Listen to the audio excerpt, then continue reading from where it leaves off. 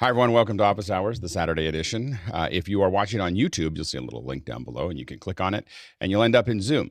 You can click on another link, and you'll end up in Mukana, and that's where you can ask questions, vote on questions, and talk to each other about the questions, or talk about whatever you'd like around media and virtual production. Really, in this show, more than any other, you are the producers. You're driving the show, you're building the show for us, and we're simply doing the best we can to entertain you with something that looks like answers. So if you'd like to actually join us here in the panel, we'd love to have you. You just need to get here early. 6:40 a.m. Pacific Standard Time is when we do the mic checks. That's when we distribute the Discord link. If you'd like to join, you'll hear us talk about Discord every once in a while, and that's the time to come to get the Discord link. At 7 o'clock, at 6 o'clock, we open the doors. You can come in early if you want to check your system. At 7 o'clock, we open discussion. So this is general discussion about anything you'd like to talk about around media and production. That's from 7 to 8. At 8 o'clock on Saturday, we are going to spend the next hour and a half or so doing hour and a half. We'll usually take a little bit of a break there. And we'll talk about education. And so how do we make sense of all of the education that we're doing here, and how do we use media and virtual event technology inside of education? Then we'll take a short break. Then we'll come back, and Nick Justin from Drexel University is going to be working with us on Unreal. So we're all building Unreal sets together with Nick from 10 to 11:30. Then we'll take a little bit of a break, and then between 11:30 and 1 o'clock, we're going to be cooking. Well, some of us are going to be cooking. Some of you will be watching. And we're going to cook. We're going to make corn fritters. So it's going to be fun. It's going to be this collaborative thing. And by the way, if you are on Discord, the videos and the PDF for that are in the cooking section in labs. So it definitely, Damyati, who is Hosmuk here, Hosmuk's wife, has a book. So anyway, so we're gonna be doing some cooking. Hopefully not the last one. I think we're gonna see how this goes, but hopefully we'll be able to do some more cooking with her over time. But we are going to be doing more in the evenings next week, starting next week, 8 weeks with Mad in the Kitchen. So this is kind of preparatory for that. And then at 1 o'clock, Jonas Tatel is going to build a Raspberry Pi with us. So a bunch of us have gotten the kits again, and some of us are going to be doing it for a second time. A lot of us are going to be doing it for the first time, and it's an experiment in just collaborative building and learning together. And so we're pretty excited about that. Next week's going to be good. One thing I just want I want to let you know is that Tuesday will be a good audio day. We are, as long as Mickey's going to be here. Mickey, will you be here Tuesday? Put you on? Yeah. We're gonna do mixed pre day. So I was able to organize a couple other special guests to join us. So we'll do it'll go out on Monday, but I wanted to give people as much warning as possible that we're going to talk about. It's open Q&A about all of us that have mixed pre's and what they do. So stay tuned for that. All right, Bill, let's see what kind of questions we have today. Okay, our first one today comes from Fred Eric Eckert in Bad Herrenalb, Germany, and he asks, what lenses, fixed or zoom, would you suggest for Blackmagic Pocket Cinema Camera 6Ks? And his requirements are a great picture for zoom and control via Atem Mini. Go ahead, TJ. I would recommend, and I'm looking at the Sigma 24 to 70 zoom range. I'm currently running a Canon 28 to 70, and it's just doesn't get me quite as wide as I would like on the one end. But I'm really interested if there's any other lenses that have zoom control. Go ahead, Mickey. Yeah, I think like the essentially the basic like holy trinity for Canon lenses, the 16 to 35, and then the 24 to 70, and then the 70 to 200 would be a good starting point. Maybe not the 70 to 200 specifically for zoom, but it will come in handy at some point. And then just add the 100 to 400 is really nice too. So that's the quad there. I have all of our standard F4, right? The 100 to 400. I think so. Yeah. I mean that's for the longer stuff, and I have one with a doubler. I take pictures of birds with, and the moon actually. Anyway, so the standard issue for our 6Ks are all 24 to 70 L series Canon lenses. I mean, that's what we put on every camera that we have. We find that I sit at 35 degrees almost all the time and most of our system, so that's that's where it is. The 16 to 35 is just a little too long. So that the 24 to 70 we found to be the most lined up with how we use them anyway. Go ahead, Bill. And I use the 16 to 35 as well. You will find two prices. That is because they have an f4. They also have an f2.8 that is more light sensitive. So if you want to keep your lights on you low and you can afford it, the 2.8 will give you more light gathering. And to your point, I use 16 to 35 for other things, but not for zoom because usually I'm right at the end of the lens. And the other thing you want to do is oftentimes be as close to the middle of the lens as you can in the zoom range. You'll have some softness on both ends on almost any lens. Go ahead, Chris, and then Roscoe. TJ, you asked about zoom control. I don't know if this helps at all, but for that meeting I did yesterday, I just repurposed my focus puller, my wireless focus puller, and it was what's it called, the Moza Air iFocus or whatever. It's $300 for that thing, and it was wireless, and it does okay. Yeah, it's the hard part. I don't know of any Canon lenses that, except for the broadcast lenses. The broadcast lenses you can control zoom and focus on them, but those are starting at like 10 grand. So they do them. The 20 to 120, the 20 to 120 Fujinon Cabrillo lenses will definitely do powered zoom, but I don't know of anything lower than that. Go ahead, Roscoe. Yeah, you may not need it for the 24 to 70s, but the 70 to 200, I think you definitely want a set of rails and you want to support the lens at the front or anything longer than that. And plus you can balance it. The 7200 will not balance properly unless you have a set of rails and get underneath about halfway. And I don't know what you'd use that for zoom because you'd have to be pretty far away for a 70. Well, maybe. I mean, but a 70 you'd have to be pretty far away to frame well. Go ahead, Mickey. Yeah, on the 7200, you can mount the tripod plate on the lens itself, and the lens carries the weight of the body.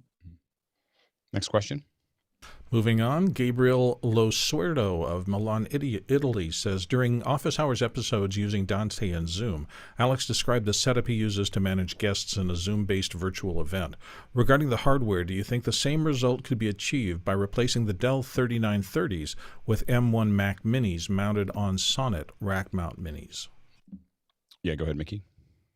When Dante virtual sound card is available for the M1s, then yes. And I think you could, if you wanted to, do it now by using the Audinate, the Audinate USB to Dante in and outs.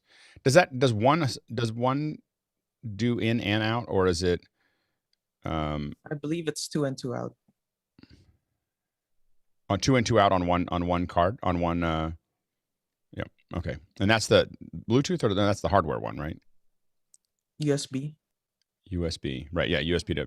So anyway, so you could do that, and you use the M1s. They'll absolutely do the zoom part. It's just getting the audio out is the only challenge. But yeah, it should work otherwise. Next question. Tim Home of San Lorenzo. Wait, that didn't click. The other day, Alex said to ask this again. If you had one Tim available, that's a $300 purchase. What would you personally purchase next for your own media production? So the things in the $300 range. Go ahead, Jonas. Isn't the scopes you showed, the Node Omniscopes, around 300? That would be 400. my next purchase. Yeah, 400. A bit close. Over, wait a bit, and then get them. Yeah, exactly. Nigel? Yeah, I always say the Stream Deck. I wish I had the bigger Stream Deck, but one of my learnings from here is if there's a small and a large, always buy the large. That's my learning from this. You just grow into whatever box you end up with. That's we just keep on adding to it. Go ahead, Paul, and then Roscoe. Yeah, I'd get some mag lights for that lift desk that I'm building back there. Mm-hmm. I'm going to move back there eventually. Very good, Roscoe. I'd get the Rode Go 2. It really is a magic little thing for its size and its just versatility. And you can reverse it and use it as a wireless monitoring system if you don't want to use it as a wireless mic system. I have, here's two of the transmitters, and here's the receiver. So, and I have two of them to do exactly what Roscoe's talking about, but at the same time. So I just bought them. TJ? If you have a Sound Devices Mix Pre 3 or Mix Pre 6 and you have a somewhat noisy environment, spend the $300 to get the Noise Assist plugin. It's amazing. Mickey, and then Chad, and then Jan. I would either get the 2 SM58s and a pair of 7506s, or one SM58 and 2 pairs of 7506s. The 7506s? Yeah, the Sony MDR 7506, pretty standard studio monitoring headphones. Oh, very good. And Chad, and then Jan. 5 Raspberry Pis and Playout B licenses. obviously. Jan. I'd get a Heil PR40 or a Elgato key light. Yeah, all very good suggestions. All right, let's go to the next one. Tim Holm of San Lorenzo starts with an expression of frustration. Gah, I have a lot of jumbled wiring at our church sound booth, such as power, mic line cables, patch cords, HDMI cables, and so forth. But everything is working. What approach would you take in cleaning this up? Rupert? So whenever I've undertaken a project like this, I've found ultimately I end up ripping it all out and putting it all back. Yeah. So, and every time you ultimately end up with some cables that weren't even in use in the first place. So just look for some loose ends first, because that might be some things you can eliminate real quick. And before you get digging back there, maybe brush it out and vacuum, because you're going to generate a lot of dust. And take some pictures just as notes, as reference, put it all back, use some nice ties, and then take some picture of your work when it's done. Good. JJ, and then Leo. Get out your labeler. Just start labeling everything. Yeah. And double up on taking a photo beforehand and afterwards. And as you do, when you label, figure out what lengths you can shorten out. So get everything that you can to the length that you need for the run to make it as clean as possible, and make sure which means you'll have to buy new cables or fabricate new cables if you can, to just the right lengths for the space you need. And then afterwards, take pictures and post them. And beyond pictures, I mean, so we've done this a lot. Like mine right now is a kind of this hive of things as you're figuring things out. But then what I do is I back up, I take a bunch of photos, but I build a wiring diagram. Like this is how I'm gonna connect all these things. And I think about it, and I look at what I have, and I line that wiring diagram up. And then I really try to think of every little thing that it's going to be connected to, every monitor, everything that's going to go through, everything that, little connectors, just so I can think through it, because you'll just realize you ran out of outs because you can't really build it, in my opinion, organically. And then you build it. If you're doing a church, I would start Monday morning, or maybe even Sunday afternoon right after the service. But, you want to get to it, because you're going to invariably put it back together, and little things aren't going to work. And so then the key is I build my diet. You can build it in Visio or whatever. I build mine in OmniGraffle. It's opened while I'm building it. If I change something, I change the drawing. I keep on doing that, and that's just a pattern as I build it, as I change the drawing as I'm building, so that when I'm done, I have a drawing of how it works. And every time I change it, I change the drawing. That way, if you ever need to tear it apart, put it back together, you're not trying to do this all over again. You have a steady state that you have there. Go ahead, Leo. So the other two things, I typically will test every cable with this cable tester, because it's once you start pulling them apart, you're going to break, and then you're going to be chasing your tail. The other thing I use a blower rather than a vacuum cleaner on some of them. So you get there's lots of these blowers for PCs, and it just literally pushes high air through everything. I tend to use little vacuums, little PC vacuums, so that I'm not just moving the dirt. I'm getting rid of it. Go ahead, DJ. One thing I do when I'm into this type of process, I will unplug one cord at a time, especially if I know it's working, get it untangled from the mess, kind of get it on its, by itself, plug it back in, make sure it's working, move to the next cord, so that I don't jumble everything up and I have 3 HDMIs and which one went to where. Yeah. I use a lot of, by the way, when I wire things up, I use lots of colors. So that I color my cables, I color, if I'm building them, I color the cables and the ends. But I use them so that I can very quickly, if they get jumbled up or they're wrapped in something else, I can follow one all the way through because it's a certain color. Go ahead, Jonas, and then Jan. I would say do it in one sitting. We made the fault of doing exactly that. And first day was ripping out everything. Second day was, and how do we put it together now? Mm-hmm. Do it in one sitting, so it's done after a day. and communicate it. You will change something because you're like, oh yeah, it makes more sense this way. Let me change that. I'll know it. And then the next sound person comes to your desk and suddenly can't get the mics to work. Document it and send it out to everyone. Go ahead, Jan. All the ideas you were giving out is excellent ideas. If people are going to see what's behind, you might want to get some sort of conduit. They have a plastic cable wrap that puts all the cables inside. So that way it looks like there's just one big cable coming out. But remember to separate your power cables from your signal cables. Yeah, absolutely. Jeffrey and then Stuart. Isopropyl alcohol and non-cotton swabs, because, well, of course, churches aren't like this, but bars are definitely like this.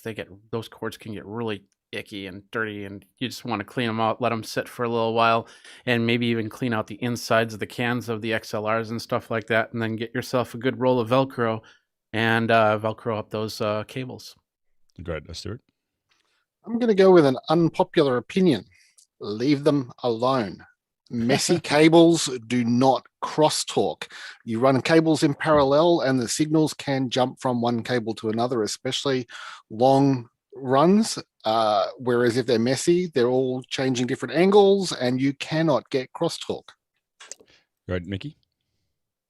Yeah, if you did not build or purchase these cables yourself, especially analog audio cables, scrutinize each and every connector. If there's some unknown cheap brand, just chop those connectors off, never use them again. I think I'm sure a bunch of us have been in the situation where you unplug a 1/4 inch and then the tip gets left inside the mixer. That's not a good day. So, a couple of bucks more for branded, like, good connectors will last decades. I've used cables that are twice my age. Doug? Yeah, so this panel has given some really, really great answers.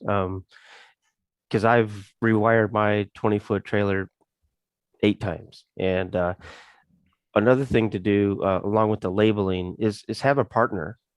Because sometimes when you're pushing a wire through a hole or you need someone on the other end that can, or if you're jiggling a wire and you need to find it where it's going, like, somebody can help you do that. So, but yeah, I was going to say a bunch of the answers already, but have a partner. Yep. Next question. Brian Campbell of Cleveland, Ohio. Carpenter? Oh, I'm sorry, Brian Carpenter. Does Zoom support assigned seating in the grid, and could it be somewhat persistent for recurring meetings? Seeing Rosemary and Paul Lind in their usual squares strengthened the sense of community attachment on Hollywood Squares. It doesn't support that. It's a pretty good idea. I actually think that it could be a solid idea. It just doesn't support it currently. You really have to order those. I think that, and that order now can be done by the host. Is that right, Mickey? Can you move people around and have people see that in the broadcast? I think you can. I haven't seen that actually take effect. I know it came out in some update last year, but I've never seen it actually do anything. Right. TJ and then JJ. I believe Zoom OSC supports a pre-assigned seating thing. Yep.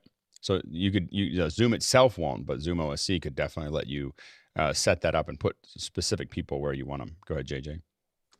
I think that how it happens here is entry order. So if one were to, that's a low-tech solution, just entry order everyone into the room. Almost almost impossible solution. We've tried it in shows. You can't build anything on that. You can try to tell people to do it, but it just never works. Because then if they pause their video, they'll go to the bottom. So there's a whole bunch of behaviors there that are almost impossible to manage. Jonas and then Rupert. You could do on the microphone check instead of doing it in the order we do it. Have a list of all the participants and let them all mute their video and then go through them. And when they check the microphone, that's when they turn on the video and they turn it off at the end of it. And then they would stay like that. Yeah. Rupert? I was going to say something similar. Maybe you can drag them in from a green room or a waiting room and arrange the order that way. I think it will work. It's just that there's lots of things that Zoom will do to keep moving them around. You know, if they're talking and not talking, if they pause, if they don't pause. So I think the only way to make it persistent and really work would be Zoom OSC externally. You know, just have it, lock it to where it's going. Next question. James Babbitt, San Diego, says, I attend a no-host Zoom meeting. The claim host code in my Zoom settings does not work. How do Zoom meeting members use the claim host code? Go ahead, Jonas, and then Mickey. You can use it through a room. I did not yet see that option in any other client. Go ahead, Mickey. Yeah, I've only been able to use it with a Zoom room. Yeah, it may not work with a webinar. So I'm not sure if that's what you are going to a no-host Zoom meeting. Yeah, I'm not sure exactly. Yeah, go ahead, Mickey. Yeah, I've been able to do it on both a meeting and a webinar. Just have only with the what do you call this, Zoom room. Yep. Next question. Leo Mindell of London, and here in the panel, said Ed Willock of AV Tech Talks has offered to discuss the audio functionality of the Atem Mini Series switchers. The session will be in Discord audio on Sunday, 2 p.m. Eastern Daylight. He has extended the invite. Where do you want him to post the link? Post that into I think isn't it community events? Community events. Production talk, community events. Yeah. Yep. Absolutely. Next question. Frederick Jeppesen of Munich, Germany says, what are the best tools to create and use a Zoom LUT? Can the Atem Mini Pro be used somehow? Any plan for a second hour on the topics? Definitely a plan to do that as a second hour topic with Charles. And the goal is to really play with the look and feel through Zoom. So we're correcting for Zoom, not for just a regular calibrated monitor. And so that's the challenge. That's why we're calling it the Zoom LUT. So it'll be really, how does a 6K, and we'll probably play with it for a little bit.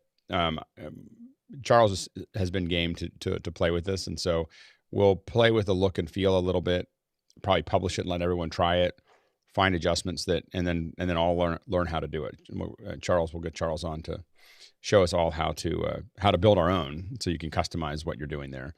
And I think that, but definitely within the next couple of weeks, we'll probably jump into that. Next question. Tim Holmes of San Lorenzo says, early into the pandemic, our church had plunged into live streaming. One thing we did was to unknowingly purchase two 75-foot HDMI and one 50-foot HDMI cables. They're nothing special. In fact, they're generic Amazon purchased cables, but they seem to work fine for us. What have I given up by going with those? Go ahead, Rupert. Probably running on luck right now, but definitely given up the ability to ever run 4K down that kind of cable length. Yeah, I mean, I think a 1080p, it must be a pretty thick cable. Are they pretty thick, 50 and 70? I don't know if they're necessarily thicker. Probably a little bit so, I think.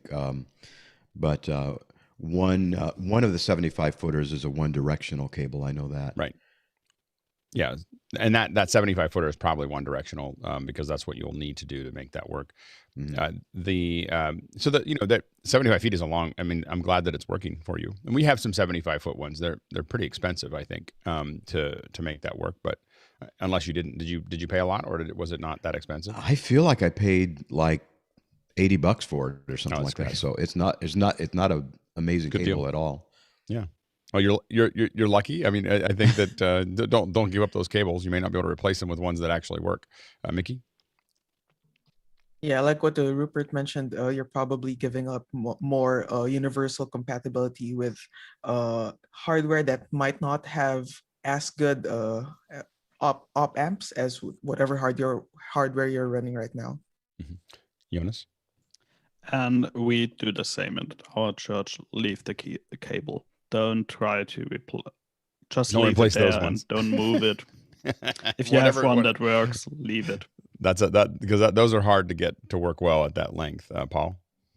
Yeah, what would be the maximum size of a cable that you'd recommend? For HDMI? HDMI. I generally do everything I can avoid more than 20 feet. I mean, that's about as far as I'll go with HDMI most of the time. In fact, I only do that in a pinch. I'll usually, and I have ones that are 20, 25 feet, but that's it. Generally 12 feet is as far as I'll go with an HDMI cable, and then I convert it to something else, to SDI, to fiber, to Cat 5 or Cat 6 or whatever. But I don't usually run that protocol much further because that's kind of what it was built for. Go ahead, Roscoe. Yeah, we bought the 75 footers from Monoprice, good price, red mirror, fiber optic, work well, talking to the pocket cameras. And those they're fiber. Are they, how much were they? Well, I put the link in about $50 to $70, depending on your length. That's great. Monoprice is kind of a magical location. Just like the craziest prices on stuff. I just ordered, I ordered these. These are TS to TRS. I'm trying to get the use adapters instead of pulling the headset out halfway, into the thing, so it doesn't look so janky. And they're like 20. Like in Amazon, you never see something that is like 26 cents or something like that. It's not. It doesn't have, because if it was $3, I would have bought it. But it's 26 cents, and then with the shipping was like twice as much as the actual connectors were. Go ahead, Chris, and then Roscoe. My question is actually for Roscoe. Does that cable carry the control signals back to the cameras? Yes, really, it does. even though it's a one-way. Okay. Well, it's not technically. It allows just enough bandwidth to put the control signals back through. So you do have to run it one way for the 1080p signal, but to reverse, it does send the control signals to the cameras just fine. Awesome, thank you. And real quick, Alex, if I can, the Edwin Ruiz fix on those new Tech Rises is a nice little thing. It's a little bit of labor pulling them apart and yanking that middle ring, but it does work. We just want to make sure that we send one out with the adapter just in case. But Kevin Hansen on my end is about to pull all the Tech Rises apart based on Edwin's input and fix it. So, and Kevin's got a lot of experience on doing that kind of thing. Anyway, next question. Leo Mindell from here in the panel in London. There are a number of shows that I believe have started from office hours. Is there a list, and what standards would I need to reach to include Synagogue Tech in that list? Yeah, go ahead, Mickey.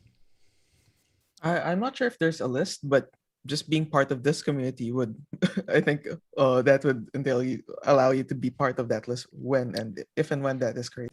Yeah, I'm open to building the list. So there's the, it's mostly ones that I haven't been to all of them yet, but I do want to kind of keep my eye on them of not having them, like if you were talking about insurrection, I'd probably be like, it's probably not the right one for this. But I think that Marty has one on I think it's Thursday. Emily has her. I'd love to promote those. Ed has one on Monday. I don't know if that's based on ours, but it would be great to let people know that he's kind of part of the community here. You're in Synagogue. I think that those all should be a list that we make sure that people know what the subjects are. And I'm happy to put them at the tail end of the email that goes out every day, so people just know when they are. Go ahead, Leo. I think that's it, because it's also stuff that Jeffrey does and others do that they interrelate, things twist around, and actually sometimes a conversation will bounce from one to another, and it's just cross promotion. I think that, and also keeping standards high. Yeah, I think that's what I'm doing. Well, I think that I'd probably be more leaning towards promoting ones of people that are on the panel, at least some of the time, as opposed to otherwise people just join in and say, I have one I want to put on the list. So I think people that are regularly on the panel, I think is a little easier for me to, once or twice a week, are on the panel would be easier for that. And then I'll probably try to listen to them at some point. But I feel very secure with the folks that I've just listed of people who are putting together good shows. It may not look like this show, and we have a panel that plays really hard, but as a whole.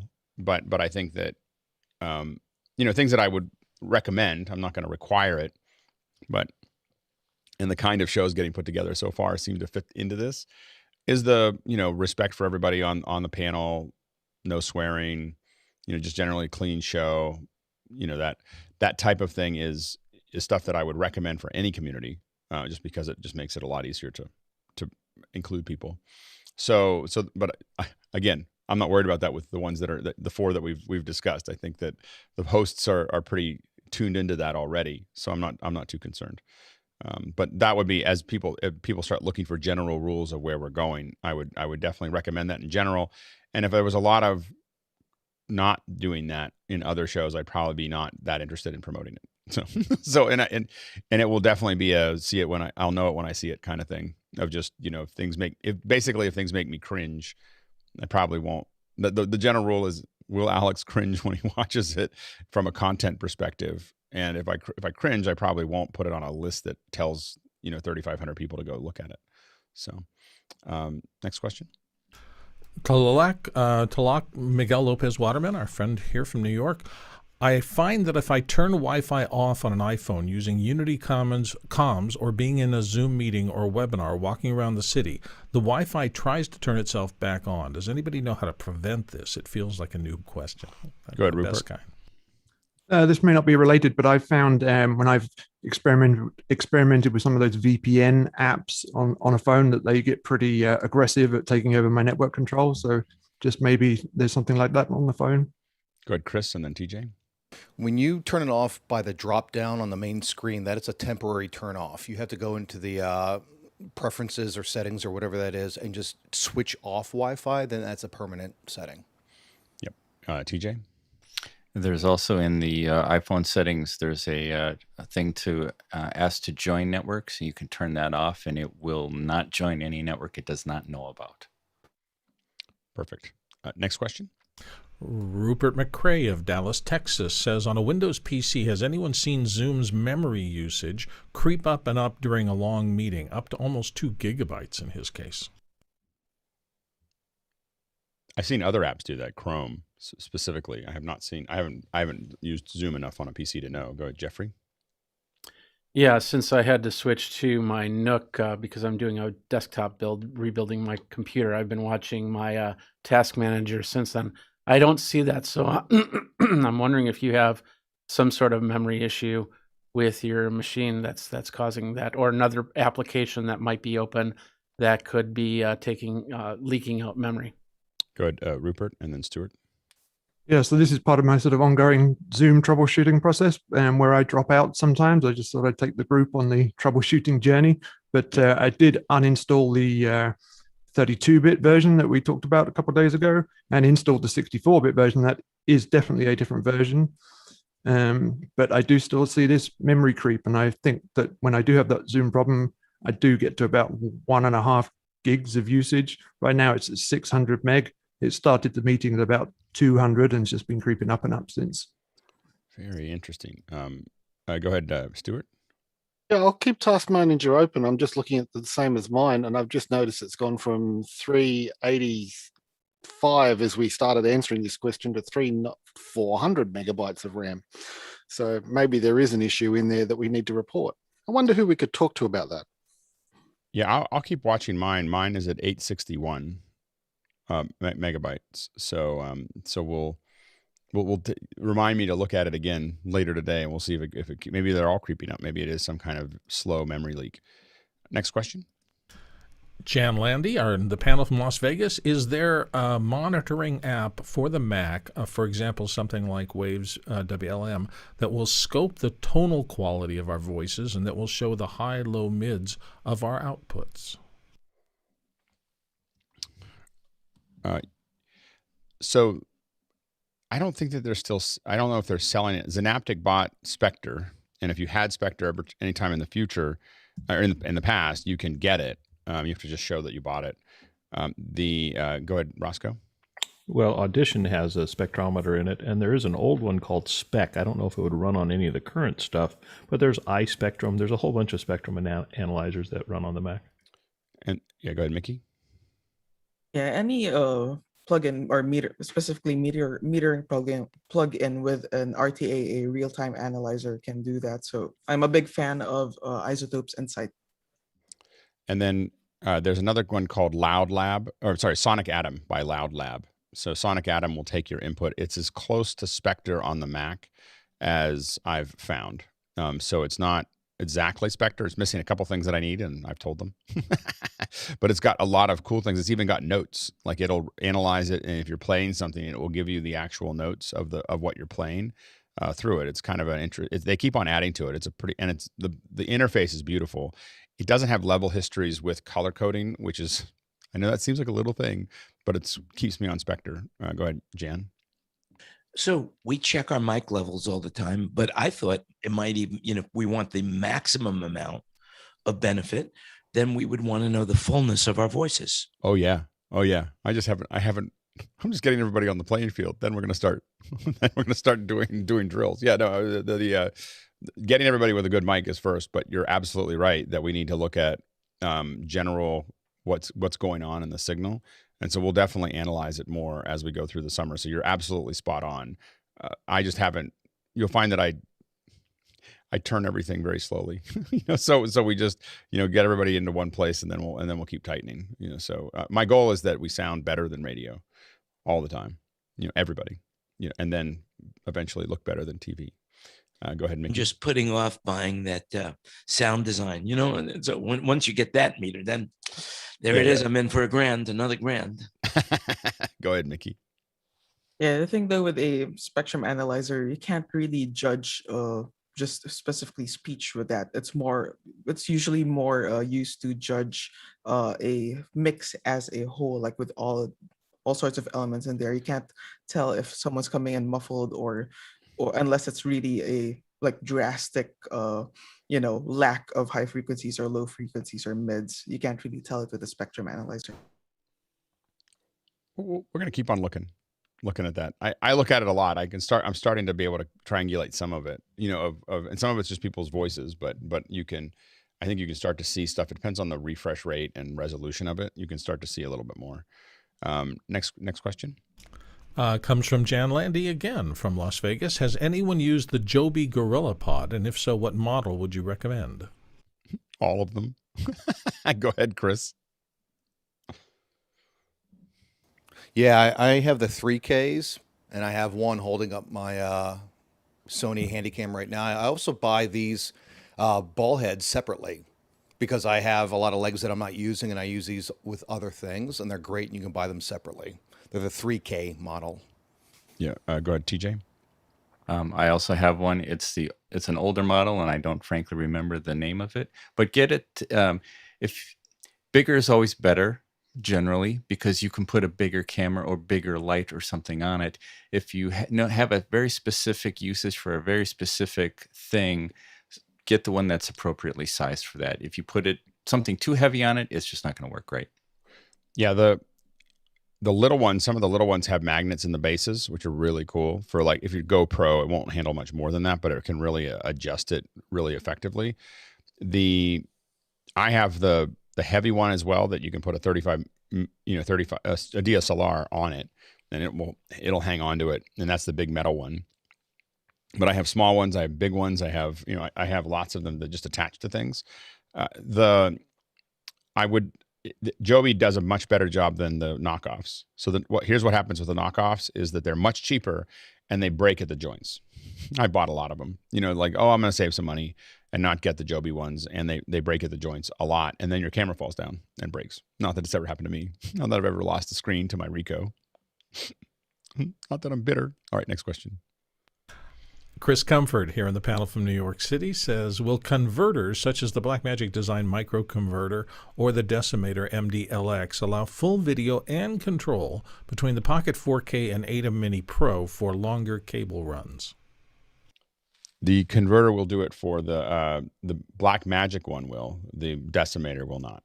The Decimator will not carry the data, but the Blackmagic one, that is the bidirectional Blackmagic specifically, you have to get that one, and it's not very expensive. Go ahead, Jonas. And make sure you get the 3G one, because the older model doesn't support it, and only the newer one does support it. And they also have built-in LUTs. Yeah, bidirectional SDI, HDMI, 3G it's got two. And you're going to need two of them. Yep. I have a bunch. Are you going to need two of them if they're? Has the camera got SDI on it? Oh, is it no? The It's Studio like 4K? The 4Ks and 6Ks, the pockets. So I just But your HDMI cable might take care of my problem anyway. That 60-footer. I just was. Right. I wrote It my would. question before I saw yours. So, but thank you, Alex, and thank you all. That's great. Next question. Moving on, it's Tim Hinkle from Detroit, Michigan in the USA says, who seeking budget switcher or encoder recs for a church client that does indoor-outdoor services requiring long cable runs. Well, here we are again. Have 3 Sony camcorders with micro HDMI out and audio line in from the mixer. The church uses Sling Studio currently. Most of us would just say get an Atem. Get the biggest one you can afford for a switcher. I think that, as an all-around, you have, if the HDMIs are already working for those Sonys, it'll plug right into the switcher. Yeah, go ahead, Stuart. Maybe Tim could answer how long a cable run, so he's not going too far on the HDMIs. Well, if he's working, yeah, go ahead. I don't think Tim is here. Tim Hinkle? No. Yeah, go ahead, Leo. So Marty is covering this. He's doing 4 different churches in 4 weeks, and he's literally going through their builds and everything that their church will need. He did a small church in Mexico last week, and he's doing various different sized churches. So the best thing I'd say is to follow his show. He's absolutely nailing this. And when is his show? Marty's show is on a Thursday, so it's 12 o'clock at night for me. So maybe someone could tell me what time that is in the real land. I think it's like 4 or 5. Yeah, go ahead, Tim.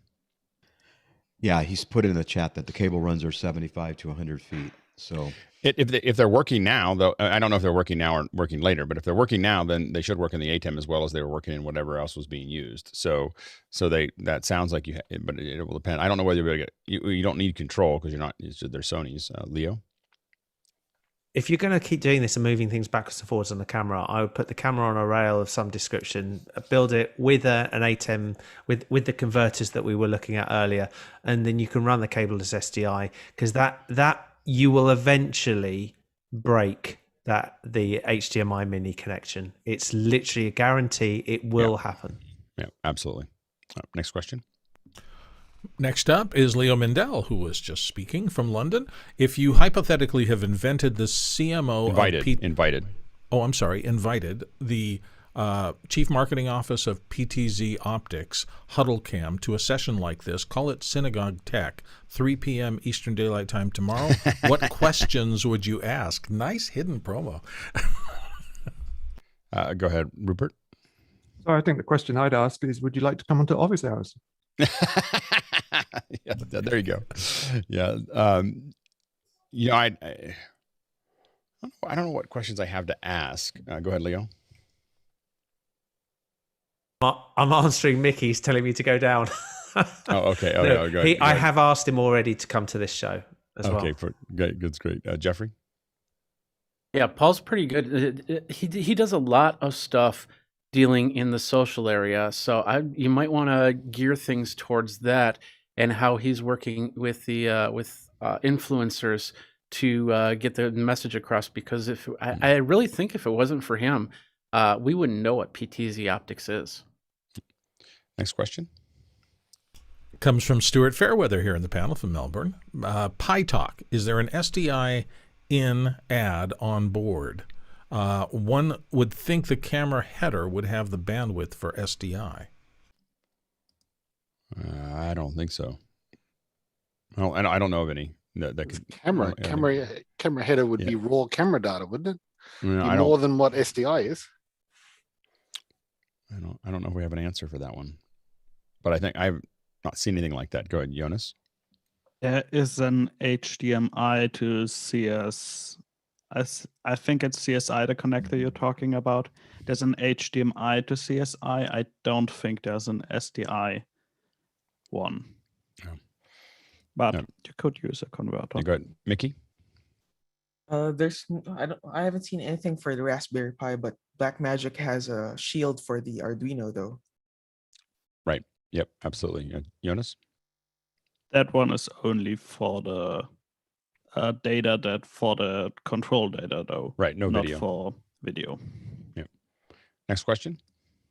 James Fosslin, Minneapolis, Minnesota. I see focus pullers that you can attach to a ring on a lens compared to cine lenses that have gears. Anything to consider on focus pullers for photography lenses? Go ahead, Stuart. Okay, firstly, the rings that you can attach, if you can, print your own, because the rings that you can attach, you end up having to stretch a little bit and they will eventually break. I've gone through a pile of them. The other thing is on, let's see, on some lenses, the focus just keeps rotating. L series Canon lenses are terrible for that, compared to older manual lenses from film era cameras. That means you won't be able to repeat focus pulls. The clutch will slip to save the mechanism inside. That's how they're meant to work.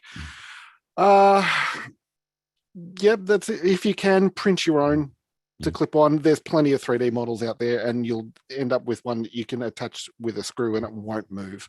But yeah, you need to make sure that you're not using a clutched lens if you want to repeat the focus pulls. Go ahead, TJ, and then Bill. I yield my time to Stuart. Yep, go ahead, Bill. If you rent lenses, and I do that occasionally, cine lenses are a class different than DSLR lenses, and they have that 360 degrees of rotation. Also, most of the rental houses that I work with, if you specifically specify cine lenses, they will come with those 32 pitch rings already installed on them and ready to go, so they replace them as necessary, and you don't have to work with it. The other thing to remember is that when you're taking pictures, back focus doesn't mean anything because you don't have to stay in focus through a zoom. So basically, what happens is that when you're taking photos, you can zoom in and then focus, and you take a picture.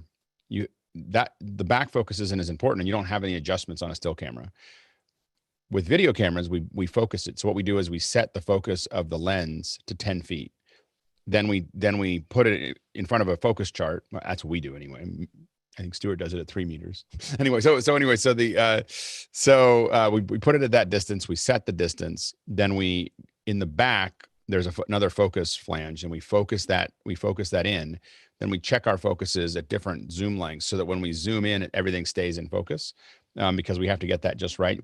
You don't have that with photo lenses, and so you may have trouble zooming in and I don't recommend doing that on a photo lens but when you're doing focus pulls, you just want to know that if you're zooming in, things will operate differently than they would with a video lens. Stuart, and then Chris. Yep. This is the manual lens for a Canon XL1 or XLH1. This is the ring at the back that Alex was just talking about. So you can see you've got an adjustment screw there. Yep. The class of lenses that people are looking for, if they want to be able to do that, is parfocal, whereas varifocal are what most DSLR lenses are. There is a class of DSLR lenses that will do a parfocal operation. They tend to be a push-pull mechanism for the zoom rather than rotating the barrel. Right. Go ahead, Chris. Yeah, I have my ring still on it's currently on the zoom ring just because of that thing I was doing yesterday in the meeting I was working on. But I also watched a tutorial the other day that had like a much smaller profile ring that you can get and use like a zip tie system or something. I'll have to look for it and find a link, but it can be a more permanent addition to the lens. Yep. Next question. Ronnie Hofsey of Tromsø, Norway is up next with, has anyone tried MS Group Transcribe in a webinar or production? It is really working well with a lot of different languages in the same conversation, but how could we utilize it in a production? So Microsoft in general, their translation, Microsoft and Google are the two leaders here. Their translation and their convert to text is incredibly good. Where we've seen it used mostly is in like Skype, the Skype for Business. When you're doing it, you can set it up with lower thirds for everybody to get their own language. So they're getting transcriptions of their own language or subtitles of their own language as you're watching it. So really, I think it's more designed to get it at the far end, not really necessarily insert it into your show. I think that Leo has shown Leland has shown a couple ways that he's using Google to just grab a black screen and just key it over if you want to burn it in, but I don't know of any way to get that live text out to do anything else with it other than have the viewers enjoy it or to burn it in. Next question. Matt Hand, Bend, I believe, Oregon. I'm looking for a cost-effective software solution to record H.264 from an UltraStudio Recorder 3G to a Mac. Does the tool, well, QuickTime will do it. I mean, QuickTime's the cheapest way, the least expensive way to do it is if you just record, you can make a new movie and record it as, it'll record as H.264. Mickey? Yeah, with QuickTime, just make sure that you set the quality to high instead of maximum. Yeah. Yeah. So, but QuickTime that's the most cost effective. Blackmagic, of course, has the desktop video tools that will do it as well. But I don't know if they do H.264. A lot of times we use them to record ProRes. So I don't know. And DNX. Go ahead, Roscoe. You can ask them to do those kind of codecs, but I strongly recommend you don't, because most of the time the processor bogs down, specifically the media recorder that you get with all the Blackmagic products. Yeah. And in general, when left to my own devices, I will almost always record to ProRes and then convert to H.264 just so you have the data there originally. Next question. Comes from Sam Greenwood in Toronto, Canada. And Sam says, how do you bring local cameras into AWS? Yeah, go ahead, Mickey. Yeah, have a look at the AWS session we had, I think 2 or 3 weeks ago. I believe Tucker and Guy and Jeff Keithley showed us how to bring contributors in via SRT. Yeah, go ahead, Jonas. There are, generally speaking, multiple ways. One way is to use something like Zoom, like a video conferencing solution, and get it that way into the cloud. The other way is use some kind of streaming format, SRT, RTMP, 6C, and then you could, of course, build something yourself with WebRTC. Or use CNR or another NDI cloud provider. That's the ways we use mostly. That's great. Next question. And this is the last one of the first section, unless some people put some more in. Rupert McRae of Dallas, Texas says, is there a webcam settings app for Windows in the Microsoft App Store? There is one for $4.99. Does anybody have any experience with this app? I do not. Most of them are pretty much the same as far as their impact, because the UVC format doesn't have a lot of options. Oh, this is the Logitech webcam. We do have some experience with that one. Not the Logitech one. There's a one called just Webcam Settings. I found another one that's only 99 cents. Is that the one? No, I'll find a link and put it in there. I can say that we have had experience with the Logitech one with all of their software, and none of it's been good. So I don't know how hard it is to make the best webcams out there and then the worst software to run them. It's just a very odd approach to business. Go ahead, TJ. If you noticed the screenshot that Jeffrey had up a minute ago for the Logitech one, it had one star for a one reason. Star. Yeah. Go ahead, Leo. It's not just webcams. I mean, they make great mice. They make great great keyboards. Logitech makes everything incredible software hardware with it. It's rubbish. It's just an approach. It's just a problem with, I'm sure there's two different teams that have two different focuses, one on quality and one on something else. Rupert. So Jeffrey's got the right one up there now, and I downloaded it yesterday. I'm going to experiment with it. Well, let us know. I'll we'd love to report back. Yeah, please let us know if it's worth downloading, because dealing with PCs specifically with camera settings has been a real challenge for us. Jan. Logitech bought Mevo, and the Mevo software is exceptional. So maybe they'll interface the Mevo software into Logitech. Hopefully. All right. We're going to take a quick break. If you're an educator, please raise your hand. We'll bring you in and start doing mic checks. We will start back up to give everybody a little bit of a break, starting back up at 8:15. So we 8:15. We'll start back up. So we've got a little bit of time to talk amongst ourselves, as well as do mic checks with the educators, and we'll get started again. So we'll see you guys in a couple minutes. Cool. Hey, everyone. Please put your first name, last name, and location in Zoom. And on the meters that we have here, the goal is to hit negative 24 LUFS on the short term. That is the number on the upper left-hand side of the meters. Let's start off with Aaron and then move on to Chris Clark afterwards. Good morning, Aaron. Good morning.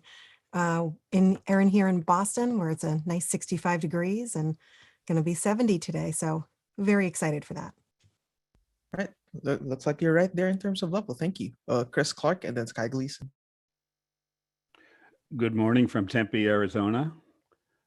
A new beginning has its seed in endings past and present need, in ache of loss, in peace cut short, in shimmering opportunity.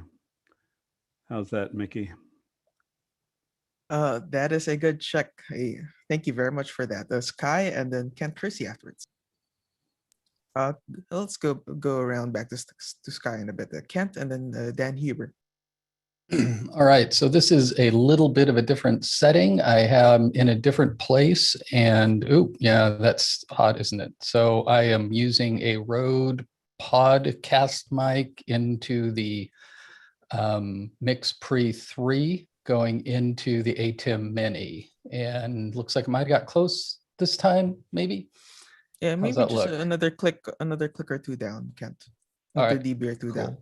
Okay, Dan and Awesome. then Tony Mobley. Thank you. Hey all, hope you're all doing well. I am using the same pile microphone into my TechRise, into the Mac Mini, and I have the meters right here above Yeah, just Mickey. give us a dB or two bump up. Yep, I have the settings right next to it, and I will continue to talk and see how one bump up affects the level of my microphone. I seem to be a hair there off. Yeah, I'll just go up a little bit more. you're Okay, yeah, you're very close. Cool. thanks. Tony and then Steve Cutton afterwards. Hello, everyone. Today is a rainy day in Georgia. We're not seeing you, Tony.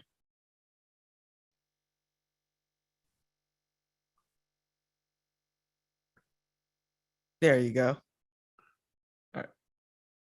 Hello, today is a rainy day in Georgia. I'm using a PAL mic into the Atem Mini, into the Mac Mini M1. Cool. Could you give us 2 clicks down on your Atem control, Tony? That's 2 clicks down. Yes, sir. That is a good check. Steve and then Sky Gleason afterwards. Hello, good morning from the Bay Area. Sun's up and it looks like it's going to be about between 60 and 65 degrees here in the Bay Area. How's that sounding there? Could you just give us a dB or two bump up, Steve? Bump up? Okay. What's your audio chain, Steve? Oh, yeah, I think I have to turn off the original sound. Yes, please. That's what it was. Hello, test 1, 2, 3, 4. That's about the level that I'll be talking at. Hopefully I don't get too excited. Drop down 3 or 4 dB. Okay. And this is at what it says. There's -3 down below. Test 1, 2, 3, 4. Looking at the meter, looks like I'm just about in the ballpark right around Yes, sir. there. Okay. Yes, sir. Thank you very much. Sky and then Emily Russo afterwards. So my wife this morning says, do you see Emily much? I'm going, yeah. And Aaron? I go, she said, make sure to say thank you because I've moved over into library science now, but I hold on to those things that they gave me. They were awesome. So I don't know if that's a good mic check, but it sure saw some good smiles. Could you bump down 2 or 3 dB, Sky? I could bump down because I'm coming out of my Countryman into a Mix Pre 3 because that's the rules. We play by the rules because it's safer and we can be consistent that way. And I realized how am I be DBing? Oh, look, I saw 24 and a thumb. 24 thumbs. That sounds awkward. Another click or 2 down. Well, I get excited about seeing thumbs. Let's All right. Emily, good.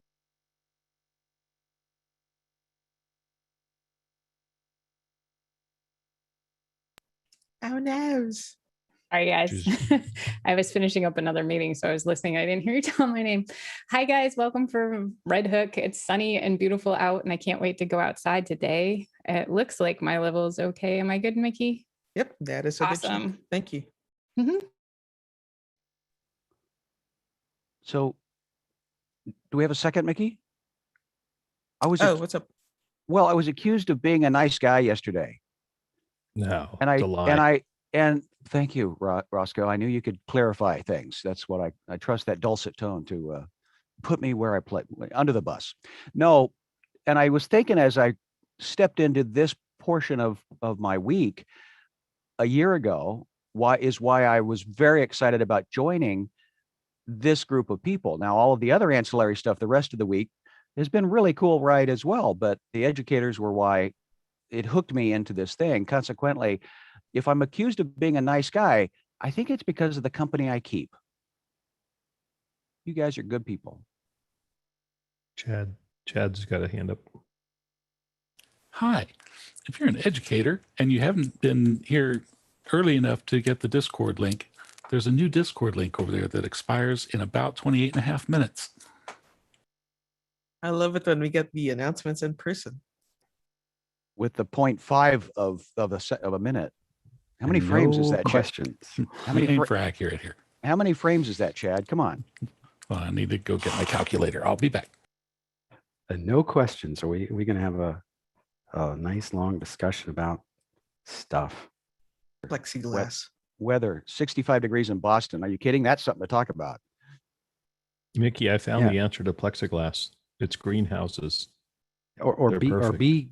Could you do beekeeping with it? Could you make a beekeeping box?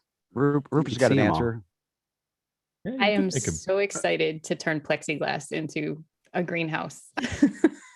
It'll be warm. Good thing they're buying you lots more, Emily. And it's fun to drill holes in, you know? Go, Rupert. Could I just get a quick lip sync test and a frame rate test? How's this looking? Is it off at all, do you think? 1, 2, 3, 4? Tiny bit, not a ton. Yeah, your motion looks good. It's not, okay. Not lagging at all. Okay, and this is fade to black. And you Where'd are you go? fading to black. Okay. I'll just put it in a note. We're bereft of education hour questions. So since that's next up, for those couple hundred of you who are maybe watching, this is a great time to put in questions having to do. And if you mark them EDU, and it's an odd process because you'll put a question in the normal way, but after you put the question in, look for that little, it's a kind of a tag looking thing. And if you click on that, it will drop down to the tag possibilities, and education should be one of them. And remember to get that Discord link before it expires in about 51,000 frames. Nice. Look what you did there. Now, could you just give us a countdown all the way, please?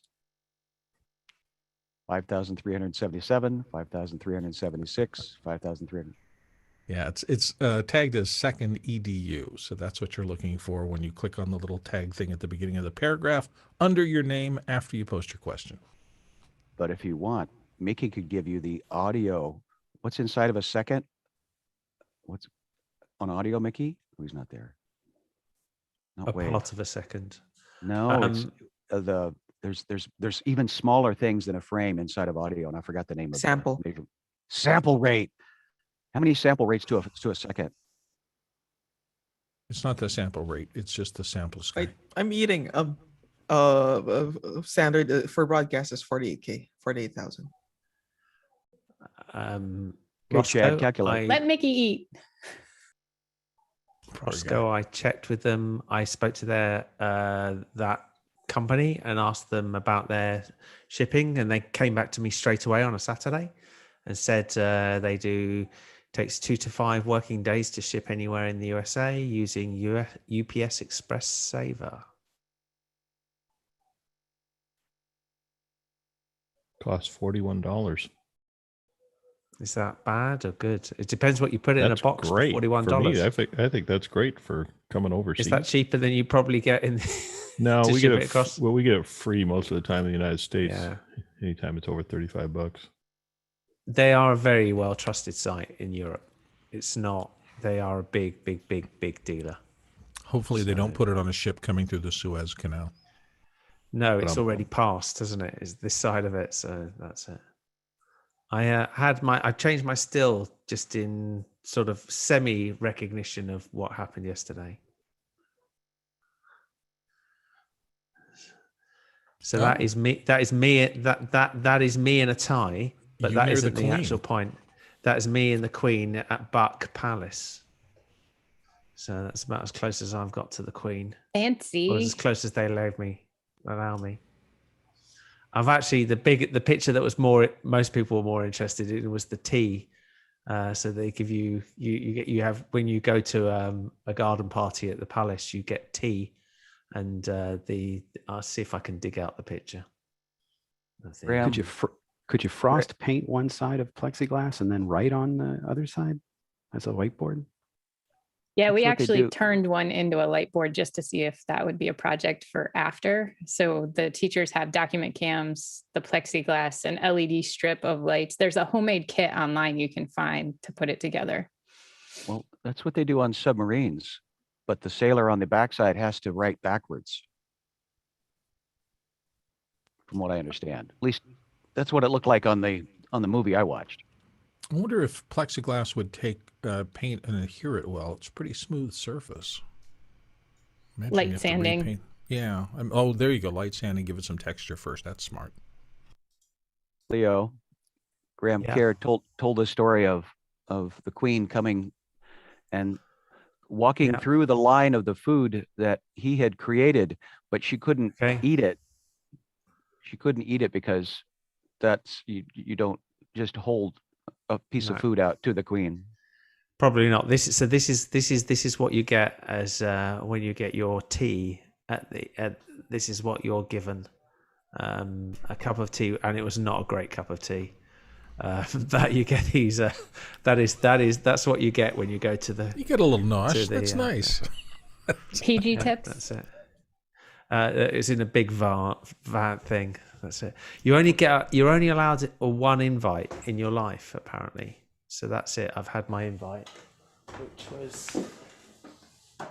This is the replica of the Queen's Award that I got. So. That's it. What is it as a person of the Commonwealth? You have the right to have one? No, why you have no. You have to be. There has to be a reason you get invited for doing something. So I got invited for voluntary services. So I was involved in running big things, big events for the Queen, celebrating various different things, and also regenerating my local area and all that sort of stuff. So you get an invite. One. Was Dave Sedaris there? He got a volunteer. There was a lot. There was a few other things. It probably means nothing to 99%. Hopefully, it means nothing to 99%. There's a picture of me right next to Nigel Farage as well. Hopefully, none of you know who that is. Only Rupert seems to know who I mean. But so is that? Do you have any inventory left of your 15 minutes of fame? You still have like 3 minutes I think left? I've used. I think I've burned through. Well, I don't think I think when they do those things of like, I think I may have said this. You like name 5 people that you've been famous people that you've been next to, or met. And I can put down the Queen. Okay, you win. I do that with my students when they introduce themselves at the beginning of a course. It's one of 5 things I ask them to describe themselves with, and it's called a brush with fame. So, were you in the room when it happened? Who is it? Who was at the next table at the restaurant? They love it. I think everybody's always been. There's a few of that. So, I think I've said to you before. I may have said on here. I ended up talking to Elton John the day after he did the candle in the wind or whatever it was called for Princess Diana's funeral. Yeah, I ended up talking to him the day after. I'm looking forward to being able to say someday, "Hey, Leo, I got to hang out with Chris Clark for like a year." Last time I talked with Elton John, he was bragging about talking with Leo. It's all a matter of he's perspective. very versed in his sport. He's very versed in his sport. So well, he's a team owner, isn't he? Doesn't he own one of the clubs? He exactly. So he used to be the owner of my club, Watford. That's the connection. And he grew up less than a mile away from where I am here now. Went to the same school. Roscoe, I'll shut up. Yeah. Oh, no, that's fine. Hey, Bill, real quick, can you talk to us about the new tagging system and why it's important? I think we have some tags for the EDU hour that didn't get tagged. Sure. If you get into, if you're reading Mukana, and you will notice that as soon as you post your question, you can't do this in advance of posting. You have to post your question. But if you go to your question right after that, you will see where your name comes up at the top in light blue. And then, well, I'm looking at this interface. It may be different on other interfaces. But right before the actual first paragraph of your question posts, there is a little, it looks like a square with a pointed one side. I don't know whether that's a pentagram or a tetrahedron or something. Anyway, it's a little tag-like looking thing that points at the beginning of your paragraph. If you click on that tag, you will see a drop-down menu, and you will see all the second hour topics that are appropriate for that show. Today, there's Future Check, EDU, Unreal, Cooking, Raspberry Pi.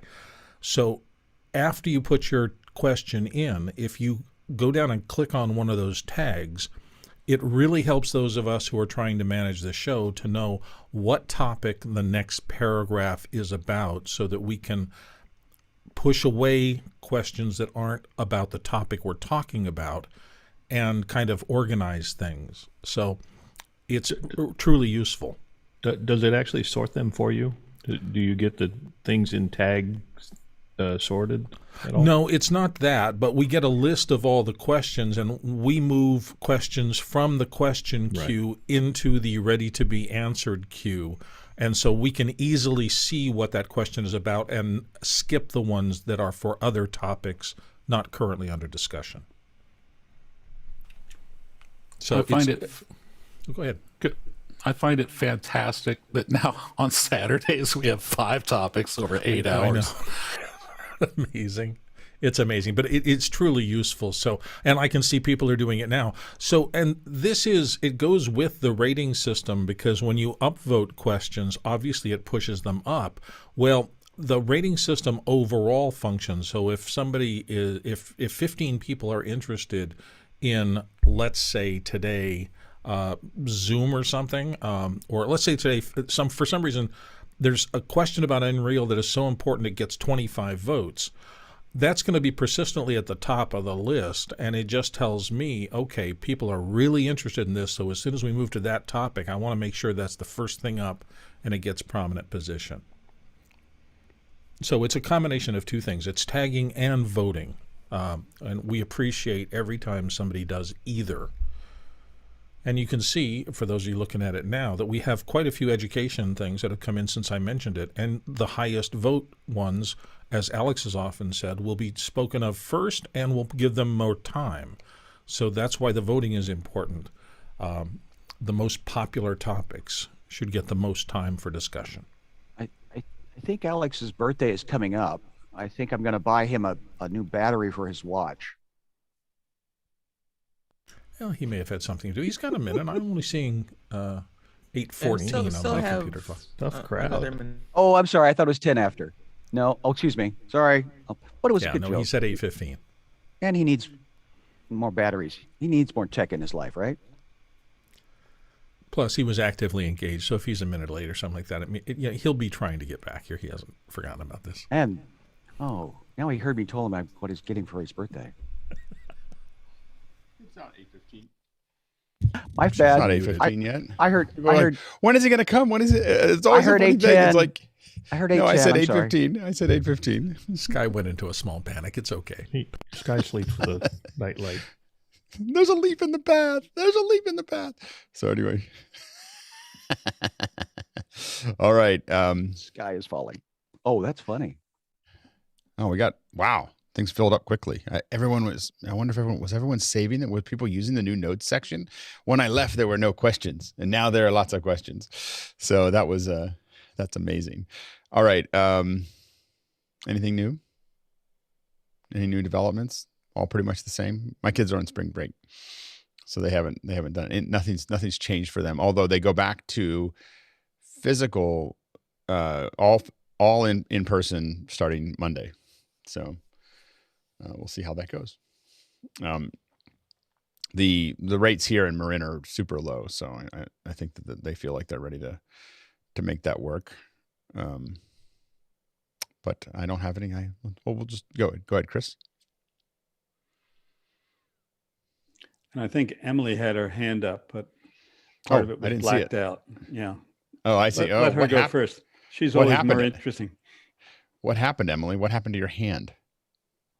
Nothing terribly exciting. I have an inflamed tendon from lifting a bag of rocks that was too heavy. And now it just feels like styrofoam moving in my arm. And so they told me to immobilize my thumb. So I was like, okay. So nothing too fancy or scary, which is good. No, New York decided that they were going to go ahead with standardized testing and ignored our waiver. We asked for a waiver this year and they said no. So they're going to do standardized testing. And they did reduce the amount of testing. So 3 through 8 is only getting tested on math, science, and English or ELA. And then the Regents exams this year are only math, one of the algebras, one of the ELAs, and then I can't remember what the other one was, one of the sciences, and they can opt out. So students, if they opt out, will get an E for an exempt on their transcript for the Regents. So I don't understand why we're doing it. I really don't, but that's the news from New York anyway. I was about to say, I thought you were going to say from Lake Wobegon. Anyway, so anyway, you can tell what I grew up on. I find it interesting, like, who looks at transcripts in grade school? Like, no one. The reason this is a big discussion in my house right now as a parent is that, so I've talked about it before, that our house is very different in that I don't have any degrees of any kind, even a high school degree. My wife has a master's from Harvard, so in technology and education. So she's the complete, and she was good at this from day one. And she reads tons of books and does all the things, and so for her, my son is he's more like me. He's interested in what he's interested in, not interested in things that he's not interested in.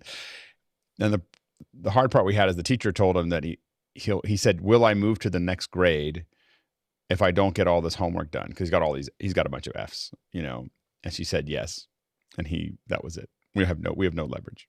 like it was like there's no, he doesn't care. And it's hard because I have to feign concern about it, but I kind of go, this is like, I'm kind of like, it's a mulligan. And the problem is I think we talked about this last week. He came back and he's keeping up. Like, it's not like whatever he missed isn't slowing him down from whatever he was doing. And so it's hard to, he just dropped in right where he left off and just kept going. And so I think that's the hard part. Like, I feel like with some students, we just need to let them go. Like, just say, this was a crazy year and none of it's going to really matter. And if it has an E, as long as they move to the next grade, it kind of feels like, we can just start over again. I mean, I don't know how teachers feel about that, but Emily? I was going to say that that's the thing, though, is like your son gets the inauthenticity of completing a bunch of assignments that don't matter because they're going to pass him on anyway. Whether or not they increase his understanding of the topic or not is not of importance if there's no reason to do it. And I think that that's one of the big places in education that we talk about all the time, making it authentic, making it real, making it matter, and making it engaging. And a lot of people will put it into another frame of like, well, I'm not here to entertain the kids. They just need to learn it. And it's like, I'm not asking you to be a juggler and entertain the kids. I'm asking you to create something that's meaningful and go, oh, wow, that's really cool. That's why I need to understand this concept completely. Now, I will argue that as we move into what I think will be the next phase of education, not right now, but 3 to 5 years from now, when we start to scale classrooms, it will be the teachers that will do well are the ones that the teachers that do, and Jonas, I don't know if you're setting up in front of the camera. I don't know if you know your camera's on, Jonas. Anyway, so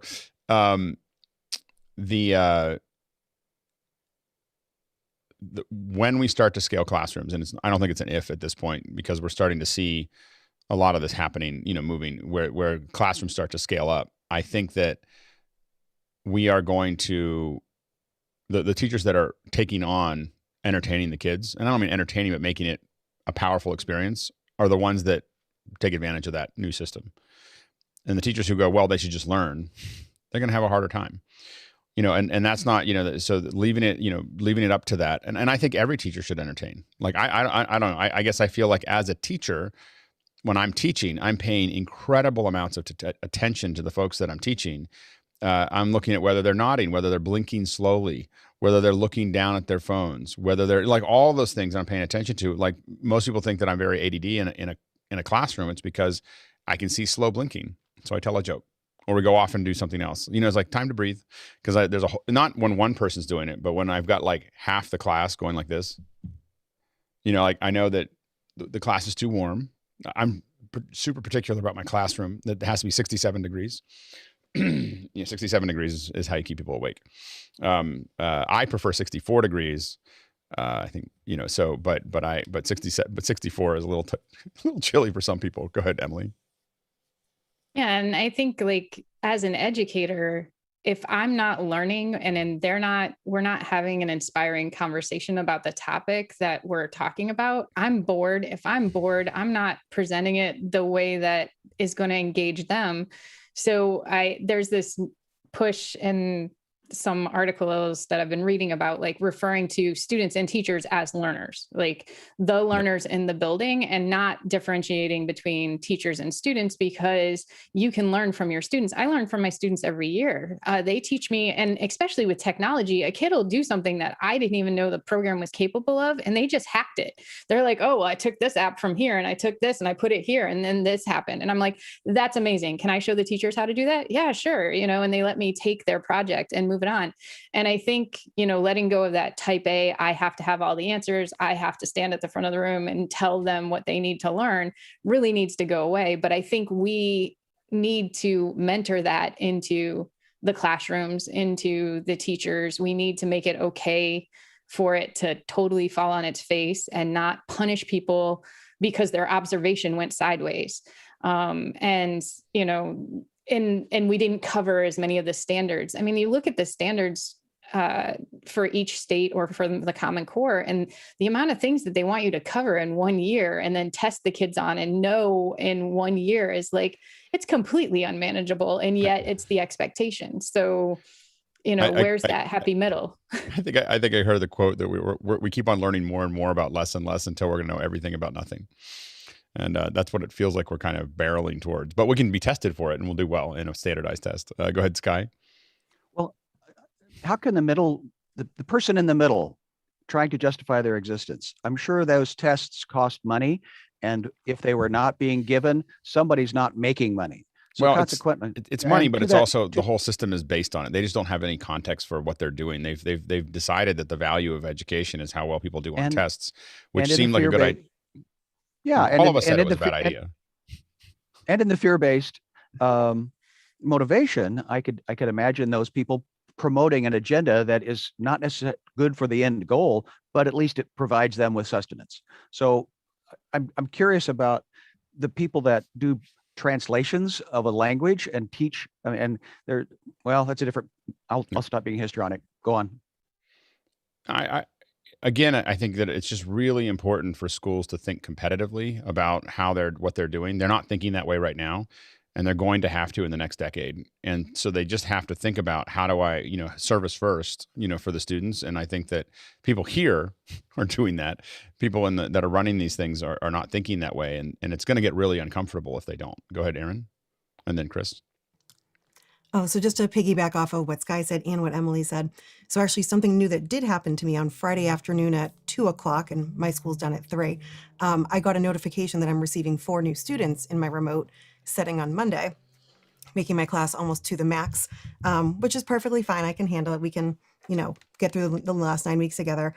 But when I invited the students to my Google Classroom, and a few of them hopped on our Meet for the last 10 minutes of the day. And so we're introducing them to the class. And I said, so pals, what do you want to tell our new students? And they said, you're going to love it. We play games in here all the time. And she's like, oh, like Monopoly and stuff. She's like, and the kids are like, no, we learn new things about science and math. And then she throws in some Marvel questions too. So the kid was like, we're going to play games a lot. And I'm like, yeah, we do at least 1 or 2 a day. So that's just the engaging factor. It's all science or math or reading. And then I throw a couple of questions about like Thanos and Mickey Mouse in there, and they seem to be super thrilled. But then to Sky's point about the standardized testing, what boggles my mind is that we have these standards that we have to follow, like Emily said, but then we give these tests. And what boggles my mind is in Massachusetts, they typically would give the reading MCAS in March. We haven't finished the curriculum yet. So how are you expecting them to reach end of year goals in March? So thankfully they pushed them out to May. They denied our waiver too. So we have, instead of 4 days of testing, we only have 2. But what's odd is that the remote students have to come into a building to take the test. So we're not really sure how that's going to work just yet, but that's what's new and touching on the other conversations. Go ahead, Chris. Woo. Well, Arizona's back in face-to-face instruction, although some families and students have the option to stay virtual. But I think Alex is being too gracious in saying it's going to take 10 years before the world of public schooling starts to crumble. It's already happening, or at least there's symptoms of it. It's sort of like the last year was like the family was in a big car accident, a big car crash, and people react differently to being in an experience like that, including deciding what to do with the vehicle. How damaged is it? How is it salvageable? Is it beyond economical repair? At our local high school, where one of my grandchildren is enrolled, I just learned that they've lost 400 students. So that's $500,000 of state money that they're not going to get. And where did those students go? Well, I don't know the answer to that, but the answer is several places. One is charter schools. One is back to their country of origin. One is other better resourced public schools in the same district. So we have the possibility of transferring between schools and setting up competition within the district for these kids because they bring state dollars with them. So it sets up an unfortunate kind of competition between schools for enrollment. Also, the wonderful orchestra teacher is leaving, the wonderful band teacher is leaving. So people who are mobile enough as educators are jumping on that, and that's going to be a terrible loss to the culture of this school, where music is an important draw for this school.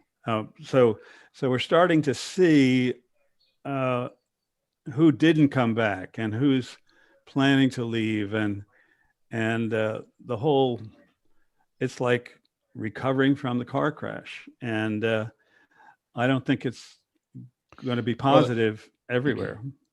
The thing that I think that we want to keep our eye on to watch is there's things about people being mobile and being able to go to some other school.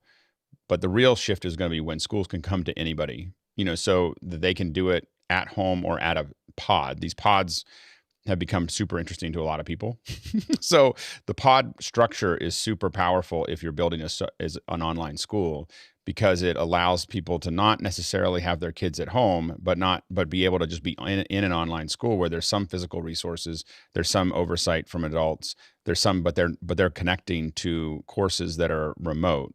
And that's going to be really interesting because it also allows the teachers to not be anywhere. So it's the disconnection of geographic constraints is going to cause a lot of discord, like movement, and that's the churn that was made possible, and made possible by this whole process because all the technology lurched forward, and so it lurched forward, and there's a bunch of opportunities. Now, what you'll see is, I think, based on the conversations that I've been in, what you're going to see is I don't want to get myself in too much trouble, but you're going to see the pods, you're going to see charter schools that are cyber schools, and then you'll see there's a little bit of this already, but you'll see a much more integrated network. So a national network of local charter schools that are each charter school is following the state regulations, but the content is shared between all of them.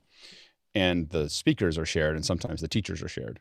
And that gets into a really complicated, the problem is that is a much more efficient system and will be difficult and I can tell you I know that people have a hard time thinking about, and I don't think that big classes are for everything, but I will tell you continually, my experience is the right number right now in the technology that I have is 180 to 250 people in office hours with 20 to 25 panelists. That's the math. Like, it's not, the ratio is still similar, to what we had before, 10 to 1, 15 to 1. It's not like we're changing the ratio, but we're changing the way that conversation occurs, and that's a very different puzzle. So the ratio is not necessarily changing, but the structure of having everybody in one place in one conversation changes, and makes it much more interesting. And I do think that we can scale to about 1,500. I think that's where I can't do it with the current technology, but the next version of Makana will be able to manage that in a different, because it's going to change the structure of how the questions are managed. Go ahead, Bill. That brings up an interesting thought to me, which is how much of successful education between a teacher and a student is the perfecting of the content delivery mechanism itself, and how much is the quality of the relationship between the teacher and the student. Those are two different things. And as you scale up, and I'm just imagining that your idea of, which I think is very powerful, Alex, of the best team of teachers being able to resource for a large group of people who are really absolute stars at how they deliver content, reaching large numbers of people. But no matter how big the team, you can't have a one-on-one relationship unless it's managed by a subgroup of people. And I agree with that. Yeah. I don't think you're changing that. I don't think you're taking people away. I think you're just changing the relationships between them. So this isn't about scaling up and reducing the head count. It's just changing the head count. And so the thing is that you definitely need the one-on-ones with people that are going to work with the students and everything else. You definitely need smaller groups that break out. Again, if you think about a 1,500 person classroom in traditional, that would be 1,500. It would be 100 classrooms, right? The national average, I think, is 15 students per teacher. So 100 classrooms. Let's say that's 100 teachers. So now you have 100 people to work with. Now, all I'm saying is that you might reorganize who's who. You'd have some specialty teachers that are handling students with special needs. You'd have a graphics team that's building all the graphics and video and everything else. You'd have a handful of presenters that are the top of what they do. You'd have support teachers. You'd have, all those things. You'd still have maybe not 100, but 80, people that are managing that piece. But the unified discussion is more of, you need to fill in the gaps for the students that can't follow the unified discussion. But the unified discussion will handle 80% of it. Like, 80, like this huge chunk of it will get answered all for everyone all at one time. And it actually, the questions brought up, answer it for a lot of people. And then you go in and fill in all the gaps with all the other ways of interacting with the students. And again, if we spent real money on things like games that were actually fun to play, Aaron does games that are fun to play, but like we need to build games that are at the level of Fortnite, but for education. We don't do that. Like we build ones and there's way too much protein and not enough sugar. It's a very bland meal for most educational games online, and we have to figure that out. But when students start to interact with that, we'll get a lot. And we've talked about this before, but we start to get more data about them, about what's working and not working. Go ahead, Bill. Does that mean that there maybe is a new position in here of a cyber proctor who fits between the educational professionals and the students? There's a whole bunch of new positions. Yeah, You know, like that's. I'm just imagining what that might be. But you know, a lot of people are thinking about it right now. But it's but scaling that up is going to be where I think that we're going to see that. And again, I don't think it takes away from one-on-ones. It just means that the general distribution of knowledge comes from a scaled up situation, and then there's lots of one-on-ones. It frees the teachers up to have conversations and not have to I will make a bold prediction. In 10 years, lectures and one-to-many, PowerPoints are dead. Like just not even like they're not even seen. No one does that anymore 10 years from now because they're highly inefficient, incredibly boring, and a really horrible way to distribute knowledge. Go ahead, Chris, and then Emily. I was going to suggest to Bill that instead of proctor, that we call this new role mentor. Mm-hmm. So that we need that mentor experience for everyone, and that can't happen on 1,000-to-1 ratio. Right. But the information presentation and engagement and fascination, explanation and inspiration can come at the ratio of, and it maybe could improve if they have skills in the psychology of interaction as much as the science of learning dynamics. But I don't know if the science of learning dynamics that are really that much of a science. From based on what I see researchers say, and then what I know is true, is oftentimes not anywhere near each other. Emily. To your point, before COVID happened, there is a group of people, a website called fiveable.me, and it's a organization that was helping students study for the AP exams.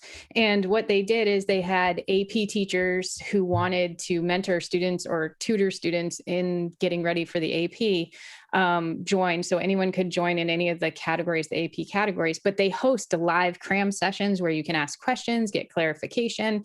They have trivia nights where the kids get together and they all just, they're practicing all the multiple choice questions. They talk about how to get the best score on the writing parts of the AP exams.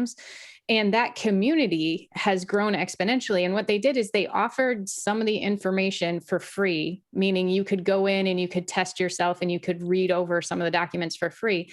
But you can pay $5 a month to join, I think is what they were charging. I'm not sure that that's what it is right now. I haven't looked at it recently. But it was $5 a month to join, and you could join any of the live sessions, and you could sign up for as many AP courses. So if you're only taking one AP course, fine. If you want to sign up for 8 AP courses, it's still $5. And then the other thing is that you can pause your subscription at any time. So if you only want access to the live right before the test, so the tests are usually in May, you could do March and April, get on, do the cram sessions, go, talk with other kids. And the thing that the kids keep responding to is the community, because when they have a question of something they don't understand, there's a giant community. And I don't know what kind of message board system, because I paid for it the first year just because I wanted to see what kind of quality it was before I recommended it to students. But now, hands down, I recommend it to all my AP teachers and all my AP students. And I think if that were made available for any subject area, this community where kids could come on, like New York could do it for the regents, they could create their own version of it, but it would only apply to New York. And I think that's part of the problem with the grand scale or the scaling up, is we are too invested in our own state and the accountability is nationwide. So there's this disconnect of, we all have to pass the same standardized test, but then our state, New York, we joke all the time, whenever the next generation science standards came out, New York took them, tweaked them, like literally changed like 5 or 10 words. And now they're the New York state, science, next generation science standards. And so those are slightly different than the nation ones. And I think if we keep doing that, there's something to be said for the localized and being able to have autonomy and control locally on what you're going to cover and what you're not going to cover. And then there is the accountability for the nation, because if you move from New York to Mississippi, you don't want to have to skip 3 grades or go back a grade based on what you know or don't know and where they are in their curriculum, or miss chunks of the section. But then there's also the idea of that, this is why the textbooks don't include certain topics, because if Texas is your largest textbook purchaser and they don't want to talk about evolution, they'll leave it out of their textbook, but that's the same textbook they're selling to New York. So because Pearson isn't going to reprint a whole textbook to just have the New York version of it. Although some people do love Hufflin, one of them does it, HMH, prints them by state. But I mean, it's just it's this weird, I don't know if my kids, I have to ask my kids, I don't know if they have any textbooks left. Like, I don't think they're getting them anymore. They should go away. I mean, there's no reason for them if you have access to the information you need, other than to read instead of digitally reading, which I know for some people is not preferable. Right. Interesting. I can't, now that I'm getting older, I really prefer digital reading because I can change the size of the text. The changing the size of the text on printed books is really hard. Like it just can't stretch it. All right, let's jump into the questions. Go ahead, Bill.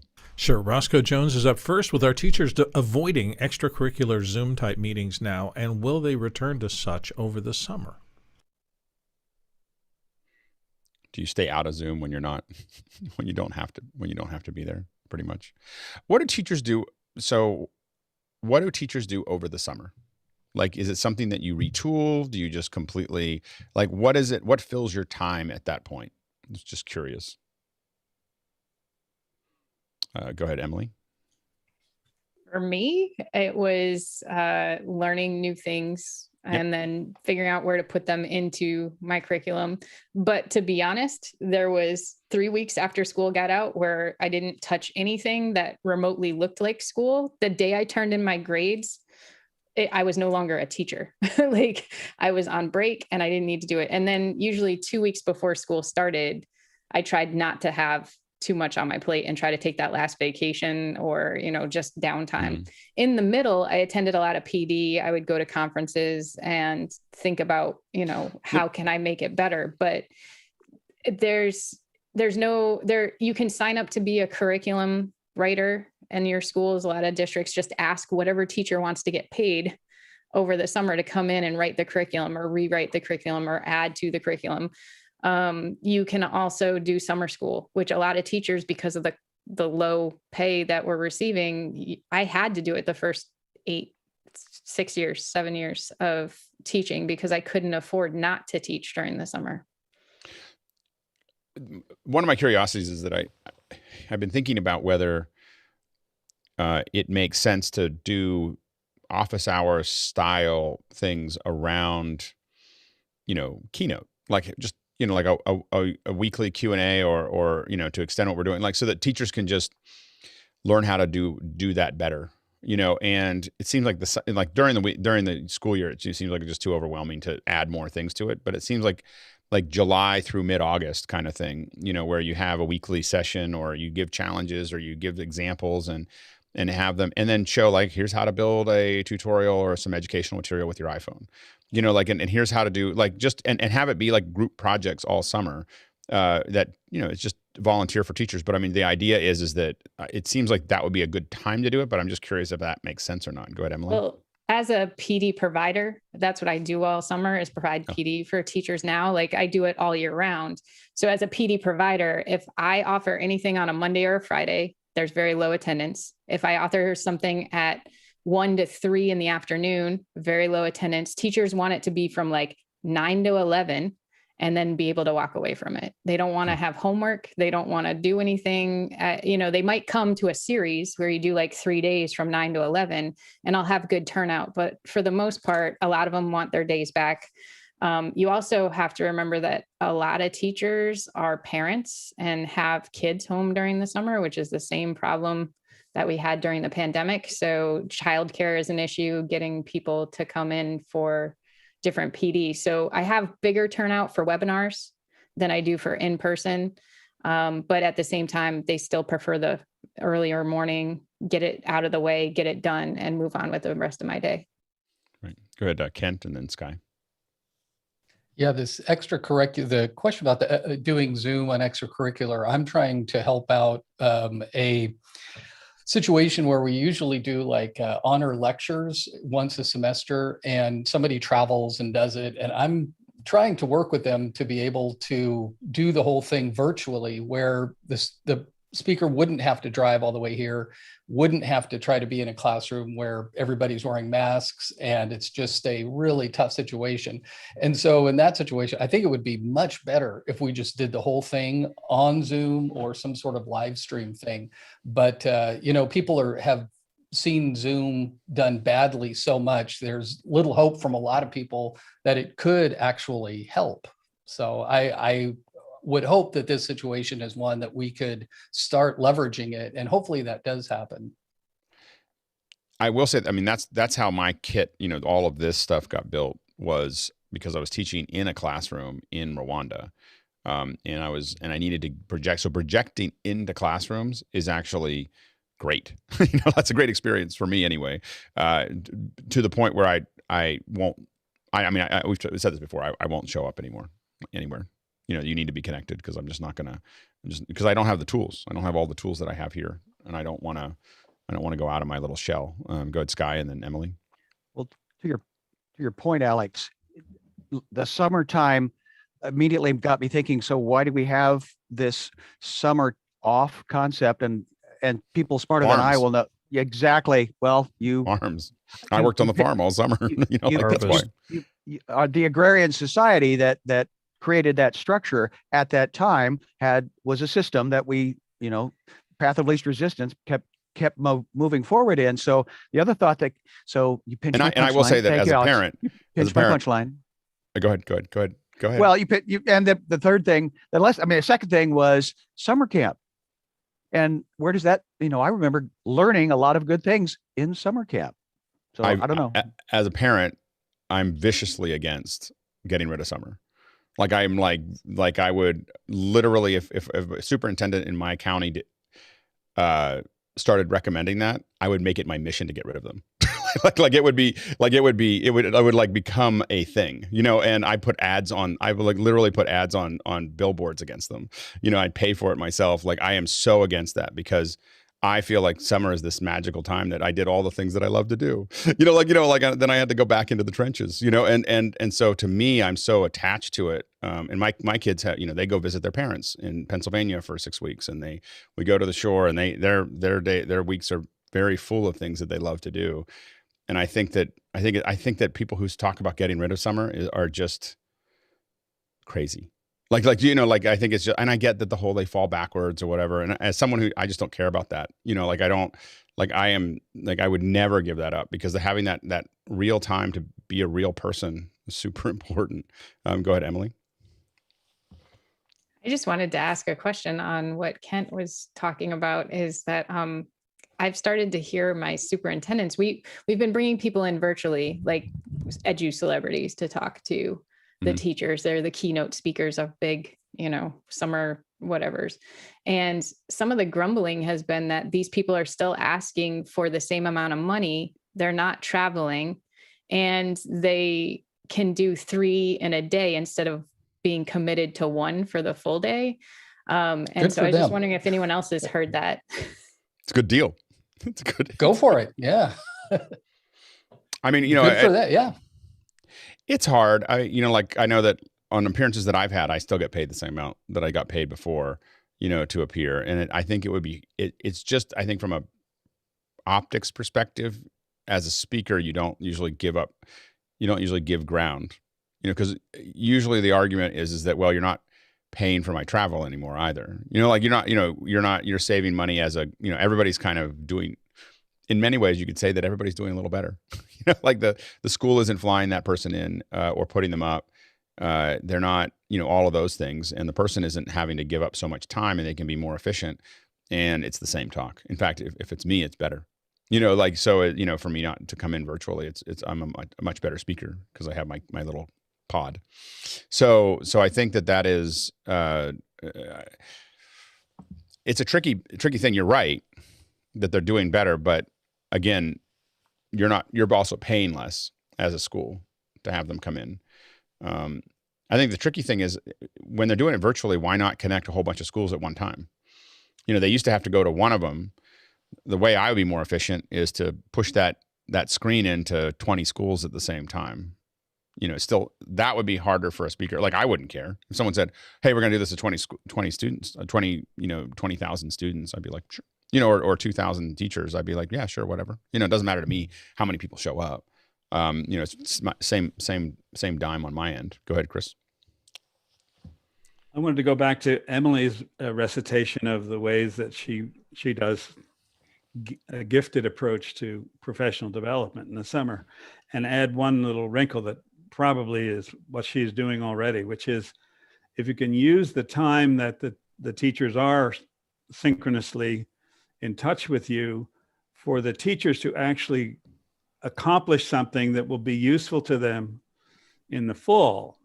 So I actually make a plan, or I assemble a set of web addresses, or I organize my plans for the classroom coming up in relation to state standards that have changed or something like that. Then that's a real winner. Teachers love that I'm spending the time not hearing about something, but actually accomplishing something with mentoring and guidance and encouragement. And when I'm done that 2 hours, I've got something useful to me. It's different from what's useful to Alex. It's different from what's useful to Bill. It's tailored to my anticipated needs. So I just wanted to give Emily a chance to say, "Oh yeah, I do that." Go ahead, Emily. I do these learn it today, use it tomorrow sessions where, the teachers, I show them a skill and then I let them build it into something that works for them that they can use. So in the summer, I call it build it today, or use it today, learn it today, use it in September. And, they can build something that's meaningful with Google Slides, and it doesn't have to be what I told you to build. I want you to build something that's going to help you going forward that you can add to, so that you learn the skill and you're not just sitting through, a hour and a half session to get credit. But yeah, it's that balance of, and I think there's a question coming up that kind of addresses that idea of, how do we work with that situation where you're doing things with the teachers that are meaningful and moving them forward instead of, the Zoom meeting. Like, I get a better turnout. For the last 5 years, I've gotten better turnout for my webinars because people could go home, start their dinner, jump on my webinar, participate, learn something, get off the webinar, dinner was ready, kids are fed.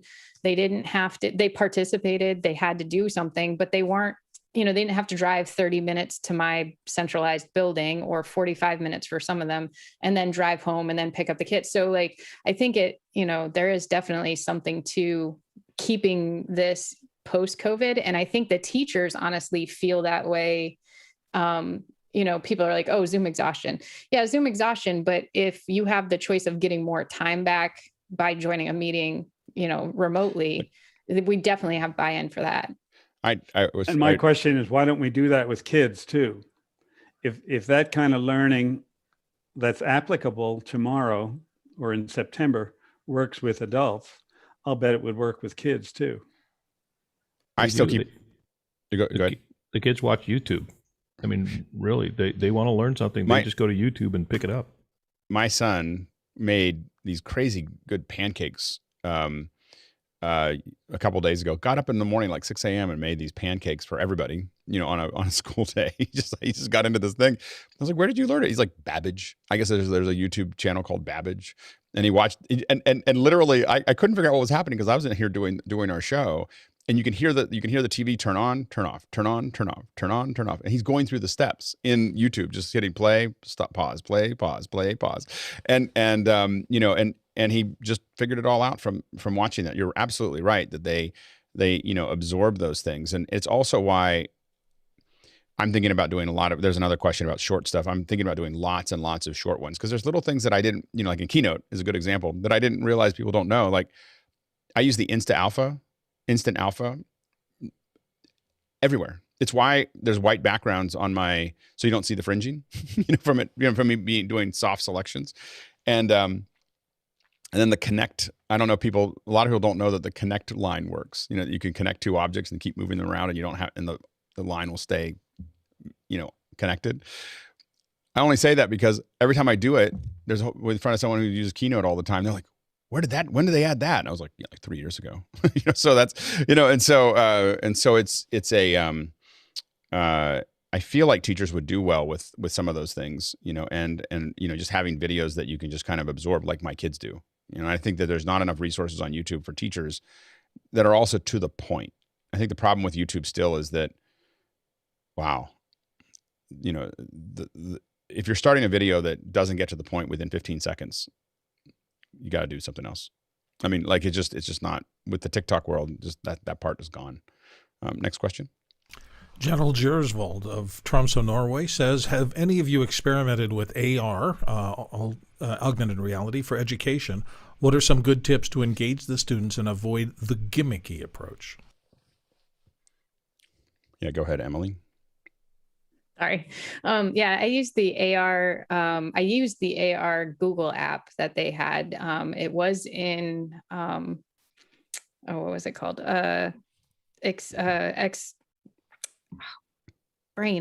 Expeditions, and they are getting rid of Expeditions. So it is now part of the Google Arts and Culture website.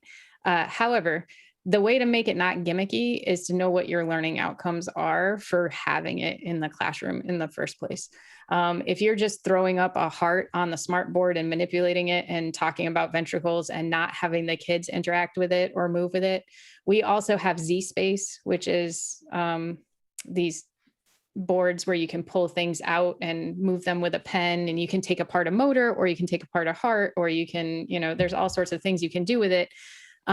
We bought a lab. Well, we didn't. One of my districts bought a lab worth of them, and they're almost useless because they're a one and done for each thing that's in there. So I really think that when you're thinking about AR, you really have to think of why do they need to see this in 3D? Why do they need to manipulate it?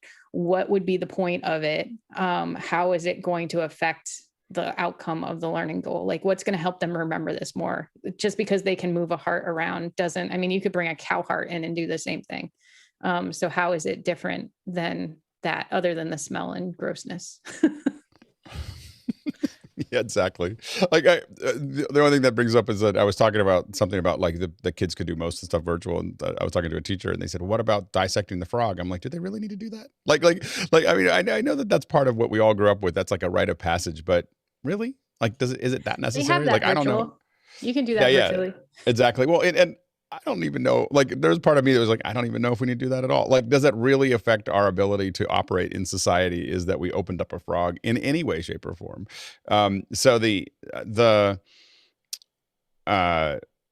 I think that the AR stuff is going to be great for Explore.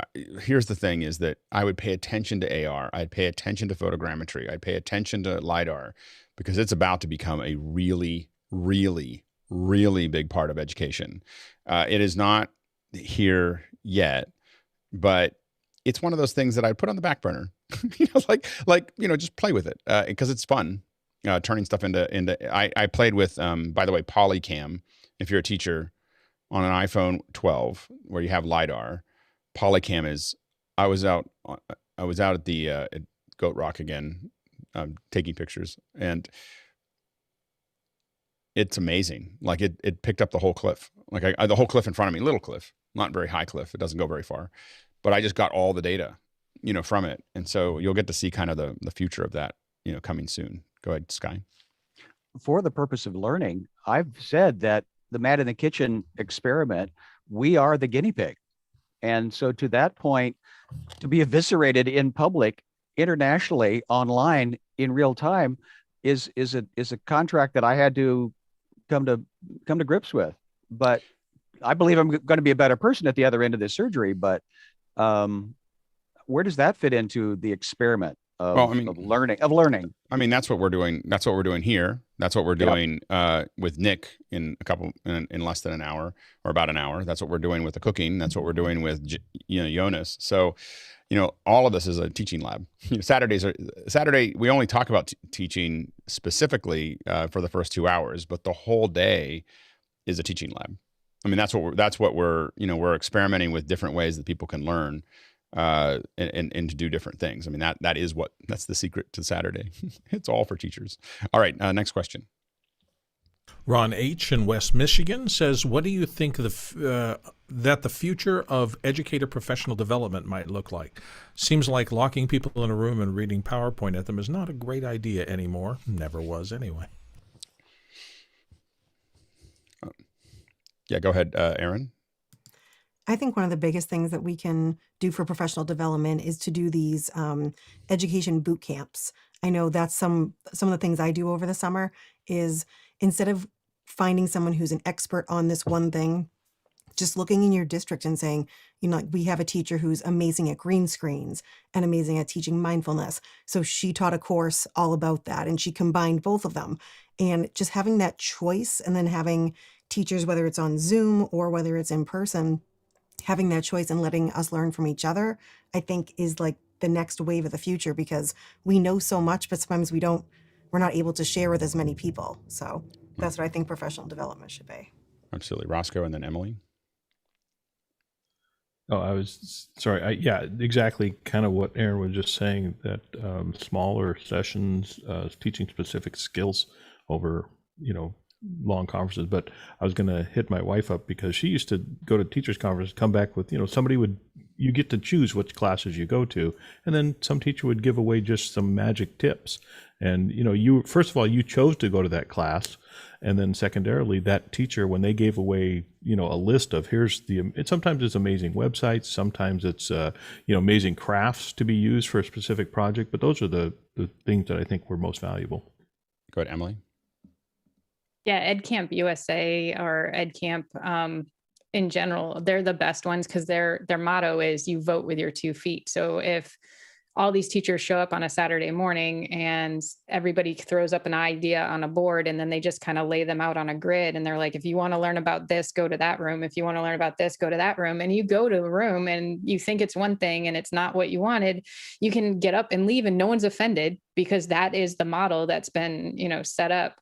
And to Roscoe's point, the big conferences where, you pay a big entrance fee to get in, but you get to choose.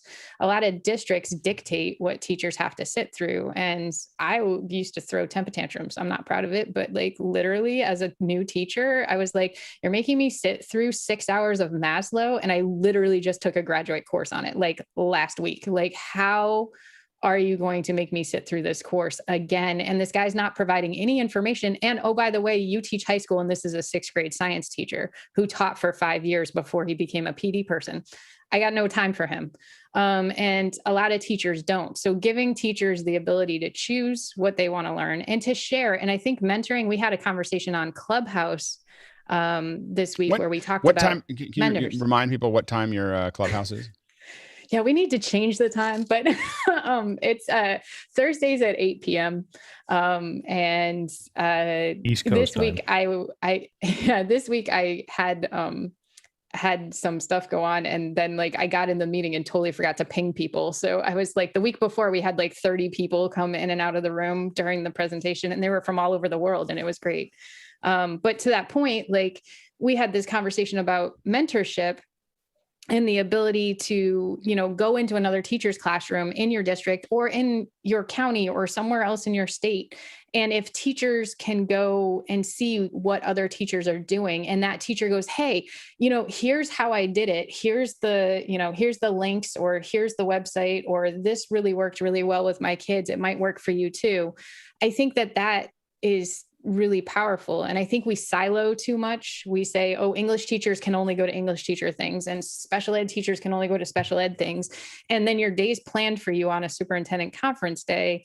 And it might not be what you need to be better. So then you're wasting someone's time. And I don't know about anybody else, but when I feel like my time's being wasted, I completely shut down and I'm not paying attention to anything that you're saying. And I'm writing lists in my head, or at worst, I'm on my phone, doing things I shouldn't be doing, which, if I see that as a presenter, I'm like, oh, how can I help you? How can I make this better? Because obviously I'm not doing something right. But a lot of people don't do it that way because the district hired them to do a thing. And that's what they're there to do. Well, and some of it is I mean, the putting people in specific areas was because you're limited in time and space, like you a certain number of people, like when it was physical. But I think that when it becomes virtual, you can have as many people take whatever they want as needed. Go ahead, Aaron. So to Emily's point, and something also that we discussed on Clubhouse this week, was what I would love to do is not only do educational boot camps, but to also be able to go into other teachers' classrooms, regardless of the grade they teach. I would love to go into a 7th grade classroom, whether virtually or in person when it's safe to, and just watch how they teach social studies so that I can kind of backtrack and say, well, my 3rd graders will have to be in that room someday.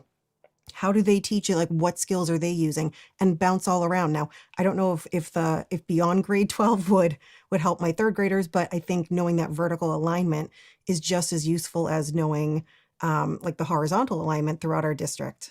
Right. Go ahead, Chris. Just a thought about the words professional development.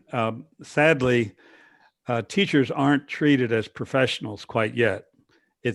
Have you noticed that, teachers? So my question is, how do physicians do professional development? How do lawyers do professional development? How do other professionals, accepted as professionals, what do they put up with or what do they not put up with? And if we could backwards map the question and say, well, what does unquestioned professional development look like?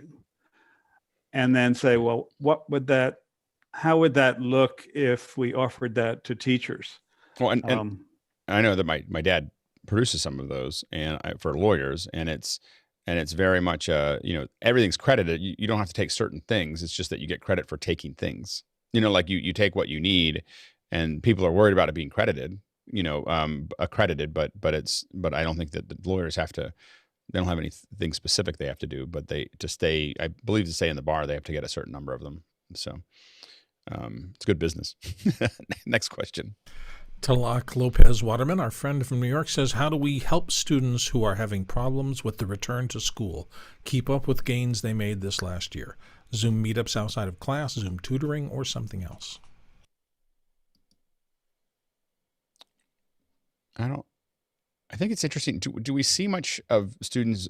My kids jumped right back into going to school. Do we see some students that would still really prefer to be in Zoom? Emily? Yeah, I have quite a few students who are much better on Zoom or Gmeet than they are in the classroom for a variety of reasons, whether it's anxiety or just their ability. Some kids have actually said that the one thing, and I found this interesting this week, the one thing is that they're not distracted by the other kids in the class. So when they're on the Zoom meet, they can, they're in their room, and as long as they, moderate their own distractions in their own space, they're not getting distracted by, the kid over in the corner making paper airplanes and throwing them across the class, or passing notes, or someone making silly noises. I mean, there are Zoom distractions, but the high school kids are the ones that are really saying, like, I like doing it on my own terms. I like, being able to learn the way I want to learn or attend what I want. And then the video part of it, like getting the teachers to make those 5-minute, like, this is what we're talking about today, and you need to watch it and know it. And having those, they love having those to like reflect back on. And, and the teachers are starting to see the value of that too. So I think that that's a really big gain that we need to hold on to. Go ahead, Aaron. So to jump off Emily's point again, the same thing. I'm seeing a lot of that in our district with our potential new remote academy. We have so many students. We have, I think, about 300 to 400 that have signed up for this fall, staying remote next year too. And just like Emily said, I know many of my students really like it when I put all the materials out at 8 o'clock in the morning and they don't have to be there till 9. and they'll preview everything. So my super anxious kids look ahead, they watch the videos and they say, okay, now I know what we're going to learn. Now I'm not going to seem silly trying to answer a question before I know what we're talking about. And then even something that I was thinking about this past week was students with autism. I think while many students with autism need some of that support in the classroom from paraprofessionals and special education teachers, I think this time of year, it's kind of difficult sending them back into school with masks, because looking at facial expressions is one of their main ways to make those connections with other people. And I think with Zoom or Google Meet, while it's not ideal because, someone else has to be nearby to support them as well, potentially, but to be able to see those reactions on the screen is a lot more helpful than seeing them behind a mask. Yeah, absolutely. Next question. Jason, Robert Shaw of Sarasota, Florida says standardized tests lead to grading schools on performance. An A school is more desirable and improves surrounding real estate prices.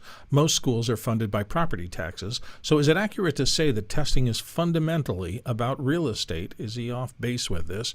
And he says also, how do other countries fund education, and what are their motivations for testing?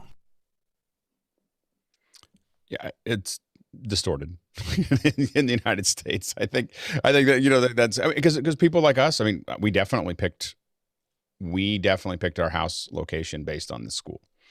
Like, that is definitely, we made that decision of this is an area that we can live in. This is an area we're not going to live in, specifically because of that. Go ahead, Bill, and then Emily. Well, just from my corporate experience, there was a period where I was working for modest-sized and below organizations where the numbers weren't that big a deal. Then as soon as I got up to a certain level of corporate production, metrics became everything, because as you're trying to manage a gigantic enterprise, having statistical numbers, being able to track this week, are we up or down on whatever aspect of it is.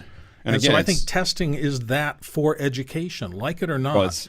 It generates the worst kind of metrics, but it is metrics, and you can make decisions in management based on trends in metrics.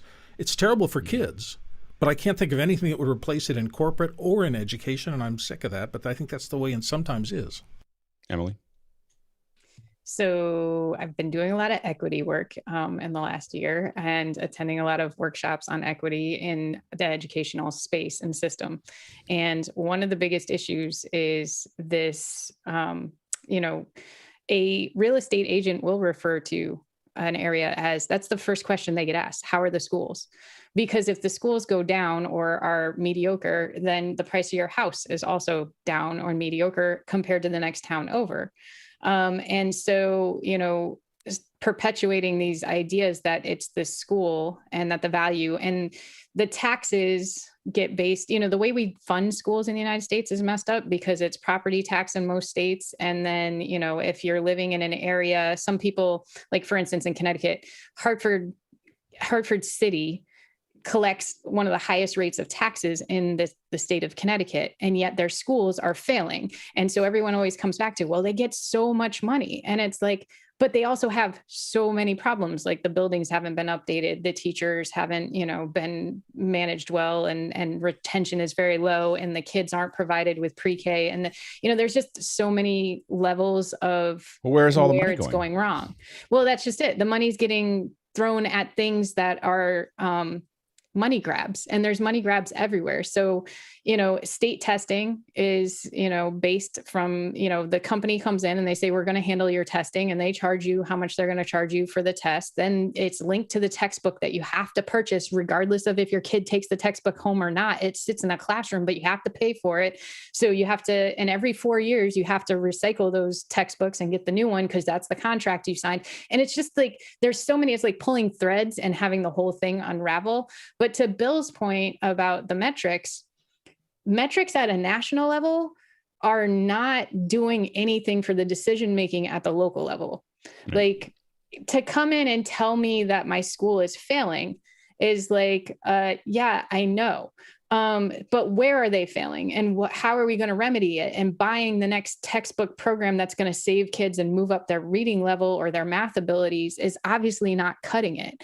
And then, our science programs are a mess, like our computer science programs are a mess. And like, we're not creating scientists in the United States. And a lot of it, I think, is because we take all of that metric data and we make decisions up here for people down here, and no one asks the people down there what they need in order to make that better. And that's kind of that's generally the common problem with almost every organization. It is. It's in the medical field, in the, in education, Right. in local towns. I mean, I'm more involved in my town than I've ever been. And when I see what they spend their money on, and I'm just like we talked about school resource officers the other day in our town, and it was like, we read it. All of the research says it's not good for schools. Take the resource officer out. We don't even have a dangerous district. We don't need a school resource officer in the building.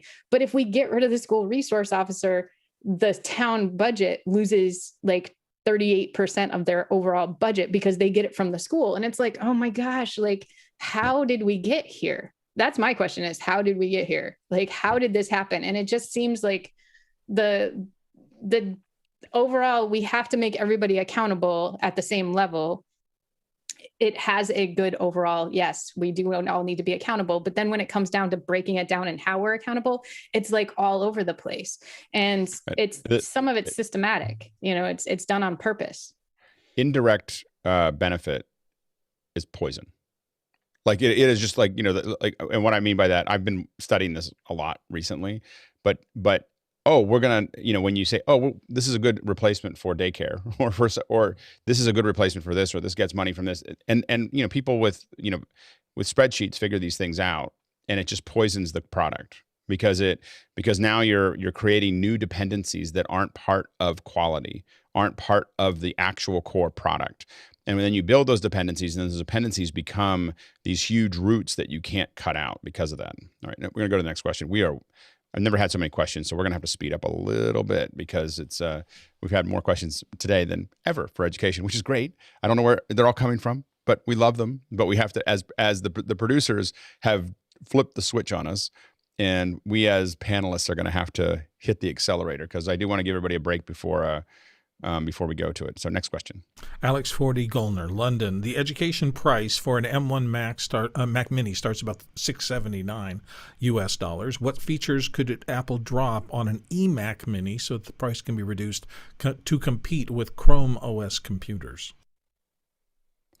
I don't think I would go the other way. Is how does Apple show? Number one is how does Apple make it easier to manage a fleet, which is their real problem. Classroom resources and fleet management was what really got them in trouble because the iPad will do most of what they need at that more competitive price. And also, Apple needs to drive home the value of creativity because that is the Achilles. You don't try to compete. You don't go in and try to compete with Google on price. You compete with it on the fact that it's really hard to be creative on a Chromebook.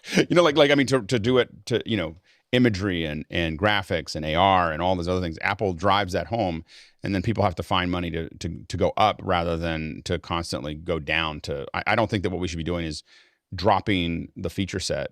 I think we should be figuring out how to get people to elevate the importance of a computer with that's there.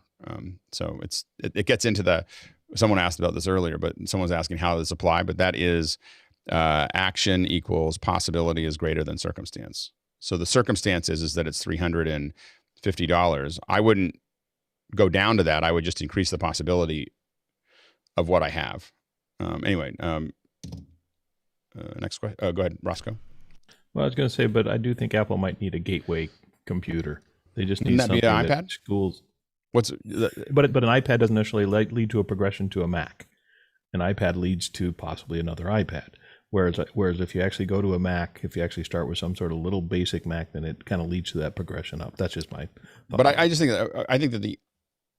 Apple did build what Alex is asking for. It's called an iPad, though. Like, I think that for schools, and I guess for the teachers, what does an iPad not have that you need from a Chromebook?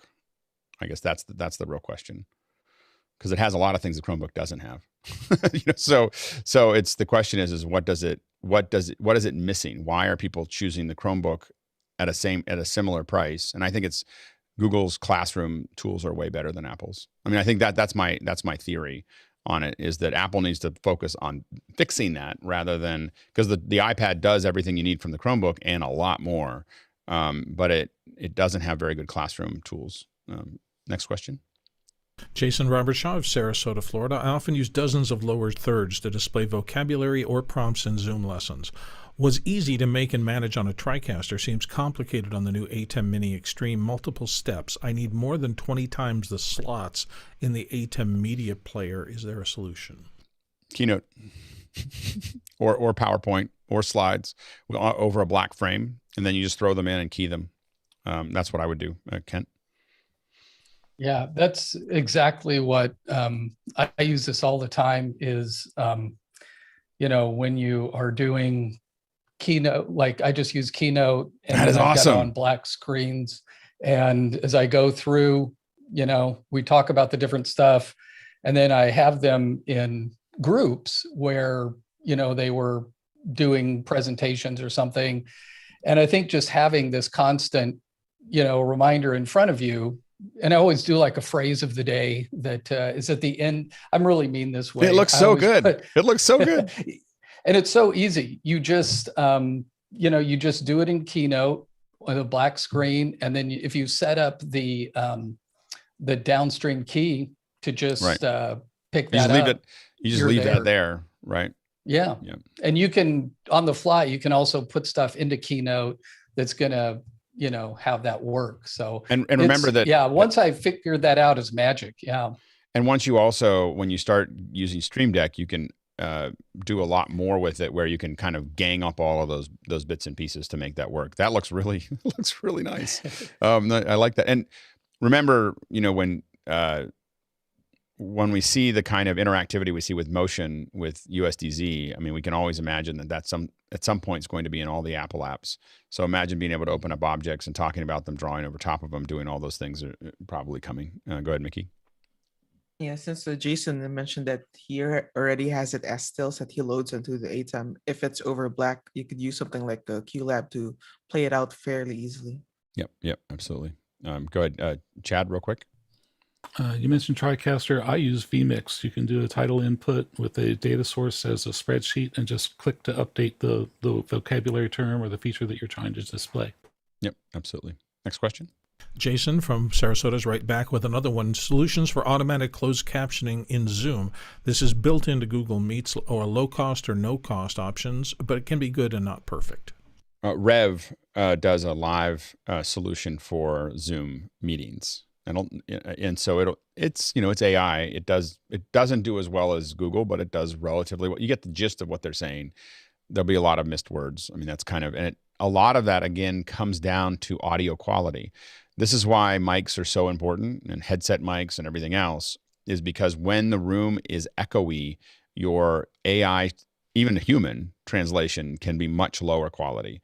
This is why re-speaking happens, is because people re-speak. They literally, re-speaking is a form of closed captioning, that a person listens to someone on stage or in a classroom talking, and all they do is parrot it back out in a closed environment with a good mic that's been trained to their voice, and it comes out as text. But it's faster and cheaper than a true stenographer. One thing to look at for that type of thing is AI media in Australia. There's a bunch of limitations to it, but for schools, that's what it does. And they do schools in Australia. Next question. Tim McCullough of Wichita, Kansas says, my union local wants me to start an audio training course. Should video lessons be TikTok long, 60 to 90 seconds, or a longer format, say 5 minutes or longer? Go ahead, Sky. It depends. I think that I'm hearing myself back a little bit. I don't know exactly where that's coming from. Bill, can you turn off? Yeah, it's you. Do you have an open? I don't know if you have an open speaker or not, but I can hear myself. And then I lost track of what I was going to say. We'll go ahead, Roscoe, and then Bill. Well, I think there are just some concepts, technical concepts specifically, since we're talking about audio, that do take a little bit longer than 90 seconds to explain, because you have to kind of, you explain what something does and is, but then you have to explain how it fits in this whole chain. And it takes longer than that to explain the whole chain.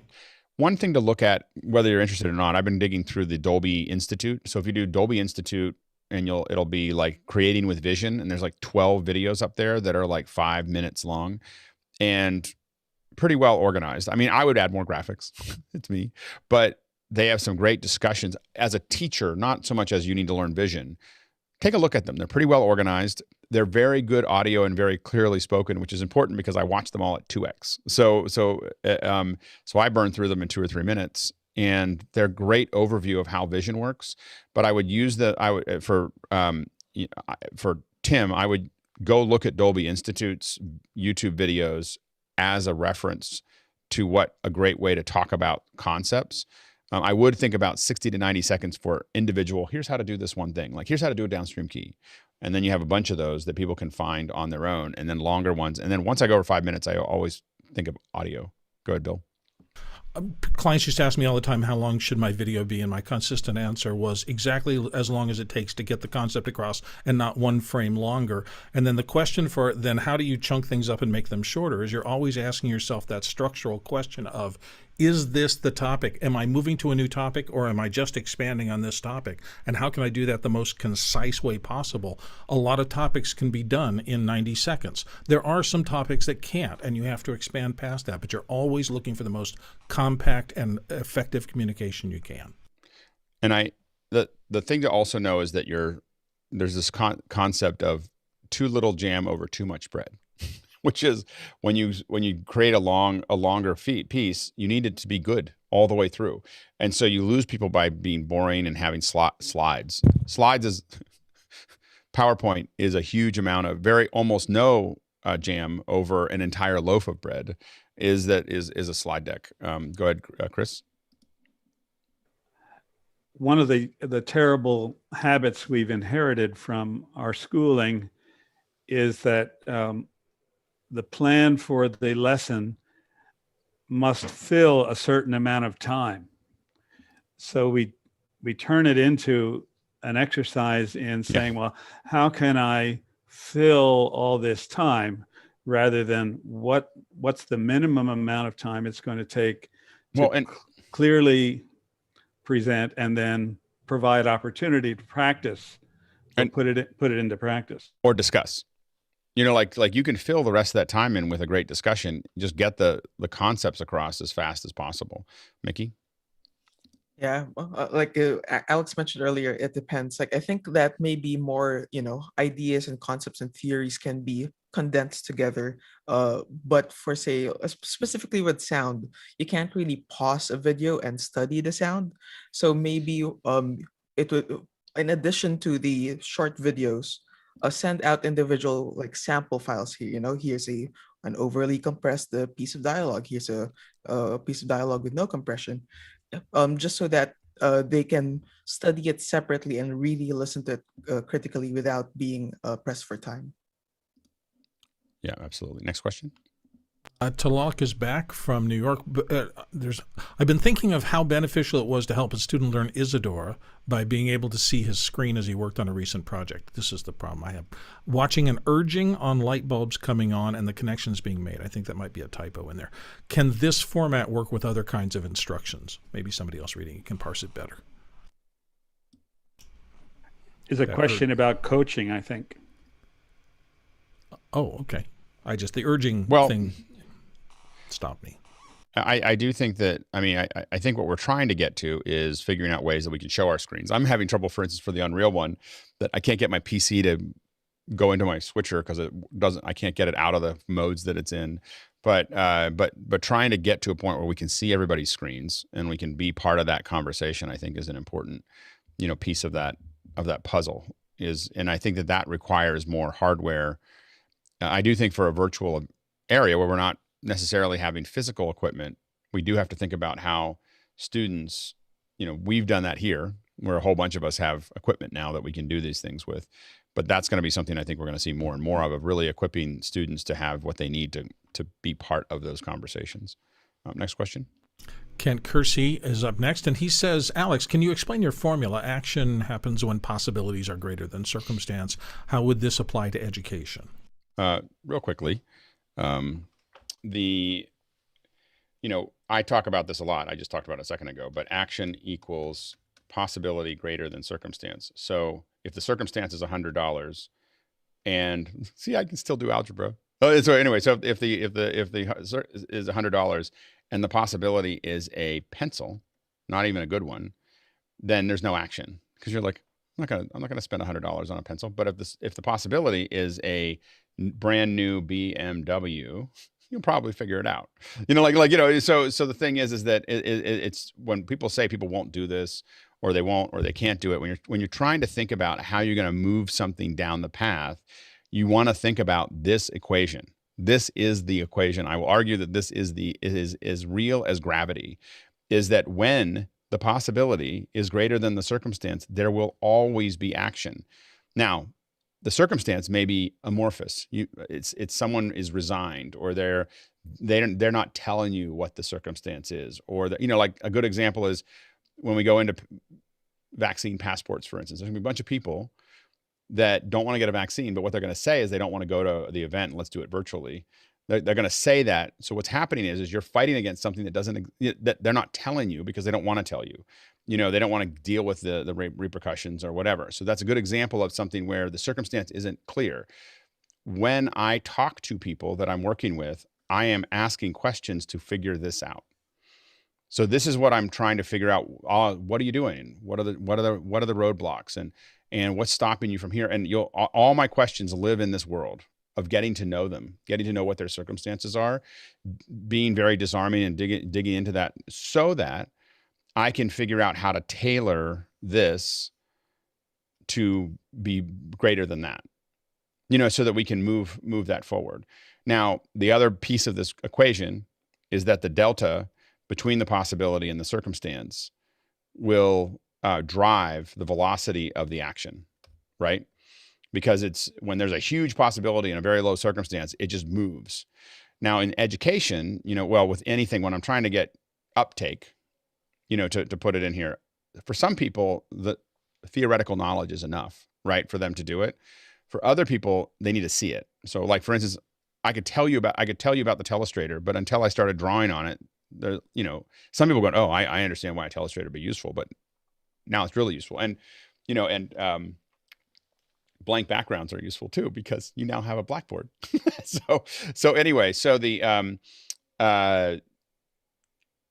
thing is that the other way that I do this is really finding the first people, the early adopters. You get to them. What people make mistakes of is that the circumstance can be really high for somebody, but there's some people with very low circumstance and they can immediately see it. Just focus on those guys. Just those people are the ones you focus on. You make them successful. And then, because usually what happens is in an adoption pace, there's this, right? These people are not interested. These people are super interested. You get them working, and then they impact these folks, who then impact these folks. And then sometimes it impacts these folks, or they just, you ignore them, and so the key is that what you don't do is try to go, what people often do is they go out and they try to find somebody that doesn't agree with them at all and try to persuade them of something. It's the ROI there is very low. You go where you can get movement, and then you grab it and you prove it, and you just prove demos. Kent? So would an application of this be to, in a college class, for example, would it be to show what the possibilities are? Because sometimes, a student doesn't want to learn whatever, but if you were able to say, hey, if you learn this skill, you'll be able to get a great job.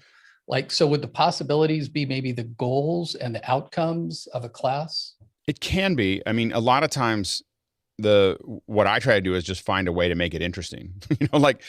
You should do this because you'll get something out of it. For some students will work, but I find that what I do a lot of what I call dessert first training, which is that I want to do something. The first thing I want to do when I come into a class is I'm going to do something that really is exciting, that is going to wake you up, get you going, and get you moving forward.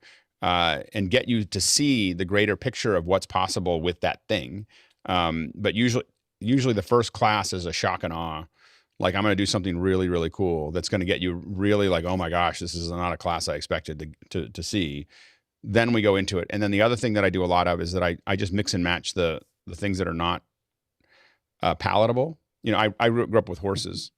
I raised horses, and you mix molasses into the feed. So the problem with school, you know why you do that? So the horses will eat it. So it's, so the way that how I apply that to education is that I mix fun in, like Erin talks about. You get to play games all day. She's mixing molasses into the feed. A lot of teachers just are like, here's the feed, you should eat it. And they're like, well, I don't like it. And they're like, I don't care. That's good for you.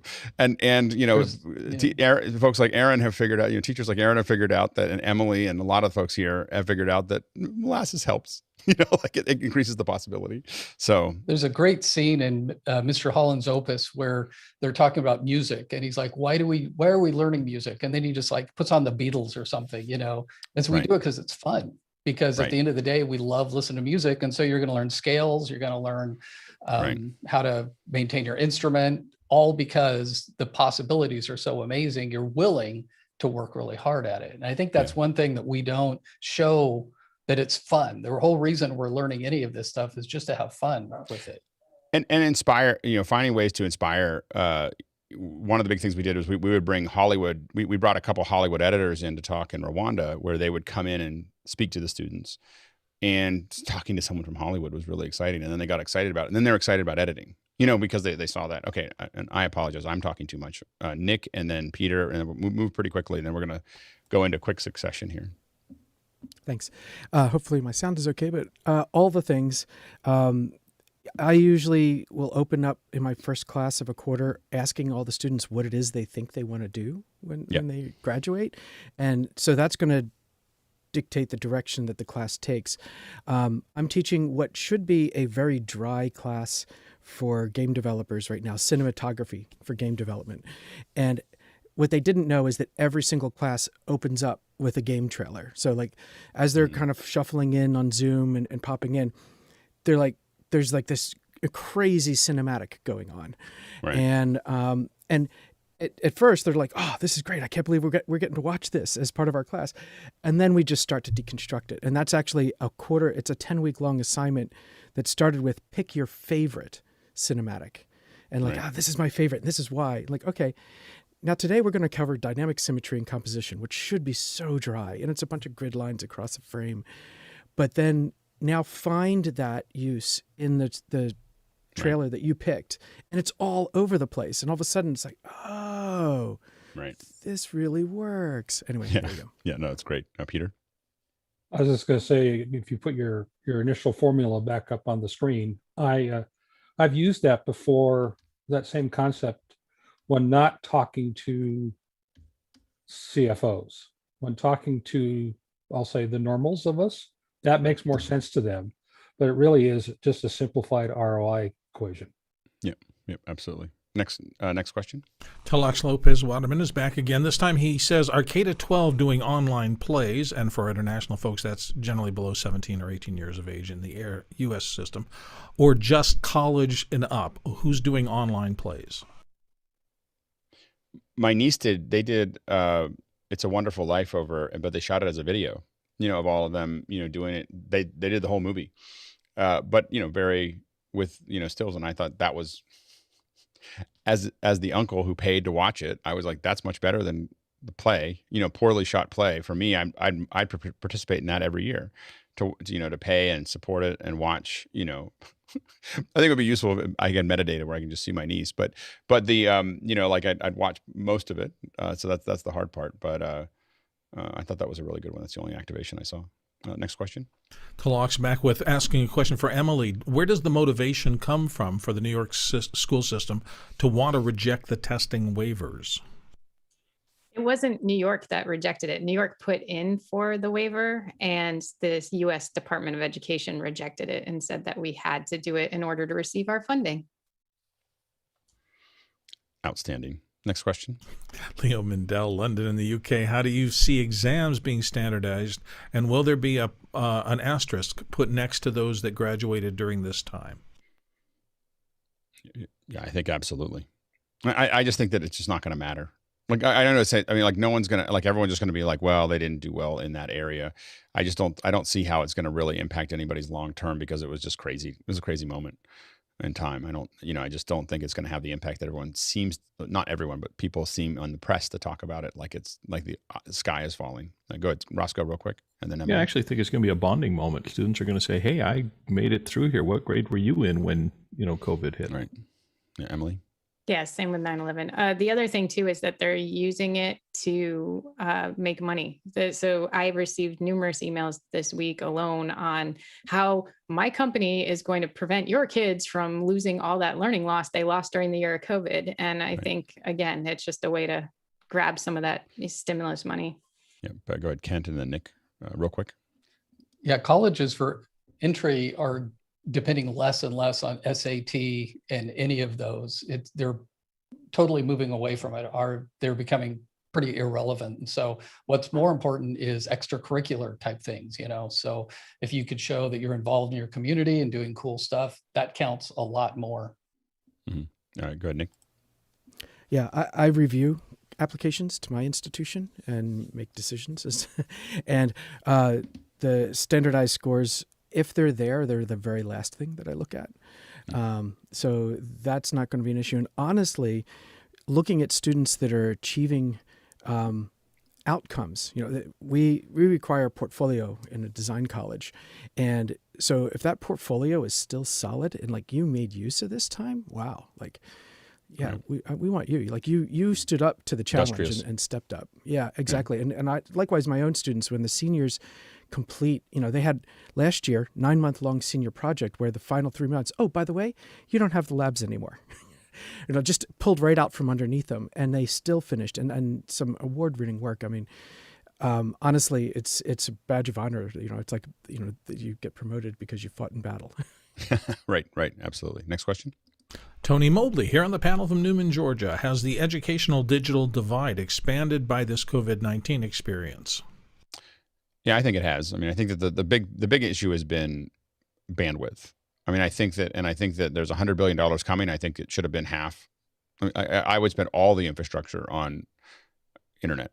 Like that's what I mean. Like the highways are cute, but if we fix the internet, we don't need much of that. We don't need the highways nearly as much. So so I think that getting people to, like, I have now a 1 gig down, 35 up. My kids definitely have an advantage, over kids who have a slower connection, in so many levels. And so I think that is it's going to be the challenge for this decade is getting everybody connected and everybody with enough bandwidth to take full advantage of the opportunity, both at work and at school.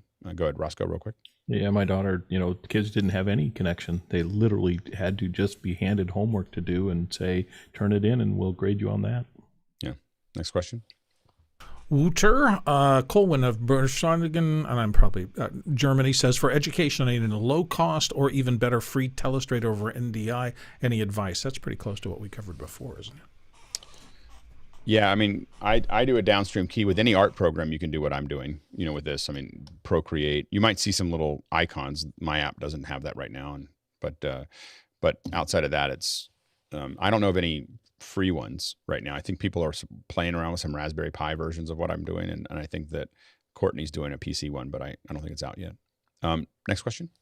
Tony Mobley, Newman, Georgia again. Can we share the current best low-cost setups for teachers for April or May 2021? Go ahead, Roscoe. Tony, I have that golden list. Look for it on Discord. If not, I'll post a link to it here. It's pretty much all the low-cost stuff. Perfect. Next question. Is that what it's called? Golden list? What is it called? Golden list. Yeah, I'll put a link to it at Makana. Yep. Copy. Next question. Next question. Craig Hibbert of no place given. Administrators and lawmakers need something to justify funding, and they need to feel secure about their decisions. Has anyone used proven alternatives to the standardized testing, such as qualitative measurements and other success indicators? It's just hard. It's hard because everyone wants to put you in a box. There's a little box. Like, how do we put you in the box? So that's the last 40 years have been about putting people in little boxes because we have computers that we want to. I've been talking about this a lot recently. Is social media and advertising and education all are trying to put people in a measurable box, and so people are starting to push back because it's just we've now gotten to the point where we can measure stuff that doesn't matter. What we want to do is figure out a way that people can be useful human beings and smart enough to learn what they need to learn as they go. Next question. Earl Negrete of Westlake Village is trying to use Voicemeeter Banana as an inexpensive solution to bring a teacher wireless mic and a room mic, a snowball, into Zoom to make the remote students hear the in-class students. I run into issues when the teacher wishes to push her mics to the in-class speakers. Feedback as an issue. How do I avoid that? Yeah, Mickey? Yeah, if it's an omnidirectional lavalier, you're going to be in trouble no matter what. Try to switch that. If it is an omni lavalier, try to switch it out to a directional lav and make sure it's pointing the right way up there. If possible, switch out to a headset, because that signal to noise ratio means you don't have to bring up the gain too much, and thus you will lessen the feedback. And also make sure that the in-room speakers are pointed away from where the microphone is, where the teacher is. And if you have access to a 31 band EQ, you can lower those frequencies that resonate in the room so that you get less of that feedback and can bring the gain up even more. All else fails, just play it out very low in the room, just enough for people to hear. And mics like SM58s with high off-axis rejection, if they can, if they're still having trouble with the headset, you can do things like that, and they work pretty well. Next question. Mark Bridges of Covina, California. Are virtual tools like Labster effective or useful in engaging students? And if so, are they allowed given rules and regulations? I'm not familiar with Labster. Has anyone used it? Oh, go ahead, Emily. So we looked at Labster, and for the high school, the quote we got back was too much to justify the amount of simulations that they had, because we also use gizmos and FET. And so they have the labs that they need, virtually. But yeah, there's a lot of different things out there that virtual lab wise that people can use. It's just finding the one that works best for the amount of people you have coming onto it and how many adjustable constraints you have, because sometimes some of them are like so minimal it's not even like worth looking at, but then there's others where you can like make fine adjustments all over the place and change the outcomes of those labs. So it takes a lot of research, and you need a good science team to actually look at them before you purchase it. Please. Next question. And the last one in the education grouping, Jason Robert Shaw of Sarasota, Florida, says Microsoft has locked down public topics on Flipgrid due to, quote, trust and safety. What happened? It makes it harder to send our participants to a topic now that it hits a login first instead of a rich landing page. It's frustrating. Does anyone know? There's a link there. Anyone know what the drama would be about Flipgrid? Afraid I don't know it. Does anyone know much about? I don't know much about Flipgrid, so it's a kind of a. Go ahead, Emily. Well, I know about Flipgrid, and I know that Microsoft bought them, so they're going to break it. And that the topic thing, I'm not as familiar with. Like, I don't know what the drama was this week because our schools have mostly moved away from it, just because of our New York State issues of privacy and education. But yeah, it's one of those things that's frustrating. They always fix things, and it makes it harder to use. So sometimes the solution is worse than the problem. Sky. Well, I would actually ask your father, Alex, because I believe when a lawyer gets involved, they're protecting against what might happen, and then it could be technically protecting people from probably not. The problem is that probably. I mean, Microsoft doesn't turn things off on purpose. They turn them off because there's they know typically more about security, or they're under. Microsoft's under just an incredible amount of fire, all the time. And so when we say things break, it's because they're under, like, these little companies have done whatever they were doing up until then, and it didn't really matter. And then it's Microsoft, and now it matters. And they have to. So they'll break things because they have to do a whole bunch of regearing on.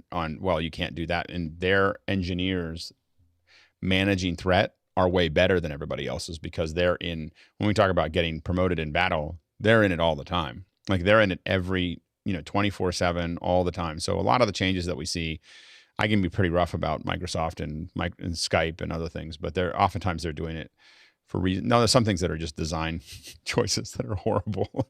But a lot of them that was my point about valid. asking your father, the lawyer, and because they are, as you said, a very, very big target. Big target. Yeah, absolutely. All right. we have gotten to the end of, wow, we just burned through those questions at the end, but that was, so great job on the panel to cut through those questions and get some good stuff there. Great job, the producers. Holy smokes. That was an enormous, like, I went away and there was nothing. So I was like, oh, we're gonna have to figure out what to say. And then I come back and there's 25 questions. So we've turned some corner. So I want to thank I want to really thank our producers, and definitely thank our educators that come every Saturday. It's just such a pleasure to have this discussion with all of you. Again, the whole day is really, like if you watch the rest of it, the whole day is really for us, so to figure stuff out. So we're going to keep on experimenting, with what those things look like. It's 9:50. I want to give people enough time to take a little bit of a stretch your legs and break, as well as people who want to come in for the Unreal. So we will start back up at 10:10. I'm going to give everybody 20 minutes just to make sure that everyone has a little bit of time to get themselves set up. So all of the stuff may shift just a little bit, but we'll come through at the end. All right. Feel free to get those Unreal questions submitted, though. Yeah. So we have the same thing we had with education, though. So I just know that there'll be a bunch of them. But anyway, get those Unreal questions in for Nick to answer them. We're going to start with questions at 10:10, and then we're going to go into Nick's presentation and then into lab. So be ready for that and get your questions in. All right. We'll go ahead and say so long, folks, and we'll see everybody at 10:10 to do Unreal. Remember, we have Unreal at 10:10, 11:30 or so. We'll start setting up for cooking, which will really start at noon, and then at 1 o'clock we've got Raspberry Pi. So we're cooking and then cooking. All right. And don't forget, 8 o'clock Eastern, 5 o'clock Pacific, Clubhouse with Aaron and Emily and Chris. Goodbye, educator friends. Great to see you. Or stick around, whichever you want to do. Stick around, learn Unreal. At 12 o'clock, we cook together. Okay. Yeah, Nikki, you're coming in at a really good level. Rick Markley, cool. Been a good long time. Nice to have you. We're not hearing you though. I was thinking the same thing. I love watching his lips move. I have no idea what he's saying. It's Meta Markley. It's not really him. How about now? Can you hear me now? Oh, there. Really loudly. Really loud. Okay, here. Back off a little bit. Do you have an open speaker in your room, Rick? I should not. Let me see. Hello? Oh, I do. Thank you. All right. Pull this back. How about now? Any better? Lower? Still there. I don't see a meter anywhere, so. Still bouncing. Yeah. Okay, you mind muting the speaker first? Hang on. Try gallery view. All right. The speaker's available. WLM. Okay, let me head over there. All right. All right, keep talking. Check this. How's this sound? Decent? Am I okay? Just go down a dB or two. dB here. There we go. How about now? Keep talking. Keep talking. Split the difference on that change. A little too low now. Okay. Keep talking. Test 1 2. Test 1 2. Any better? Yep. Sounds good. Okay. Thank you very much. Thank you. Thank you.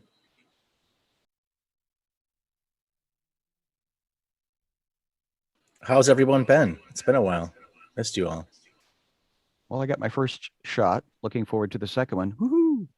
I have my next one Wednesday, so I got my first shot also. I got my first coming up on Tuesday. And I was just noticing your high top light, and I reminded me of when I got my haircut a week ago, and it seems like there's a lot more salt and pepper than I remember. It's been there. I've had gray since I've been 20, and I'm 49, so it's been coming in more and more. My dad's pure white, so I'll get there eventually. To my brother's chagrin, I have any hair at all, which he does not. So there's that. Hey, Nick, speaking of aerodynamic, the scrape of the questions, I'm sorry, the channels I'm doing now from the 7 to 10 in the chat links and putting that. I don't know if I'm going to be here the rest of the 8 hours that we're going to be here. So I guess what I'm valuing is the chat links in Discord. How do we segment those? Maybe that's a Chad question. And he's in the room. Hey, Chad. Now, But actually, it's a Chris. That's a Chris question. That's a Chris question written as in it. The other Chris, one of the many Chris's. Because we're doing the same continuous Zoom meeting all day, right? Just rolling in from one to the next, and the people shift in and out. Feels like an amusement park, doesn't it? Like, I think it's possible. Question for Nick. Sorry, is there can you post a link to anyone that has a cheat sheet for the keyboard shortcuts for Unreal? It's actually built into Unreal. Really? I think it's. Let me just make sure I know where it is before I direct you to it. And I downloaded the latest Studio, model. The new one this week? Yes. And just put it in and loaded it. It's got all the things. I can't find it. In fact, it was a question last week. In the Unreal Engine preferences, I think it is, there is a page. Oh, there it is. Keyboard shortcuts right under General. So let me get to sharing my screen here. Okay, so because I'm looking at Unreal. Where is it? So if you're in Unreal Engine, you go to the Edit menu and choose Editor Preferences. It's third from the bottom. Okay. And when you get that window, under General, the fourth option should be Keyboard Shortcuts. And it's like a long list of things. Although, actually, I guess this is for... I don't know how to print this out. Oh, there's an export button. Export it to a file. It goes to an INI file, so that's text readable, and then you could print it. Okay.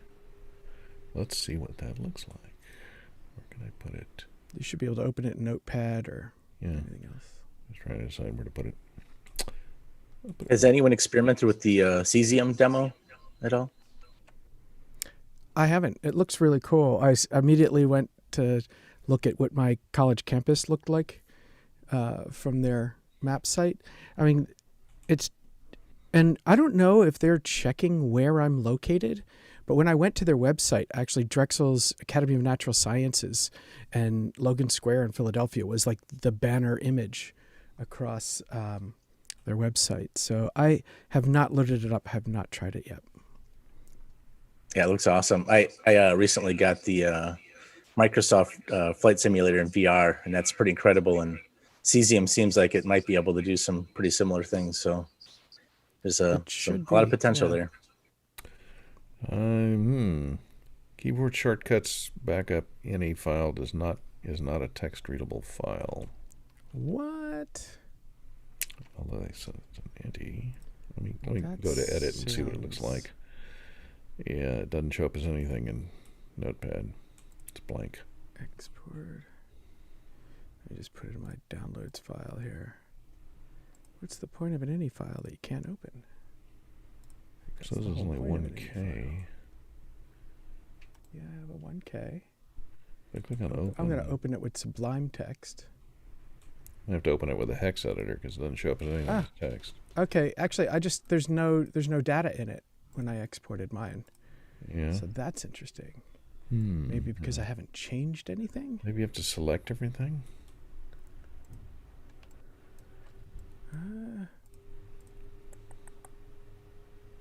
That is very odd. See if I hit Control All. No, that doesn't work. Maybe is there an option in the export button? Config file, any file. Nope, there's no extra options in there. I guess only overrides get exported. So that, yeah, anything you change, yes, is quite an extensive list. Are there any particular things that you want to know? What the well, I just wanted to have a cheat sheet available for learning the WER, SDF, that for knowing which one. Yeah. I always get confused as to, does this translate moves the model, this moves the world, this moves the camera, this moves this rotates, this moves me, I always get confused in 3D worlds, as old people normally do.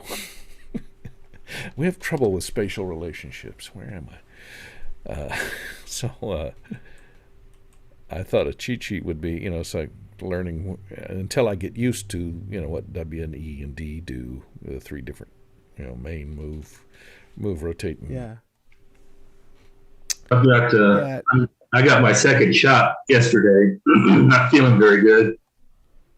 Bought the pie. You're a bit too high very in loud. your volume, though. You're very loud and on a different We microphone. don't have a Sorry. vaccine for that yet. There's Yeah, no kidding. Anyway, I put up yesterday evening a thunderstorm spun up, and I tested where's way down. Oh wow. I don't know what to do. Whoa, that's loud. Yes. Thanks, Mickey. How's that? Still loud.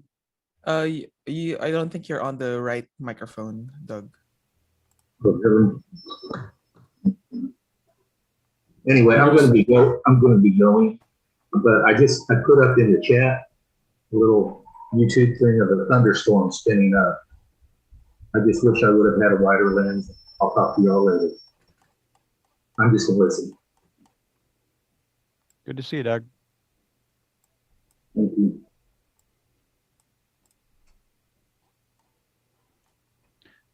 Driving west out of Kansas, going into Colorado one time. It's very flat in western Kansas, but there was a thunderstorm behind me as the sun was setting, of course, shooting east. I looked in my rearview mirror and there was a physical wall of rain behind me, and it was just panoramic, but it was just the sun was a certain point was shooting straight into this wall of thunderstorm. Kind of magical. Scary, kind of magical.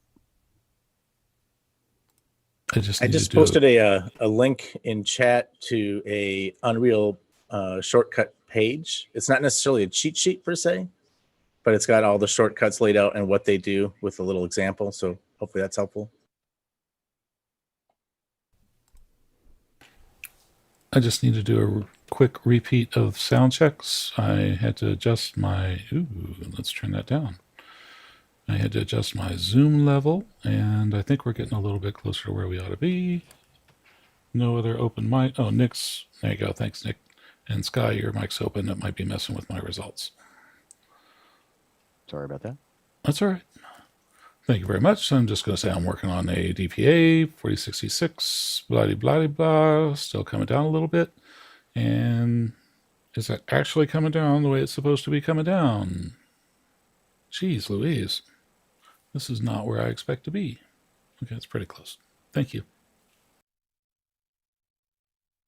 Blah-de-blah, really? Yet another form of measurement? Blah-de-blah?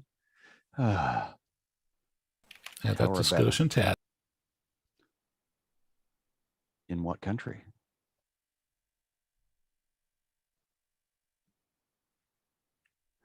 I will say, traveling in Europe 30 years ago, you would always have to exchange everything. And then traveling 15 years ago, when the euro became the currency across all many borders, it was just a lot easier.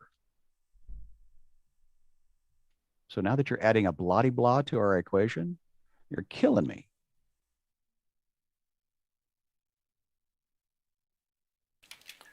Nick, I have to say, free is free, but the offerings this month or this past Tuesday were a little bit underwhelming.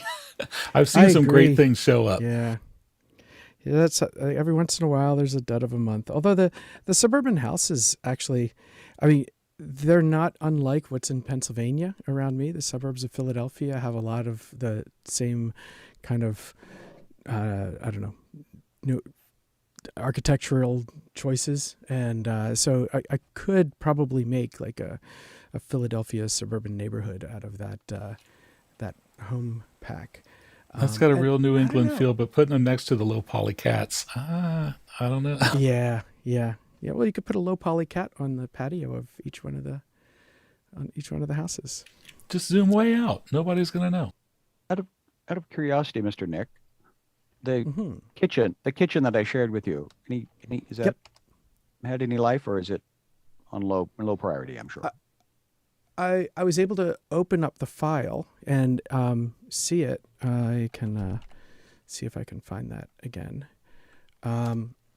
there isn't much I can do with it without I think the thing that I had mentioned is like, just need lots of photos. Oh, did I not share that with you? I don't recall a directory of photos. I recall. Oh, yeah, I had about 30. Maybe I missed that. I will make that link happen because as that will be a part of our laboratory experiment, that's why I thought I was offering it up. But I see. Your choice. I have your an choice. OBJ file, UDZ. Yeah, I didn't see a link with photos. I need, I will minimum 20, Got it. closer to 50 to 60, 100. Those are great. Let me get you what I have, and then we'll do more on Monday. The OBJ LiDAR scan worked structurally. Yeah. So I could load it in structurally, but the texturing of it is not great. That was the question when you say photos, do you want one-to-one as close, not wide angle warped things? Yeah, the best is just like as little warping as possible, and just not panoramic. Not hold the camera in and do a panoramic, but like individual photos and from lots of angles, right? So high and low and left and right and like just all around. Pretty much imagine you are doing LiDAR, right? Because you have to move the tablet around to do the LiDAR. You want to do the same thing photographically, basically. Done. And do you want to use the same? Do you want to use the same zoom level on each photo? You never want to adjust zoom. Yeah, always the same zoom level. Never adjust the lens to get a wider, or only use your body to move that around. And you want it in a small space. In a small space, you can use as wide of an angle as you can get without like extreme distortion. I could always look into I could try the distorted images. I think the tool set I have has calculates for that. So the nice thing about wide angle is that you get a lot more three-dimensional reference in each individual photo, and so there's a lot more to work with from photo to photo to photo. But then the wider the angle, generally the more distortion in the image, and we're fighting against that as well. Yeah, I think Rick's done some photogrammetry as well. He might have a tip or two. Do you want tiled? Sorry. You want tiled? There should be. Yeah, overlap? there has to be. You want plenty of overlap. 30 to 50%. Yeah, lots of overlap. It's a small kitchen. That's not a problem. Yeah, I don't think you. Yeah, I didn't think you'd have any issue with that. I was not even gonna. I didn't want you to have to worry about that, given the size of the space. I think you'll be okay. And you want it as straight on as possible. No, from all over crazy angles, like all over the place angles. Yeah. Crouch down low, up high. Yep. Yeah. Sorry. Yeah. Angle up, angle down. Anything that you don't photograph doesn't get in the model, right? So that means the ceiling and all that. I've not done photogrammetry, so this is I didn't know the equation or the. Is there a lens calibration chart you can print out and photograph with a grid on it, so you can register that particular lens or that? There's targets Usually you can put out. You can place targets out, and reality capture will recognize some of those targets. You can print and place those elsewhere. Eric, sorry, could you drop another 2 or 3 dB? Oh, sure, absolutely. I'm probably moving a little bit closer in and out too. So, how's that? Any better? Sounding good? How are we looking? Maybe a little too low now. Too low? Okay. How's this? Any better? Yeah. Hello from Wisconsin. I think we're good. Thank you. Thank you.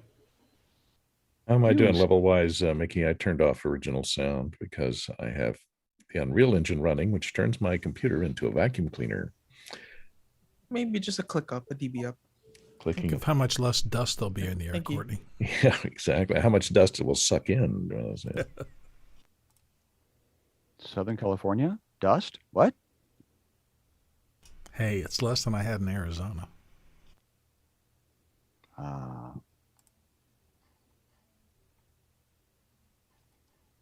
Before you guys start, what time is the Raspberry Pi thing today?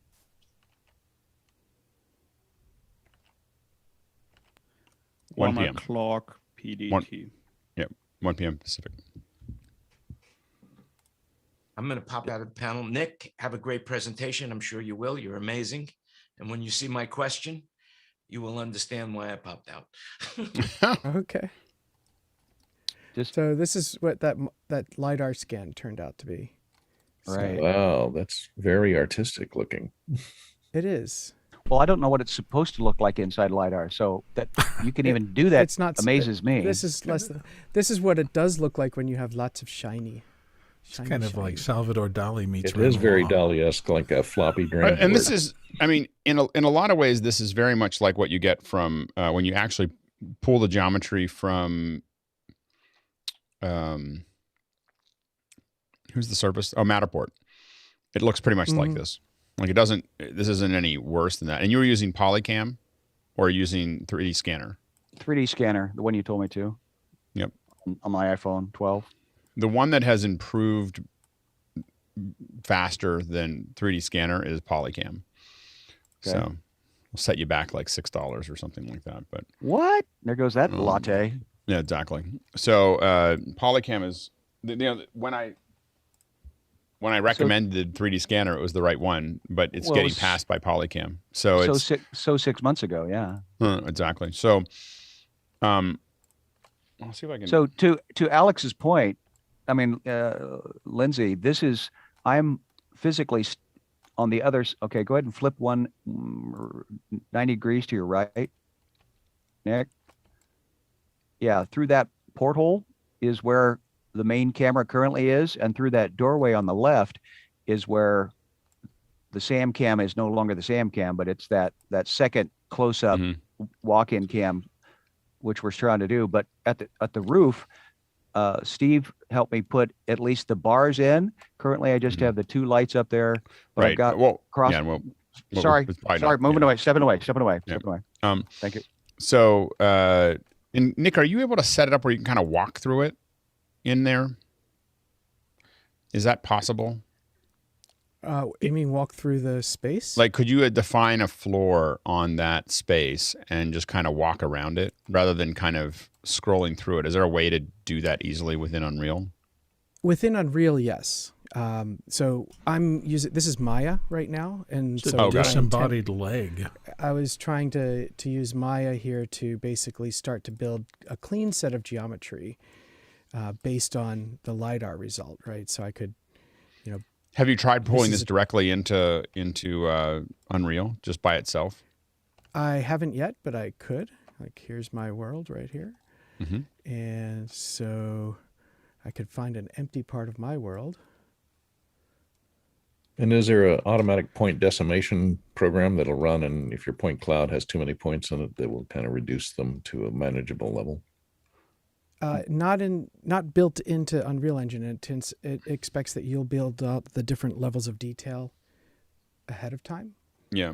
I mean, there's a Mesh Lab is, I think, cross-platform, and it will do basic decimation. It's not necessarily the best, but it's open source. I think it's open source, but I think you can get it in GitHub. But Mesh Lab will do the decimation. The tricky part with decimation is often texture maps, and how they're applied, and whether it can maintain those.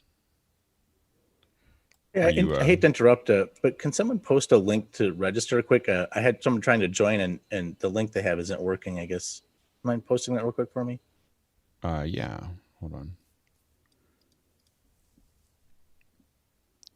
I mean, it's the one that goes out in every email, same one. Let me see if I can find my email. And Nick, it may not be for now, but I just reposted the photos that I have of that space in a zip file on Discord to you personally. Okay. I'm just a little nervous. I'm realizing that, this is my live video feed Unreal Engine level. I think maybe this wasn't the best idea. We'll see what happens. Pop someone's kitchen in there? What the heck? Pop someone's kitchen into my Well, world. it's going to be, I mean, it's going live to the world and has for the last 8 months. I don't know if it worked. I don't know if it's just too huge or too small. It's a speck. It's too small. And it's a dollhouse. It's just a little And Chad, And Chad did put the correct one in there. So if it's in Makana. I don't know if it's got a Thank you. material applied or not. The universe is tiny. Your universe does is have a- huge. Yeah, it keeps saying lighting needs to be rebuilt. Maybe it's just not lit. Yeah, that always, I only occasionally bother to rebuild it. I think we're getting there.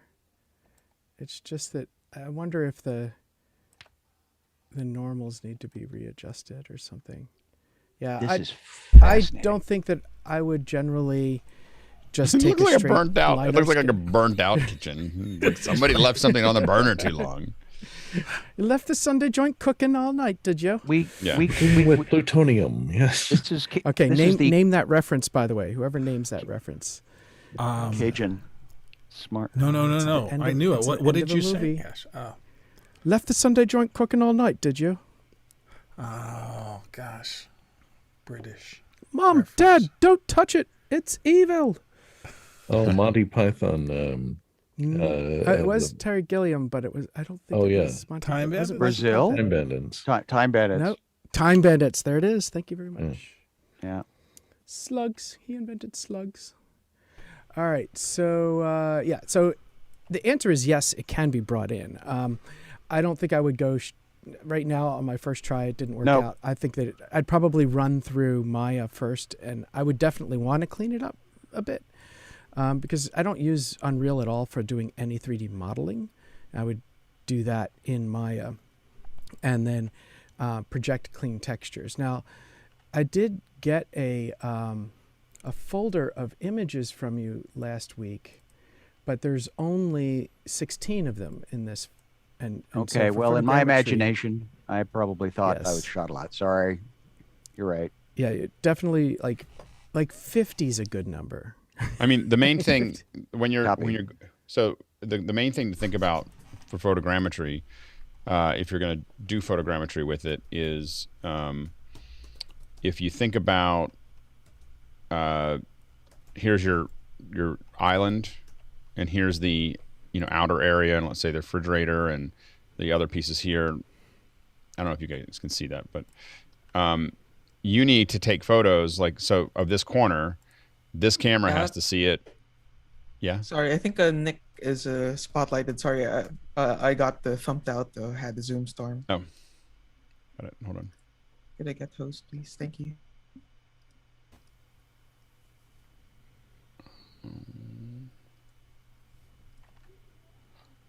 So, but in an object, and this is kind of related because this is what I do with this is what I'm trying to do with Unreal is bring stuff in.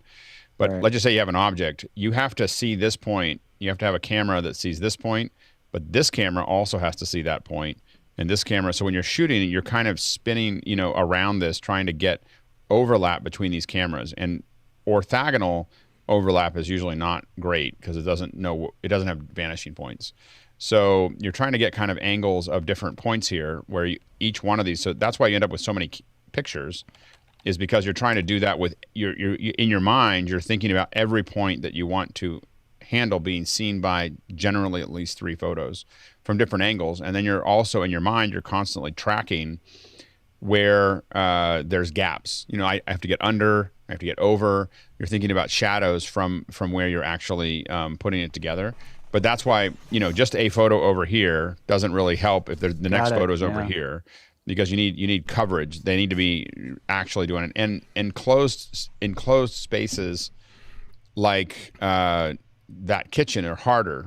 One thing that I don't know if anybody else noticed on Polycam, which is why I'm so excited about it, is Polycam is now showing that it knows where the camera was as images, like it's taking them at a certain. Rick, have you played with Polycam at all? XYZ? I actually just started playing with it. I actually just got an iPhone 12 Pro Max just last week, so just started. So I don't know if Nick has played with it or not, but when you wind, I was winding over a cliff face, and when it did it, it showed me a pattern of where it all went, but it showed me little images of I know where you are. I don't think it's taking pictures yet. It might have been taking pictures for the texture map, but the next step is where we need to get to, which is that it takes those photos and then it syncs them with the LiDAR so that you get the hard position of the camera, and then you add the photogrammetry on top of it, and it's Polycam.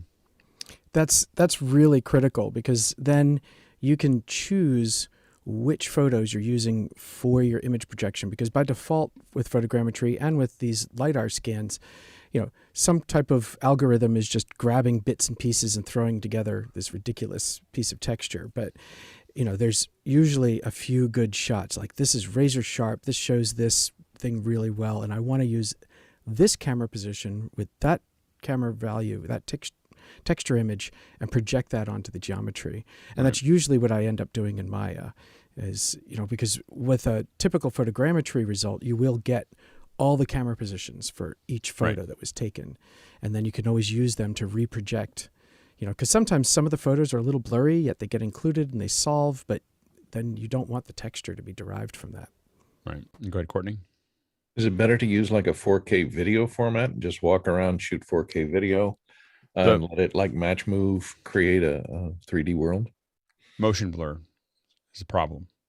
So you want to turn up high frame, high frame that rate. And the photogrammetry software tends to be optimized for reading out the EXIF data that is stored in JPEG photos and RAW photos, and not that level of data is not always available in a video file metadata. Like, so what brand lens did you use? This is where the lens length.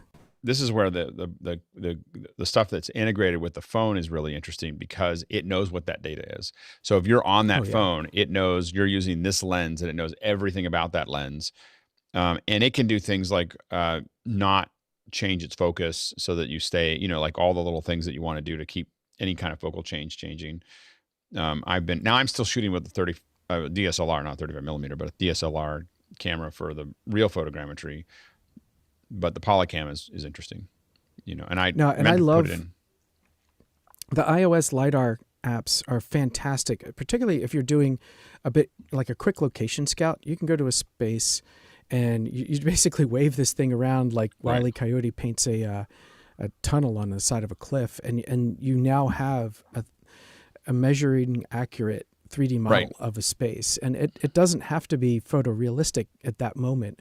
But I was at a location on a Wednesday evening and captured it with the iOS device. And the next morning I was teaching a class and I brought that model up and like, well, this is the space that we're going to be working in. And as a communications tool, it's fantastic. And it's to scale. Like, that's the funniest thing. The funniest thing is, if anyone ever texts you a USDZ and you open it up, it will pop in and scale. I sent somebody an upstairs room, and we were in the kitchen. I texted it down to them to show them in the kitchen, and it just popped the whole room into their kitchen at scale. So so it knows how big it is in what it's doing. All right, let's jump into the questions. Do you mind if I answer something real quick? I apologize. I just want to make a comment on the video acquisition for reality capture. It does do video. What it does, though, is it converts it to still frames, and then you go through and weed out like bad images to, just pop it out that way. It doesn't actually take the video and process it. And that was going to be my point. So it could pull selected frames from different points that overlap.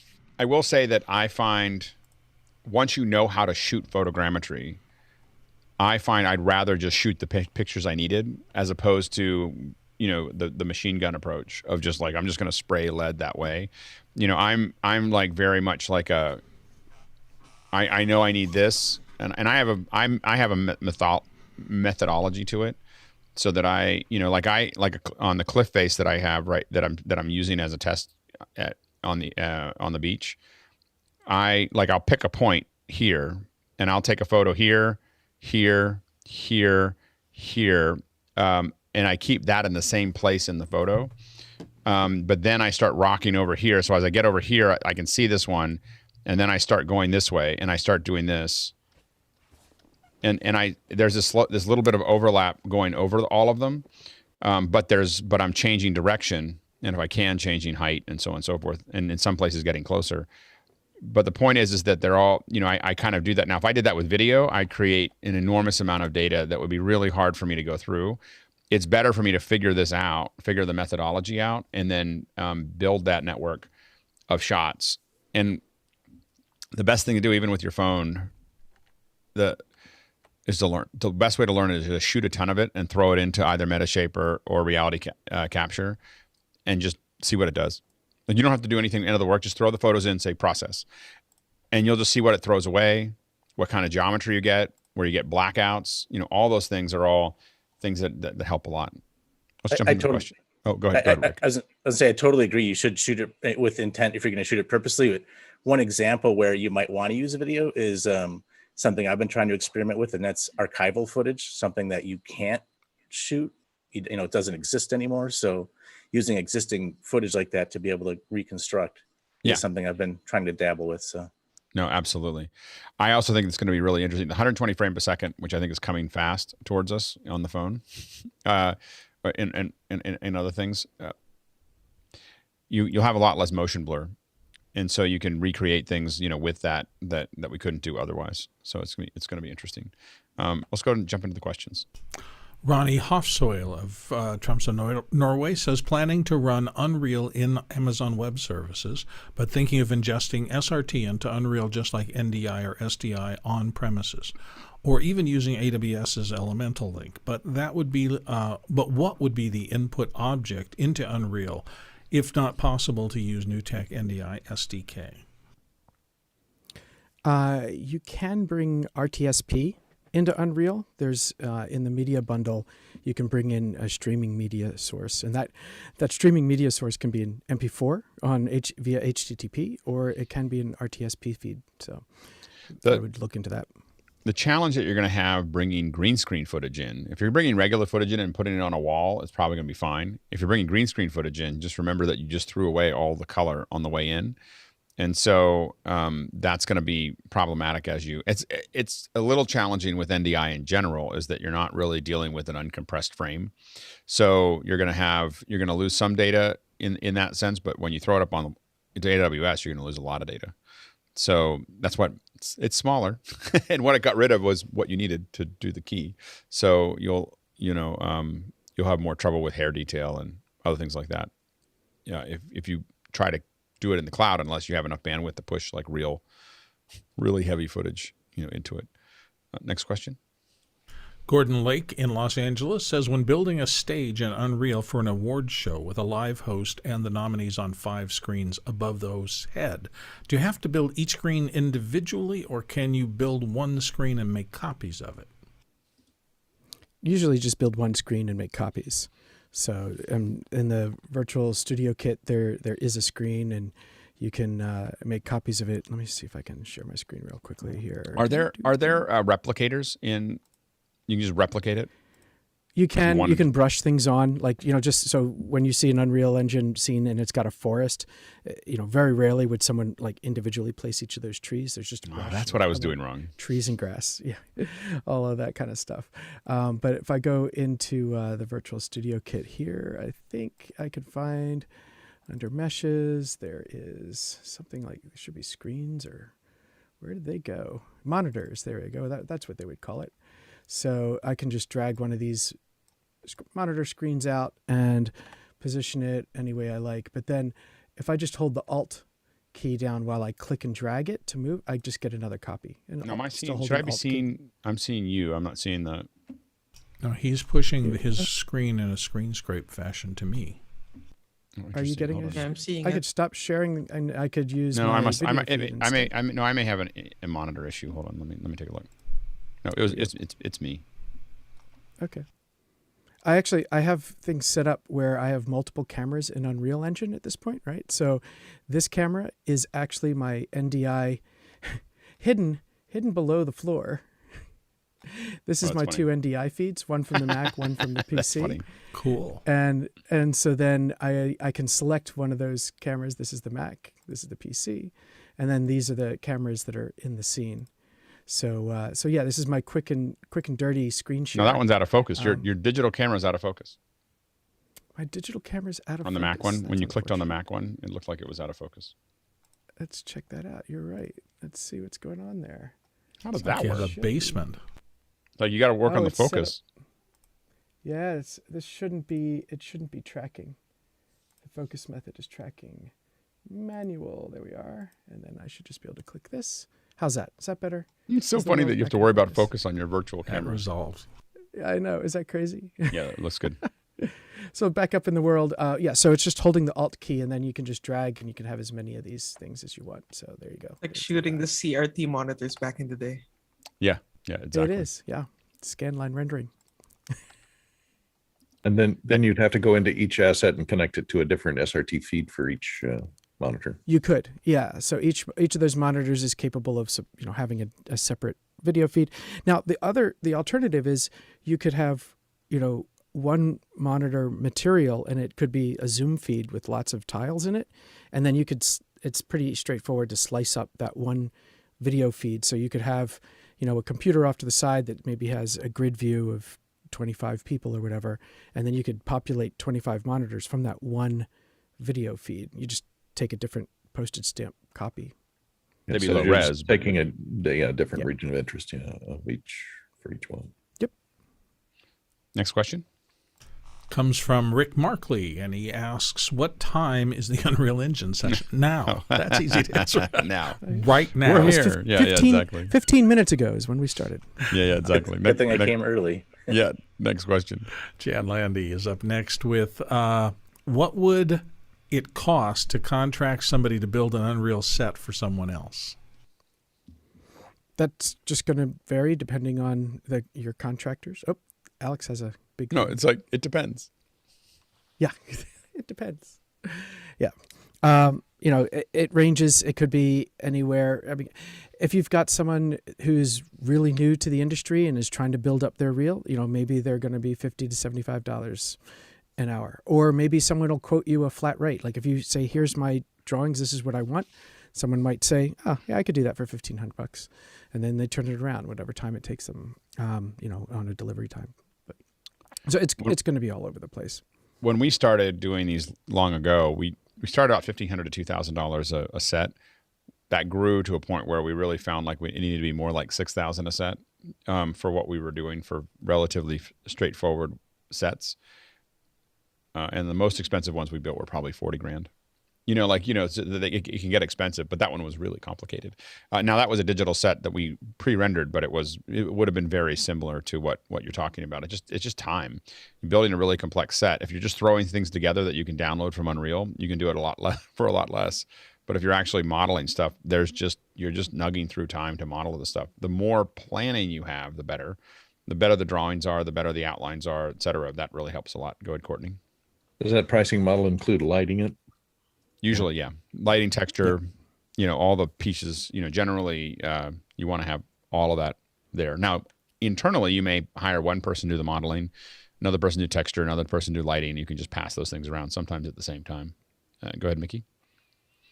And yeah, like if you do go down this path, it's a lot cheaper to model, rig, light, texture, everything. With all the possibilities of things you might want to do all in one go, as opposed to I'll do this now and then a little bit later down the line, a little bit later down the line. It's always so much faster, easier, and cheaper to just get it done in one go. And have someone actually build it, make sure that they're organizing the data structure well, and all those other things are useful. And you want to have animation fall into that as well, because that is also going to influence how certain things get modeled. So if you want a curtain to blow in the wind, it actually has to be modeled differently than, I just need a curtain. It changes how many vertices and the way you model things. Right. Next question. Akamaranja of Kuala Lumpur, Malaysia is up next with, hi Nick, can you share your current hardware setup? If possible, can you show a layout diagram of your hardware's connections too? Thanks. Let me see here. I was trying to get my iPhone to come up on my background so I could show this. It was working a second ago, and now it's not. Darn you, Chris. Chris set a great example last week by just like pulling up his iPhone and being able to feed from it, and now I can't do the same thing, and I'm jealous. All right. Yep, I'm just going to have to talk through it then instead. So basically, my hardware setup is that I have a Blackmagic Micro cinema camera in front of me, and so that's just locked off on a tripod. and that feeds SDI into a deck link board that is inside the computer. So that's just it's a Ultra HD SDI feed, and that's what Unreal Engine is using for my video. So if I go into Unreal Engine here, under my folders of content, I've got a Blackmagic physical input right here, and that's what's capturing my video. So all the software is then spitting out an SDI HD video output. So I have a video output going in HD, and that's what each of these cameras are, and that's what this media capture is. So the computer that's running this is actually something like 6 years old, maybe longer. Let me see my properties here in terms of the hardware. So maybe this might not be coming through clear, but it's a Xeon E5, 2.4 gigahertz. So this is old.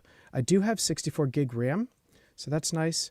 And I do have a very capable but old GPU. So it is a Quadro P6000. So it's the GTX era. It's got to be like 3 or 4 years old graphics board. So it has a lot of memory in it, but it is not at all the latest generation of RTX boards. And so that's calculating all of the graphics. The output is then being transmitted SDI through a converter into my Atem Mini. And then the Atem Mini connected back to the same computer over USB is what's going into Zoom. And so the Zoom feed is actually seeing the Atem Mini. And that's the chain. Yeah, that's it. Next question. Chad Lafarge, St. Louis, Missouri, here on the panel and backstage. I haven't had the best luck with photogrammetry apps on my Samsung Galaxy S8. Is there an app that anyone can recommend?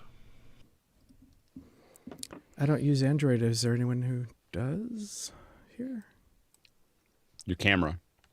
I mean, you know, the thing is that if it doesn't have, I don't know of any good photogrammetry apps on the Samsung camera or on Android, but you can take photos and then put them into reality capture or into Metashape. And Rick, you use a lot of reality capture? Yeah, that's primarily what I use. Yes. I think we might try to persuade Rick to do a Saturday at some point, walking us through the interface and having us all do a little project together. Because I think that reality capture now, if I was Metashape, I'd be pretty worried. Because the trajectory of Epic is to buy something and then to make it free. You know, so. Well, yeah. I mean, I think that immediately the per model cost or the per asset cost at reality capture went down, like with that purchase. Well, also they gave you, if you moved your reality capture license over to Epic, they gave you 3,500 credits. I don't know how much that is, but does that get you a lot? Oh yeah, absolutely. Yeah, definitely. Like how many credits does it take to put out? How do they calculate the credits? That's a great question. I think it's just the complexity of it, how many inputs or how many images you have input into it. I don't know exactly how they formulate that. If I remember correctly, it's like by the megapixels you're feeding it. Like, so, you know, if you feed it 105 megapixel images, you know, they're basing it on essentially the resolution that you're feeding each item with. That's what I recall. The other thing is that for educators, you can request a free access to a free number of licenses for your institution. So I'm going through the process of that. I'm just actually at the moment I'm waiting for them to respond. Apparently their folks are still trying to figure out what to do now that they've got this. But it was pretty clear. If we get to the end of the year, and it's not free, I'll be surprised. I'm anxious to check out. It's not expensive to use even then. What were you say, Rick? Yeah, the PPI is really inexpensive. I'm anxious to check out the Cesium demo. I don't know if you've had a chance to look at that at all, but that's pretty exciting to me. What's Cesium? Cesium is it's like photogrammetry from existing models. It's kind of like a Google Earth in a sense of pre-existing photogrammetry, but it's built right into, I should say built right into, but you can integrate it right into Unreal now. And there's a free demo pack too you can check out. What's the URL? Go right on the Epic store and go to free. And I think it's Is it free for the month? Yep. Actually, I see here. think Is it spelled like the element with a C? Or CESIUM. Yeah, so they didn't play funny with it. Yep. It's definitely interesting. I'm anxious to check it out. I just recently purchased the Microsoft Flight Simulator, and it reminds me a lot of that. I think we'll be able to do a lot of really cool flight sims within Unreal now. The big deal is that it's geolocated, pre-built photogrammetry results. So this is, resulting from aerial photography, satellite imagery, and it's all geolocated. So you can basically, download a city and then incorporate that into your Unreal Engine. It's going to change location shooting budgets. And it's in market. Hold on. If you go to Marketplace, let me get my screen shared up here. So if you can go into Epic Launcher and click on I found it. Marketplace. Yeah, and then you just click free. I think it's free always. I don't think it's free for the month. I think this is like always free now. Permanently free, yes. And that's mostly they did photogrammetry of those locations? I don't know how it was acquired. I need to learn more about that. But yeah, I just heard about it like a week or two ago and anxious to check it out. They basically have collected. Cesium itself has scraped the world for free. Imagery and 3D models and such, and so that they've been generating these images and they've been generating these models, and of course they're keeping the geospatial data with it, so you can put together pretty high fidelity views in 3D of various city locations. And was that paid for by Epic? Do they pay them to do that? Is that how that? This pre-existed, so Epic may have. I don't know. I don't see anything here on this particular page. We probably look in to see if Cesium was awarded perhaps a Medica grant or some other relationship happened, or Cesium might have multiple tiers in terms of the level of detail in their data, and you can, for free, you can put this stuff into Unreal. But I haven't looked into if there are costs associated with getting, models of this kind of detail. Right. Doesn't Google Street View offer a lot of that information available, and along with GIS, marrying it to GIS information, satellite GIS information? Just not in a way that it can pull directly into Unreal that I'm aware of. Right. Yeah. You would have to translate it. So the Cesium plugin basically takes care of that translation. I heard about this right around the same time that the reality capture acquisition happened. So I'm assuming this was all, part of that deal somehow. Yeah. Next question. Andrew Moyer of Oakville, Ontario, Canada, says, when I rebuilt the lighting after hiding the light source, it was still showing intensity until I turned the intensity down to 0. From your video, you don't need to do that. Did I miss something? And the light source in this case is the sun for him. I guess it depends on how you say you hid the light. I think if you just click the little eyeballs next to the outliner, that hides it from the viewport in Editor, but that's not removing it from the render pipeline.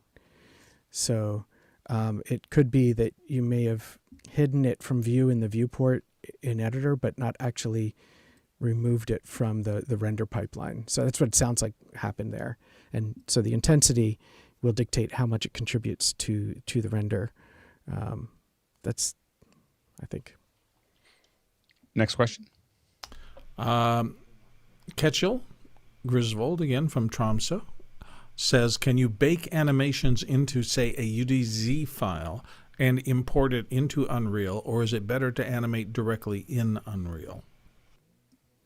I believe you can. I haven't used USDZ yet with animation, but you should be able to. It does work that way for Alembic, for example, as a format where you can animate in an internal program, and that animation could be involving, joint systems and blend shapes and physics and end cloth simulations, and all of those kinds of things could all be happening to effectively the mesh that's ultimately being animated. And then the result of all of that essentially gets baked out to an ABC Alembic file. So I expect that the same thing is supported in USDZ. I haven't personally done that in that format. I've done it with Alembics, and FBX is a similar approach, but FBX doesn't actually bake the animation onto the mesh. It actually drives with a skeletal system. It seems like USDZ is kind of the future. I mean, it seems like, or USD, maybe not USDZ, but it seems like there's a lot of adoption going on right now, or a lot of chatter. Yeah, about no, it. absolutely. I mean, ultimately, if you look at the EXR format, was written originally internally by ILM to handle, we don't just want RGB and alpha. We want all the channels, right? We want depth. Right. We want normal direction. We want, intensity. We want all that data stored in the pixels of the files. And to make it even more accessible, ILM just released it as this is open source now. Everybody can have EXR. And it was not long before that became the standard in the visual effects post-production world. And in fact, Unreal Engine supports EXR. So along comes Pixar releasing USD, and that was, the same thing. And, Pixar and ILM have a similar pedigree. So, yeah, I think this will be... And the general rule of business that you could see being executed there is for businesses, you do everything you can do to control what makes money and commoditize everything else. Like if you look at like that file format doesn't make us money, we'll just make it free so that it becomes easy and inexpensive to manage. Next question. Tlaloc Lopez Waterman is back with thank you so much for this, Nick. What do we need to know about lip sync and latency in, I assume, video projected inside Unreal, and how do we think through the sync path? So you just have to measure it. So my approach is to run my video through the full pipeline. If I'm I don't know how closely my lips are synced right now, but usually what I'll do is periodically I will do a Zoom recording to the cloud, and I'll do a clap or two to record that, and then I'll look at the video file result. And depending on how many frames of offset I'm seeing, and of course the frame rate, then I'll dial that into an audio delay. So in this case, I'm using Code Meter Potato. It's kind of like the next level up from Banana. And the Potato has a built-in delay unit. So I'm running a 60 milliseconds of delay right now, and that's what I'm doing. So my mic comes in, and it's not going out to Zoom. The mic is being sent out to the delay unit, and then the delay unit is what's being sent to Zoom as a mic source. And so that's how I approach that, is just to measure that through a video recording and then dial it in. Next question. Kumar Ranjaya is back from Kuala Lumpur with, hi Nick, which deck leak model are you currently using, and are you using Atem Mini Pro? Thanks. I'm not using Atem Mini Pro. I'm using Atem Mini nothing. It's just the plain old Atem Mini. It was probably it might be a very low serial number actually, because, and I have to admit, it was my department head that got the first one in our department. So he was like, you got to get one of these. And so I do. The deck link board. Let me just double check. I think it's just a 4K Pro right now. I do have, and I want to install my, this is a 4K Duo. So I'll have far more input outputs. There's 4 of them there, but the one I have now only has 1 input output. Oh, wait, I could just look right here. So let me share my screen again. So inside Unreal, when you open up your Blackmagic input, you can see the model. And I have a DeckLink SDI 4K. That's what I have. Next question. I think we've covered it. Courtney is wondering again about how much audio delay do you need to dial in for your current virtual cam. You already answered that. So we're okay. We're moving on. to Jake Fenton of London for screen sharing during a presentation via Zoom and Teams and using VP Studio. Is there a way to animate the camera to move to a screen inside the studio to play the screen share, then animate back to the main camera position at the desk? Hope this makes sense. How would that work? So yes, you can do that. What I would normally do is actually then have to build a what I would call a packaged virtual production studio. So the way I'm using a virtual production studio right now is that I'm running in editor so that I can manipulate things very readily and easily. But if I were to hit play, then I actually have more functionality and more automation possibilities, including multiple animations. So I could animate the camera, and sometimes I do even in editor mode here. So this camera can be animated, and next week is actually when we'll be talking about cameras and animation. But this is basically Unreal Engine's timeline is called Sequencer, and I've got a couple keyframes set up for this camera so that it will slide back and forth. So if I hit play, now this animation is running, it's set to loop. And if you look closely, you'll start to see like this screen over here is going to be moving away from me. I prefer to do this very, very subtly so that it's not intended to distract, but it is intended to show that, this is something more than just a Zoom background going on here. And so this camera will, as long as this timeline is running, it'll just animate back and forth. And you animate it just very much like you would any other program where you just set keyframes and move things and set a keyframe. So that's all possible. So I could kind of isolate the big wall behind me. But as I was doing now, I have in the basement here hidden is my pair of screen grab cameras. So this is one NDI feed, this is the other, and these cameras are facing it. And I could select them right here in these buttons so that I can see here. You can see it down here that there's the two selectors. That's the Mac view. That's the PC view. I guess you're getting whatever I'm sending right now. So you're getting my NDI feed camera from this camera right now. And so this is my what's called media capture. So this is sending the video from whatever camera I've selected out of my DeckLink SDI output. So technically, each one of these virtual cameras can be connected to the SDI output on the fly. And this is, I prefer to cast in editor mode. It gives me a lot more flexibility. But I have done shows where I will predefine all of that animation and actually add a heads-up display style overlay. Kind of instead of using a Stream Deck, I'll just build a Stream Deck interface over the viewport, and then I can just use my mouse to click buttons to trigger animations and camera switches and things like that. So there we go. That's how that's done. Next question. Ernest Floyd of Bastrop, Louisiana. Can you recommend a good starter epic game so I can get better with my hand-eye coordination when navigating in Unreal? Yeah, I mean, I would definitely start with some of the levels in the Learn tab. In fact, one of the fun ones, it's a little bit more dramatic, is there's one called Blueprint, and it's intended to learn the scripting language inside Epic, but it actually puts together like you're in this skyscraper, like penthouse kind of office space, and that's fun to navigate around. So, yeah, you grok it eventually. Next question. And it's the last one on the pre. So Jake Fenton in London says, Cesium, how do you download the model, as most of the time there isn't a model with textures for the buildings? And I'd like to adapt it in Maya if it can be downloaded. Any ideas about this? I'm going to go to Rick on that one. I don't know if he's gotten a chance. I haven't had a chance to try Cesium, so.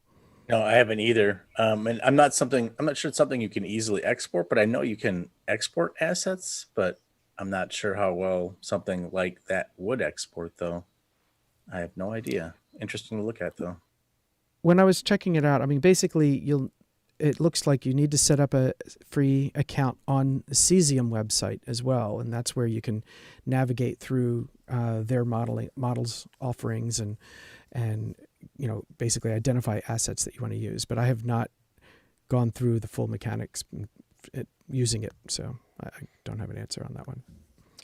Great. Now, do you have a little something you want to show? I didn't prepare too much actually for this, but let's see what I got here. No, we can go to lab. But yeah, if you... we could go to lab. I'd love to go to lab. That's fine. Okay. Next week we'll be looking at cameras and animation. But I know this week, we were really talking about video itself and bringing in a video file. So, I mean, I could walk through that, but I, uploaded a video on how to do that ahead of time. So why don't we walk through that a little bit just so that we can ask questions along the way as you kind of show it. Sure. Okay.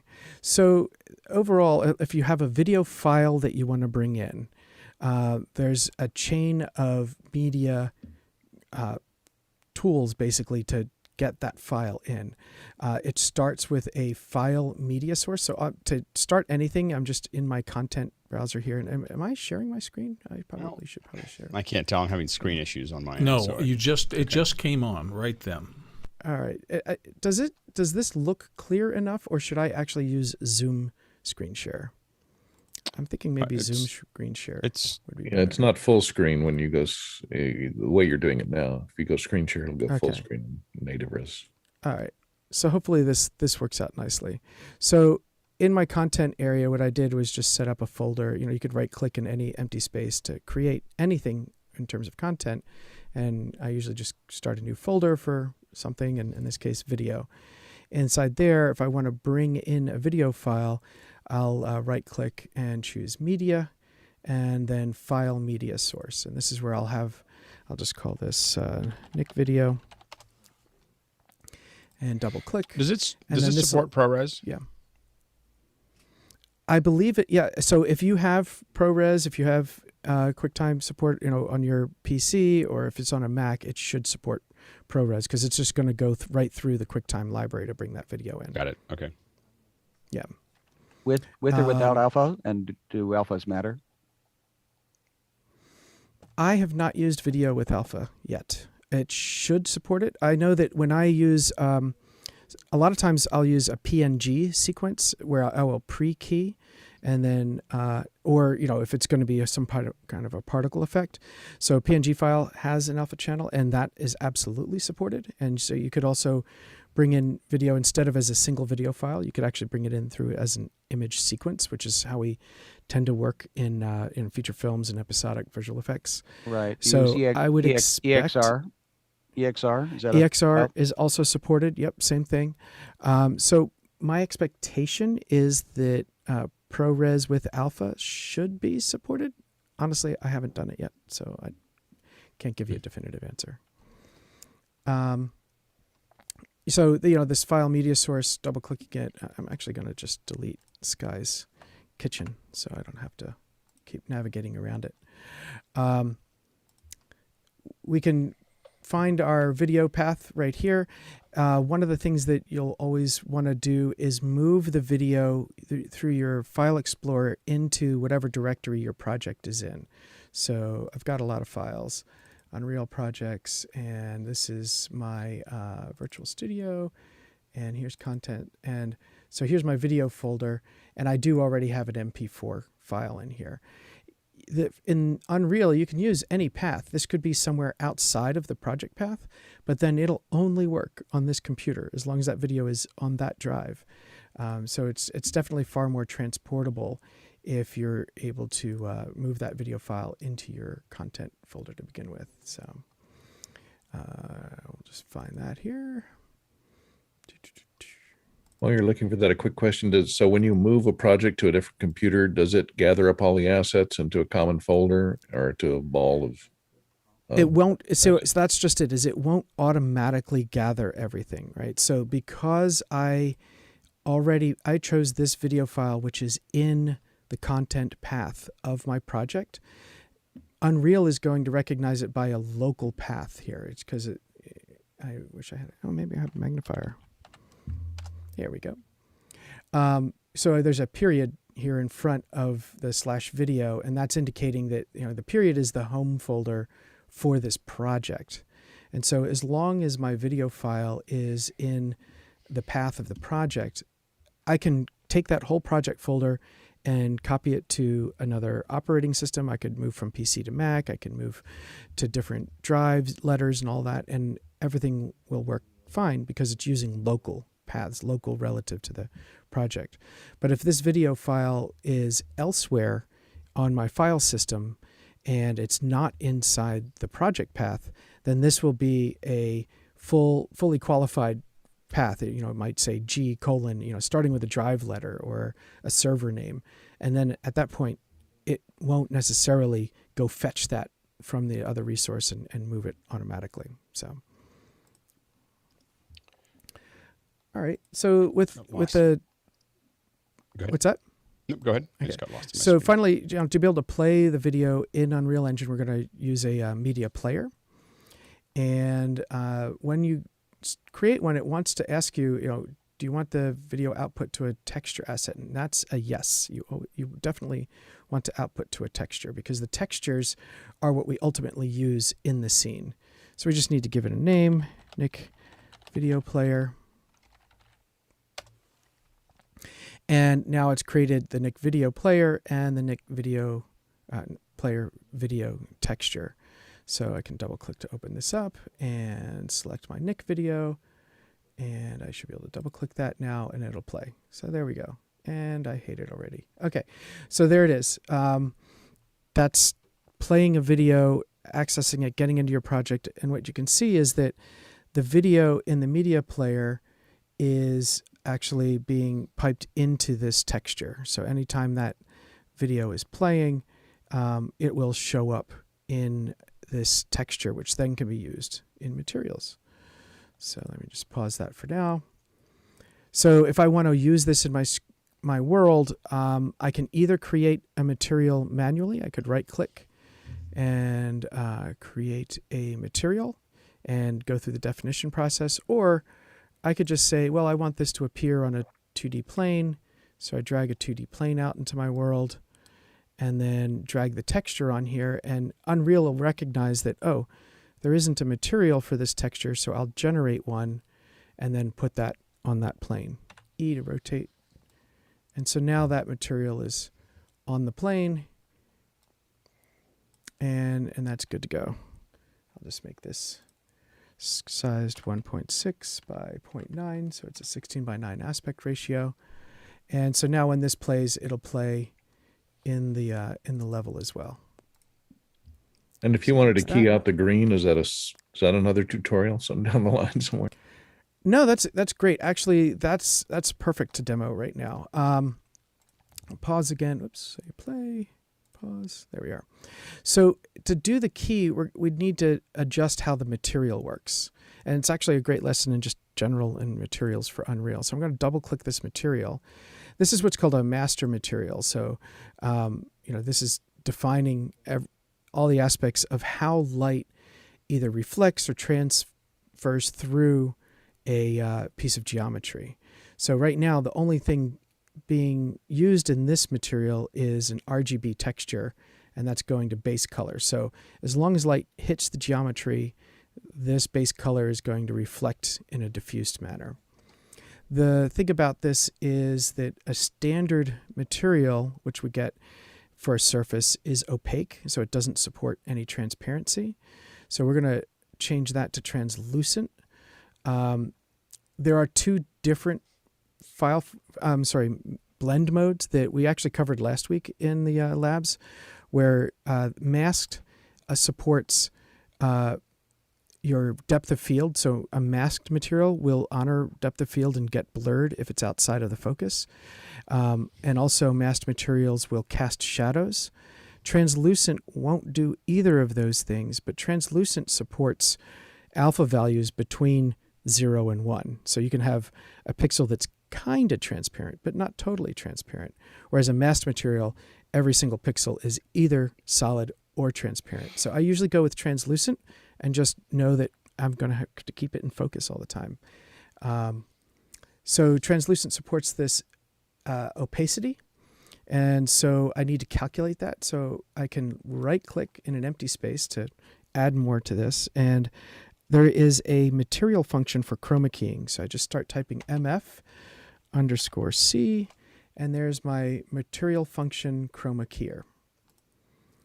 And this takes an input color. So I just take the pin from RGB and connect it to input. And then this output is emissive color because this actually has a despill function built into it. So I can drag and drop that over to base color. And then opacity, I'm going to connect to opacity. So I mentioned earlier that this is a master material. This is the definition of a material. And what's happening inside chroma keyer, if I double click it, I can see inside there's a lot of stuff going on in here. This is all the instructions for translating an RGB into keyed RGB alpha, where we can identify green screen and drop it out. And inside all of these operations, there are parameters. So cropping left and right, and you can see, again, I'll just bring up my magnifier. Underneath some of these is the word param. So this means it's a parameter that can be adjusted by the user if we create like an instance of this material definition. So what that's leading me to here is that I'm going to close these and say that this is our material definition. We've got our texture sample coming in, and there's a chroma keyer in it, and there's our output that's going to base color and opacity. I'll save that and close. And then what I'll do is I'll create an instance of this material. So saving, it's doing things, it's not doing nice things. So I'm going to right click on the master material here, create a material instance. And so this is, I'll just call it video keyer _MI for material instance. Now when I double click this, basically it gives me a user interface to work with the parameters that are defined inside the master material. So I want to pick a key color. So I'll click on this, and I'll click on my little sampler, and I'll sample a green from my texture. And I'm wondering why I'm not getting anything in here yet. So let me just double check my material. Oh, now it's doing something. Maybe the emissive color shouldn't be connected here. Let's just go RGB straight into base color for now. Save that. Go back to my material instance. And yeah, it's not too happy. I wonder, oh, you know what I did? Is I closed my media player. There's no media, there's no texture going in there. There we go. Now we're all better. Let's keep that there. All right. So now my material instance is getting me, and it's keying out the green to a certain extent. And so I can make adjustments to that background color, try and kind of find the sweet spot where it's the most transparent. Now I know Alex is cringing because this is a chroma keyer and not a color difference keyer. And I have a couple videos on my YouTube channel that show how you can do color difference keying instead. But this is a... And are you just doing pixel math to do that? Actually, there is a chroma keyer material function set of instructions built into Unreal Engine, but it's buried inside the engine. And so my video tutorial on that shows how to dig those out and put them into your own material and use them. Got it. They're intended for a tool called Composure, which is a dedicated compositing tool inside Unreal Engine. We can go under Cinematics, I think, or here it is, Composure Compositing. So this is kind of like a mini After Effects built into Unreal Engine. I haven't been using this in my virtual studios because it's what's called a post process. So all the video, all of the texturing, everything's going through the engine, and then it gets to Composure, where you can actually do a green screen key, kind of like you would with After Effects. And then the result could then be fed back into Unreal Engine for use a couple cycles later. Mm-hmm. So it institutes some delay. And since I'm familiar with compositing and the mathematics that drive it, I'm just content to kind of do my own little bit of keying. And because I'm aerodynamic, I don't have to really worry about hair detail. So there's the basics. I mean, I have a YouTube video that goes into this in depth, so it's no reason, no need to dig into that too deep right now. But I have this one for chroma keying, and then there's also one on how to get the color difference keyer out of composure and put it into a surface material, so you could use it there. Next question. Moving on, Kijif Griswold again from Transa is back with, I have created a cabin in 3D Studio Max that consists of hundreds of objects. When I import it into Unreal, it becomes exploded and all the pieces are scattered. Last week you guys recommended moving all the pivot points to one space. Does this not solve the problem for me? If not, any ideas? That should solve the problem. And that way, when you take all the components that came in out of 3D Max and drag them into your scene, they should all come in relative to one another. And if for some reason something doesn't, you can always select them all and set all of their translations to 0, 0, 0, and then they should all be in alignment with one another. So that should do it. Next question. Ketchel's back with, do you have full control over UVW parameters on the materials in Unreal? You have some control over it. So you don't have a full UV mapping tool per se, that you could take a 3D model of a lion and open it up and edit all the UVs, but you do have the ability to what I call slice and dice a UV map. So there's a node that you can use in material definitions that allows you to define the vectors of the UV map that you actually want to use. And so that's what this input here on your texture sample is for the UVs. So you can custom define which part of the texture that you actually want to feed into the material. And this is how I would slice and dice a Zoom video grid view to be able to put it onto separate geometry into the world. So you have a rudimentary UV editing capabilities, but it's not as extensive as like the UV editor that you would have in Blender or Maya. Next question. And the final one in this group, Jonas Dattel of Reutling says, can I import my own GSL shaders? There is an HLSL node that you can use. So if you, in fact, some of the shaders that Composure uses are HLSL. I don't think GSL goes in natively. I think the code needs to be HLSL. I think it's HLSL. No, let me just find. I'll dig one up and show it in just a second here. Let's see here. All right, so I'm not screen sharing. Someone stopped me. Screen share. Okay, so one of the things that you can do in the content browser here is open up a panel that gives you all this content, and this is over and above just what's in your content folder, because down here in View Options, you can activate Show Plugin Content and Show Engine Content. So it's down here in the lower right-hand corner of your content browser. You click, there's Show Engine Content and Show Plugin Content. When those are on and you go over here to this panel, you can search for anything inside of Unreal Engine, including inside of its own classes. So if I type in Composure here, here are the materials for Composure, and here's chroma keying. And inside there, I can say, oh, look at this, single pass difference keyer. Let's double click on that. And there we go. There's some stuff happening in here. And let me get out of my magnifier. And there is, for example, this node that's got a blue top on it is it's a material function. There's got lots of stuff in here. And then in here is our material expression custom. And so here is where you can paste in HLSL, so high-level shader language, which I expect is very similar to GSL. I'm not familiar with GSL so much, and so I don't know how well they correlate to each other. There you go. I have a slightly non-set question.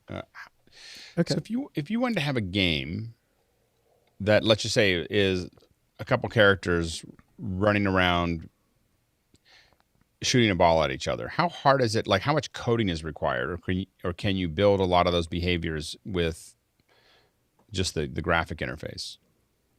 You could build almost all of that with the graphic interface. In fact, there's in starter content, there is a first-person shooter, a third-person, like all of that stuff is possible to code in what's called Blueprint. So, if I go up here and I do Blueprint. Blueprint is the name of this node-based coding language inside Unreal Engine. So on event begin play, that means that's the event of the game starting. I can ask it to do something. Sky has his hand up.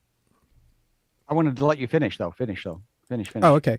So for example, if I just want to print hello, I could put in a print statement. Oops, sorry, print.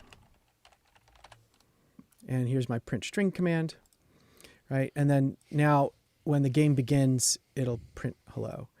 I'll show actually the automation that I have for my NDI, because I'm in editor.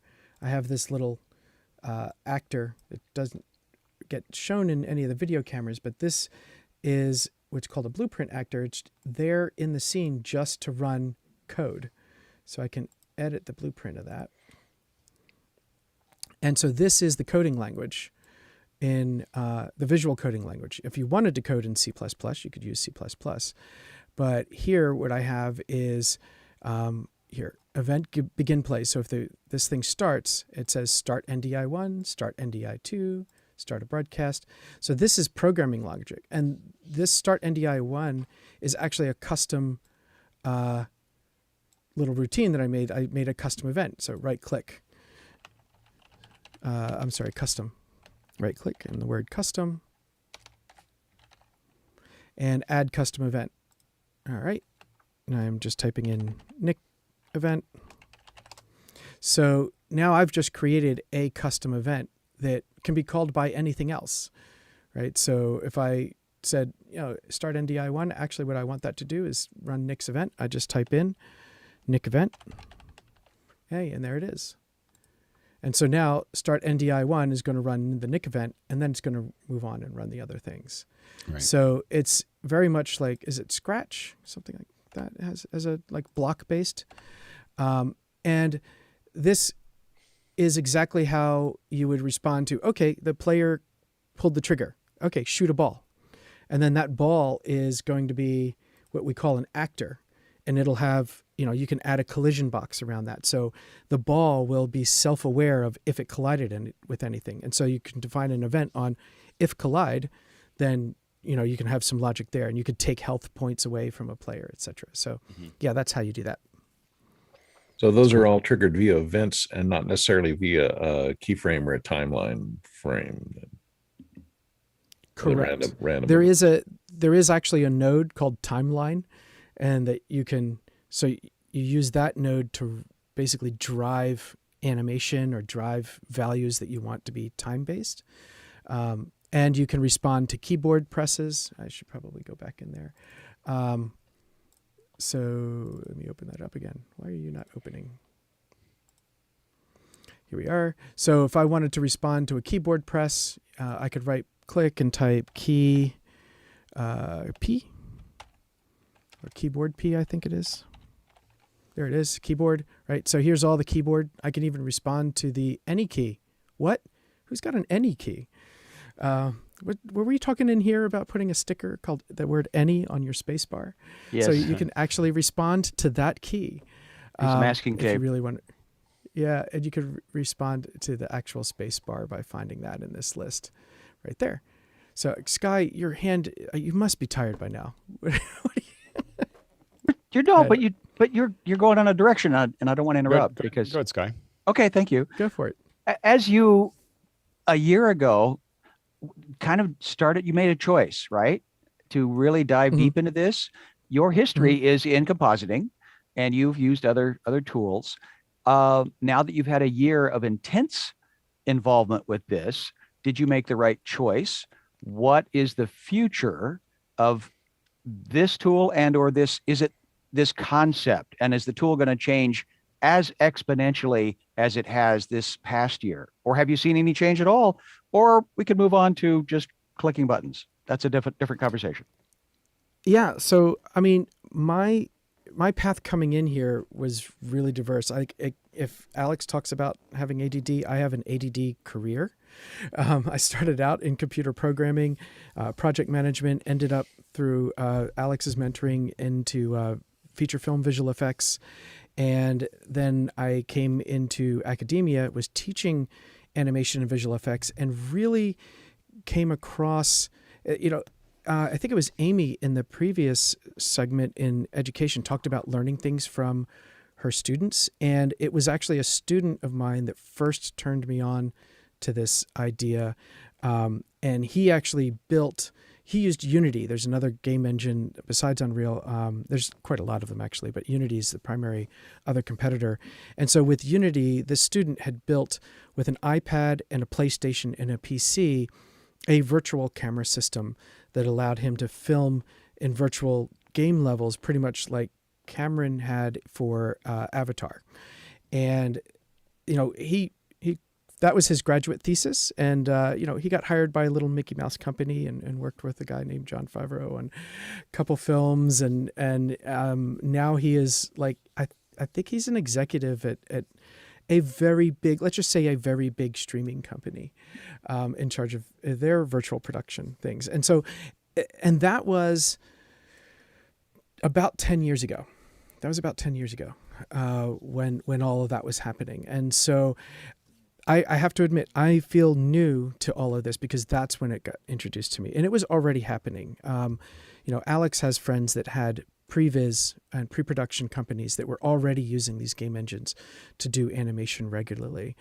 And so it's developed in the last year. It continues to develop aggressively. There haven't been a massive transformation, although it feels like there's one.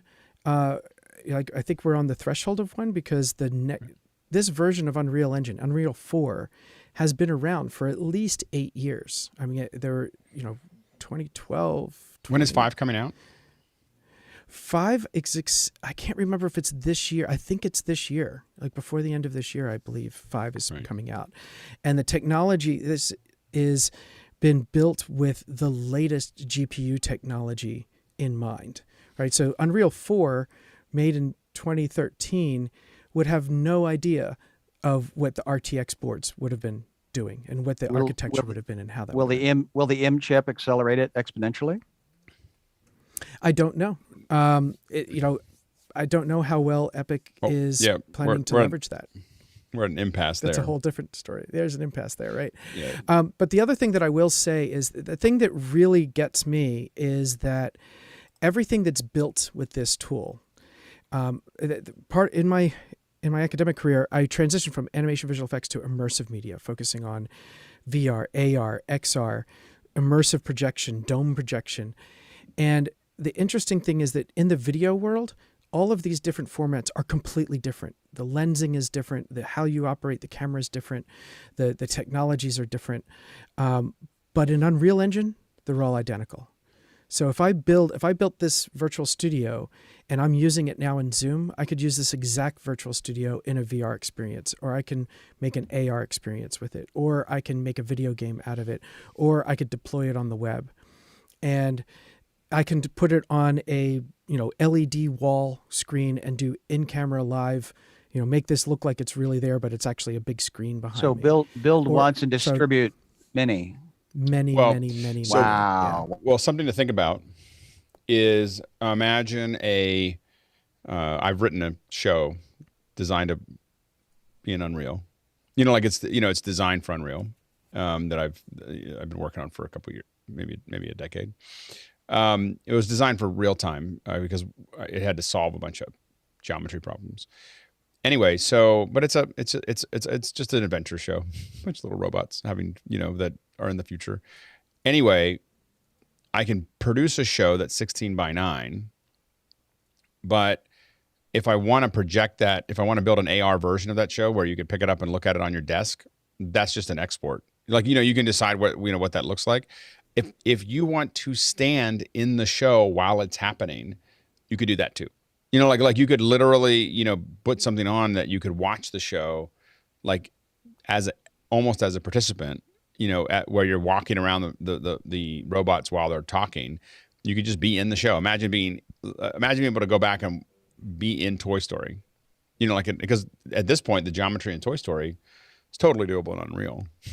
So you could stand inside of Toy Story and watch the scene.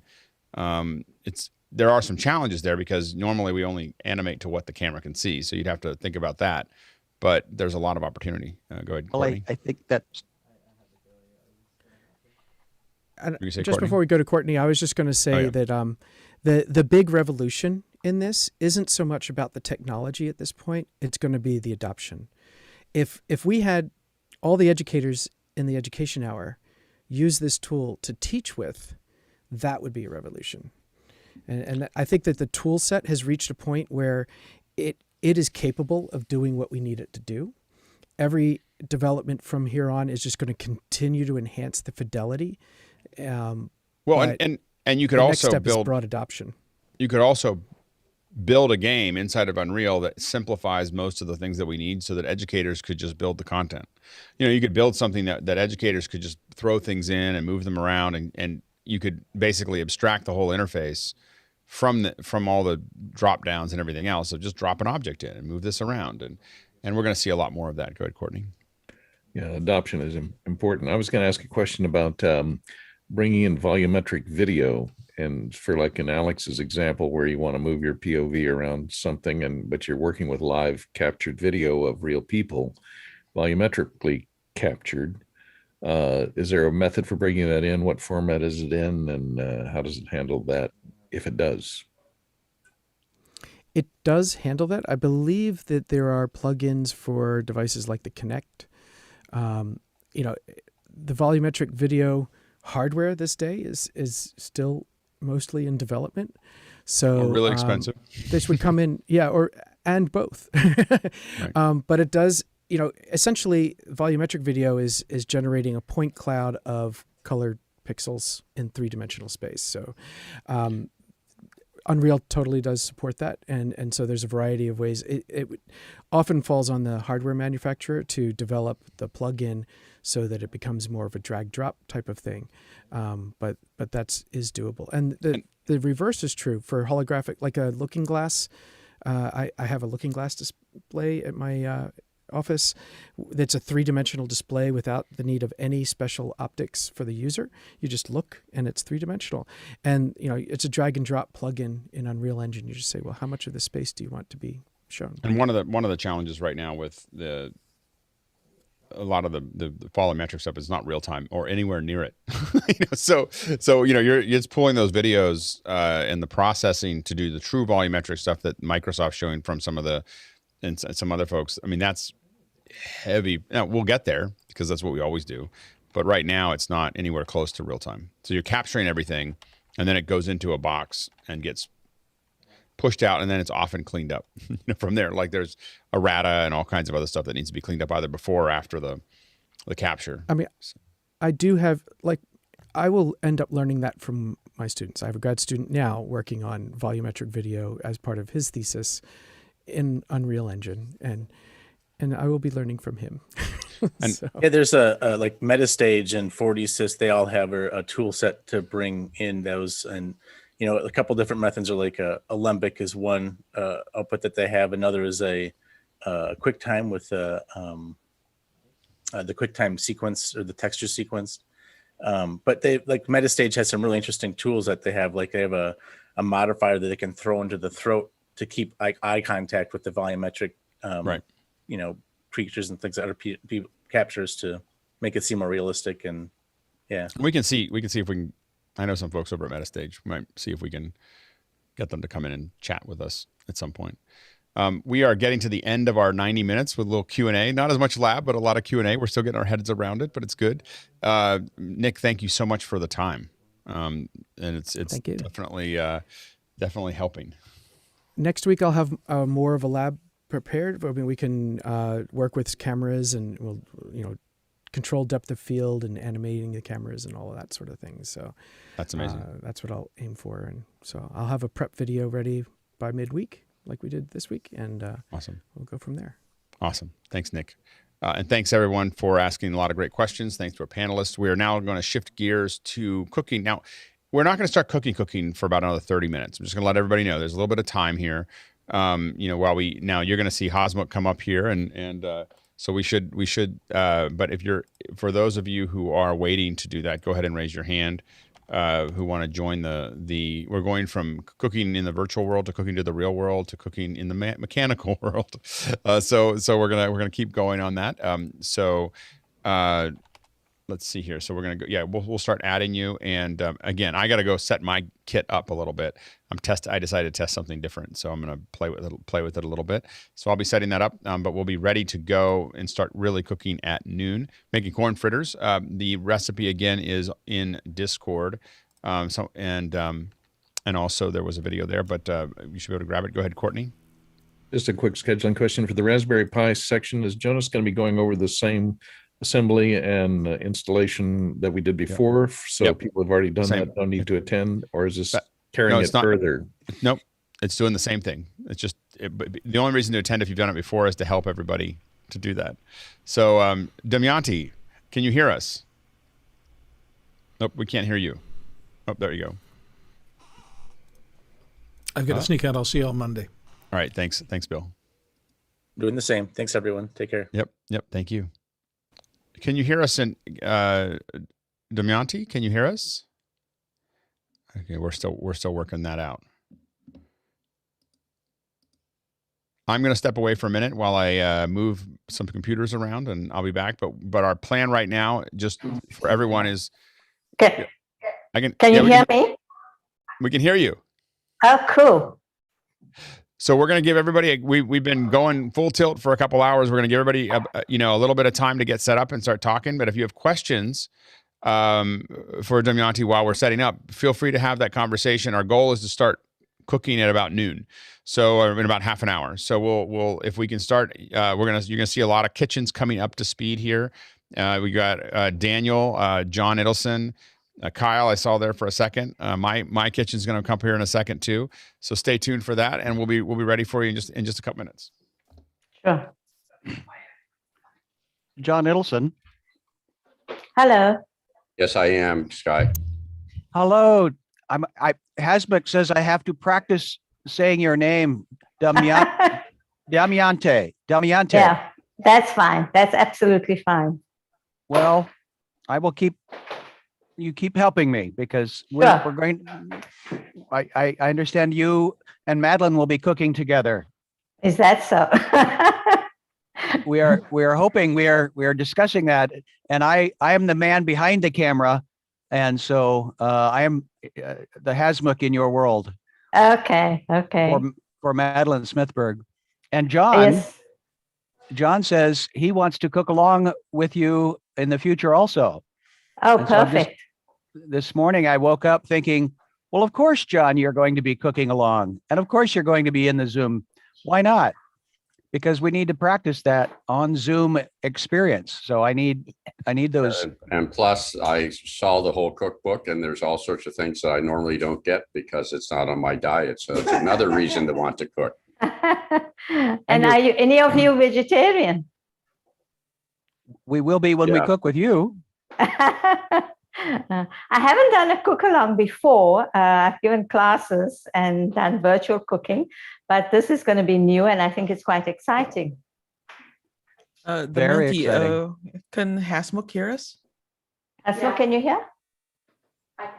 Yes, he can. Mickey can. Hasmuk, you guys are coming in maybe 6 or 7 dB too hot. Yeah.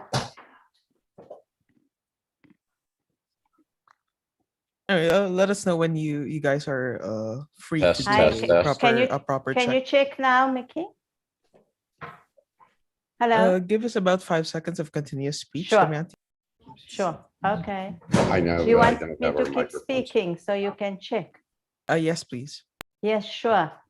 I shall make idle conversation.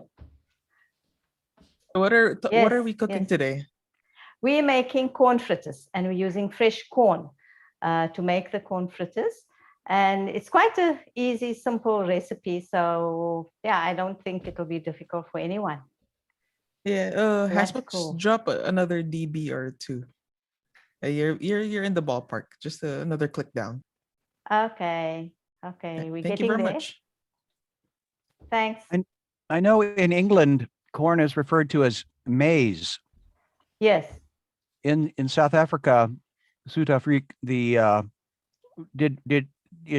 sweet corn a human product or human consumption, or is it often used for feeding animals?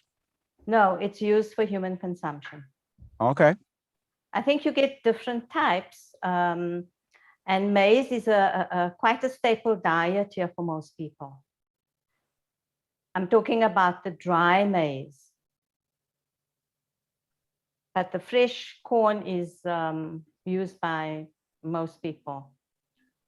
Growing up in the Kansas area in the middle of the United States, we grow a lot of wheat, but people get around the globe confused and they think we grow corn, but that's Nebraska. That's Nebraska, Okay. north of Kansas, but it's the Okay. plains, the plains area that's all very flat and easy to farm.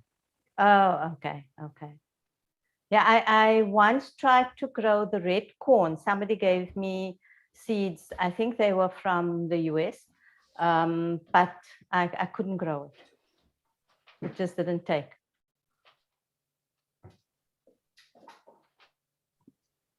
Will you be discussing the different types of grains that you like and that don't like today? Not today. Cool. Mickey, I'm unfortunately on Wi-Fi and I'm have to use my AirPods. I just want to get a quick check to see how I sound. Yeah, I think you're coming in level wise. You're coming in pretty good. Maybe you could do with a tiny bump up, but you're in the ballpark there. All right. Mickey, may I ask the same thing?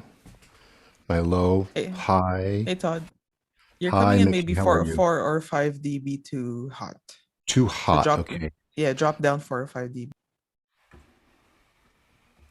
Let's see how we do with that. Is that good? It's on my face, so I guess I can stand anywhere, can I? Is that good? Yeah, just the tiniest click back up, just a Okay. slightest nudge. But One click you're up. in there. There Thank we you. go. Let's see how we go. Thank you. Thank you very much. Yamianta, I'm gonna keep Yes. practicing. Damiante, just remember the Damiante. diamonds. Just remember the diamonds. Damiante. Yes. Yes. Okay. Thank you. And yes, please help me. Please help me. The question was, after seeing the cake that I believe your daughter made for Hasmukh. No, she didn't make it. I think she she didn't make it? designed it. She designed it. Oh, okay. It was pretty awesome. I was going to ask, did she get her creativity from you or Hasmukh? I think both. Okay.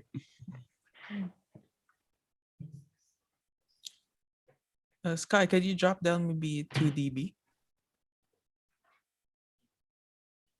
What do you need?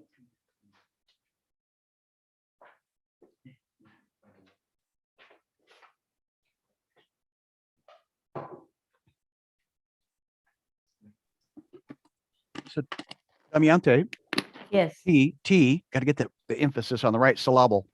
Yesterday, we cooked with a family of about eight people across the United States. Yes. That had won a live event cooking with Madeline. Okay. And so we zoomed everybody into this. And what we're finding is people are afraid to cook. Oh, but at okay. the end, because they're not cooks, they know how to order food from a restaurant or have food delivered in a small flat box. Yes. and what we're encouraging at the end is I ask people were they afraid, and they say yes, and then but it's as they're eating it and enjoying the food that they just made. So in the moment they realized A, they can do it, and B that it's not as scary, but that's the dirty secret. That yeah, I think cooking is a life skill. You should be able to make basic food, because then you're in total control of what you're consuming. I think it's far healthier anyway. I see things philosophically, so I'm grateful to hear those insights. Yes. And I think we're quite fortunate living in South Africa, because we get amazing produce. We get really, really good quality fruit and amazing vegetables as well.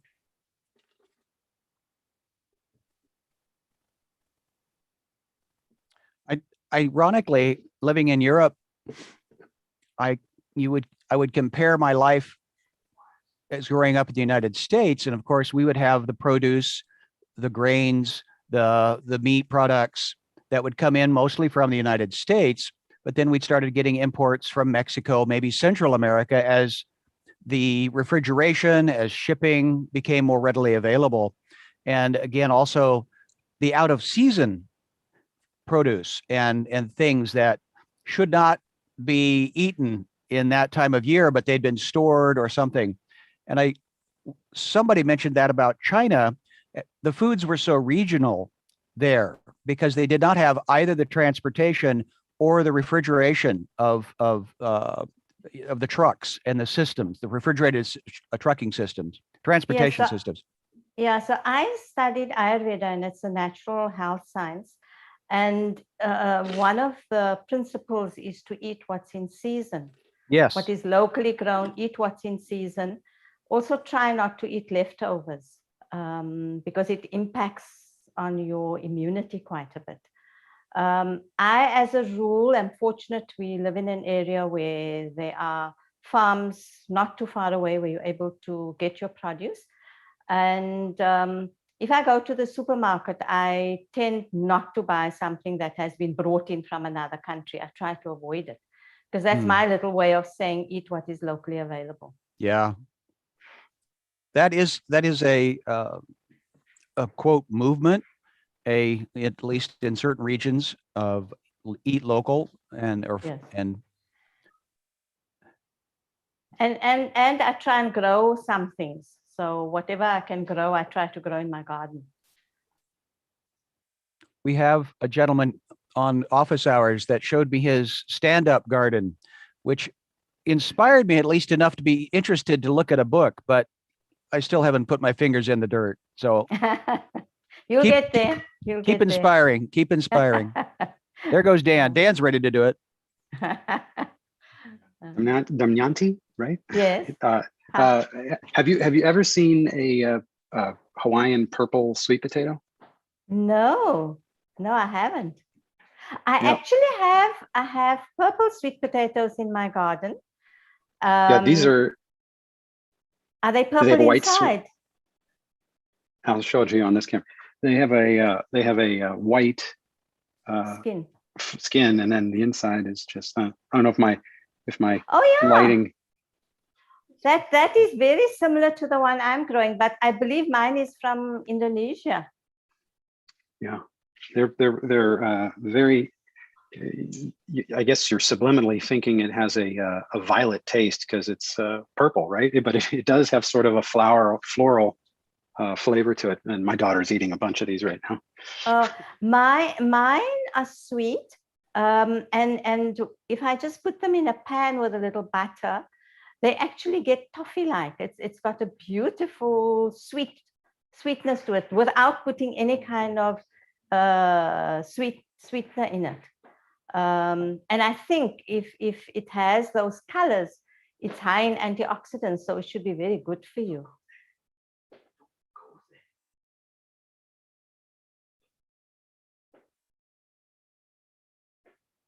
Had to give it back to her so she could eat it.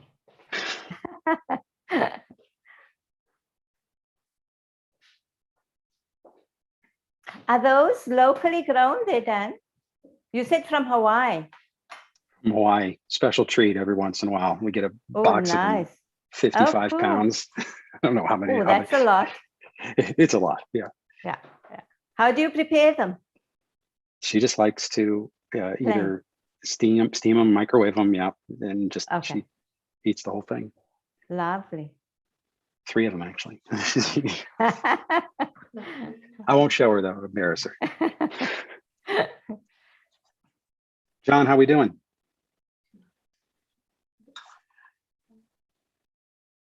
Was that a John? How are we doing?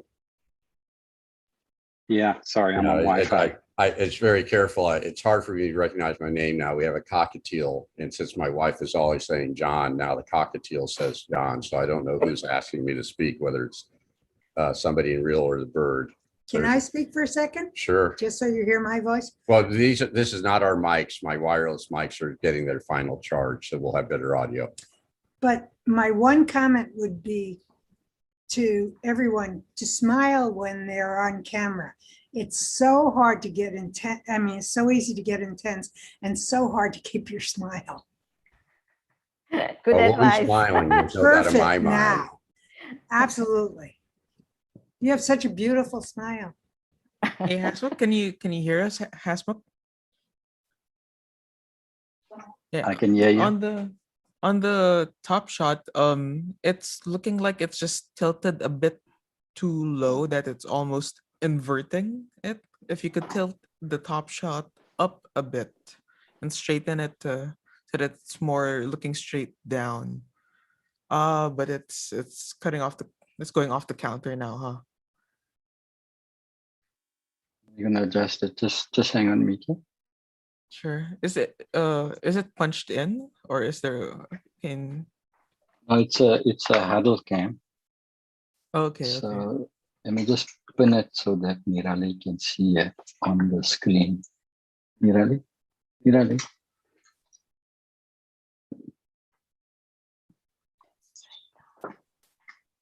Wasn't quite sure how we would frame this. Okay. What? There's no way to, I guess, offset it so it's a little, the actual physical location of that top shot is closer. Let me show you cam, what's happening. Yeah, I can see it. Let me just switch the camera here. Here we go.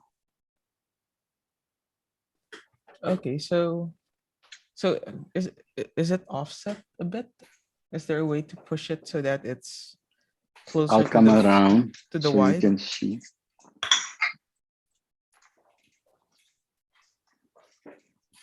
Oh yeah, it looks like there might be a way for it to be swung around so that the top shot is a little it's closer to where the wide shot is.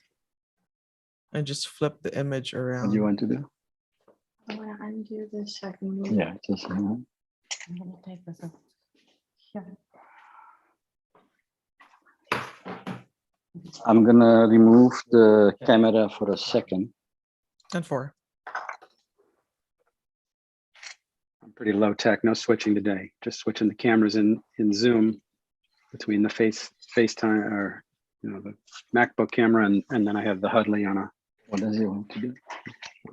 Clamp. As long as we have fun.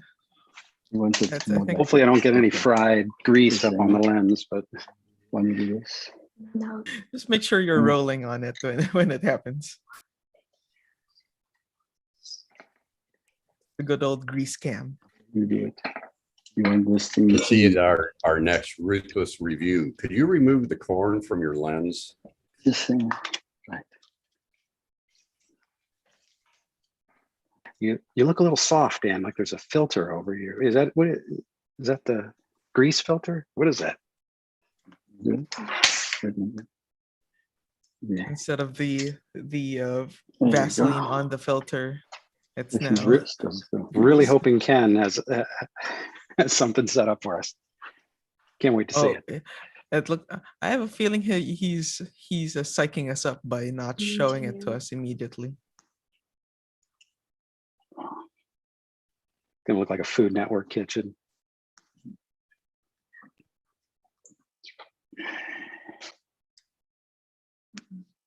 What do you want now?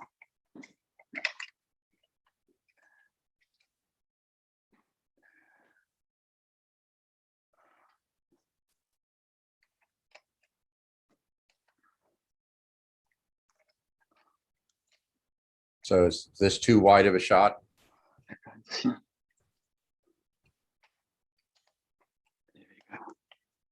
All right. Now adjust it for Mickey.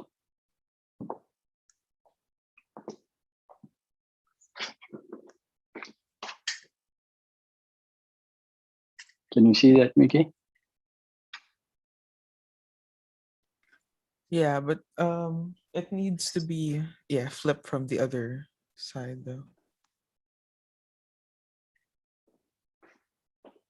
Okay, let me bring the cable down.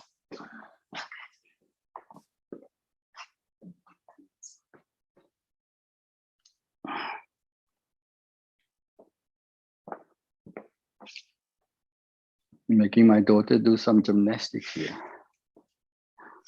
Okay. Here, Hasmuk, if you just hold that shot that you're showing us right now. Yeah. Like, and go to the side of that counter. So we're seeing From the other side. Yeah. So would it be possible, because the camera, the top shot camera right now is more on the side where Damayanti will be. Would it be possible to swing it to the other side, closer to the side where the other cameras are, so it's more of from the same axis of action? There. Okay. So the camera facing Damayanti is just above that monitor, and it's a Brio connected there. Yeah. So that top shot, is there a way to bring that camera as far to as close as possible to that main wide shot camera, that side of things, that side of the counter? This side or this side? To the from your perspective to your to the right, from your perspective right now. This one, yeah. Okay. Yeah, unfortunately, it's fixed on this projector device. There's no way to rotate. Yeah, so the only axis of rotation is here.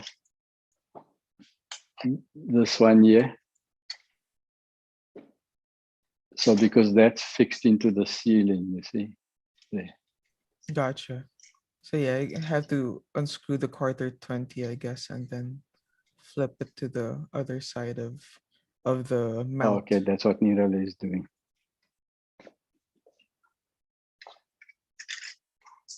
It's not. Don't worry, the top doesn't work. It's just the bottom quarter.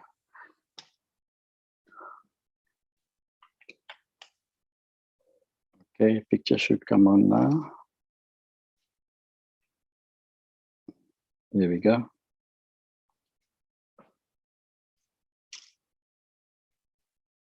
And now, Mickey? Yeah, I guess there's no though we should be seeing it from the other side. From Damayanti's side. This is No, where my from will stand.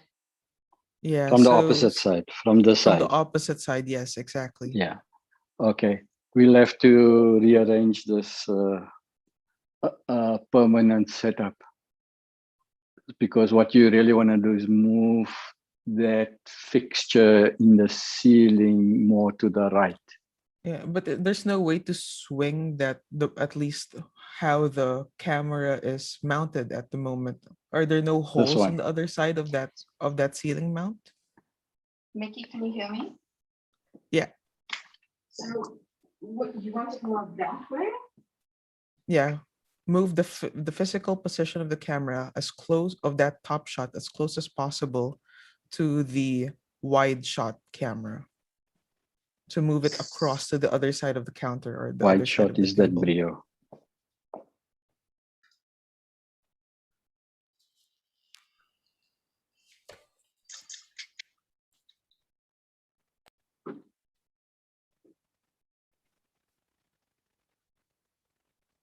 I think there are physical limitations, Mickey.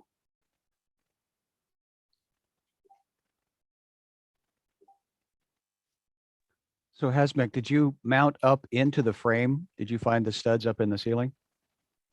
Yeah, this is permanently screwed in. Yeah. So I'll probably have to have, once we figured out this, that's why this is so useful. Once we figure this out, then I can know what the optimal camera setting should be. Yeah, it looks like on the ceiling mount, there are at the very bottom of that ceiling mount, there are holes on the opposite side of where that bracket is mounted. Yes, yes. Yeah, it looks. So I could bring another bracket there, put it on this side. Is that what you're saying? Yeah, and push it out as far as you can, as close to that wide shot camera as possible. Oh, you want it this way. Okay, he wants it this way, isn't it? Mirani? Check with Mickey. Sorry, I'm not understanding. Are you wanting the camera a little big? Yeah, and then tilt it towards, flip the camera around and then tilt it up, because earlier Oh, you don't it want was to complete almost over top yeah. view. Yes. Sorry, I misunderstood. I thought you wanted the top view out. Okay. Just so that we're keeping the same perspective. So because our wide shot is looking towards her, if we keep the same perspective geometry from the top looking at the same direction, it's easier for the audience to process that for each cut, instead of them having to think, oh, we're in the other side now. Sorry, I thought when we've been doing classes, we've been doing one from the top, one from the front, and one from the side. He wants that more from front. No, that doesn't turn it. Yeah, that's right. Got it? Hasmek. Yes. Guy Cochran said, Sky, yes, you're out there with a machete in the dangerous forest, and I guess I'm watching you. You're out in front of me with a pocket knife. Thank you.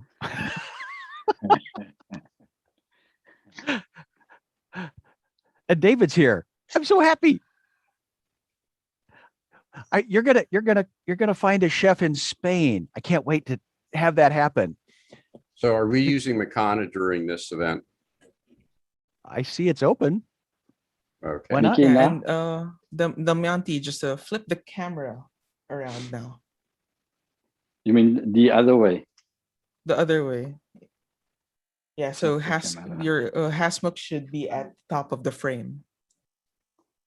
Okay. He wants it other way around. Yeah, 180.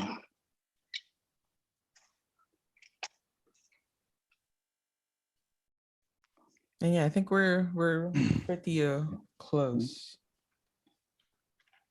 Or you can just hold your iPhone the whole time.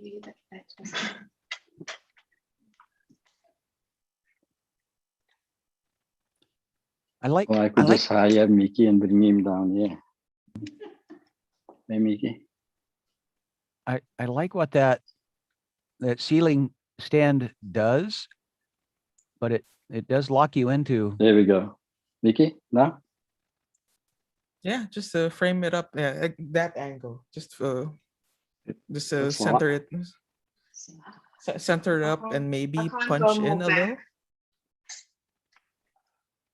You want the camera to go. There we go. Now? Tilt down a bit more. Yeah. Yeah, and punch in a little so that you just get a little less of that fish eye. I Look. can zoom in there. Okay. Yeah. So Mickey, that's the conundrum. I use my 14 wide angle up there, and then Madeline will look into the lens. It causes an almost but it's a different. She's a caricature of herself. Yeah, I mean, like, I think Go for the comedy. If you decide on that, like, go and run with it. Like, don't go move halfway. Yeah, but if it's all about the food, you're right. I just want to see the food. Hey, Sky. Go ahead. Speaking of comedy, is this going to work? Well, yeah, I'm using Frozen. That's well, okay. I'm using Frozen. Well, this is the conversation, isn't it? We're learning. Hi, can I test my spirit audio? Oh boy. Hello? Here we go. We're in trouble. Spotlighting Ken Jordan. Oh no. This is a nightmare for me because I totally got the timing wrong. And so I'm building everything as we speak. But I'm just testing it will the still audio. be sure. And it will still beat us all there, Ken. We just that's so good to hear your voice and see your image. And now? Oh, sorry. I was too busy looking at the Ken Jordan setup. That's okay. Yeah, maybe you can afford to punch out just a tiny. Oh, there. Yeah, center up the counter and center up, I guess, whatever she'll be working on at each point in time. Right. Why is the mute not muting for me? Unmuting. And yeah, maybe tilt down just a tiny bit on it. Tilt the camera down. Is that fine? One more click in terms of tilting down, and then I think you can afford to punch out just a little bit. But yeah, that's okay. That top down shot's looking great, because see that really allows us as the audience to go, what is the product, what is the thing. And since we aren't dead on straight down, we can actually get a bit more of the a better idea of what's inside as opposed to when you're seeing it straight down. Okay. It can also what do you call this? Hopefully help with whatever smoke or steam issues might happen later on. My ADD does want the left and the right at the top to be even. Didn't think about smoke or steam.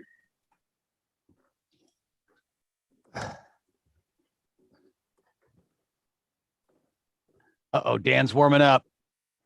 And in this corner. Practicing for the smoke and steam that's going to come off of this thing. Iddleson's got a hand up. I want to try to do an audio check. How's this level, Mickey? This is the wireless mic, wireless Rode. Mic one. Mic one. I think you can bump up 3 or 4 dB, John. Okay, let's hear what my wife sounds like. Testing 1 2. Testing 1 2 3 4. It helps. Same for her as well. Okay. Guys, did I totally mix up my time and missed the pie? I'm sorry, Victor. Pie is at 1. Did I miss the pie? No, it's after the cooking. It's at 1 Pacific. Okay, yes, well, I'll be watching you all cook, and I'll get out of the pie for now because I got no pie to give. Wait, we're cooking pie? We're baking pie? No, we're baking pie in 2 hours. Apparently, I'll be back. Okay. 1 hour. 1 hour. I will be watching though because this looks awesome.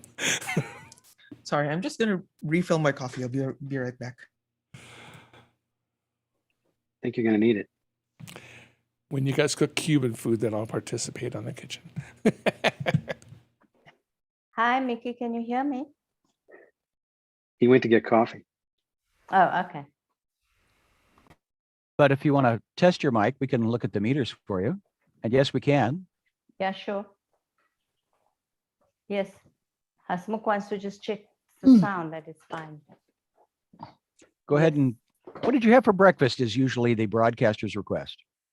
Oh, I had some spinach pancakes. That's what I had for breakfast. Yes, and some sauteed mushrooms, and the pancakes had spring onions in them and some salt and pepper. And what else did I put in it? Some milk. Good. It floated on either. So just letting Hasmukh know, it floated on either side of 24. So I'm sure it's pretty good. But Mickey's ears will, I'm sure, tune it sooner. But it's within a margin, I would say. And Ken Jordan continues to build.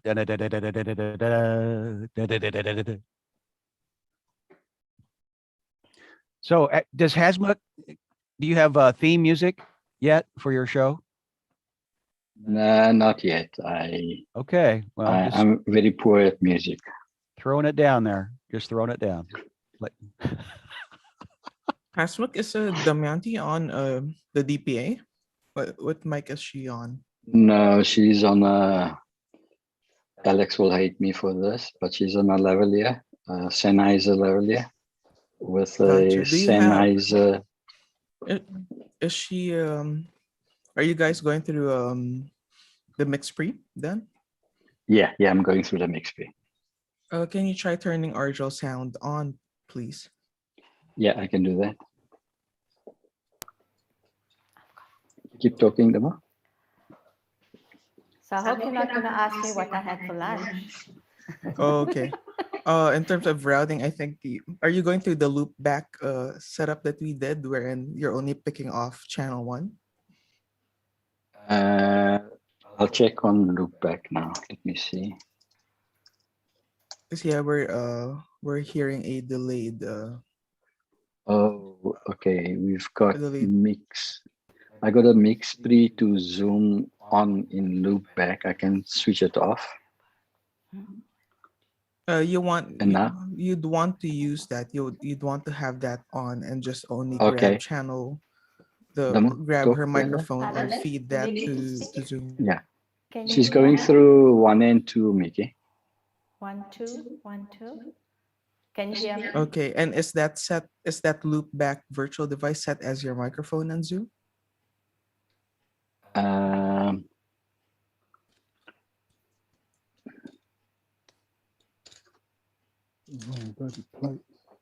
It says playbacks to mix pre. At the moment, I have 2 options. Select microphone, mix pre 6 to, and the other one is mix pre to Zoom.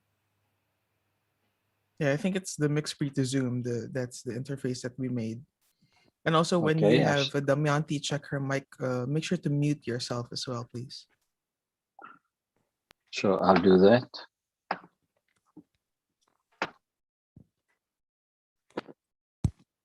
So are we getting there? Is the sound much better? Oh, okay, yeah. Sorry, I was here. We were hearing the doubling from your mic, Hasmukh. And Damayanti just needs to go up in level. Go ahead and do your check, Hasmukh. Hi, 1, 2, 1, 2. Can you hear me? Is it good? I must keep talking. I don't like to keep talking. Still, hi, Hasmukh. Yeah. How's it going? I must talk about the recipes. There's plenty of recipes in conscious cuisine. So I take it this is the start of a journey. So we'll start slowly and progress. Yeah, I think you're about there. Ken, is that a photo of you on behind you there? Someone screen grab that. A photo. Ken, he's got an interesting background. And, I like this photo Ken's got. I think it might be him and his wife. You missed it. It's the one below him, TJ. He's covering it up right now.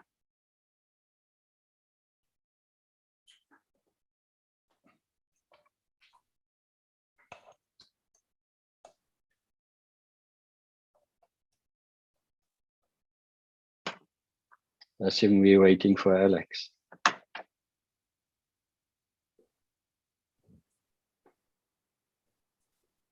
Oh, he's there. He's also resetting his kitchen and adjusting things, so he should be here soon. I think TJ is going to be cooking from his desk today. So I'm observing today. do you pronounce it Mounds Bar or Mounds Bar? Mounds or almond? No, Joy? What? No. Check. Can you hear me? Snickers. Yes, Alex, we can hear you. Whoop. Sounding roomy though. Like I'm not sure if it's that microphone.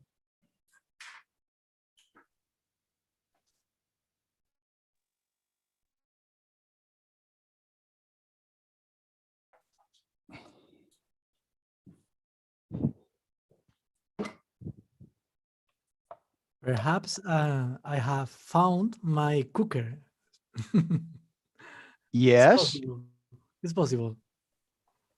So if you do the camera work for your chef, and you're saying, and you have somebody that could do the quick translations.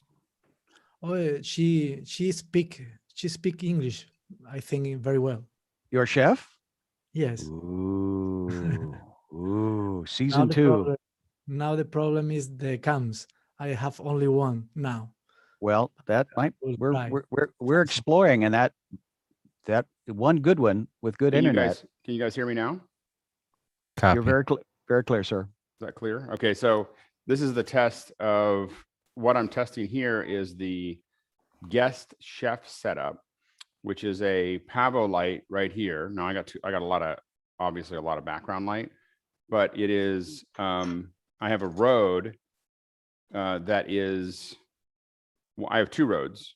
So one is I'm getting IFB from, and the other one, the mic goes back in. So I've kind of reversed both of them. So it's 2 sets of the mics. So I can hear you guys fine. The question is, can you hear me okay? Sounds like it. I'm pretty close. Coming in maybe just a dB or maybe 2 dB too low. So bump it up a bit if you have control there.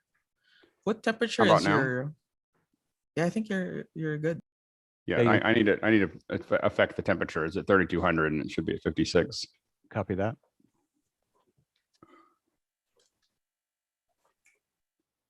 Uh-oh, JJ is throwing it down, complete with chef hat. Really? That's going to be part of the criteria now, John. Step it up. You got to get a hat.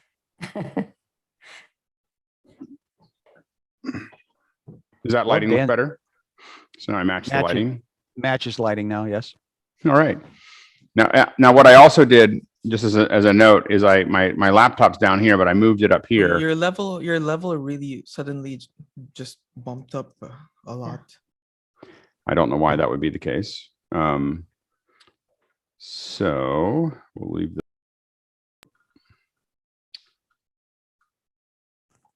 I had it turned.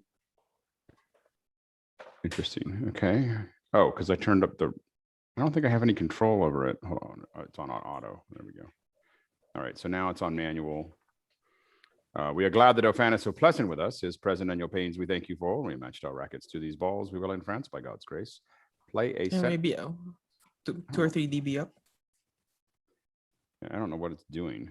It will not let me. I don't think I can have that control, so I'll just project a little bit. It's with this Go plugged in, it will not let me change the volume in Zoom. I don't know how to. I still have to learn more about this one. I wonder if it's on the receiver. It is. The receiver's interface is not great. So, we'll work on that later. I don't want to hold everybody up. Damayanti, are you ready to walk us through this process? Sure. All right. Whoa. All right. So tell us a little bit about the dish first. So we are making sweet corn fritters today. I have cut up the corn from the cob, and I prefer not cutting very deeply. I rather cut twice so that we don't have big kernels, because when you are frying the fritters, you sometimes get them splattering in the oil and you may burn. So we've got corn, and then we're using regular white flour, a little bit of baking powder, and an egg. We've got some grated cheddar cheese. We've got some spring onions. I believe some people call them scallions, and a little milk to bind the fritters. And the seasoning is salt and pepper. That's the ingredients that we're using today for the fresh corn fritters. That looks great. So how do we get started? I just want to check that everybody has actually got all the ingredients. Do you mind if I do that? Yeah, absolutely. Does everyone? Sure. I think I have them all. Okay, so it's the white flour, the baking powder, the egg, the grated cheddar cheese, the corn, the cut corn, the scallions or spring onions, the salt, the pepper, and some milk. And obviously a nice dish to mix everything in, a big enough dish. And then what we will need is a frying pan with some oil that we're going to use to fry the fritters. And do you have any preference on the oil, or what kind of oil? I'm just using regular vegetable oil. You could use coconut oil. Coconut oil is very good to use. Olive oil, I think once you heat it, loses its nutritional value. So I'd rather not use that. And the I have avocado oil. Do you have any opinion about avocado oil? I have used avocado oil. I use it mostly for salad dressings. Okay. I haven't had much experience using it for frying. Do you? Yeah, I'm not sure. I pop my popcorn in it. It works pretty well. Yes, so, I'm sure. So it works well. It's got a high heat point. Okay, so we should start mixing these things together, right? So we want to put we have the so flour. First the flour. Okay. I'm going to put that in my dish. And yeah, go ahead and just speak up if you've got questions. Because I'm so far behind. Sorry? Who is far behind? Oh, that was me. Sorry, I forgot I was not muted. I'm just going to mute now. Shall I proceed, or would you like me to wait a little? Ken, how much time do you need? I think he got the 5 o'clock last week and the 12 o'clock confused. Just 2 or 3 minutes, and I'll be. My wife Helen's going to help me, so it's going to be. Okay, great. Well, Damayanti, do you have any preferences about the type of flour? You said plain white flour, all-purpose. Is that what you're using? Yes, I'm using plain white flour, all-purpose, and it's stone ground flour. And what's the distinction between why is it important to be stone ground? Just so that you apparently the commercially ground wheat goes through a heating process when they grind it, and that's when the nutrients are destroyed in it. Whereas with stone ground, you still have some of the nutrients present in the flour. And would you ever use any other flours? Is the white flour the right one? There's no other real good choices? You're welcome. If you have a gluten issue, you could use chickpea flour. You could also use brown flour. It would still work. Yeah. And I haven't used rice flour, but I think rice flour would also work. Very good. Very good. And then, yeah, go ahead, Dan. Is frozen corn okay? I've been letting it sit out for a bit. I thought I heard you say it's frozen corn. It's fine so long as you've drained the moisture out, because what will happen is the moisture will make the batter a little runny. And I don't like adding more flour to it, because then it takes away from the texture. You want the texture predominantly to be of the corn and not the flour. So long as you press out most of the liquid, it should be fine. That's great. And I think that Ken is still setting up a little bit, but we'll give him another minute or two. I think. Oh, go ahead. Bobby. Bobby? Yes. Yes. You know, in the United States, we tend to use flowers like this, which are stone brown. Almond. Yeah, we get almond. I couldn't read the other. What was the other one? Buckwheat. Yes, buckwheat is great. You could substitute buckwheat easily. And coconut flour. Okay. Your buckwheat will give you the same texture as your white flour. Perfect. Yep. Thank you. Pleasure. Will the almond be too rough? I think the almond may not bind it as well. And gluten-free flour is also fine. And the gluten-free flour will bind as well? Yes, that will bind easily. I'm just afraid that the almond flour may not be sticky enough to keep it together. And what about cornmeal? We have JJ showing cornmeal. Would that work? I see the cornmeal. I'm not sure how, what the texture of it is. Here in South Africa, we get a coarse one and we get a fine one. So I'm not sure. In South Africa, do you have something that would be similar to the Zimbabwean sadza? Is that the Zimbabwean? Well, do you have something that's similar to sadza in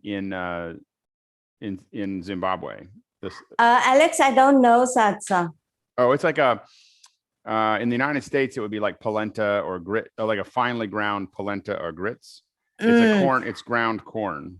Okay. Like finely ground. I have a sneaky feeling it may be too crunchy when making the fritter. Right. Yeah, I think it may make it a bit too crunchy. I always find buckwheat is a good substitute for wheat flour.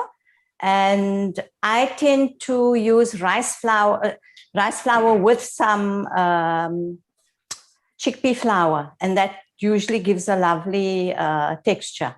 So you mix it like half and half or one? Yes, half and half works very well. Very good. Ken, how are you doing over there? Yep, we're done. We'll catch up. Okay. We're going to substitute because we don't do wheat or grains. So for the flour, we've got either arrowroot, tapioca, or coconuts, but I can make almond flour. Which of those four would be? Use the coconut flour. Okay, we use coconut flour.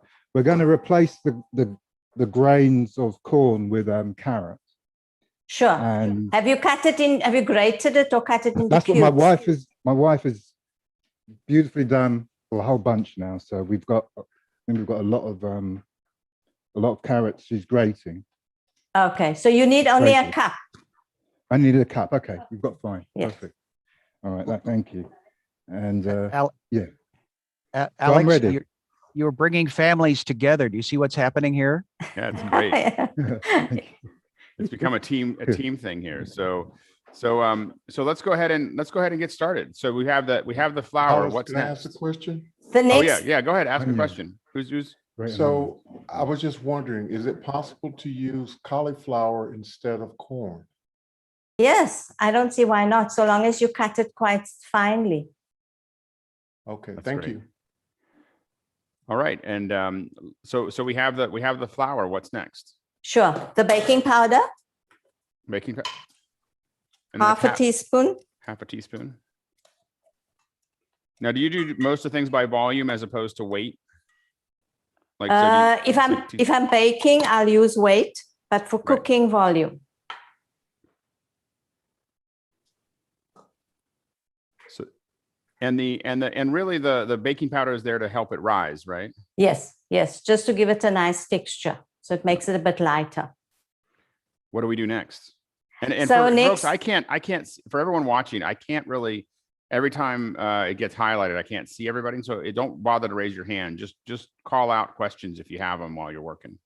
Go ahead. So the next is the flavoring, which is your salt and pepper.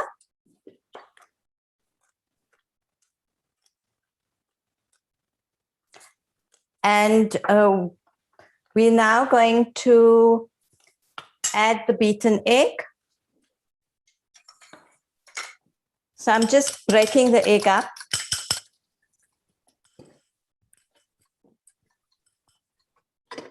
Are you all with me? Yeah, I am.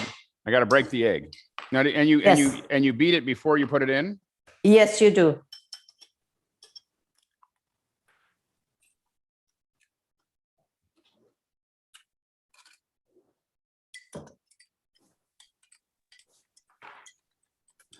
Watching John Favreau cook with Wolfgang Puck, he was cooking with a plastic spatula, and he was chastised and said, if you want to taste plastic, you cook with plastic. So do you cook with any particular types of tools? I like using stainless steel, and I don't mind wood. I don't mind wooden spatulas either. I do have some plastic spatulas, but I don't cook with them. So we're now adding some milk. And be careful with the milk, because I'd much rather you have less milk now and add more milk as you need as you go along. And what are we trying to? Yeah, what are we trying to get it to? I would add 1/8 of a cup of milk right now. It doesn't have to be any specific texture, because we're still going to add cheese and corn to it. It's just to bind all the ingredients together. Get out all the lumps, of course. Right? That's fine. You may have discussed the different types of milk: 1%, 2%, whole, cream. I like using a whole milk. You could use almond milk. You could use rice milk if you have a dairy problem. Soy? Yes, you could use soy, almond. Great, great, great. And should it be smooth? Yes. So now I'm adding the cheese. We need to add the cheese and the spring onion. And again, the different types of cheeses you could substitute in the non-dairy. Yes, you could. You could. Do you have any other cheeses other than cheddar that you would recommend thinking about? Like, I think any cheese that would melt a little bit. You need it to melt while you're cooking it. But mozzarella may be a little bit too stringy, I think. So now I'm adding the corn, the cut corn. and you already added, I'm sorry, you already added the onions? Yes, add the onions. Oh. Shall I slow down a little? No, great you use. It's fine. Saving a little of the onion for garnish. Doesn't matter, does it? All the ingredients on that is what's going in this. Ken, we can hear you. Oh, sorry. No worries.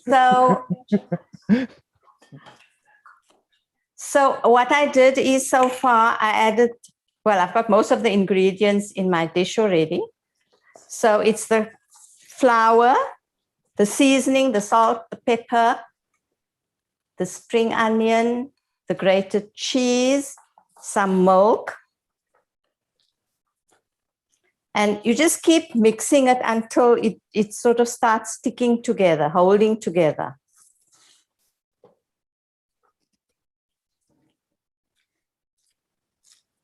Are you getting there? We're getting there. Hold on, I'm just making sure I get the right measurement here. Oftentimes you'll hear in recipes, flavor to taste. In other words, salt or pepper to taste. Yes. And different cultures have different amounts. Just curious, what is your preferences on flavor to taste?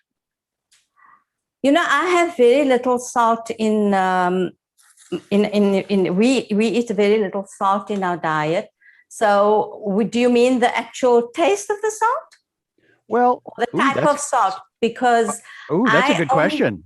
Yeah, I only use sea salt because your iodized salts are processed. They put anti-caking products in it. So I don't actually like using anything other than your pure sea salt. Could I have a look at your dishes in which you've mixed your batter so I can see what's happening? I don't know if you can see mine or not there. Whoop. Yes. Feels a little watery, Okay. Maybe I got a little. Is it a bit watery? Alex? Yeah, it seems like it. Yeah, maybe Just mix it a little more. Okay. I'm a little behind. I'm just now getting to the milk, so I'll get there. Sure. No problem. Mine's nice and creamy. That looks lovely. Yours also looks good. You may need a little more liquid, I think. Do you think so, or will it drop into the pan? For Bobby. It'll drop into the pan. Okay, I don't then know. fine. Then fine. Number one. I can add a little more corn. Sure, go ahead.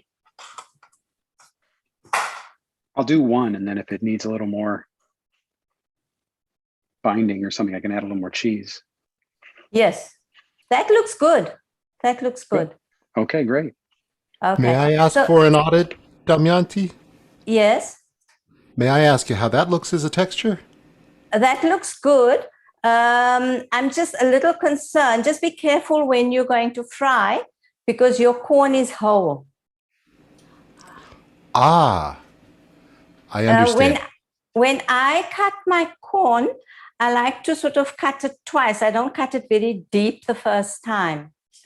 And if it's frozen, is that frozen corn? No, it's actually canned. Oh, okay. So maybe the next time you make it, give it a slight whiz in the food processor. Fantastic. Just to break up the kernel a little bit. Excellent. All right, thank you. Sure. What you could do, fry when you start frying, if it looks like it's not holding together, then maybe add a tablespoon of more flour to it. You think that's maybe a good preventative measure, just to do a little bit at least now, just to make it a little drier? Yes. Okay, Yes. thank you. I'll do that. Yes. Are we ready to fry?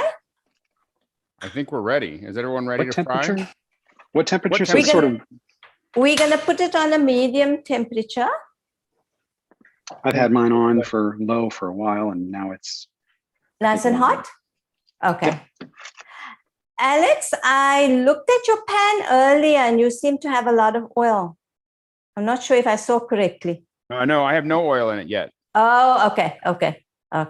So you ready? I think it's just the angle that the light is hitting it, but there's no there's no oil. How much oil should we put in it? How deep should it just to cover the bottom of the pan. Okay. I got a quick question. Yes. The canned corn. I haven't added my canned corn to the mix yet. Yes. So should I do what you just said and before I even do it, or just say Yes, I think if you could just give it a quick blitz, it would help. And we can wait a little. There's no problem. No, it's upstairs, so I'm gonna have to. You guys go ahead. Use it as it is. Okay. And Okay. and should it be sizzling? Should it? Yes. When should I press it down? Should I? Don't press it. Don't press it it down. No. So I'm adding some oil to my pan now. What types of oils do you prefer? I'm using regular vegetable oil at the moment. You could use coconut oil. Olive or avocado? As I was saying earlier, olive oil is good, but if it's cold pressed olive oil, then you're actually losing the nutritional value. Peanut is fine. With regards to heat, you are using a gas burner. Those that are using electric, what's some advice you would have? The difference between gas and electric? What's some challenges? The only reason we're using the gas burner is because of the position of the camera. It doesn't. It would work just as well on an electric stove. And how long on the first side until I can lift it? So you're going to want to see the edges to look brown. So I've put in my first batter, and when you're putting the batter into the pan, just try and form it into a sort of an oval shape, so it makes it easier to shape when you're dropping it into the oil. Can the camera show what I'm doing? Okay. Yes. So as you can see, I'm just sort of swirling it a little bit to get the oval shape. If you can see. deep is your oil, both in metric and in I would say in metric, 0.5 centimeter.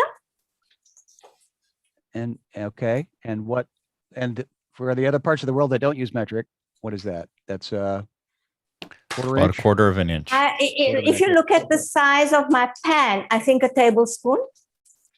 I couldn't wait anymore. I flipped. How is that an okay color? Can I have a whiz? Oh yeah. I like to make them quite brown. So yeah, that's a bit early. You may need to cook it a bit further. Okay, the first one's a tester. Yeah, sure. You're doing well. Now you're using a 6-inch pan, or what about an 8-inch pan? Is that just because that's the size of the grill you're using, or the stovetop you're using? Yeah, you could use bigger. It doesn't matter. Copy. It's a 10-inch pan. Oh, I believe this is a 10-inch. Nirali, my daughter. Yeah. No, this isn't 26. This isn't 26. Oh, those So, look beautiful. Can we have? Is the camera facing the? So Oh, man, that this looks is the good. color that I quite like.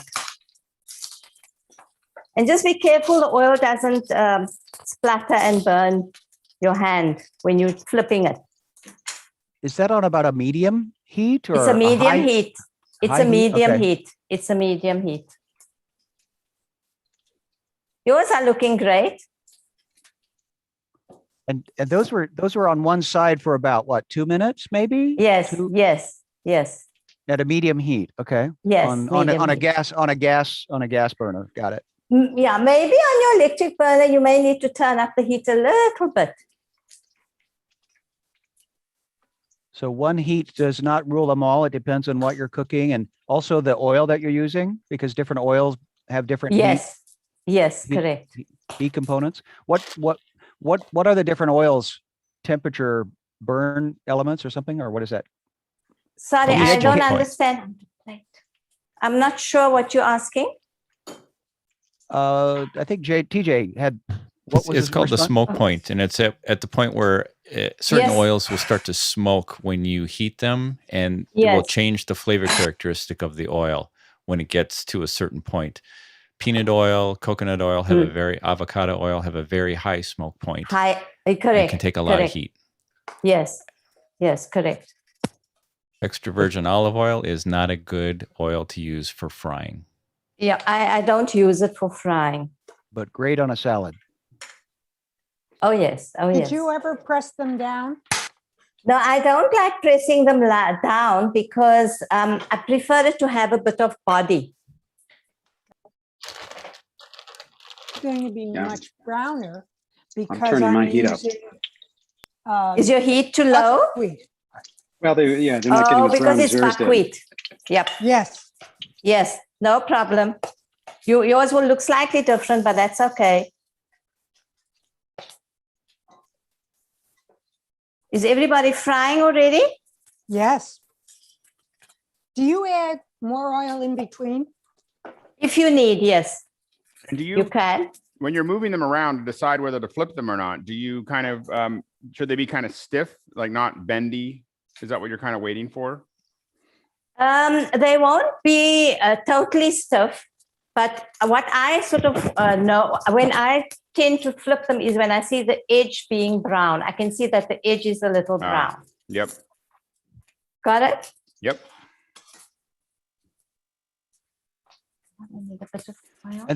And there's Oh, unlike that looks nice. That looks lovely. unlike a protein such as a fish or or chicken, you don't really have a concern about undercooked, I would assume. No, it cooks very quickly because you've got very little flour and your corn cooks quite quickly. Mm.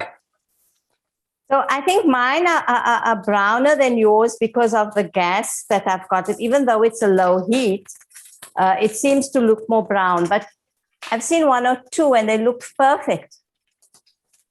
Did you put any herbs or spices? Did I miss that? I put some spring onion, or I'm sure you call them scallions, some chopped scallions in it. But you could easily add some parsley, chopped parsley, coriander, Those would all work. This JJ's bringing is- out the basket of This is spices. mine so far. What have you got? This is mine Oh, so wow. far. They look good. They Yeah, look very good. They look really good. Alex. Yep. Perfect.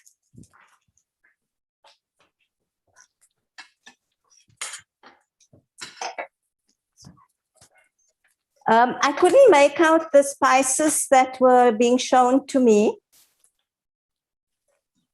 I don't know who showed me. Was it? Seems like about the size of spices. There's JJ. What are the spices you're showing me? Turmeric. Turmeric? Paprika, red pepper. Yes. Yes. Or a little smoked paprika might be good. Oh, yes. Smoked paprika. Smoked paprika will be delicious. Cosmere pepper. What is that? Oh, I think that will be quite hot. If you like heat.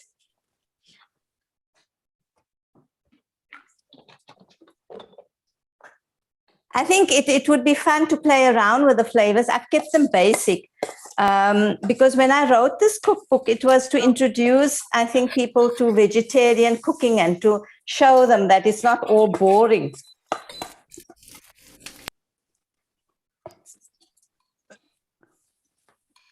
So corn is a texture. Yes. You are getting that textural sensation.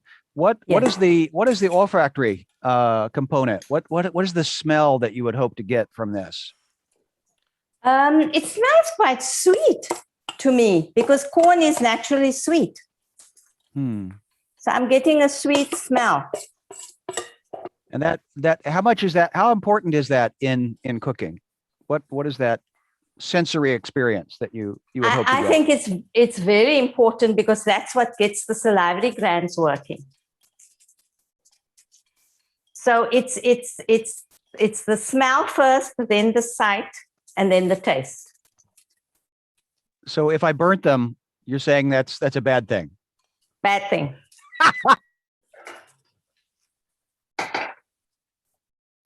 Well, again, I cooked with a gentleman from New Orleans, and blackened chicken is a special dish, and so I guess, and yeah.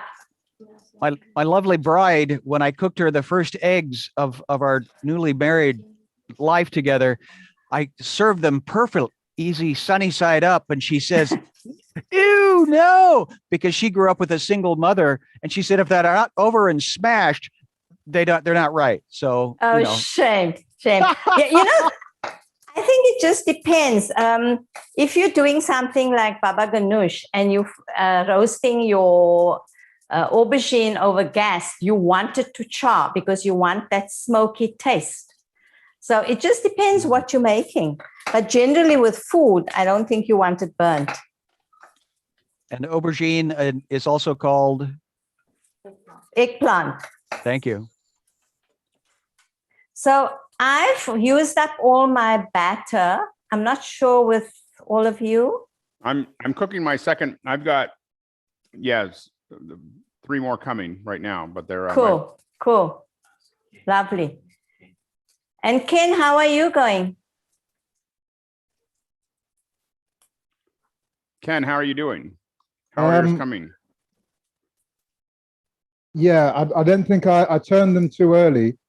They're not crispy, but then they are looking well, at least edible.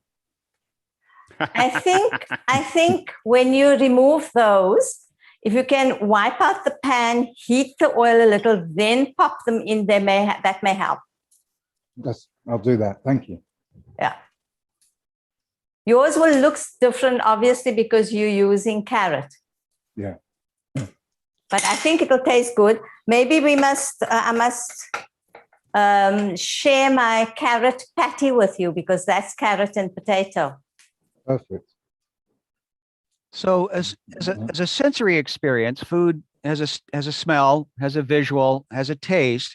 What is that you mentioned earlier about life skills, and cooking should be one of those things. And as I mentioned, I didn't know how to deal with food other than asking for a receipt at the restaurant until I was just a few years ago. So what is three life skills that you would want us to understand from what you're teaching us? You know, food is eventually a life force. What you eat is, I mean, it's so true. You are what you eat. So when you're eating ethically grown food, and your intention when you're cooking is so important. It should be cooked with a loving, emotional state of mind. And I always say, if you're having a bad day and you really not coping, rather not cook on that day. It's extremely important to have a good frame of mind, because you are absorbing all that negative energy if you're cooking when you're in a bad space.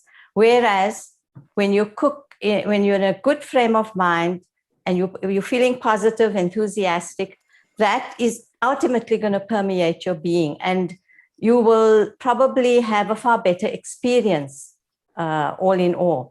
And in Ayurveda, it's called ojas. Ultimate benefits of eating is called ojas, which is a nectar. And it's described as when you see people who have highly elevated souls, they just have that glow about them. And that's because they have that pure energy that they cultivate all the time, or they work at all the time. You've heard the word comfort food. Yes. And the self-medication of eating your way to better attitude. And it's not, is that doesn't sound healthy. I think if you comfort eating, you have, well, I'm not a doctor, I'm not a psychologist, but you're obviously eating to satisfy another need. It's not hunger. And Kaya, how are you doing? Well, thanks for asking. I made quite a mess. I don't think this is what you wanted or what we wanted, but my whole thing was I was going to do all the prep and all of this, get to this point, but I'm not able to fry because that's upstairs. This is my bar setup. And so I'm no using problem. it as a kitchen No prep. problem. So you're going to add the corn and then try and fry upstairs.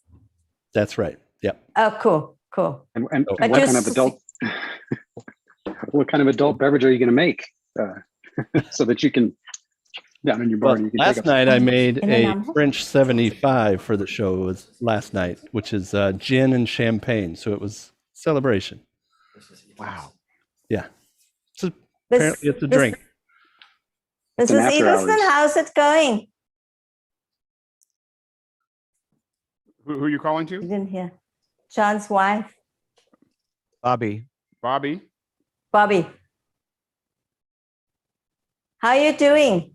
Well, we had a computer problem, but we don't have a food problem because it's looking great. Oh, wonderful. Have you tasted one yet? Oh, I ate one. Oh, okay. There And were you four happy? on that plate the last time I looked at it. I made the mushrooms as you told me to, and put the fresh scallions on at the end. I love the recipe. Cool. But now we're going to plate them. I'll show you how I plate mine. Okay. Is everybody fried up? Yes. Alex? Yes, I'm all fried up. Okay. So I think I love putting a bit of cottage cheese in between the fritters. It just looks beautiful and it goes very well. So if you can bear with me.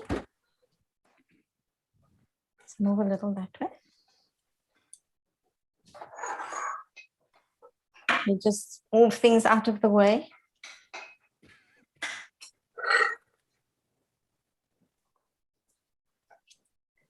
So as I was saying, it's first the smell, then the visual impact, and the ultimate is the taste.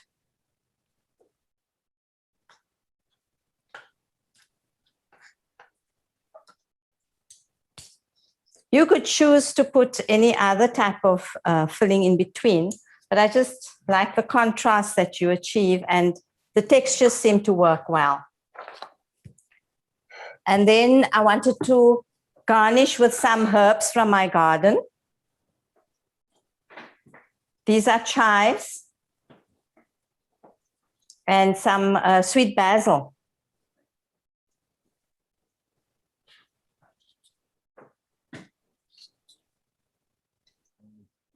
That looks amazing. Yes, doesn't it? The colors are so pretty.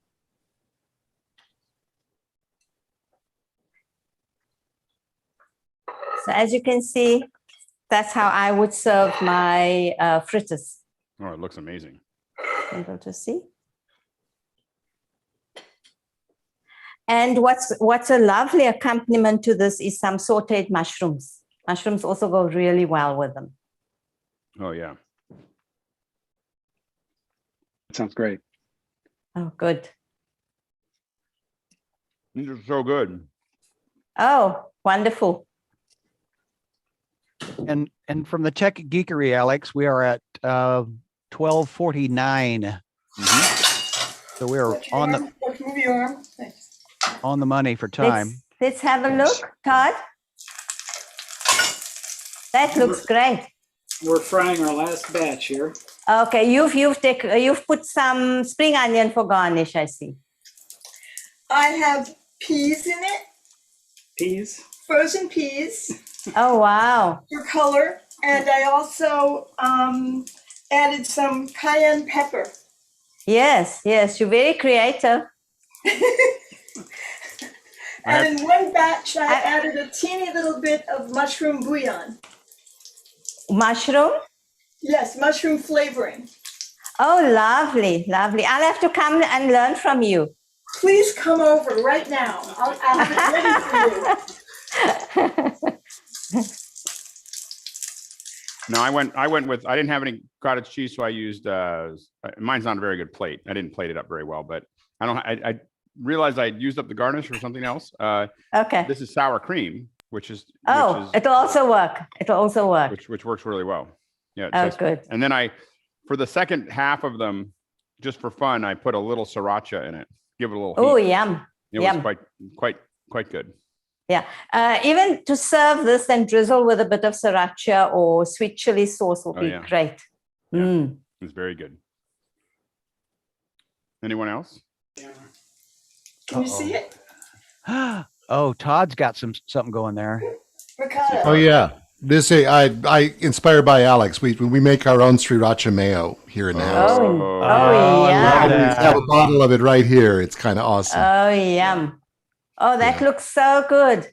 Oh, it tastes so good, Damachi. Thank you so very much for this. It's wonderful. I'm so happy that the buckwheat works so well. So am I. And we use Swiss cheese because John doesn't like cottage cheese. Okay. Okay. Cool.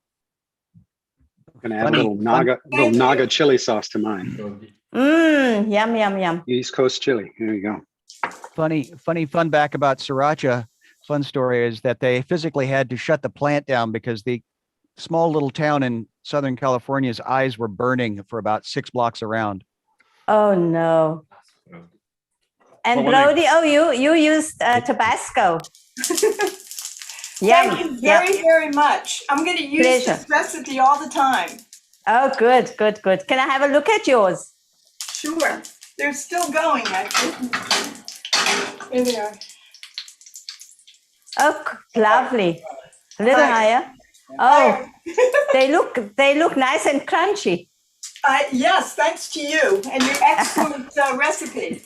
Oh, pleasure, pleasure. This is fantastic. Like, it's so good. I can see myself making these often because that's wonderful. What's great about it is they're easy. You know, like it's not like a complicated thing. This is the kind of thing I could throw together in the morning for breakfast or for exactly. And it's not. It doesn't. There's not a lot to it. Go ahead. Oh yeah, show. Dan, I was worried about your frozen corn, but I see it worked. Worked really well. And oh, good. Great with the hot sauce. Maybe you're gonna put some grated sweet potato with the corn next time. That's a good idea. It's nice and sweet. Yeah, a little maple syrup might even be good on this. Yeah. JJ's got a nice. How much cayenne pepper did you put in there, JJ? Oh, look Ooh, at that. Oh, lovely. Very good. Very good. Mint, or what's the leaf? Can't make out.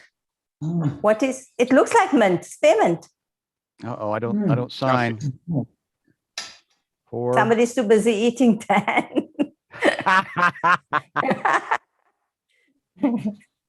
I take it we all have full permission to eat while we're on a Zoom call today. Of course. It's a cooking course. I want to see what David and Mickey. Oh, that's right. I didn't cook anything either. Mickey, sorry, I can't send you some. You can virtually taste it. How's that? Shannon's in the house. Hi, Shannon. Hi, Shannon. Hello. I've been watching. I've been making. How's it going? Good. I'm very sad that you didn't see my beautiful plate job, but now we've eaten it. My mom and I are. Oh, but that's a good sign. That's a really good sign. So you get a thumbs up on that. What did you think of it? Cool. What did you What'd think you say, of it? Did it turn out well? Perfect. They're so good.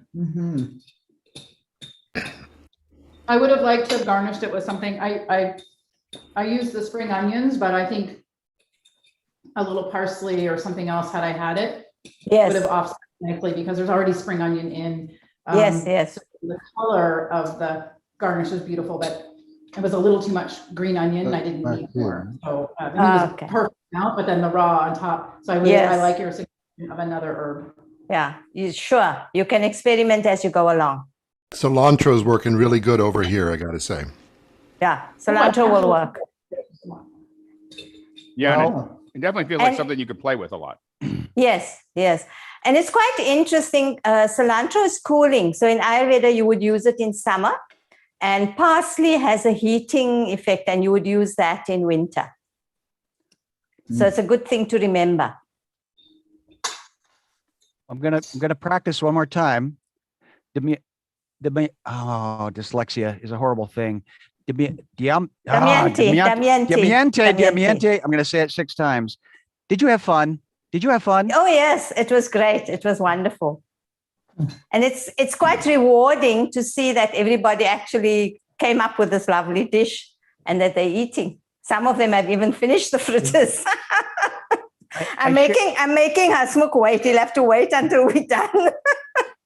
I shared a dirty secret with Shannon the other day, that working with Graham Kerr, I learned that it was the connection between family members is what, when people respond to the Galloping Gourmet experiences, because they were in the room when a thing happened with a family member. And so, Alex, to your experiment of in social engineering, look at that. Bobby and John are there, and just the different people are connecting. So your evil plan is working, sir.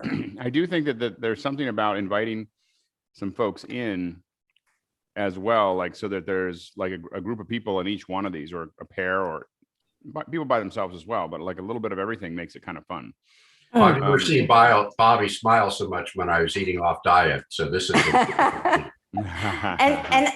And I think for me, seeing that other flowers work, other vegetables work, is also very encouraging, because then I will experiment also.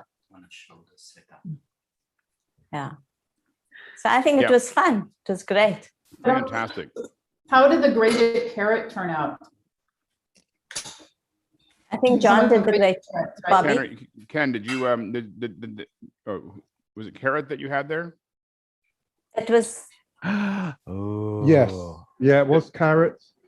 It was it was carrots to replace the corn. Right. Coconut flour to replace the white flour. And how's it turning out? Yes. As I was saying, it was I don't know yet. The edges I've eaten and they're nice. But so it needs a bit longer cooking. It didn't really bind. Probably needed another egg to help it bind. Okay. But I'm just going to continue with this because I haven't eaten, and this is going to be my dinner. So Ken, what flour did you say you used? I used coconut flour in the end. Okay.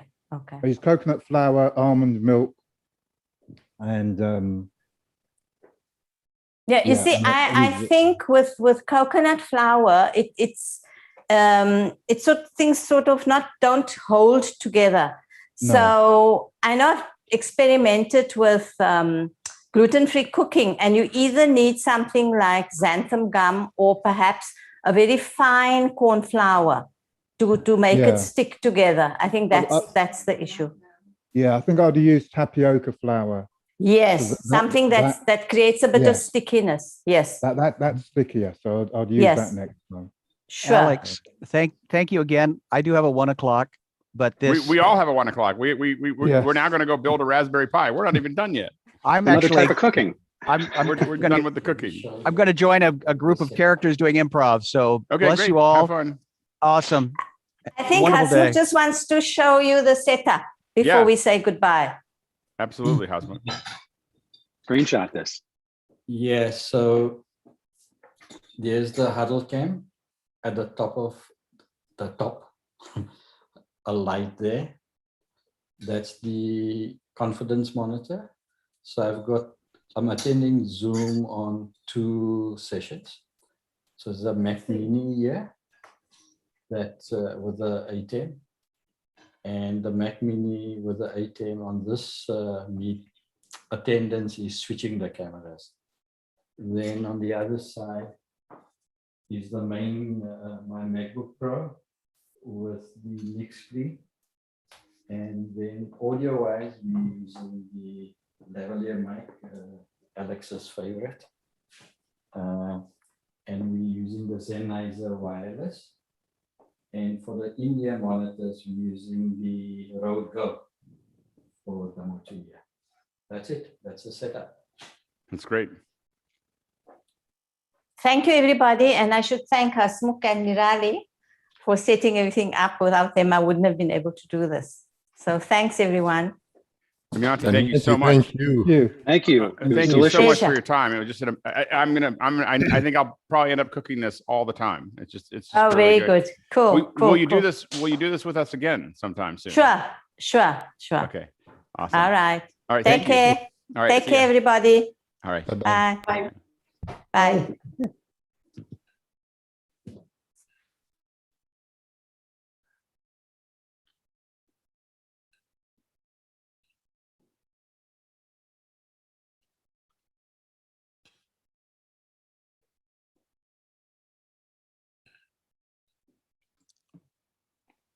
That was amazing. That's fun. Half of my plate is already gone from all of my family members, so I think I did an okay job. Was all set up and then the Wi-Fi kept failing. All I can say is that it's a hard act to follow because now I'm going to want to eat the Raspberry Pi. Yeah, that might be a problem. Am I a bit loud? I think you can pump up a dB or 2, Jonas.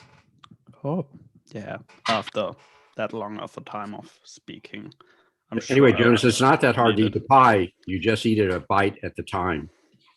All right, coffee refill time. See you guys in a bit. And we're going to give everybody just about 15 minutes just to get set up. So also go ahead and raise your. So we'll come back we'll start at 1:20, about 18 minutes from now. Raise your digital hand if you want to join the Pi build. I see Jonas has got both. Jonas is doing the whole thing here, so I had a second studio set up, but I didn't have a LAN cable, so I used Wi-Fi and it kept failing. So, but it's amazing. That dish is amazing. It is so good. Yeah, it was half great. of my plate already gone from all the family members Yep. that I met from the way from Studio A to B. I had to walk away because I was like, I'm gonna eat all of these, and so I'm gonna leave the rest of them for the family and let them finish them off. It's so good. And it had something doing it live. I think I could have done it with the PDF, but doing it live was experience, even if I wasn't able to show it. It's yeah, really absolutely. Cool. Can I pop in and ask a quick setup question? Sure. You're now listening to the dulcet tones of Ray Maxwell over his new Heil PR40. Ah, look at that. There you go. And well played. I'm waiting for my pop filter. The question I have is, you are seeing me through my 6K Pro, and I got my Atem Mini, and now you're seeing me through my iPhone 12, and I got all my goodies, and all I need to do is lose about 30 years, and I'm all fixed. But my question is this: I have. You will notice the picture from the 6K Pro, I think, is much better now.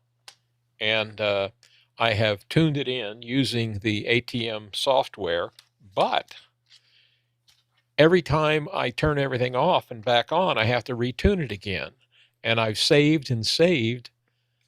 And how do you get the tuning you did in the ATEM to load to the camera and be there the next time you turn it on? And Did you set it to, there's a button that says save, and then there's another save as on start, and when it's on start, it should work. I did both. I did save as, and save as startup. And every time I get to retune it. I'm completely puzzled. But how does that look to you? It's looking pretty accurate to me. It looks accurate. What I do is I just do it over and again all the time. I view it as practice, because you don't actually, especially when you're getting started, you don't want to set and forget. You want to keep on doing it. Like, just turn it off. Whether you agree with my color choices or not, I'm pretty close to where I want to be. Although I feel like I still have a little too much red right now. My light changes in the afternoon, so mine's a little different now than it was this morning. But for a long time and even now I change it all the time, and I reset it all the time, and I turn it off all the time, and I get it back. And I don't because what you want to do is get comfortable with it so that you can go, boom, I can just fix it. So just use the opportunity to jump in and do that. Go ahead, Stuart, and then Victor. Back from the microphone, I want to give people a headphone warning before I lean forward, because I've adjusted my settings since earlier today. And I just wanted to watch the WLM meter, and it looks like I've got to bring the levels up a bit. And that's good, because I didn't want to blow everybody's earphones out. Jonas, I have my Pi with me. Help. So We're getting there. 30, 33, 24. Is that loud enough for everybody, or is it blowing people's ears out? You could come up a little bit, Stuart. Yeah. I just wanted to be cautious and not. And how's the sound quality, Victor? Pretty good. Clear? Yeah. Yeah, I just wanted to give you guys a big, wonderful as a viewer. I was out in the garage smoking a cigar, watching you all cook, and it was wonderful as a viewer to watch you guys and watch the entire experience. Really, really works. And so congratulations to all the participants. You guys did fantastic, and it was just wonderful learning through you guys doing, yet another success story. So good job, you guys. Yeah, we'll talk about it more tomorrow morning, but it really works. Like, it's fun to watch, I think.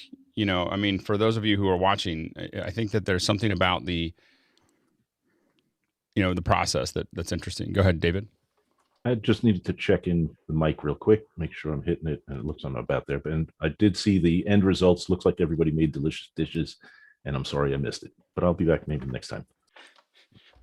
We're going to do it 8 more times. I'm here for dessert. I'm here for the pie. Yeah, exactly. I'm here for dessert. That's a show name. David, my excuse is I went and napped. I actually e-cycled a bunch of gear at my house of worship. You should have seen the stack of servers that were being tossed. It was maddening, but you weren't inclined to produce your own Right. render farm out of those? I Yeah, should point out it's 6 a.m. now. Whoever's running the show, put me back to an attendee. But I just wanted to check in quickly and see that I ask that question about the camera. So put me back to an attendee. Ray, the LUTs are basically how you set up everything on the camera to load up and stay that way. Yeah, I think I can take the log output, put it into Resolve, and build a LUT there, and then load it on a SD card, and then put it in the camera. But with the Atem Mini USB connected to the camera, or it's HDMI connected. I thought there was some way to load it back, but there apparently isn't. So before you go, Mr. Maxwell, you look absolutely fabulous. So whatever you're doing is working. As I said, my beautiful plastic lenses inserted in my eyes now give me better than 20/20 vision, and somebody turned up the vividness of all colors and turned up the contrast of the world while I was in surgery. So they just changed your LUT. Yeah, and they changed my LUT. Now you're going to have to upgrade your chair. Yeah, yes, yeah. that's my next. The back of that chair. The next thing I'm working on, and I need my wife tells me she saw me on the screen now, says you need a plastic surgeon, but other than that, any rate, please put me back to attendee. Thank you, guys. You got it. See you tomorrow. That went really well. Mr. Brady? Yep. One other thing, I just wanted to share this one thing with you. I bought my pie from a company called Adafruit here in Manhattan. And besides the packing list, they stuffed in this piece of paper, which I thought was pretty cool. A little quote from Carl Sagan. We don't actually. Oh, do we see your piece of paper somewhere? Oh, wait, hold on. There it is. Hopefully that's in focus. It says every kid starts out a natural-born scientist, and then we beat it out of them. A few trickle through the system with their wonder and enthusiasm for science intact. From Carl Sagan. That's a nice quote. Eric? I just wanted to check levels, make sure I'm still coming in nice and flat, sitting around, looks like just a little hot. 2 dB downs, yeah.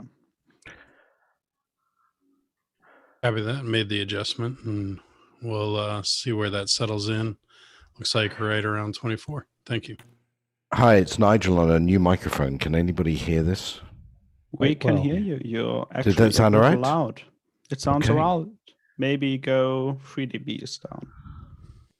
All right. Well, I'm trying one of these things. Yeah, move it back just a bit.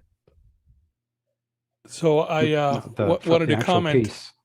before we get started that although I already have my Pi 400 working, Jonas will tell you after a lot of work. So I'm the guy you can ask today's session. Kind of, I learned by the School of Hard Knocks. And so any of my learning that I can apply to you guys, let me know. Although mine is built and finally working, as you can see. It was an interesting project to do it the hard way, but I'll be happy to assist any way that I can. Well, Victor, you can be like the pie that's already baked to just pull out and say, oh yeah. And when you're done, here it is. Yeah, but ask Jonas. My pie took a lot of hand holding, a lot of hand holding. Well, we figured it out. That's every pie gets made someday. And my ATEM Extreme turned up this morning. So I'm trying my first super source with this as well. So my guess is that Alex is probably fairly competitive. And so I want to see, Alex, if you want to try out my fritters. Competitive? Would you like to try out my fritters? I bet you yours are better than mine. Fresh backyard basil. I use corn meal instead of the flour. And I thought you were gonna challenge Alex to a race and do a speed run of how to build a pie. All right, well, I'll make a real pie. Race. I do think. Hey. Go ahead. Sure. Hey, Hosmuk. Hi, guys. Thanks very much for that. It was a Thank great you. opportunity. Yeah. Damianti really enjoyed that. So it was a lot of fun. Yeah, it was so much fun. Please thank her, even as a viewer. She did a It's fantastic amazing. job, and like you, she's a natural. So patient with all of us. We had to slow her down a little bit. She's an artist in terms of stretching. She's an artist. Yeah, no, there was good feedback in a sense that we need to find a way for her to see the attendees that are interacting with her. So I need a bigger screen so that she can see who she's talking to, and so she did a great job at pointing people out and signaling people out. It was really a joy to watch everyone be involved. I got to tell you, as a pure viewer, it was like, yeah, this is what it's about. Wow, Victor, you look great. And it was a very clean setup. Thank you. Well, you know where I learned all the tricks, right? A little bit of money and a little bit of learning, or lots of learning and some money can go a long way. So say we all. So say we all. What is it? I think A equals P greater than C. That's correct. That is correct. I like the switch. My wife came home just as I was rushing upstairs to clean up the mess that I had made upstairs. And she was like, "You've been cooking." And I was like, "Yeah." So to Sky's point, and to thank you, Alex, thank you, everybody. Like, I'm hoping to get her. She does cooking, and she used to do a live theater cooking segment that she used to do. And so I'm hoping that I want to play the video back for her and be like, let's get you on. Like, I want to get you in. So, well, and I think that, I think that we can expand a lot. I have this idea. I mean, we're going to focus mostly with Madeline's show for the next 8 weeks, but I also think that there's going to be, maybe even somewhere in there, there's this idea of, number one is going back to South Africa, because Damayanti was amazing. And I think that it would be fun to do more. I could slowly work through that whole book. I read through I looked through the whole book, and I was like, this would be really fun to just keep on doing these. I would, it'd be fun to do them once a week or once a month or something, just kind of work as a little show. But I also think that we could tour around with other, tour all over the world with people that what's funny is it could be people that we know are good cooks. Like, they don't have to be chefs. They don't have to be, social stars or anything else. It's just that we can vouch for, this is the one dish they do really well, and then bring the, or in Damayanti's, this is a whole book that she does well, but for someone, they just know that they're, that someone does a great one, and then they're kind of sharing. So I think that could be interesting. Can I ask a question to the Pi people? I got this in my box. Is this like a power switch for the Pi? It is. Yes. Thank you. So the power goes into there, and then that goes into the device. Yep. Thank you. Seems like we could use that for something. Nigel, you might want to come down 3 dB.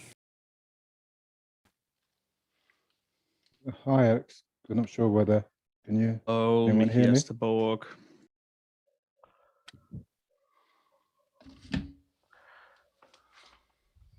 Conscious cuisine. Do we have a link to that, or just on Amazon?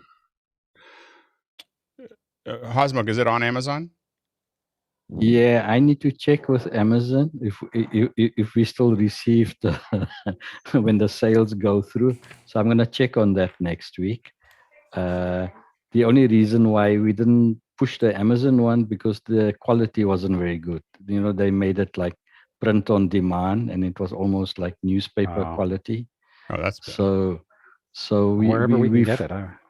We felt that a book like this will go down better. Yeah, it is a beautiful book. Eric, go ahead. Had a question about that power switch. It doesn't run the executable to shut the power or the Pi down. It just is a physical on-off switch, correct? Correct. So it's an interrupt. It's just going to. And it was best to avoid clicking that until you run the shutdown command on the Raspberry Pi, correct? Jonas? Yeah, it's just easier than pulling the plug. you know, and plugging it back in and wearing out your USB-C connector. Understood. Okay, I thought there was people were talking about last time. Perhaps it was just the physical removal of the micro SD card that was potentially ruining those. There's a little talk about hard shutdowns not being a good thing to continually do on a Pi. So if you could run the sudo command, I think that's the better method, but I'll default to Jonas's wisdom on something like that. So ideally you shut it down via the command. I have pulled the plug numerous of times on my machines now. And I always have, if I have it on production, I have a second copy of the SD card because they are just swappable if one breaks. So I personally don't care as much about the $5 SD card that I put in these. But yeah, a mode to shut it down should be coming soon. Copy that. I just wanted to make sure that it didn't send that command. Ideally, that would be the ideal solution for that, where it would send it, run a time script, and then, but it didn't look to be that smart as quick as the LED came on and off. Layout B itself is built a way where there has to go a lot wrong for it to lose data. And I have nobody yet came to me and said they lost their show. Understood. Thank you. Jonas, is it very hard on the SD card? Is it reading and writing much to it, or is it just streaming through all the It's time? reading the SD card, the files from it. Mm-hmm. But it's really just other reading than only. that, it's saving a small JSON file with the settings. Mm-hmm. Other than that, it's not doing anything. I just wanted to take the chance to thank Jonas for an excellent product. It seems to work. That's great. So we're back. Don't forget, you can thank him online too. During the purchase, you can thank him that way too. I know. We had a small email. So I'm glad it's works. fantastic. Yeah, it does. And I have had some issues though on the when I make some of the 1080p 50 frames per second files that they don't play as good, but I guess it has to do with something else, I guess. It actually has to do with the display stack on the Pi. I am working on something in the not so near future to fix that, because there are a lot of Pi engineers working on that one. Okay. It's an issue with the Pi currently, sadly. Okay. Ken? Is it an option to go down to 720p? It takes whatever file you throw at it, as long as it's MP4, H.264. It doesn't care about resolution. 4K won't play. Okay. But Ken, it looks like you're getting ready to make a Blueberry Pi. We're working on a Raspberry Pi. All right. Are you guys ready? We're gonna get started here. So one of the big things is that if you're building the Pi, we have a philosophy of no Pi left behind. So you can't give up. You have to keep asking questions until you're success's so if you opened up the Pi, that means you have to finish it. so that's the only rule here. We will work with you until you have it working, unless we find out that you're missing pieces. But if you have all the pieces, we're going to keep going until it's working. So Jonas, do you want to get us started? yeah, sure. What's important to me is that never feel like a question is too dumb to ask. Ask a question if you don't get my explanation the first time, I'm happily doing it the second, third, however times you need it, till we understand each other.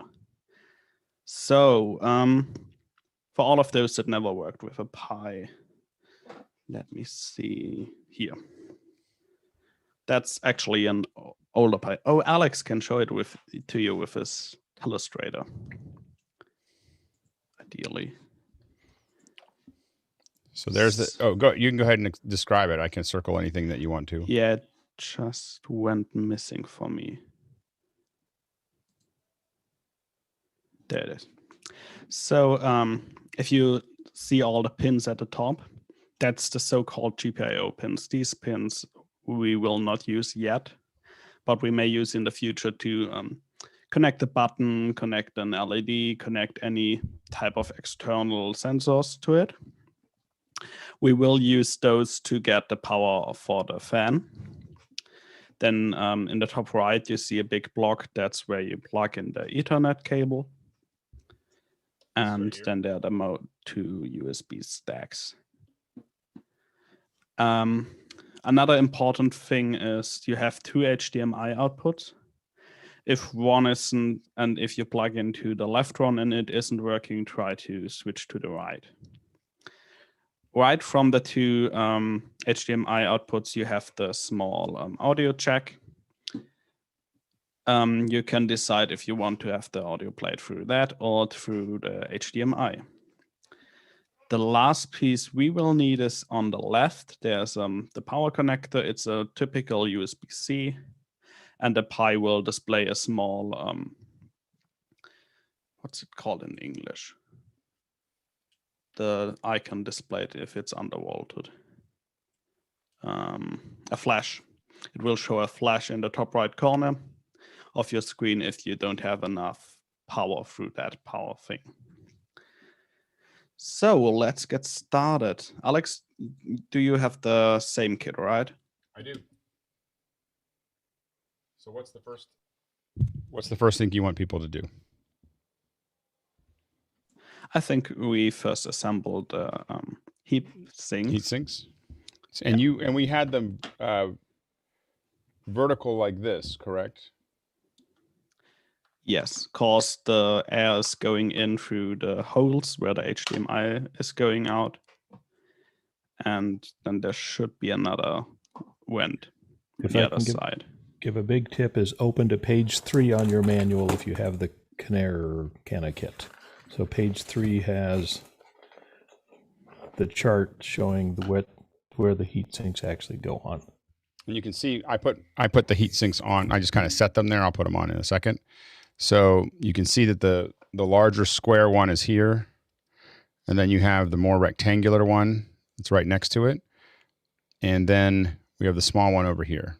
And they should be more lined up. I'm just setting it on there right now.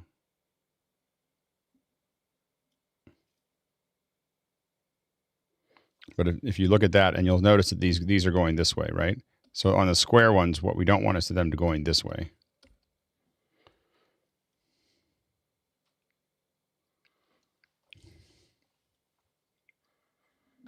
So if anyone has a question about Raspberry Pi or the Playout B specifically, you can also ask them, and we'll talk a bit about the Pi during the build. And when are we meant to stick them on? Sorry. Yeah, you meant to stick them on the Pi. So you'll peel the blue part off here. You'll peel that off, and then it'll stick to it.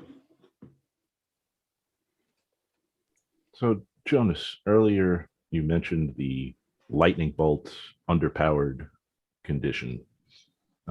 Is there anything detrimental that will happen if you run, because I've run other Pis off of straight USB.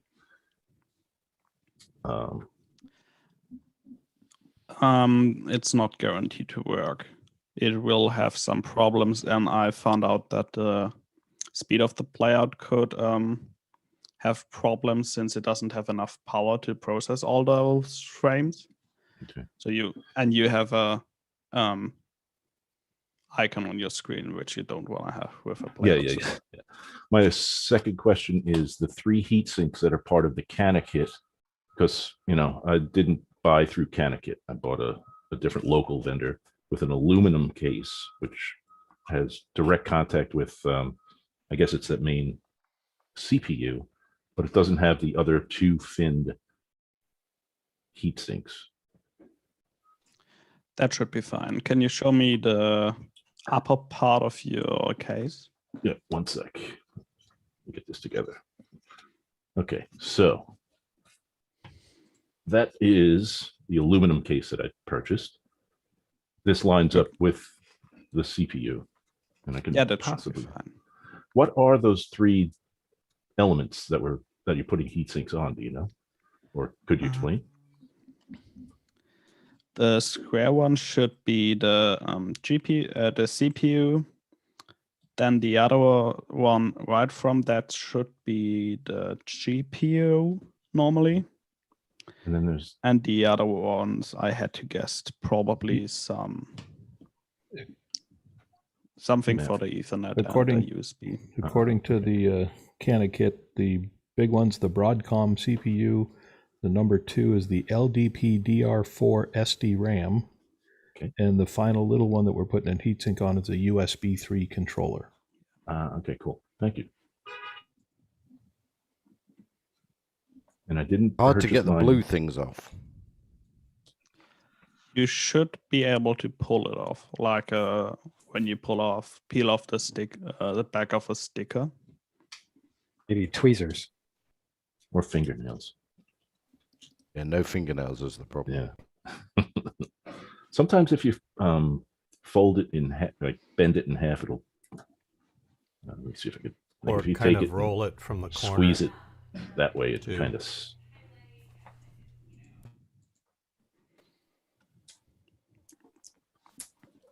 By blue thing, I assume you mean the coating over the thermal rubber piece. I don't know if you can see, Jonas, but I used a completely different heatsink with fan. So yeah, if anyone that's wants to link to that, which one is that?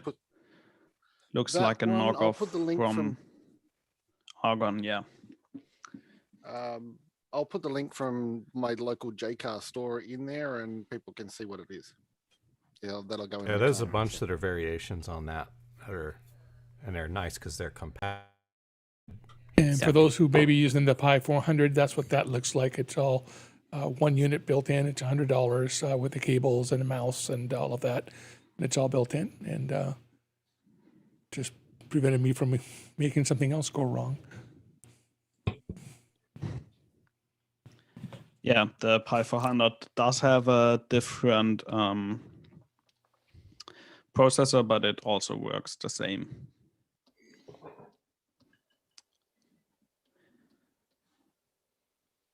So now, will Mickey, can I put myself into gallery view, or will that mess up the feed? Yeah, you should be able to put yourself in gallery view, but whenever I spotlight someone else, it'll change your own view. That makes sense.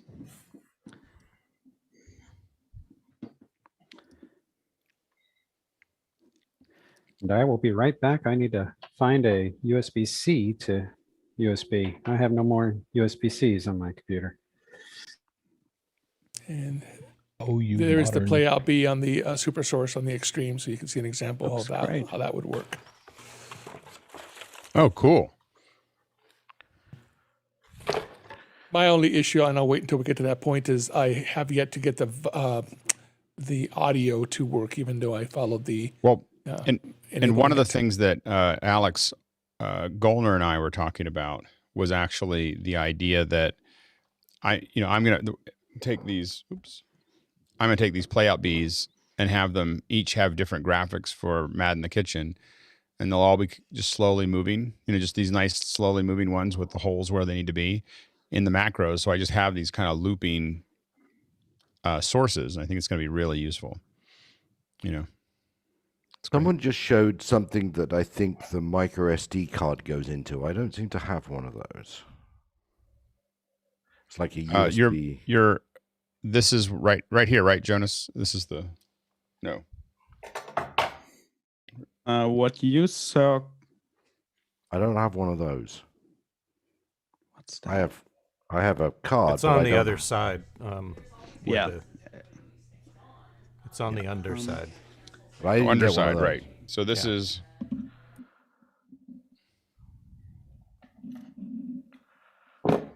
Oh, I see. It just fits in there.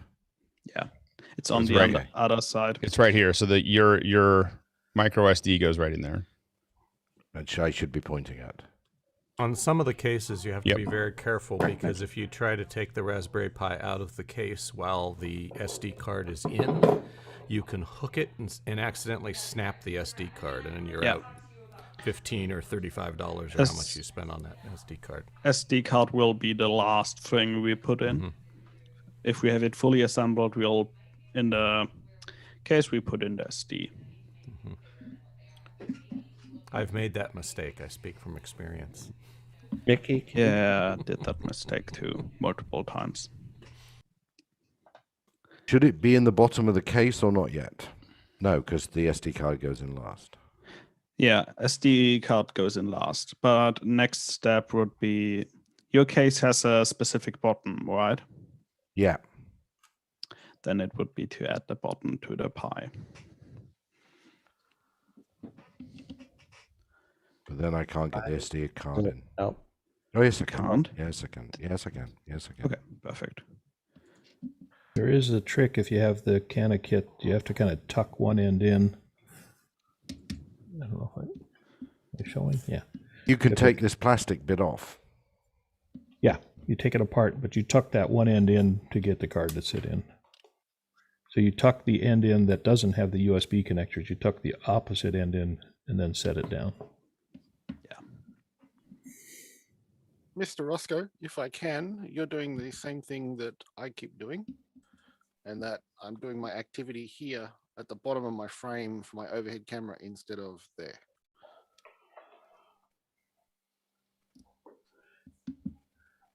Last time I built a computer, it was 100 megahertz, I think a 286. So you can date me from that. My Pi should have a bit more power than that. And what about the first time? Well, actually, concurrently. I'm still waiting on my Pi to be delivered. So if Mikey, you can drop me to attendee. I'm gonna have to watch back later.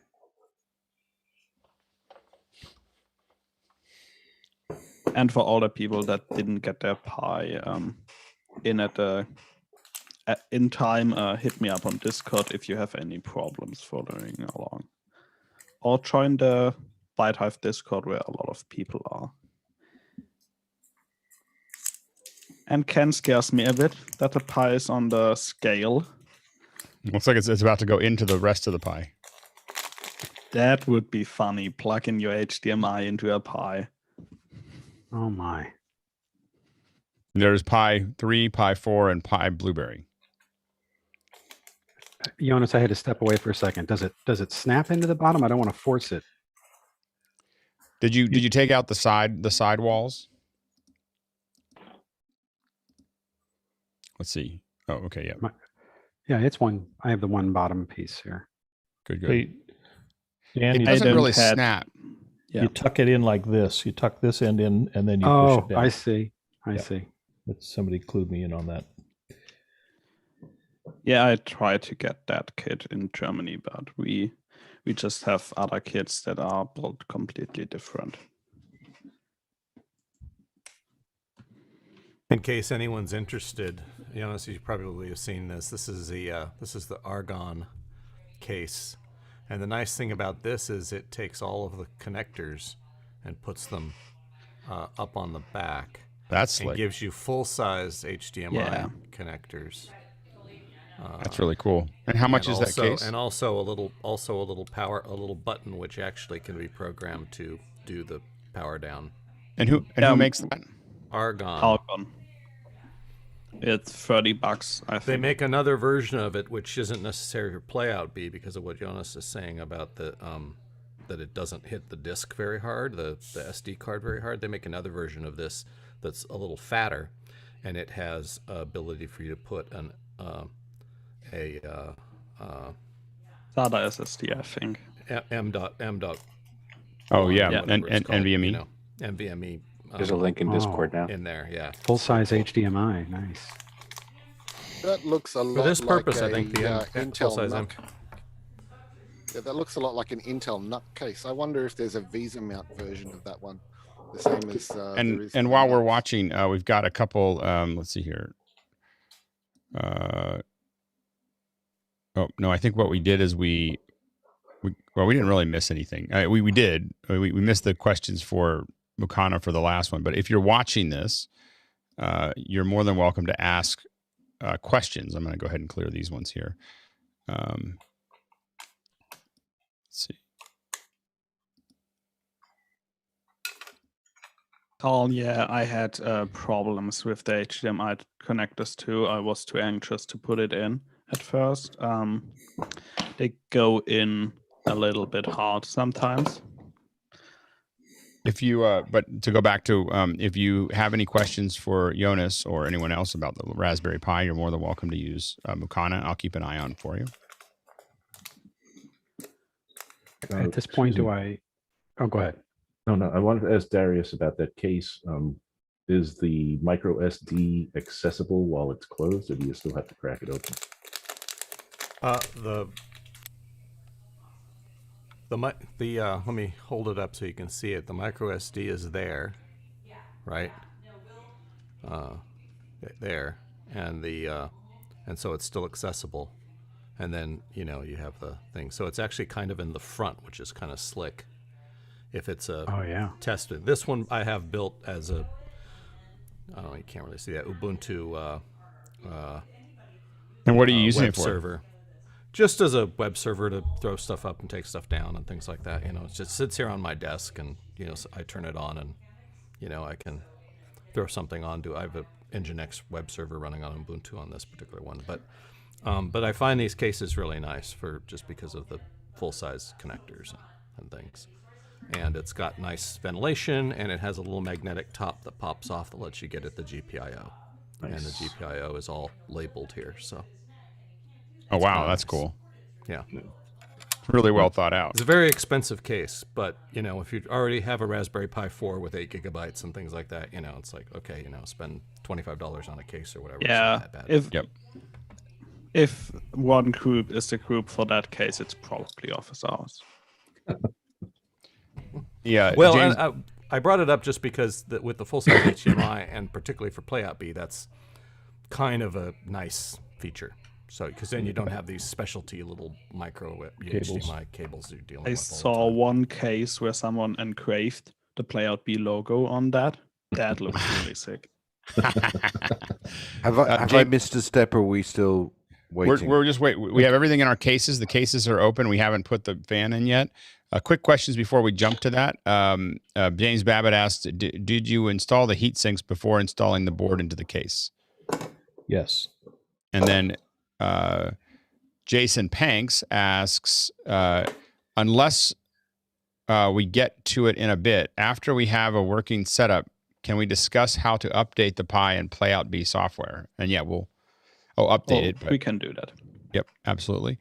And then Paul Prusakowski says, I have 3 Pis that I want to set up. Can I use the same card 3 times, or do I need to install Pi image on all 3 cards and then do them one at a time?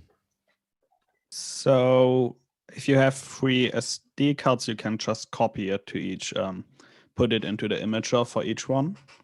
I think you have to do it one at a time, and but if you need do my prepared image, it should be fairly easily to transfer the image. And finally, Wouter asks, can I have a link to the nice case? And that is at 138 in Mukana. You'll see JJ McKenna put it in there. So that's the link to the case. There's one in Mukana, and there's also, if you want Discord, there's one in Discord as well. That's great. All right. So let's go into, what's the next step, Jonas? We need our fans. Yeah, exactly. The next step is to use the fans. Roscoe, you have the same kit, just in a different color? Different color. Yeah. Oh, it's just black. It's not clear or white. So I don't actually remember the instructions for putting in the fan.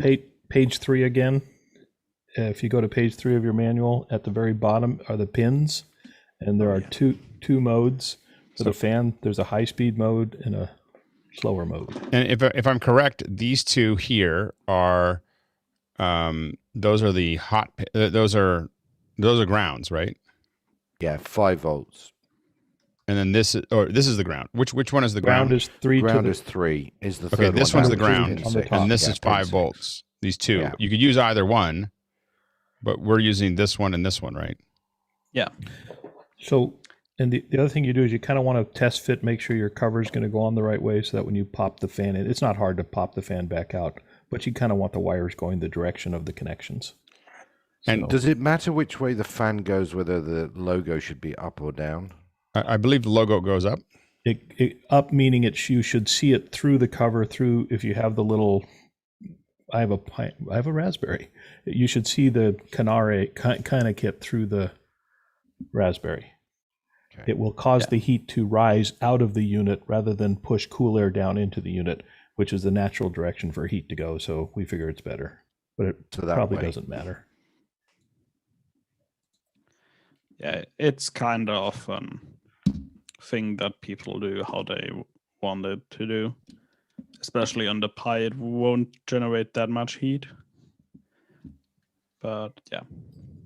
But So- there are some heating induced problems. So if you are in a very warm climate, maybe check the temperature of your CPU from time to time. I live in Texas. So Paul Przykowski wanted to amplify on his question, which was, I have 3 Pis that I want to set up. He wants to clarify, I will be paying for 3 licenses. Correct. You will be paying for 3 licenses.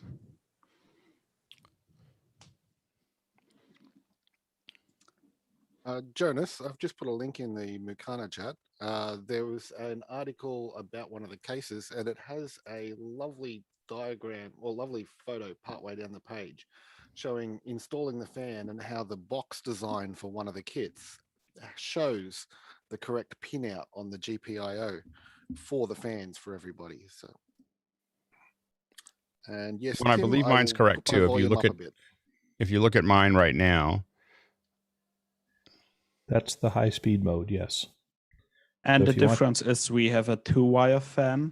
They have a 3-wire fan that is controllable, but it's quite enough that we don't need it controllable. But we are recommending high speed mode rather than a quieter mode at this time. Yeah, it doesn't hurt. Okay.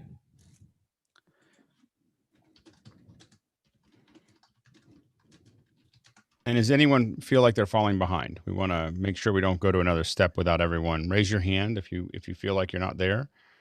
We want to make sure that nobody feels like they're. It's easier to pull everybody along together. And you can look at mine to see. I'm left mine open, so you can see what the cables look like there. So should we be putting the lid on now then? Oh, you can put the fan in. You can snap the fan into the. If you have a fan, you can snap it in, and then go ahead and put the lid on. Right, Jonas? I don't think there's anything else, right? Yeah, that's it.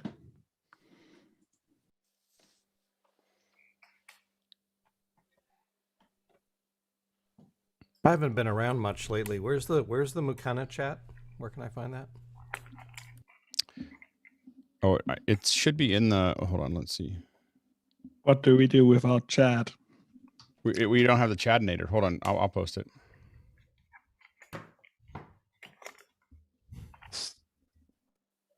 I don't want to break it. Do I just push down and snap kind of hard? Yeah. It's. There you go.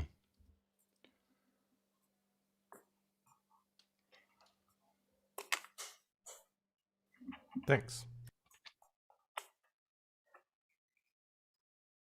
Chris Widner wants to know how the new beta of Playout B is going. It's great. What's coming is we build it so it's more modular, so I can write custom modules if people need a custom way to control it. What also is coming, controlling of VLC player for it. And I'm working on rewriting the network stack for the hyperdeck so I can fix the auto roll command and hopefully also fix that you have to delete and re-enter the IP multiple times to connect to it. And after that, I'll try to do a low-level implementation on the Raspberry Pi to display the video without tearing. And James Babbitt asked to repeat the pin connections for the fan. If you look at mine, you'll see you have the red pin going into the second one over. So if you look at the edge here, we're leaving this pin opened. Next one over, we put the red cable into. Next one over is the black cable. This is the ground is the third cable over. Positive is the second pin over. And should there be a gap? Yes. Between. Okay, so I have it right. Yeah. A gap between the two? From the lid down to the sides. Oh yeah. Airflow, I guess. Just an air gap. And one thing I forgot to mention that is also coming with the next version is a beta for Windows, Mac, and you see it in my background, the small NVIDIA Jetson. Oh. So we expand on multiple devices soon.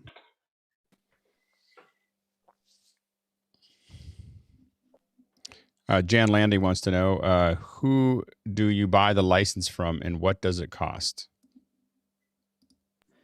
It costs $20 US plus taxes. And you buy it from Gumroad. JJ already posted the link. Jonas asks, Bo Cordell asks, is that a Jetson Nano in your background? And that's what you're working on? Yeah. Excellent. And how is the playout be working with it right now?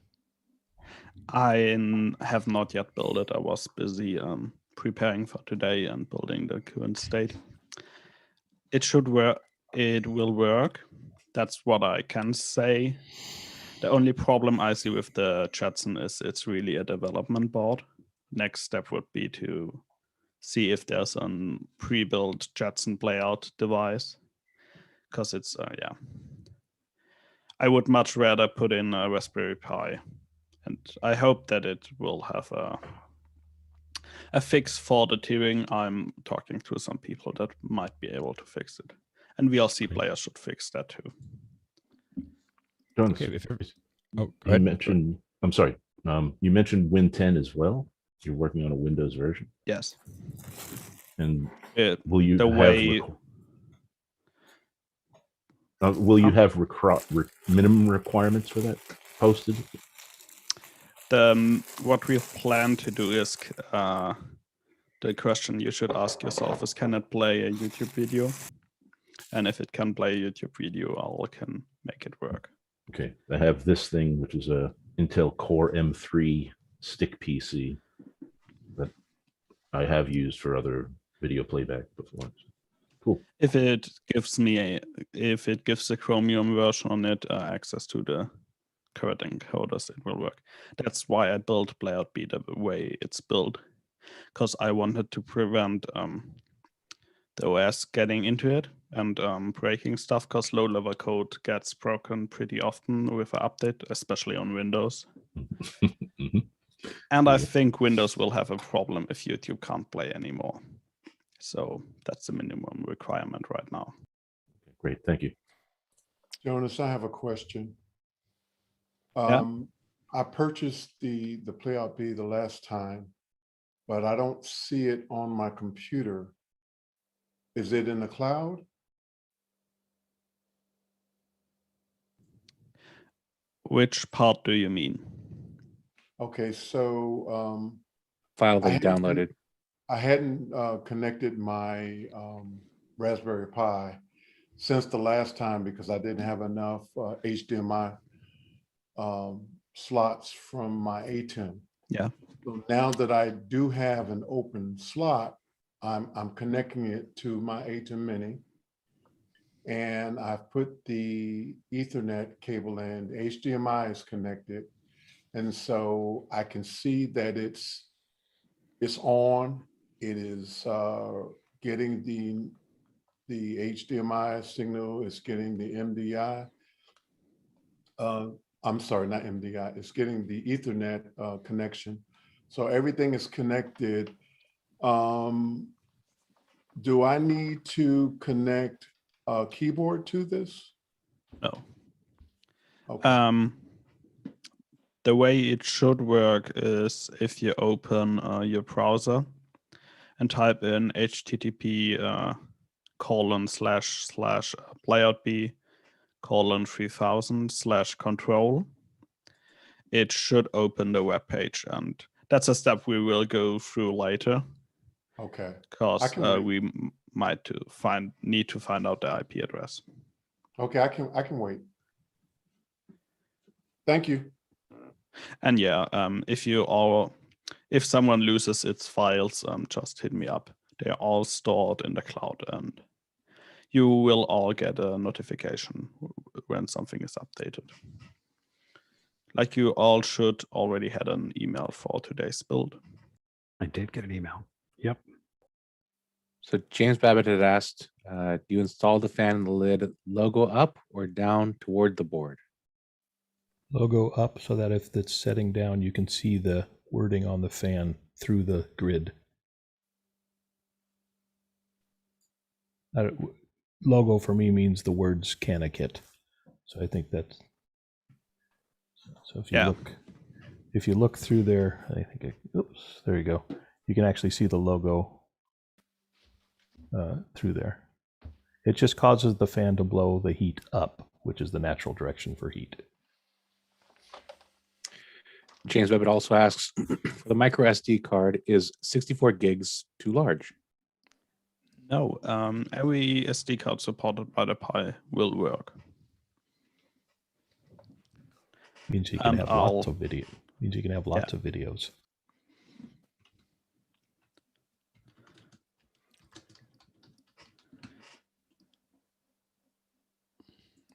I'm back. Sorry about that. We had to run out for a second. No problem. We had JJ stepping in. Yeah, thanks, JJ. So now that everything is connected, everybody has put in the fan and closed the lid, correct? Yes. Correct. Perfect. So the next step is to open up your PC, and you need two things. Thing one is the files that you downloaded from Gumroad that you get when you check out. And the other one is the Raspberry Pi image. I'll post a link to that one in the chat. And the next step will be that we take the micro SD card, put it into the included, how's it called, converter to attach it to your PC, and we will flash on the image for playout beyond that. Now, I got one with noob on it, so is that going to be useless to me? Mine is even easier. So what mine does is it takes all the work that you would normally need to do, and I have done it for you. You can ask Victor if it's a good idea to go the hard way. It's a really good idea. Ask me how I know.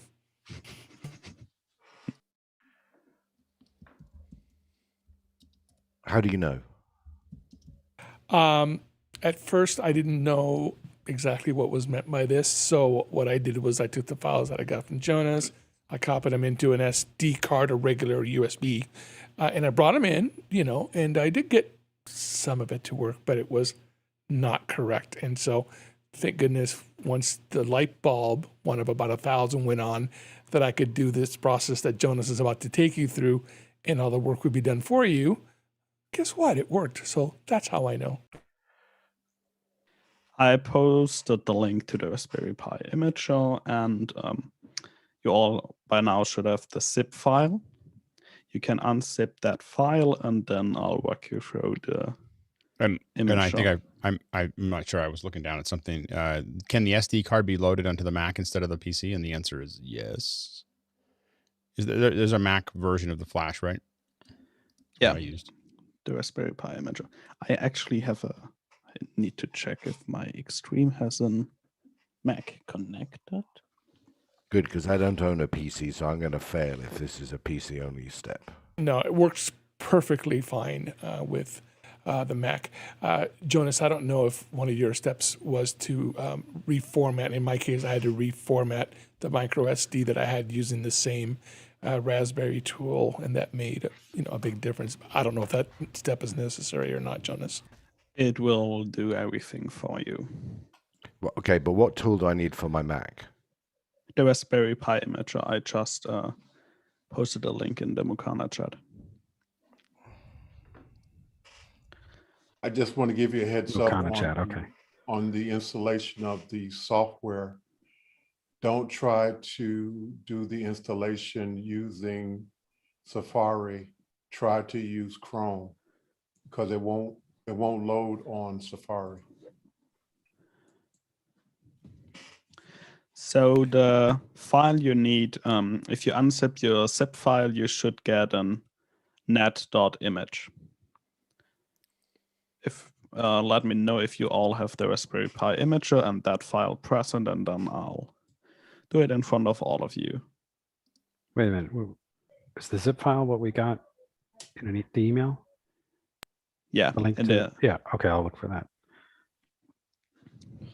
Charlesworth from Eldorado Hills asks, any experience with fanless RPi 4 cases, such as the Flirk? And he has a link for the Flirk.tv.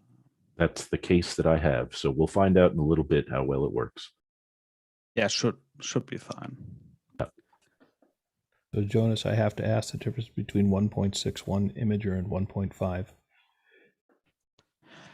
There is a special key, I forgot which one it is, that you can press, and the new Raspberry Pi imager can do some cool stuff that we won't need, because I already done that.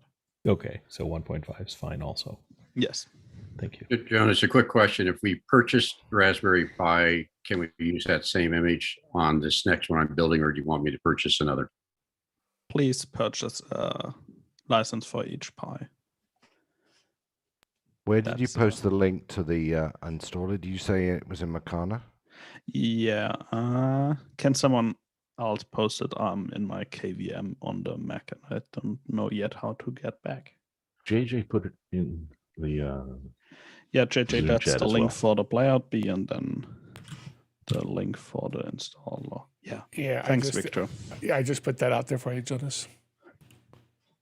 And on a Mac, that's just you need to pick the Mac icon from the choices there to download the right DMG file for the Mac installer.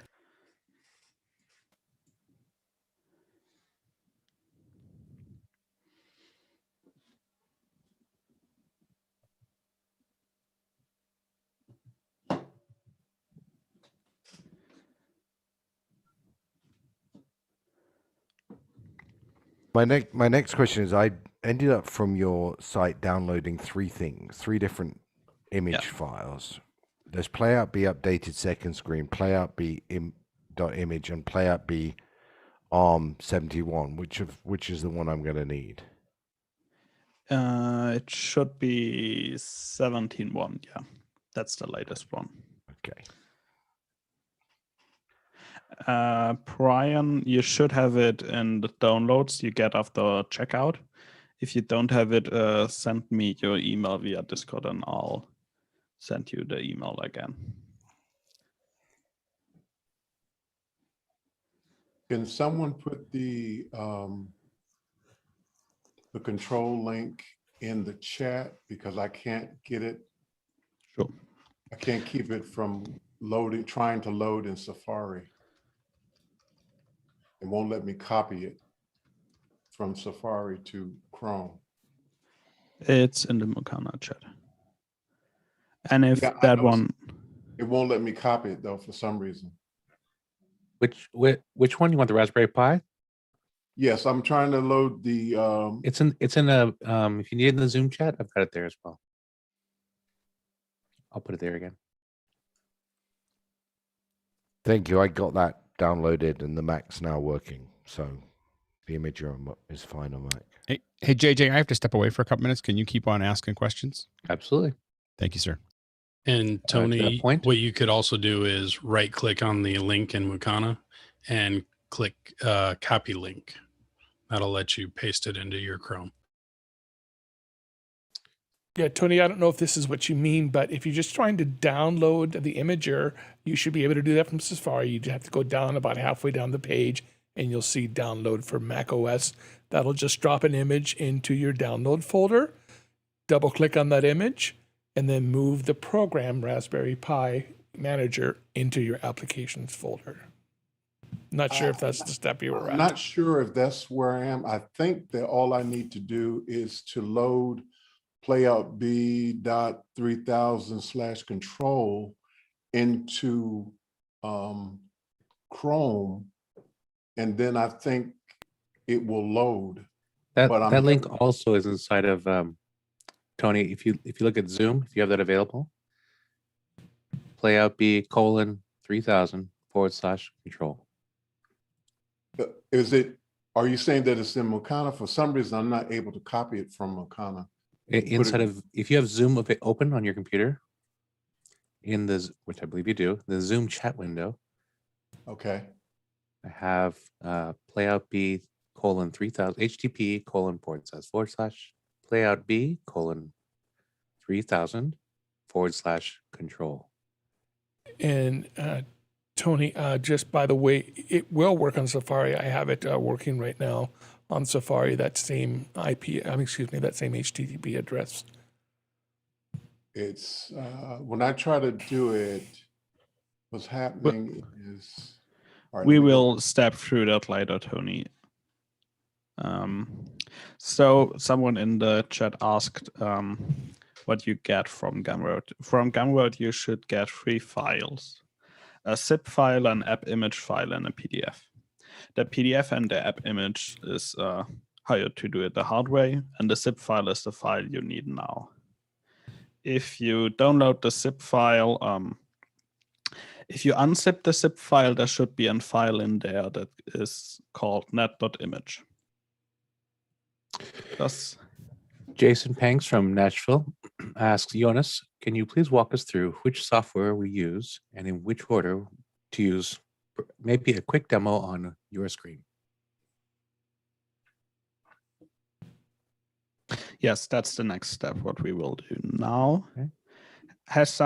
Do you all have the files that you need now and have the Raspberry Pi imager installed on your PC or Mac? Yep. Someone needs help with that, let me know. If somebody wants a visual representation, I've got them up on my screen if I just move my mouse. So we get these 3 in the download from Jonas. And if you open this one, you get net.image. Geert Mehi from Good Heverly, or there's a V, Heverly asks, I use a program called HDD Raw Copy to make backups with a completely configured SD card. It takes a long time to configure this. Any ideas for a faster procedure? That's a really good question. It just takes long. Yeah, I have to go through that for each image I do. And yeah, it just takes a while. Spending more money on faster SD cards helps a little bit. Yeah, not too much, not though. much. Not much. Yeah. Try to see if you can get an USB 3 SD card reader. Some of them are a bit faster. And my screen is what the Jonas's files look like on a Mac. So the next step is we all take our micro SD card, which should look something like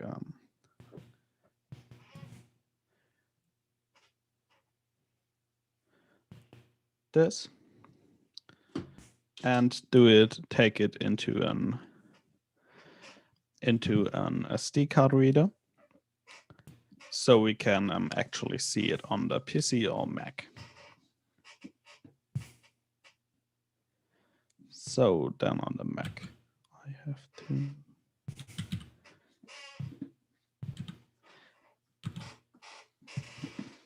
Mine comes up as a generic CanaKit. Just a gray box with CanaKit on a Mac. Yeah, so the next step is to open the Raspberry Pi imager. And then it should look like it does on my screen right now. Do you all have the Raspberry Pi imager open, either on Mac, Linux, OS? Brian, hey everyone, I have to go handle something at the house. Nothing horrible, but I go sort something out. I'm gonna let you guys run. I just want to thank Jonas for taking the time to work with all of us, and thank everybody for coming in here. And just keep going. We'll just turn this run into the post show. So there's no rush. JJ, can you keep on asking questions? Yeah. Should I be able to do anything with those? I have to. There's a whole bunch of paperwork to do that Gotcha. part. So let me just keep running with the questions where they are. Yep. All right. Thank you, sir. All right. Thanks, everybody. And I will. This is getting smoother each time, so it's interesting. All right. Thanks. So Brian, yeah, playout B image 190121 is the latest file. So then we go to choose OS, scroll down to use custom. So Carl, that was the I don't know answer. if you- That was the I answer don't to know if yours, you're- Carl. you meant- Moxa. You need to show your screen, Jonas. Moxa. No, I do, right? Just missed Alex, but I wanted to show my corn fritter. I finally got him plated.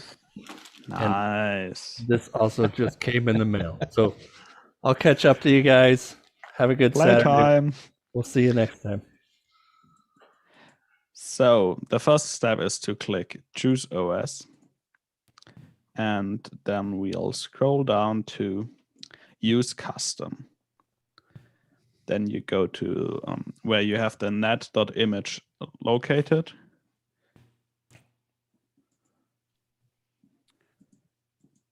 Select that one and click open. One did you just select? You selected playout B? The net.image that is in the zip file. Okay, I got lost somewhere. Jonas, there's a few questions here that I think are all related. So Carl Moxa from New York asked, my net.image file is from January 18th, 2021. Is there an updated file? I think that's the same one. Is that correct? That should be the same one, yes. Okay. The other one here is also from Walter Kolwision from Bunschoten. Jonas, I did buy this a few weeks ago, and the zip file is from also January 18th. Should I use this one, or do you have a more recent version? That's the most recent. James Babbitt asks, which link for downloading the software? And JJ is about to put it into the chat. put it into Gumroad again. This is for the software. And then here, Jason Panks asks what we're doing right now. So that's what we do right now. You now have selected a net.image here, and you should see it here. No, I'm completely lost. For some reason, I don't have that piece of software. When I follow that link, it sends me back to your portal page. Yeah. For you, use the raspberrypi.org, Nigel, link. Yeah, for the software that we are using right now, there's I've got that working, but when I downloaded the files you gave me, I got 3 files, but none of them were named what you named them. Yeah, the net.image is in the zip file. I don't know what that means. Right. So Dave Brady here. There's a file called playoutb_image_190121. That's a zip file. I have playoutb.image. I have playout B ARM71 app image and playout B second screen. Maybe share your screen. Yeah, playout B image should be a zip file. Yeah, it's a little slow. I think we all hit it at the same time, so it's a little slow coming down right now. Mine's hung at about 3/4. May have an old version, Nigel.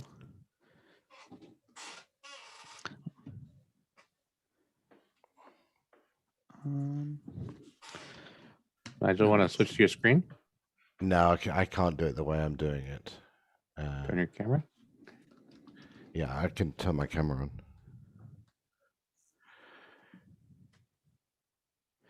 on. Can you send me your email address via Discord, and I'll send you an email where the latest one should be in. I am a bit confused why you have different images.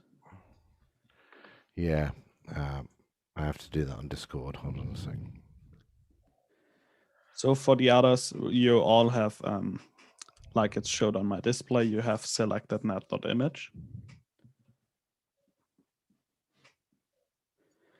If someone has a problem with that, still let me know. Mine's just finishing the download. But I'm fine. So to keep moving. Okay. I'm writing the image right now. I was hoping to use my new portable monitor with it. It's got a mini HDMI, not the micro. And so now you need a mini HDMI to micro HDMI. Right. James Bevitt, are you asking James for which software?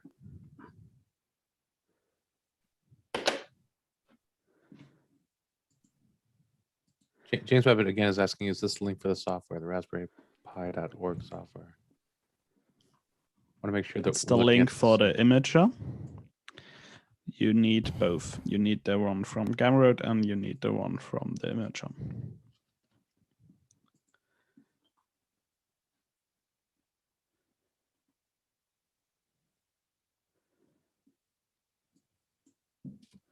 And Nigel, you should receive in the next few minutes, you should receive an email with an updated image.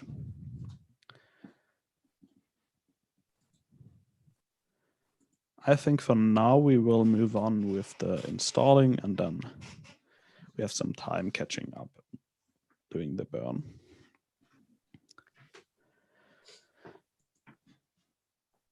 Oh, there it is. So the next step is plug in the micro SD card into your PC and click choose storage. Then select the micro SD card here and be sure that it's a micro SD card, not an external hard drive. And after you have done that, just click on write and it will start writing.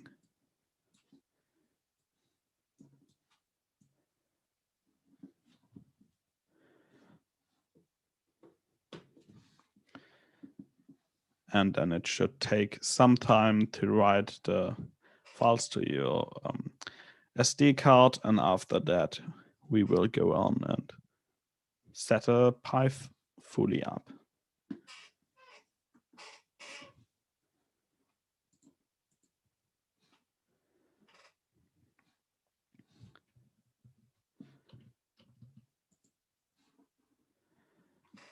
So the SD card. I know I'm kind of jumping ahead on this, but is the point of this is that your imager already has Playout B installed on it? My image has, my image already has Playout B installed, has optimizations of the GPU, renames the Raspberry Pi to Playout B, and changes the password to ByteHive. Is there any case sensitivity in that password, or is it just BYT HIVE? It's all small. It's all lowercase. If you put your Playout B on a public network, please change the password. Absolutely. And please don't put your Playout B on the public network. There are cooler ways to do that.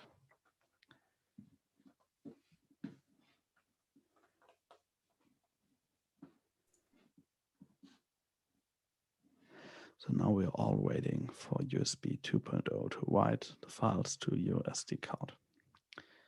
After that, it should be pretty simple if your network isn't complicated, but most of your networks will not give the Playout B the host name it wants. So we will need to find out the IP address, but we'll do that as it comes. Do we have any more questions?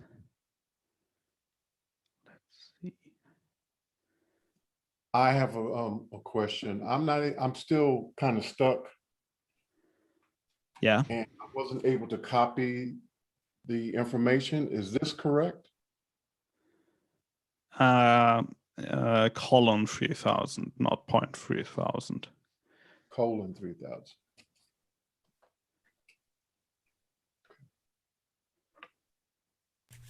But that's not actually going to do anything until the playout B is all up and running, right? Yes, correctly. And it works on my network. It works on most normal networks. But some of you have a different network, kind of network, where the playout B isn't allowed to choose its host name freely. Darius, just so you know, Tony built one last time, so he's way ahead of us all. Yeah. And Tony, just so you know, that colon 3000 is the port that the playout B is listening on. So that's how you specify the port that it listens to.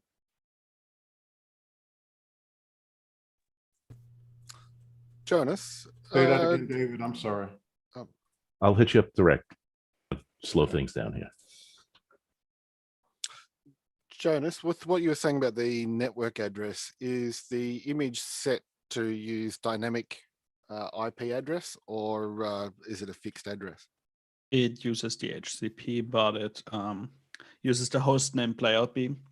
So if your network allows devices to choose their host name themselves, you can access it via playout B. Otherwise, we have to find out the IP address of the playout B. There's a trick as well.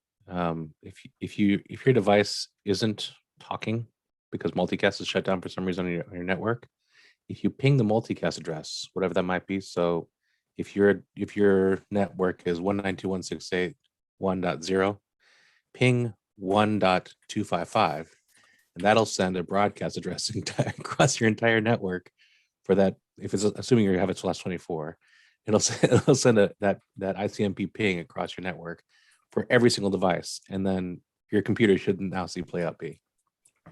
Is that avocado oil?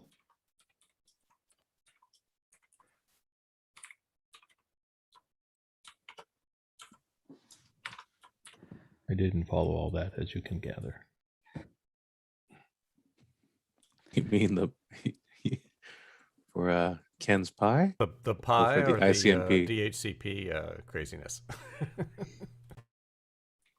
Pinging the 1.255 to the master something to it's a broadcast address. So printers are very noisy. They constantly send information to the broadcast address. So the broadcast address in a /24 is the last address, the 255. So assuming you have a 192.168. Yes, the top got range. it. Okay, got Whereas the 0 in that range is the network identifier. That defines the size. So 0 means a /24. 16 would probably be a /28. So I don't know if I've fallen too far behind, but I seem to be now getting the code heading on the card. Do you have a little white line going across the screen? I do, and it's Perfect. at 28%. Right. I think that's where we're we're all waiting for that line to finish. And I think Stuart's just finished. You're first. Yeah, I just thought I'd sit here and wait, because you would probably tell us all when to eject the card and what have you. So quick note, since there seems to be a bit of confusion why the card is showing only 215 MB after the formatting. It actually creates multiple multiple partitions on the SD card. So the one you will be able to see will be smaller. And on the first boot of playout B, I have some code that will make the file system enlarge so that it uses the full SD card.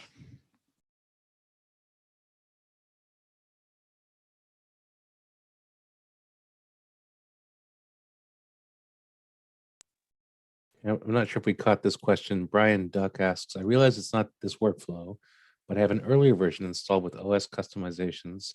Is there an updated script / commands from within the Raspberry Pi? No, I don't do it via a script. There are some things that can't be automated via a script that I do in my image. At the moment, you would need to reburn the image. I thought I was drowning, but I may be catching up. I'm now verifying. Great. So when we all have verified it, you can click the button OK and eject it from your PC or Mac, and then we'll take it from there. Did that already. Oh, jumping ahead. And Jonas, in the future, does the top of the SD card actually stick out just a little bit from the board? If I push it in, it doesn't actually go in all the way like you'd expect. Yeah. It sticks out just a tiny bit. So that's normal?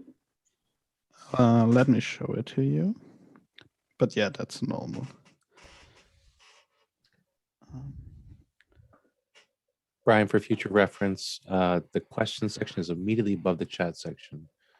Also, JJ It asked should right look now, like that. is there another person who can move people into the panel? Mickey, are you a host or co-host? Already did it. Mickey, can you hear me? Mickey, he already fall asleep. Mickey, kannst du mich hören? I put John into, I think John is here. I made it in. I had to move from my cooking position to this position. And I'm a little behind you. I'm just trying to figure out how to tell the Raspberry Pi to use your net.image, but I'll catch up. On the question about the SD card sticking out a teeny bit, this is why we were talking earlier about putting in the SD card last after it's all in the case and stuff, because it sticks out a little bit. If you're pulling it out of the case, it's very easy to hook it accidentally and snap the SD card. So that's why we were talking about that. And which way round does it go? Logo down. Logo down. Like this. Okay, that fan is really loud. It is. I gotta fix that. I'm And gonna it has take that two apart. positions. You could put it on the lower fan speed. It's not as loud. But I'm sorry, Blake, I was pretty quick. When you choose OS, how do I get the image one? Because is there a way you do that quickly?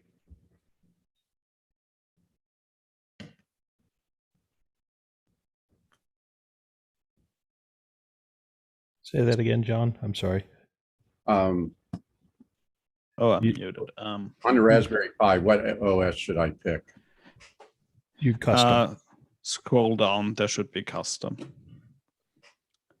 Use custom. Oh, from my computer. Yeah. Now I got it. Thank you. Sorry for the delay. Are you building a second one, or are you just updating yours? I'm building a second one. Then I'm going to want to update my other one. There isn't an update the last 2 weeks, so it's just a second one. Okay. Yeah, Yeah, if this you get is my the- second time through. I'm amazed how much I've forgotten in the time since we built. That's why I'm doing it, John. It's the same thing. Like, should I be brave enough to power this up, or what am I doing? Waiting? Oh, I can powered power it up. I'm rerouting I these think- fan cables. I think Ken. 'cause you won't see anything unless you plug it into an HDMI, but you can power it up. Yeah, It you looks should like- see the fan spin. It looks I like should Ken is point out actually that wiring the, up his pies. The case that I've got, the fans are absolutely silent. So if that helps anyone choose one. Did you start it yet? Hang on. I'm just seeing if this comes through. So I'll say it now so no one gets scared. If it works, you will see a flash of a colorful image and then it will go black. That's actually not a bug, it's a feature. I decided to let it go to black. So if no video is there, you will see nothing because there's no video. If you saw a splash of a rainbow and then what is it? I think it's some I mountains. saw a rainbow gamut. That's how we and want then, it. yeah, mountains and what have you. I've got my Shogun hooked up, and in a second, once the Shogun is feeding an RTSP device, Yeah, it'll there come David through shows and I it. can bring that up. Yeah, there we go. This is the Pi GUI just And then booted it out of it. takes- I think it's Anchor. I forget where that is. And then it blanked out. So Anchor what? Yeah. Yeah, Michael, you can plug it in with the cable and the on-off switch. If you hit Alt F4, it'll close the. If you have a keyboard hooked up. Jonas told me that, and yeah, I don't know why I hooked it up to the monitor. I can see anything. James Babbitt asks, do you follow Appendix 1 to install noob software on the micro SD card? It depends what you mean with Appendix 1. Probably something in the tutorial. No, we jumped over noobs. We jumped right into player B. Yeah, all the steps about installing noobs and setting it all up and installing player B on that and all is all obviated because Jonas has already made all of the image, have all of that finished. So. Correct. My goal was to keep you all away from Linux, to leave you in the Windows and Mac world. And I think we might be at time for Victor's question. Victor from Brookings here on the panel. Question for when we get there: how do we configure the HDMI from 1 to 2, and can we make both HDMIs have a duplicate image? We'll do that in a second. So everyone should have a SD card by now. Plug it into your Pi, and then connect Ethernet if you have. Hopefully you have it. Otherwise, we need to do some extra steps for Wi-Fi. Plug in Ethernet, HDMI, and the power. Then it should spin up. You should see the rainbow thing, then the mountains, and then it should go black. If everyone has that experience, we'll start from the black screen together. I got an image of a mountain, then it went black.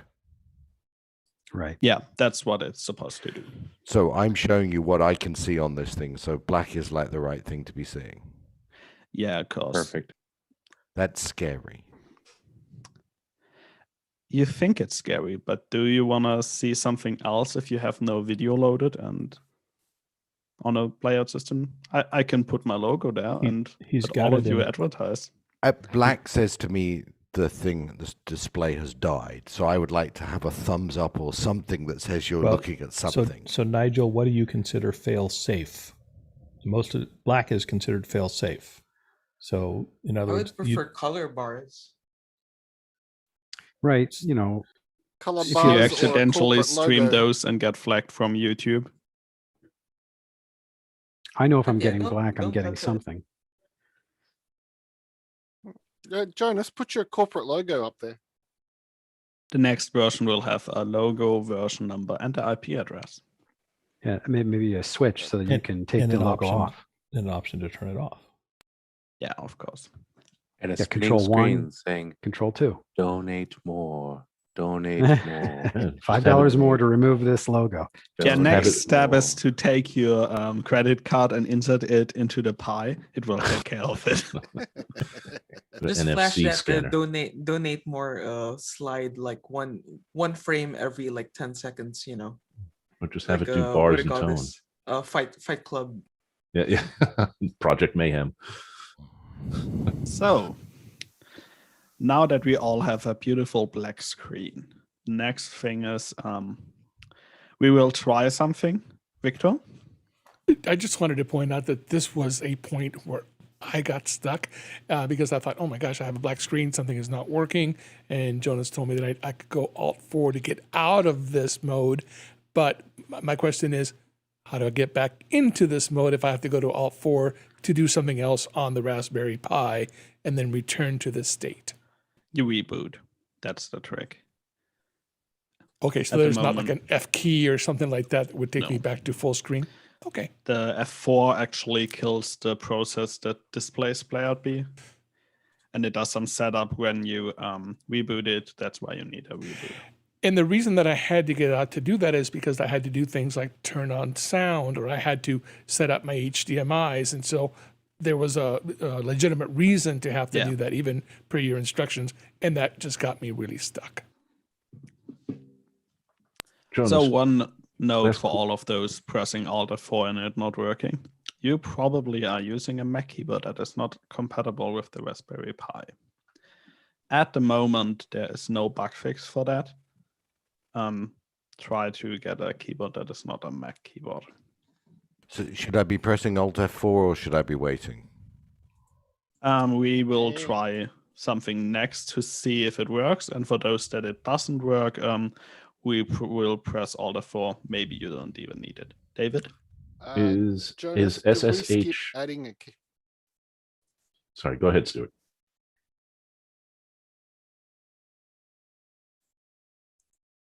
Skip where we added a keyboard?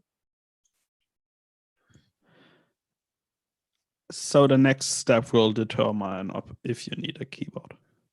You probably don't, Stuart. Go ahead, David. My question is are services such as SSH or VNC enabled in this image, or do we have to enable them on our own? I think, no, I have disabled it. They are disabled. I had to go in and disable it. That was another reason I needed to get out of it. So I could disable both SSH and VNC because I have this on a 5-inch screen and I couldn't see a menu. So I had to go to VNC in order to see what I was doing. Right on. Okay. So the reason why SSH and VNC is disabled, because it's an open thing. And if you don't know that you need it, you probably don't need it. And if you know you need it, you'll figure it out. Or ask me and I'll help you.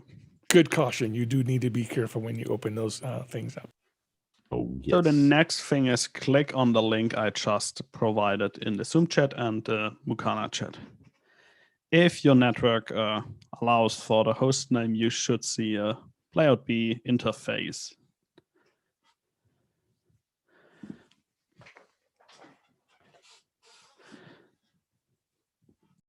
Stuart, your network doesn't want to play with us. What was the trick for him again, JJ? Ping something to see it? Ping the broadcast address. So whatever your network is, so your computer, whatever your computer's address is, ping the broadcast address within that network, assuming that you're on the same subnet. I'm assuming that's in the command window. Oh yeah, sorry. Yeah. And Okay, Tim McCulloch makes another really good point. I was using the Pi 400, and the keyboard on the Pi 400, the default image was set to German, not US. So I had to go in and change the keyboard settings and everything to German, because when I was trying to put in an @ address, shift whatever @ as, it was giving me a different symbol. So I had to change that keyboard layout so it would understand English, because I don't speak German.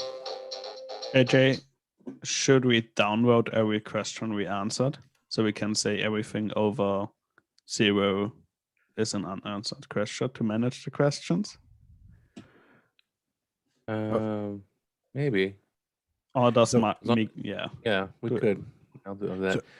And James's question here was, and the answer is yes. The step that what Jonas, the software you created, is that gumroad.playout.com/playoutb. Yes, that's the software I created.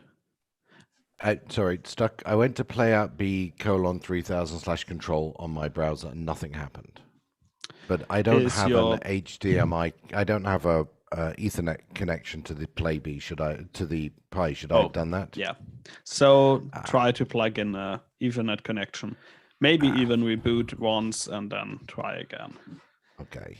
And for all those people that don't see it, let me know. Michael, that the Ethernet doesn't give you an IP address. Where do you see that it doesn't give you an IP address? Victor?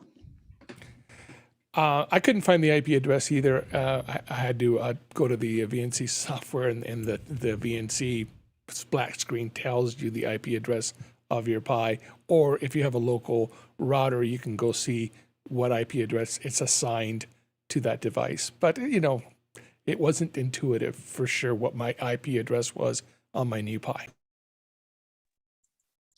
JJ, could you repeat the ping command? As you can see, I've got the command window open. David? But pinging 255 space. didn't work. What's your network? It's type IP Just config. 192.168. What's your? Let's find out what your network is first. Let's find out if you're on the right network. I'm only on one network. IP, CONFIG. Okay. Enter. Okay, so yeah, so you're one. So your gateway's in the middle though, 138. Okay, so type. Yeah, that won't matter. I can change that later because that Yeah, gets no, that's changed fine. when I Doesn't stop matter. Zoom. So ping that's fine that you ping the 255 address. Now, see ping playout B. Ping the word playout B.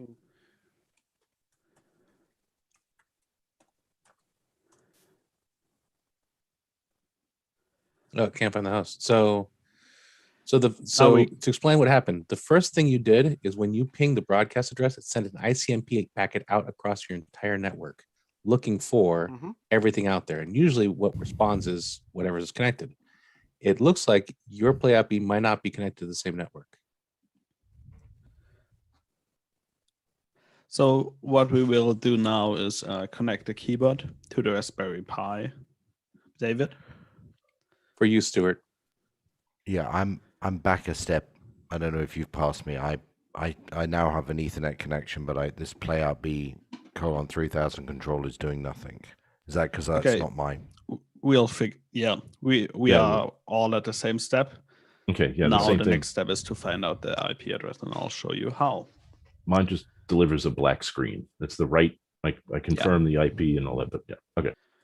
So what you see, the video behind me is actually playout B. So the next step is connect a keyboard and press Alt F4. Oh no. On the keyboard for the Pi. I was about to kill Zoom.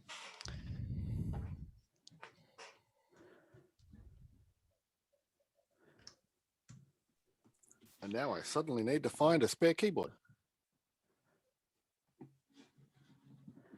Don't you have 10 of them? Just real quick, my network is an Eero, and I could get my IP address by looking through my Eero command. Yeah, if you happen to Eero have a router that you can log into, you can also usually see the address in your DHC pool on your edge device, your firewall router. If you log into that, and Jonas, what's the first 6 of the playout B's MAC address? That's another way of finding it. The Raspberry Pi has a MAC address, not playout B. I can ping playout B from a PC. What I meant. Got it on.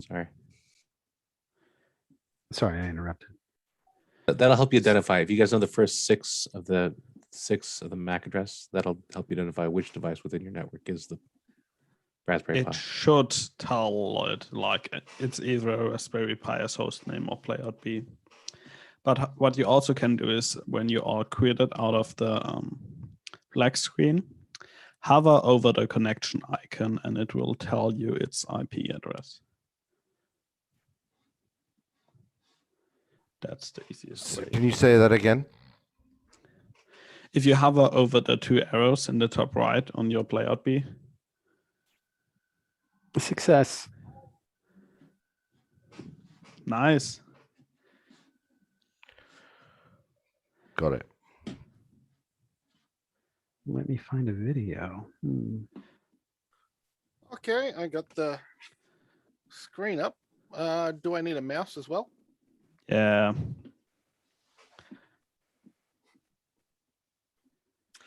This is going to be a challenge now.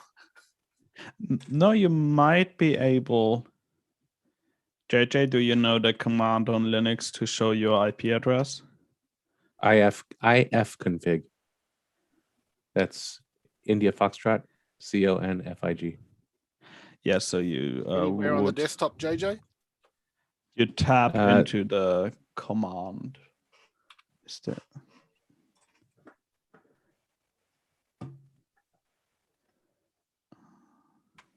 You So tap old into school the command keyboard line. control. So Nice. Stuart, on your screen, hit the Windows key. That might actually map correctly.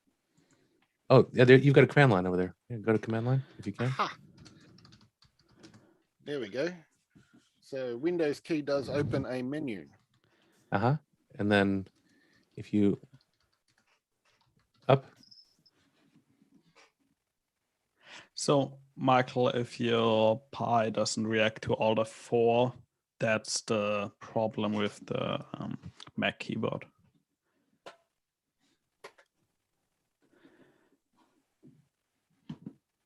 Go to accessories, Stuart. Accessories? I think I saw it in the accessories terminal. Yeah, terminal. Enter. Michael, try to reboot the Pi and see if that helps, and try to plug in the keyboard to the non-blue ports. That the blue ports had some problems sometime. India, Foxtrot, Charlie, Oscar, November. Hey guys, India, Foxtrot, I'm kind of stuck. 1 second, Tony. Oscar, November. Foxtrot, India. Greenwich. There you go. Enter. Oh, hello.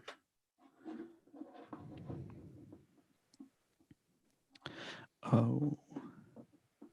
Looks like you got a V6 address.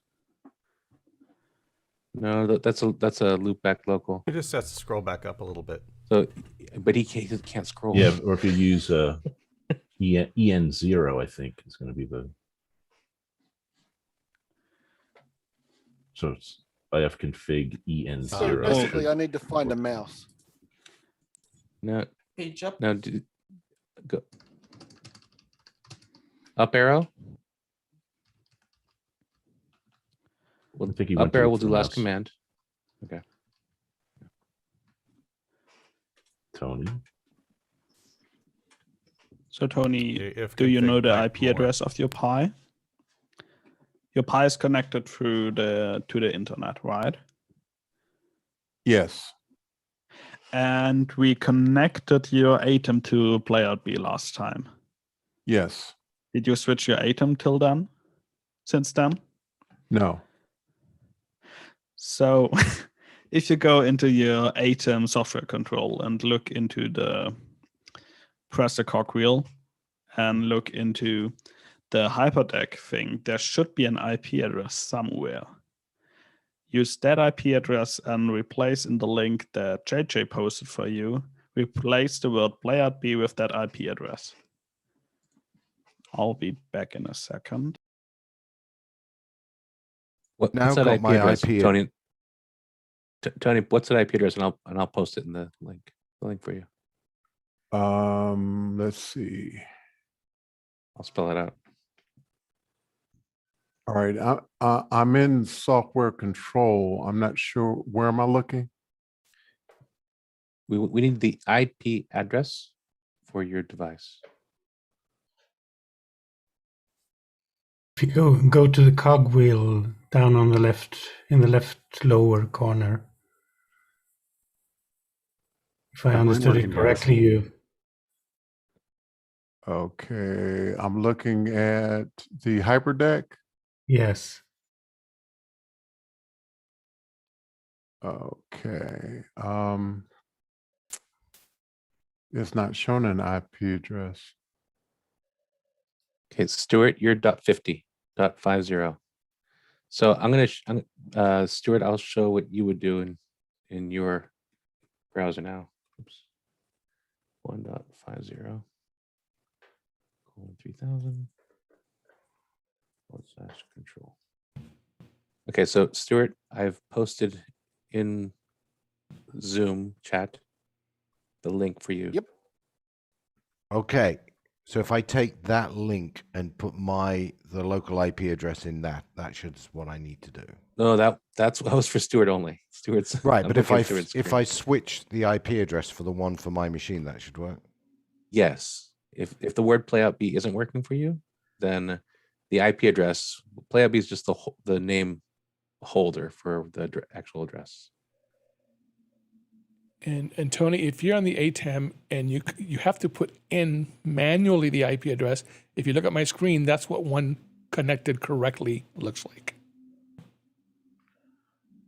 You see, I had to put in the IP address of my playout B, my Pi right there, and then it connected. So Tony, you don't have the IP address for some reason anymore.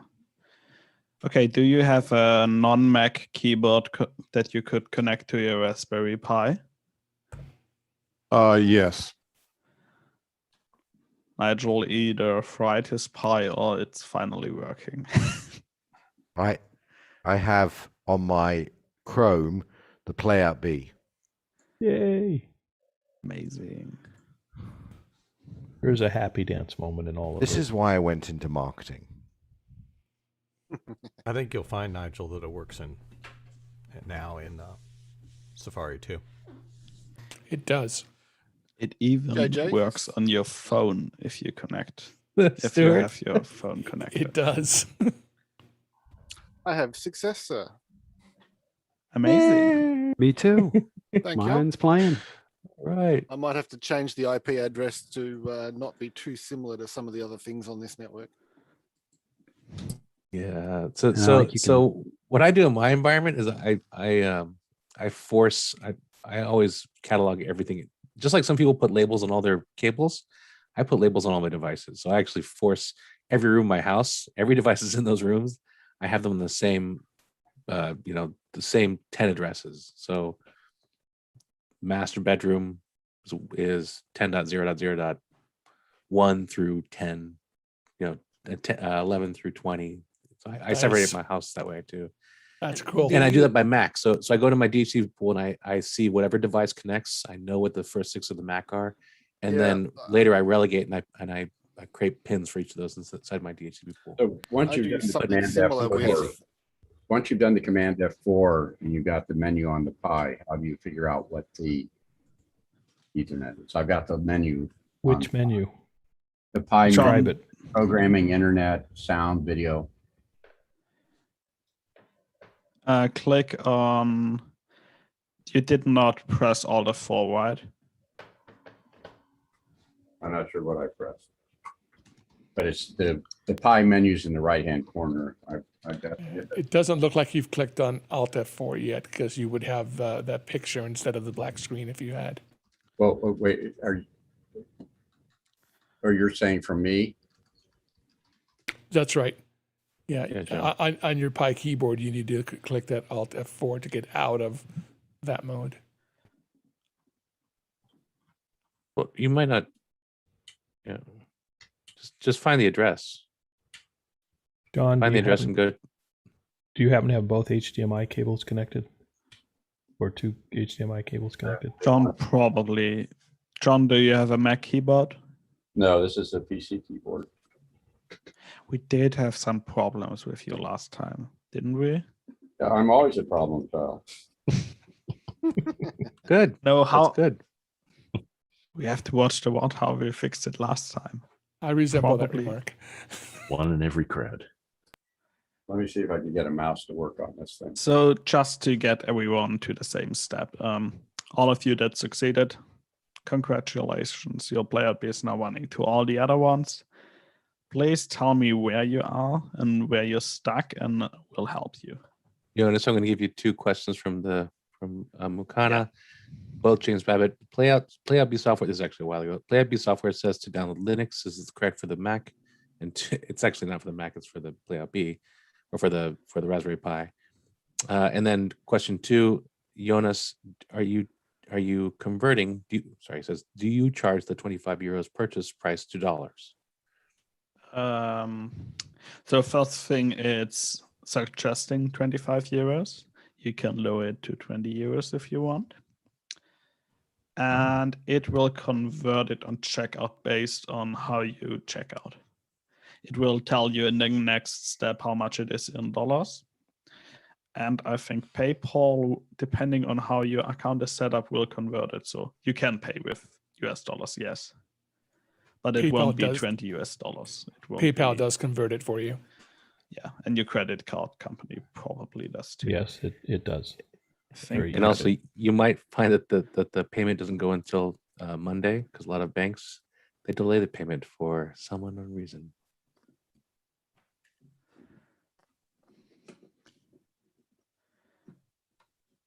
You mean they use the float? No, David? they're using the time to make money. Yeah, A lot of that's money. The float. It's called the float.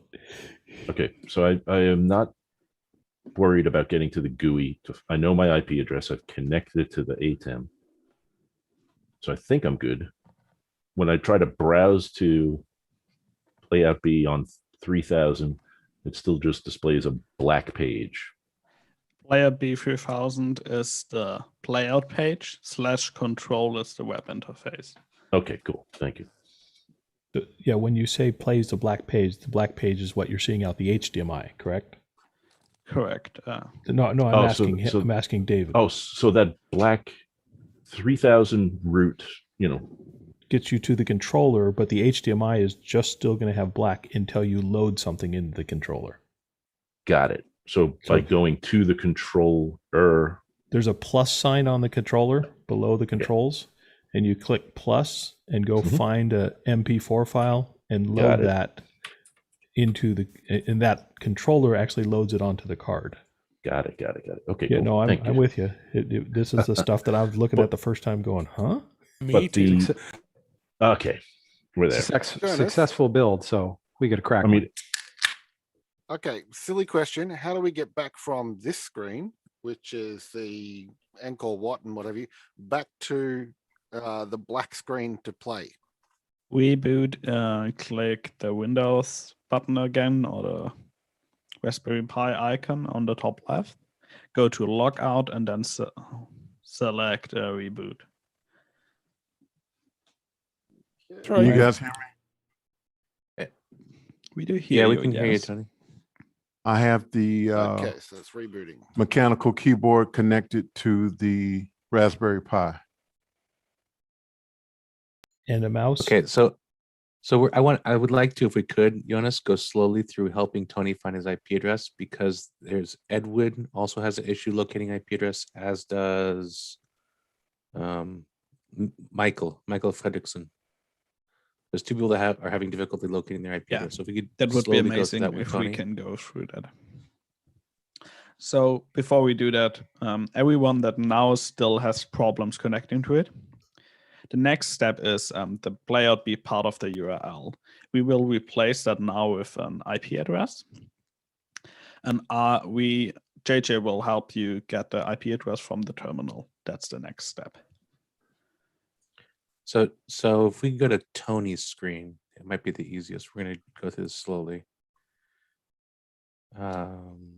Mickey, could you pin Tony? And Tony, can you share your monitor? Because I think you had the playout be visible. I've pinned.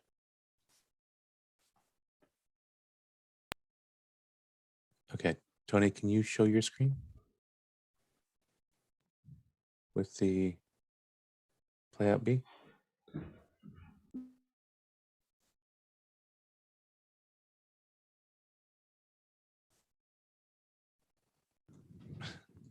So that's the playout B into the Atem Mini. Okay. Can do you have a black keyboard? screen was a bad idea. Bad You have idea. you have a keyboard we can connect to that to view A keyboard is GUI. connected to the Raspberry Pi. Perfect. Can you please press was it Alt F4 on your keyboard? It's probably a I'm Mac praying keyboard. you have a PC.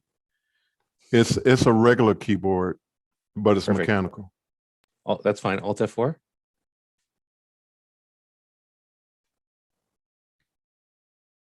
Alt 4? Yes, sir. Alt F4. Alt and the F4 key, that are two separate keys that you have to press at the same time. So Alt Tony, and you hold- F4. I'm pressing at the same time. I don't see anything. So mechanical keyboard is plugged into the Raspberry Pi. Yes, the mechanical keyboard is plugged into the Raspberry Pi. Okay, so with us viewing what we see, please reboot the Raspberry Pi. Whoa. What happened? Oh, I see John now. Oh, I spotlighted for everyone. You're saying power it off? Yes, please. Let's reboot the Raspberry Pi, please.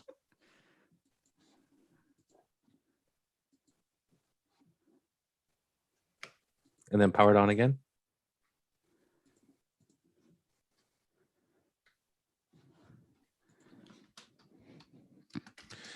While it was powering on, did you see any state change on your screen, or was it black the entire time?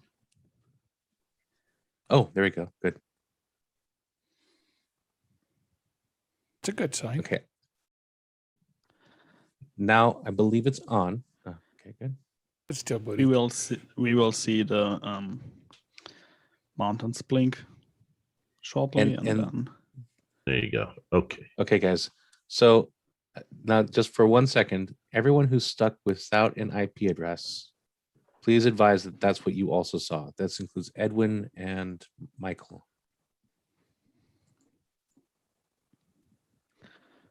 Edwin? Okay. I'm without I don't an see any IP chat. address at I don't the see any chat in Mukana, so I'm gonna guess that you do see. Oh wait, PlayUp works for me on Mac. I had a problem with Chrome, so there's a connection. Oh yeah, yeah. Okay, perfect. I'll address that in a second, Frederick. Okay, so Michael saw reboot Frederick, load the Apple Mac or from the Pi. Okay, James, looks like you're about 3 steps behind. Okay, so still answering the IP address question.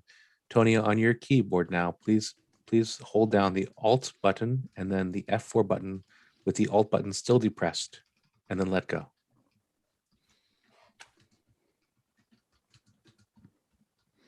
Okay, I think I heard you pressing those buttons, and I do not see a change in state on your screen. Do you have a different keyboard? Do I have a different keyboard? I have the keyboard that's connected to the M1.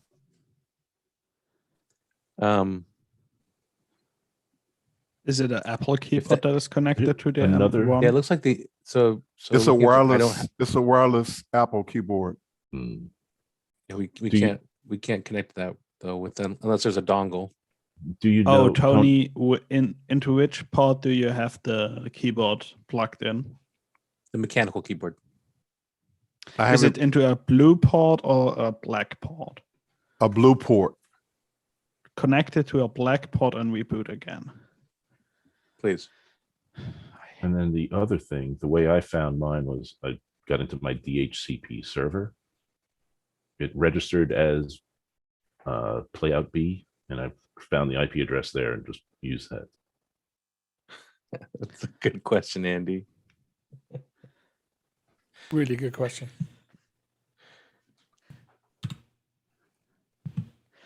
And since Andy is here, the next version I am trying to add OSC to the next version. So you could, in theory, trigger your playout be a playout via Zoom OSC.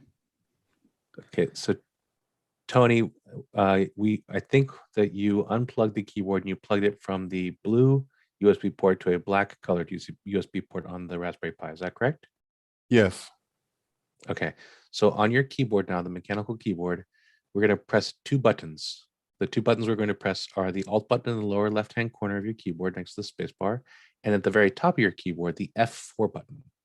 So those 2 buttons, please depress those 2 buttons and then let go after a second.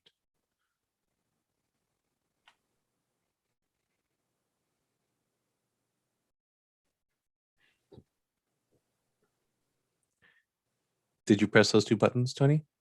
Yes. Okay, I do not see a state change. Please take the keyboard you have and throw it in your garbage disposal. Tony, can you show us the keyboard that you're using and that it has a physical wire? It's not wireless, right? Yes. Hold on 1 second.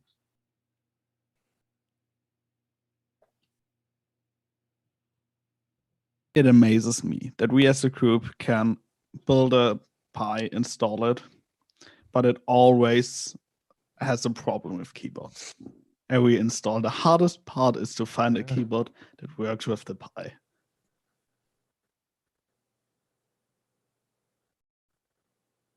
Yeah, my guess is that's a non-functioning keyboard. You want me to take it out and put it in the other black USB port? You could try yes, and then after that, put that keyboard in your oven and cook it.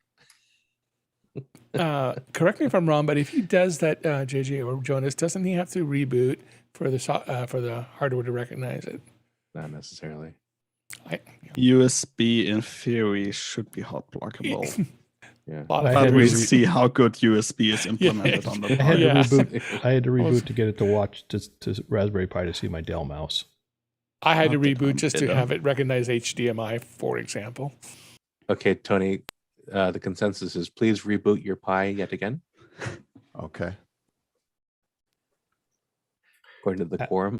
After stuff is all plugged in. But just a question on my right side of the Apple keyboard, I can do this on the VNC viewer, so I can. Is that you pressing the right command, the right side command key on the Apple keyboard? We could use that, right, TJ? It works for me. Yeah, we just need to find the terminal. We need to find the get to the terminal prompt. But I don't know if anything's working on that keyboard at all. Click on terminal. Yeah, everything is working. And my mouse is working here. Yeah, we. Oh no, on yours you're fine. You're using We're talking about VNC Tony's. though, so it's translating it. Yeah. Now we mean on Tony's keyboard. We're not sure Tony's keyboard has a heartbeat. Yours, I can see 192.168.86.32. I know what the difference is. Oh, good catch from Courtney.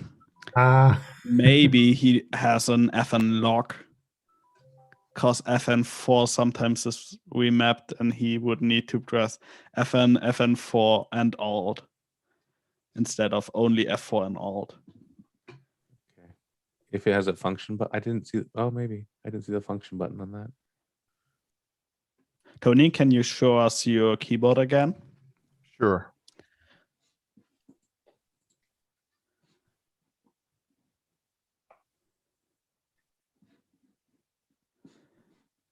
Can you go? Yeah, it doesn't look like. Is there a FN button on the left? And no, down at the bottom, next to the space bar. I don't see one. Next to the what's left of Windows? Nope. All the way Well, left, bottom left. One of the options is Control. potentially hitting the Windows, because that'll get that drop-down menu to show up. Yeah, and then he can get to navigate to terminal from there. Yeah, so press that. Yep. Yep. Good call. Is there anything on your screen? On the Pi. Tony, did you see any change on your window with the Pi? Do you see a little color menu pop up when you do that? Yes, yes, There yes. we are. Down arrow to accessories.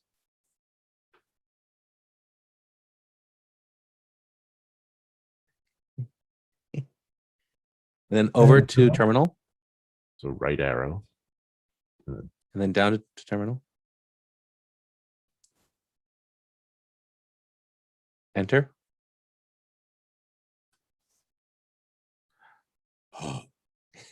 I F C O N F I G. Hold on 1 second. I'm holding the phone. Oh, okay. You can put the phone down, Tony. You're doing great. You're doing great, Tony. Yeah, really. It's like the old landing a pilot where they can't see anything. It's like, keep your nose up. I am keeping my nose up. Yeah. Okay, I'm ready to type. I F C O N F I G. Let's start again. I F C O N F I G space ETH 0. ETH.EN. Enter. Is that right? Yes. Yep. 1.144. Amen. Hallelujah.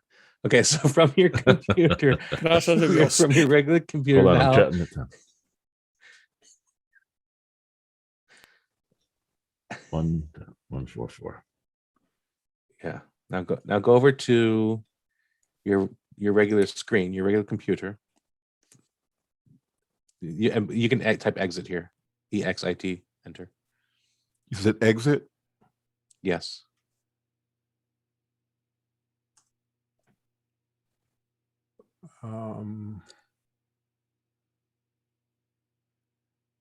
Exit. Sorry, the EXIT, enter. Okay. Now go back to your computer, not to the Playout B, but to a regular browser window.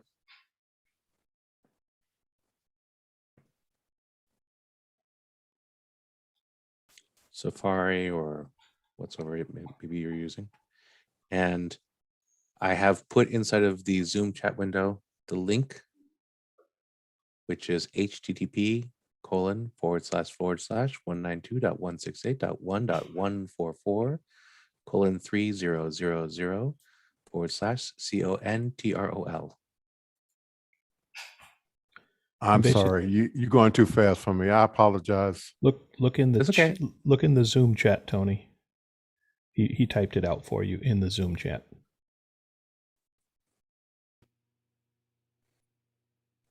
Do you see the Zoom chat, Tony? I see the Zoom chat and I see it. Is there a way to copy it? Because it's not letting me copy. You should be able to copy it, highlight it.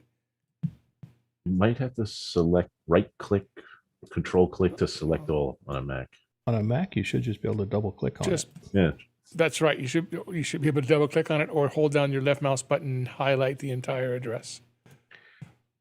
I can send it to you in Discord too, Tony, if you'd like. I think I got it this time. All right, so I copied it. And then put that in your browser window. In your URL, which is the top of the screen. Okay, on Safari, that should be fine. Address on Safari. So put it in Safari and not Chrome? Doesn't matter. Yeah, it should be easy. It works in Safari for It should us. look just like that, Tony, on my screen.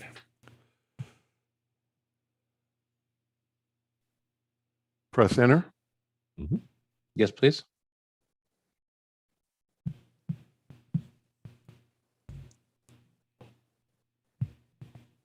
And can we see if you got there?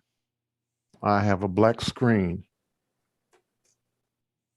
Well, what's in your browser? What's in Safari? He Can you forgot switch the to your- slash control. No, he put the slash control on there. JJ put the slash control on there. Tony, can we see your browser window?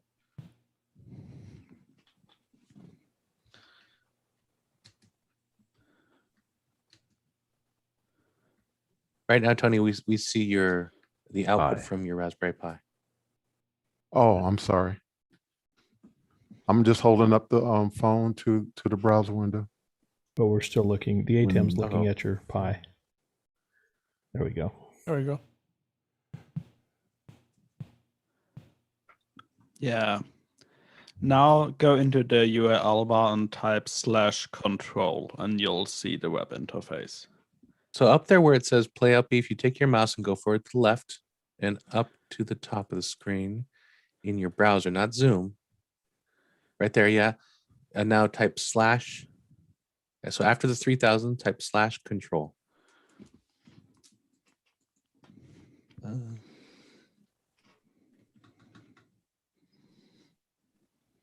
Can you put your phone a little higher? Can't see your URL. Okay, perfect. Enter. Google search. Pow, there you go. Hey, all right. All right. And there's even a video. You are exactly where you need to be, Tony. Well done. And there's something enormous inside there. What is that? Video. That's huge. It's the No, one. it's Play sermon, I without think. testing. It's a church sermon, I think. No need You to said loop. play? Go. I'm for not it. sure what it is. You loaded it last time. It's We're You can all now praying at some upload church. any Yeah, cut MP4 to and your- play that. Yeah, cut to your playout beat.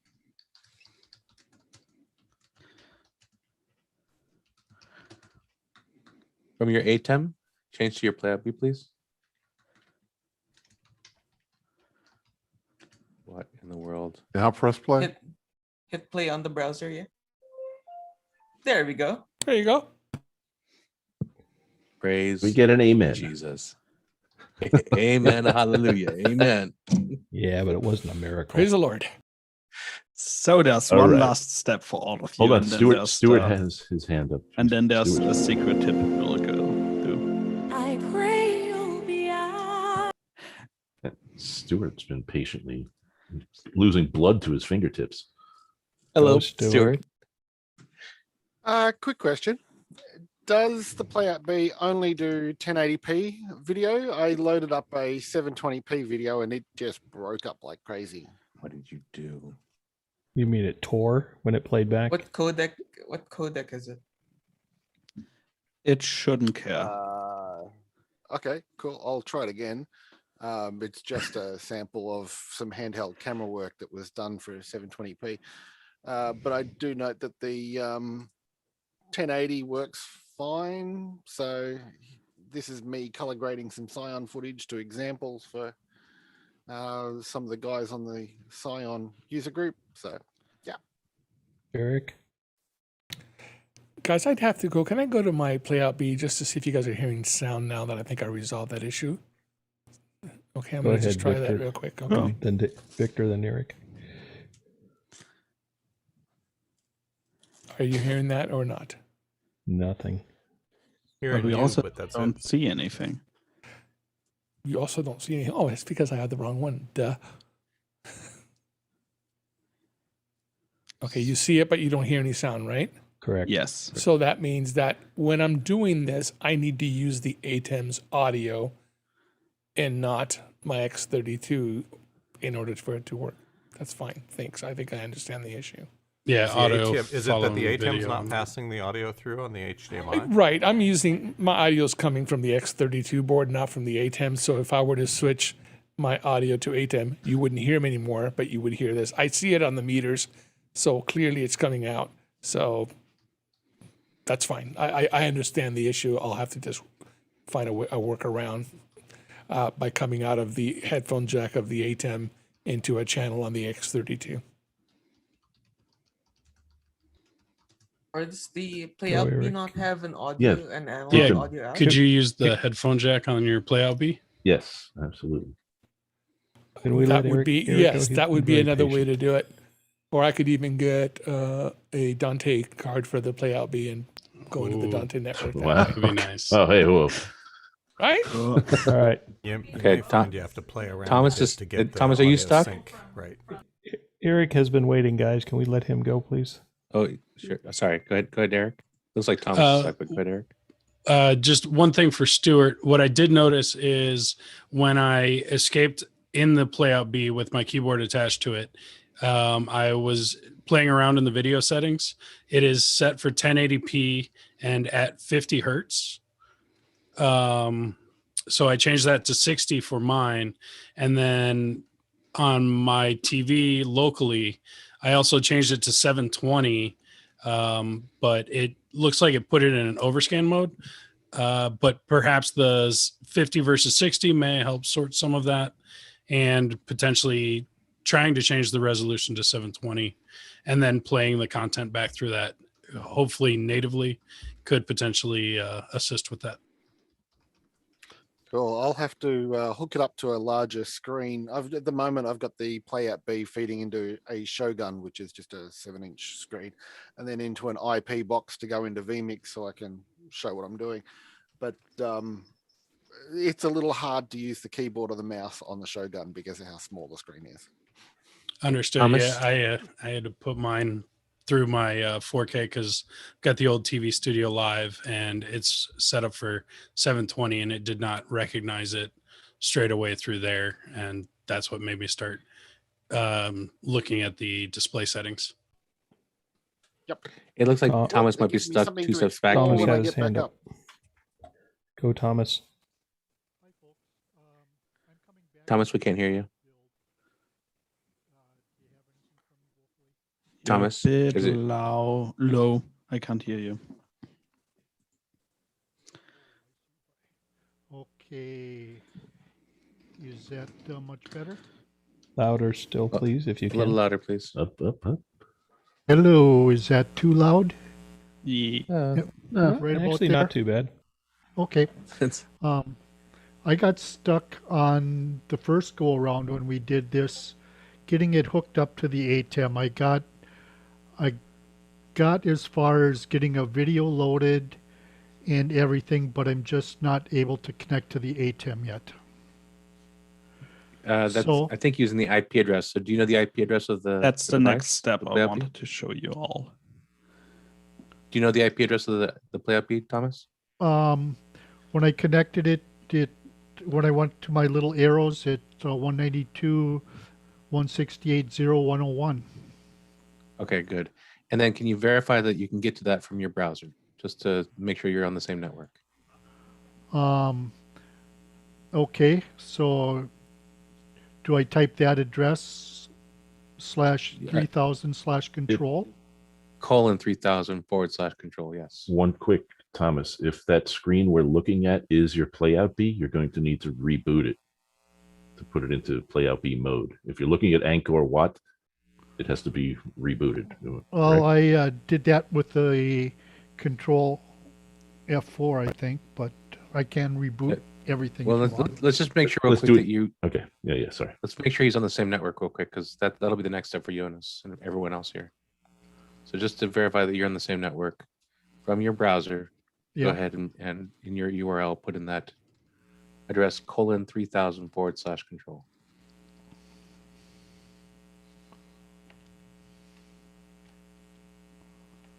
And then while he's doing that, David, you were showing us something, a monitor. Oh, yeah. I was just saying, talk about small screens. This is the first Raspberry Pi I built. It's a Pi 3 with like a 5-inch touch screen, and trying to do anything on this was brutal. I'm not sure if I have the syntax proper on the address here. we see it? HTTP. Yeah. Sounds good Jonas, so when far. you're in this mode, is there going to be anything even listening on port 3000? When he's done F? It should. LR4? It should still. I'm disabled listen. as far as screen sharing. You can just turn the camera. Yeah. Okay. Wait, or you it sounded good. You were right so far. Oh, can't hear me anymore.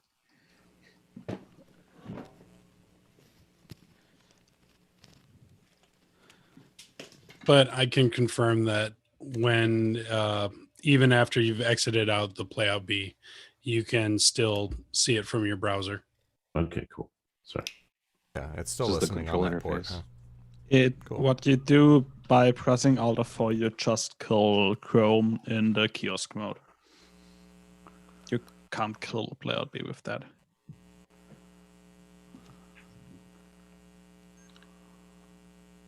Hey guys, I have some more questions whenever it's okay. Give us a second. Thomas just disconnected his camera. Okay.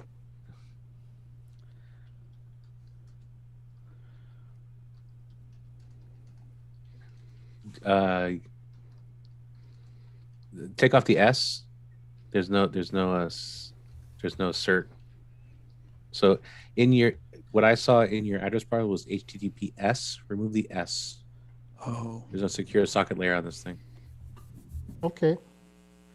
There you go. Right there. Perfect. Ta-da. All right. So now it looks like we're ready for Jonas. And I think, Tony, was there anything else before we move on with Jonas? Yes, I have another question, but somebody just rang my doorbell. I'll be right back. Okay. JJ, So just to make sure everyone now has access to the web panel of playout B and knows its IP. If not, please write in the chat. Wait, it looks like Michael does not see an IP address, and also Jason. Okay, so how we found the IP address was from inside the interface of the Raspberry Pi. if you press on the Windows button or I don't know what's the button on a Mac device, guys. Mac I keyboard. think somebody What's said that? it was the right function. Whatever's right next to the space bar, plus the F Command is what it would be. So in the old keyboard I have, there's an apple on it. Otherwise, it looks like what goes above the 8 key. Yeah, it's command or 3 key. Command. So Michael, your internet address is the IP address. The INET address, the broadcast address is just the broadcast, like 255.255.255.255. If it's a /24, that's the size of that network. So I'm going to put a link in the chat for a simple to use tool that will help you find your network addresses across multiple networks. It is called the Colasoft Mac Scanner, and it will scan a network. So rather than use ping or anything like that, but that's a Windows tool. I'm not sure if there's an Apple version, but it's kind of useful. There's Jonas, this is awesome. Thank you very much. This has been a lot of fun. Wait, you had fun? Yeah. I thought there were 2 more steps. We're not done yet. Okay, 2 more steps. Eric, you had a question? Eric? JJ, I have a quick one. After if config in the terminal, what are the next 4 letters? Space ETH0. So ETH, it's 3 thank you. letters, 1 number. I'm just starting to document.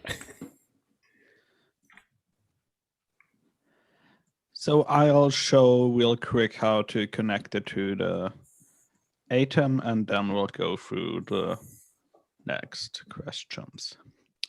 So what you all see is, let me reset it to the normal state. That's the Atem software control of your Atem. So what you will do is open the cogwheel down here and go to the Hyperdeck tab. Then, since we all know the IP address of your layout B, put in the IP address and press connect. And if I didn't screw up my IP address, I did screw it up. What is my IP address?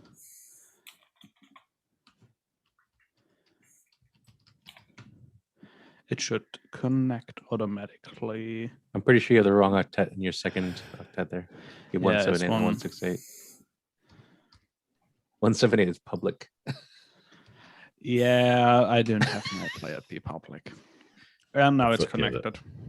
That was and that's it. Now you have it here. If you go to media players, you have it here. If I actually, as my player B here is my, yeah, I have mine closed right now, but you can actually play from here, select the clip and do everything from here. You can macro it.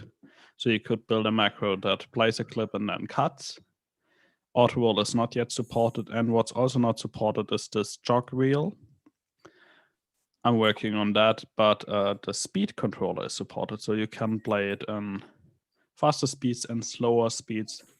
Just no reversing of the file. And that's something I probably will never support. But you can play it in the right direction. And none of those other things cause it to crash. They just don't function.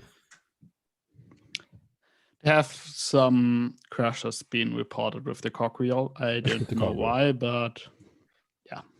Don't touch the cogwheel. So avoid that. Got it. Okay, so Tony, did you catch that? I'm going to try for our lowest common denominator here. Yeah, I caught it, but I don't know what my IP address is. We had it last time we had it as 192.168.1.144. That's what it was. Unless you've rebooted it, your DHCP server and your playout B simultaneously, it'll probably be the same IP address. So inside the Blackmagic software, you'll want to put that same 192.168.1.144. Can I share the screen? Please. And I think, Nigel, you're at this step as well. Are you also on the playout B? Yeah, no, if you, yeah, I'm trying to. And you can share your watch screen Tony's. Green. Oh, and Ken.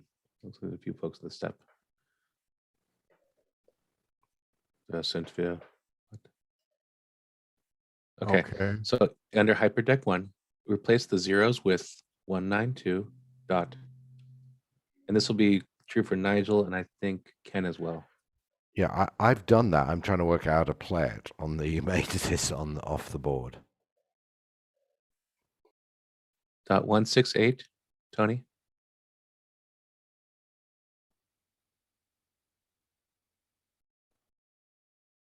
Dot 1.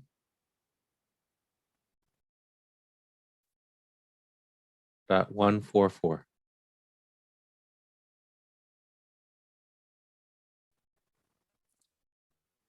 And then hit connect, I believe. Is that right, Jonas? And it's now connected. Everything is set up, and if you now click save, your Atem knows that there's a playout B. It doesn't know it's a playout B, it thinks there's a hyperdeck. I'll lie to the Atem, and if you click save, you should be able to manipulate it in the Atem software. So where am I going to see it? Because is it because click save? Yeah, I clicked saved already. No, we're not seeing the Your change. screen's not updating. So in the Atem software control, if you go to the switcher pane on the extreme right under media player, you'll see the HyperDecks window. And it'll tell you where that one's connected. And then you have the controls there. So hit the media player button in the middle over where it says off by live stream, hit media player there. Yep. And where is it? It's to be sure you hit save. It should be there. I'm pretty sure. Click on HyperDecks. Click on HyperDecks. Oh, maybe it's folded Go up. Yeah, lower to HyperDecks. There it you go. is. So right now you see that it says one clip. So if you hit that little spin down, you can select all the way at the bottom. Nope, all the way at the bottom. So the little arrow, yeah, that'll show you what clips you have loaded in Playout B. And that one's on deck. So if you hit the play, the transport button for play on here. Yep. Yep. And then punch up wherever the hyperdeck or the Playout B is. Yeah, hit play there and it should do it. So now that's rolling on your Atem. So if you punch up, put on program, whichever.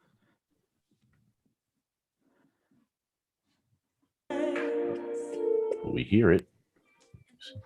Just where we go. So whatever input that playout B is on. And help us to be wise. There you go. In times when we don't know. And so when I want to Tony, add, you might. Tony, please mute the audio.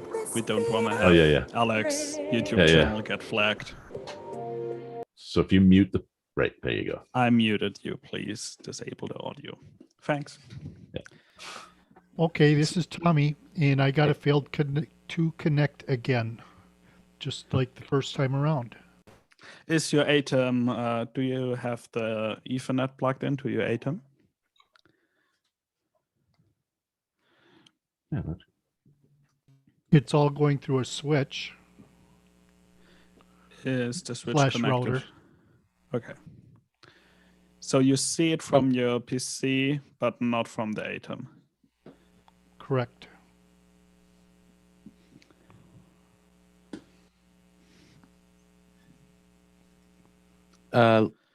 Is your Atem plugged into the same network? Yes, it is. Do you see your Atem over the network from your PC? I connect to it through the software. Do you connect through USB or Ethernet? I have both hooked up right now. So go to Atem setup and see if there are both the icons for the USB and for the Ethernet to see if the Atem actually is on the network. Then we'll go from here. Stuart and then Eric. Could you repeat that, please? Can you go into the Atem Setup app? And there should be an icon for connection via USB and connection via Ethernet. That way we can make sure that the Atem is connected correctly to the network. And where do I find that? If you look at Ken's screen. Oh, hang on.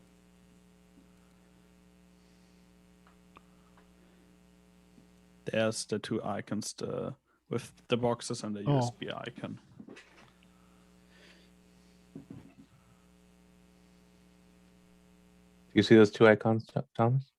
Hang on a second. Gotta.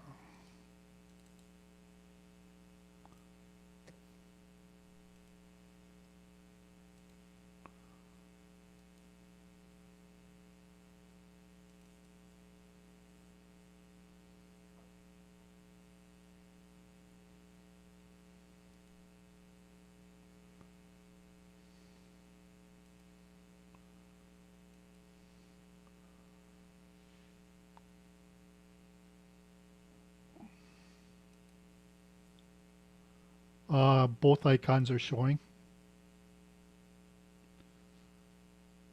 That is very strange. We might need to take that offline and check if there's some ports blocked on your router or something, because normally it should work then. Okay. Well, thanks, folks, for letting me jump in. And you are on Discord, right? I am. Hit me up on there, and we'll figure out why your network doesn't allow the Atem to talk to the Player B. Okay. Thanks, Jonas. Stuart, Thanks, all. and Stuart, go ahead. Yeah, Jonas, future feature requests for those of us who don't use the Atems, because I'm going to be using this for playing the logos and repeating patterns that'll play before a stream starts and what have you. If possible, for future, not now, RTSP out or NDI or SRT. Do you want to see something? Oh, hang on. There's You've already got this. What have you got? There's a new application called Winchester. You can just use address of your Pi :3000/second screen, put it into Winchester, and Winchester will output an NDI output with audio from your Player B. Ah, legendary. Can PC we get a link only? for that in the Meccana chat or Yeah, I don't know if it's PC only. Maybe, probably. Well, where does Winchester run? Does it run on the Pi? No, it runs on the PC. On the PC, yeah. Okay, Eric, go ahead. And then there's also a question from John. Well, if we have time after the questions, I'll show you. Go ahead, Eric. Was going to say for Thomas, I'm wondering if it was that trick you showed last time of changing the IP by 1, saving it, and then changing it back to the correct IP, if that could potentially get it to connect as the hyperdeck again. And then another feature request is potentially if it could happen on your :3000/control, can you add that where it would potentially show the IP to make some of this troubleshooting easier for future setups? The idea is to have the IP shown instead of the black screen, because I got too many emails that I broke some person's Raspberry Pi. Yeah. Could you have it error. also potentially show in the playhead, so that way if you're connecting to multiple, you would see it under that 3000 There's /control. something in the works for multiple. Sounds great. And for reference, I did try bouncing that up and down one number, both directions on the address. And it didn't work? It didn't work, I assume. Before we go too far, can I confirm the shutdown command is sudo shutdown, and what's the -h?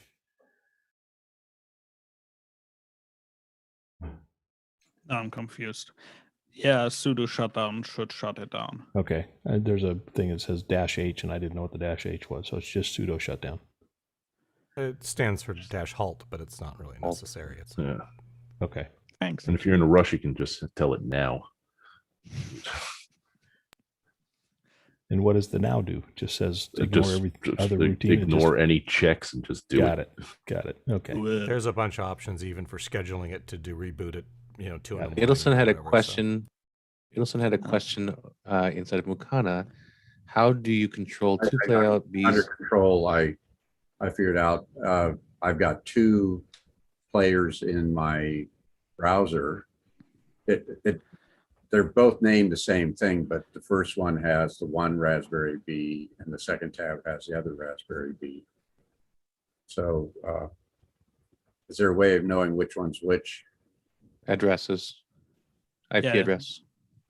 Otherwise not, and They'll be I'll distinct. add the IP address, or that you can add a name. Maybe that will helpful for you to be able to name it, and then it will display the name. Well, what you're looking at now on my screen is a beautiful face. I'll get rid of that quickly. That's Bobby and I riding with the Office Hours Raspberry Brew Club. Each one of those videos on a different Raspberry Pi. AIP. Great. Okay, Mobley.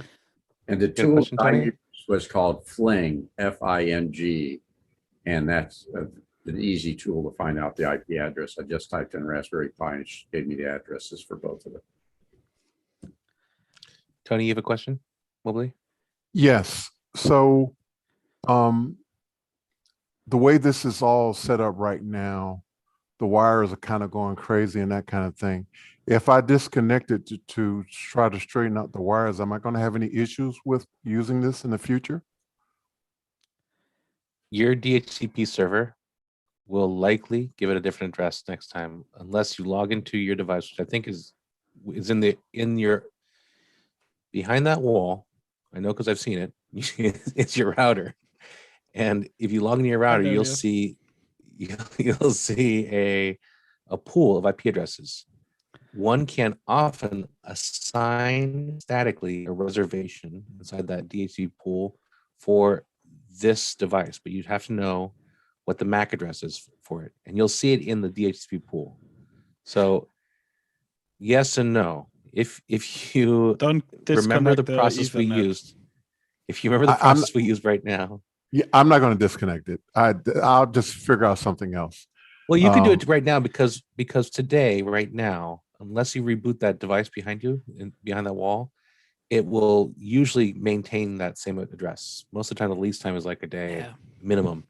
So the least time on that and then address, it will be should be the fine. same. And if not, Help hit us them up on make us put a reservation in. Let's help them with that. Yeah, well. And in case Mickey's Okay, wondering, that's Nigel. a modem handshake spectrogram. Well, the I other can give you question, sound if you want. the other question I had was the 4 windows in the Atem controller.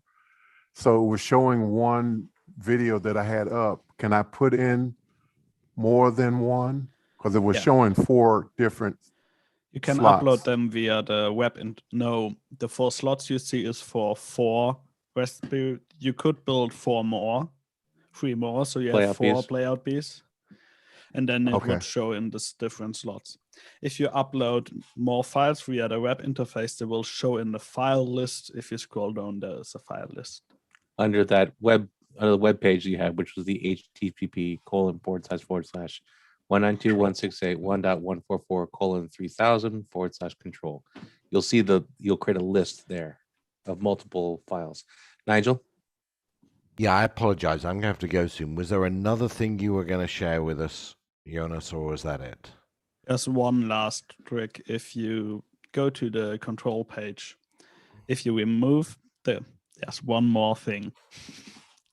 If you remove the control and put in second 2ND output, it works as a second output that you can see on your PC that is mirroring what you see on the Pi.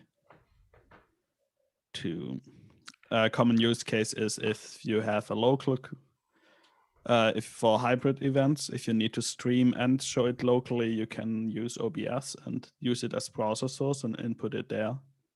Is and it stream it? to Also, put it out to? What is it again? I'll put it in the link. Thank you. In Discord? Or I mean, In Mokana. Yeah, Mokana, okay.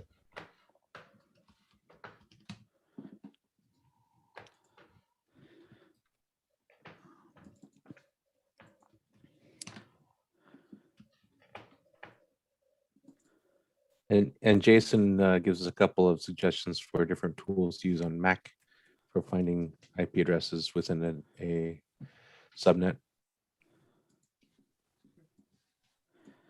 So do we angry IP scan?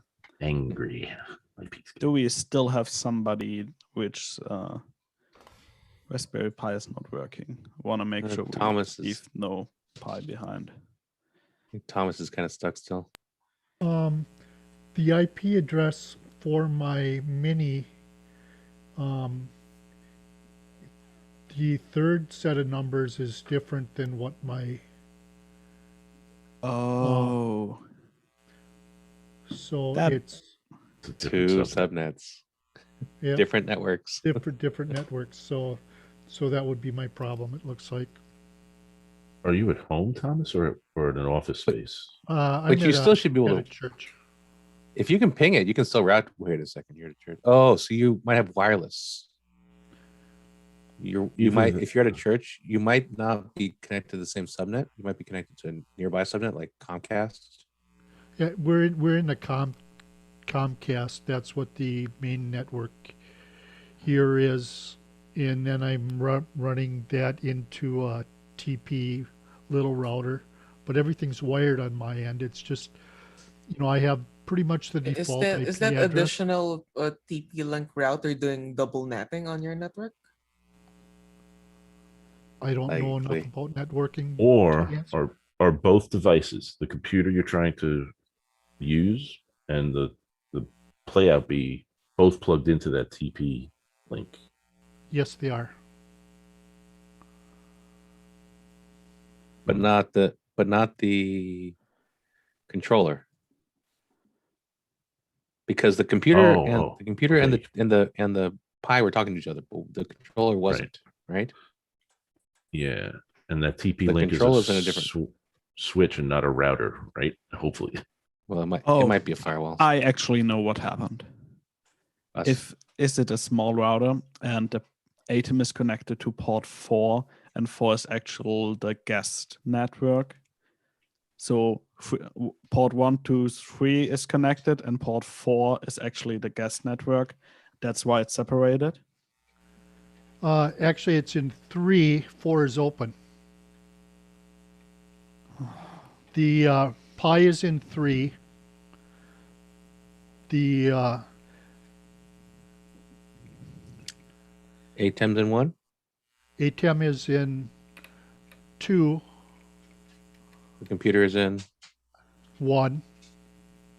And the network is Going into the blue.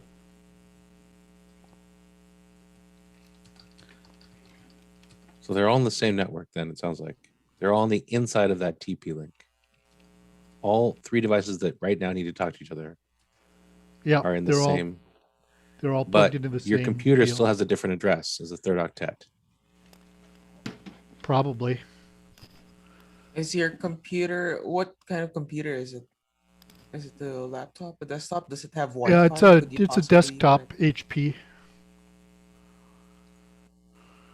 So what's the address on the computer? And Ken, actually before we go, Tom, Ken, it is now 2 a.m. there. No, it's 0. Oh, It's only it's only quarter to 12. 10 to 12. okay, never mind. I go to Yes. 8:30, so That's early. I'm an old man. So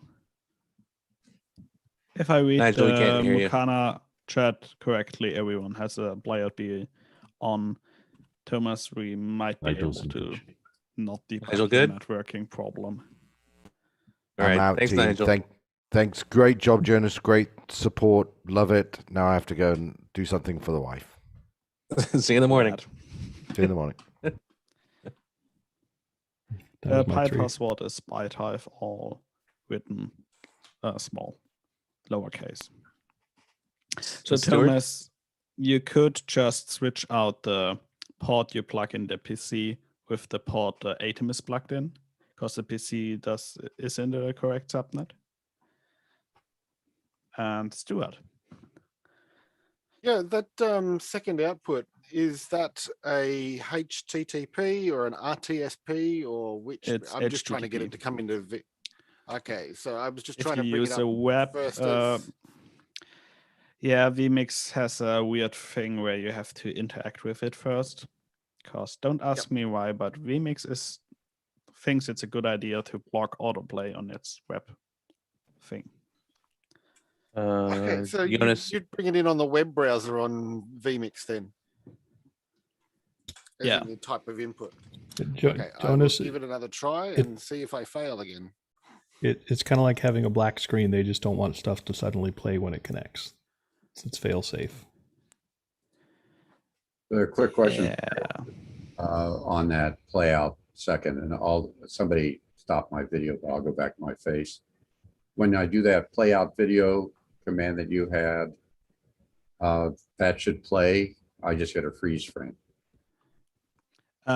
It should, if you click play, it will start playing on the second output and a pi. It won't, if it's already playing, it won't catch onto that. Gotcha. That's what happened. Okay, thank you.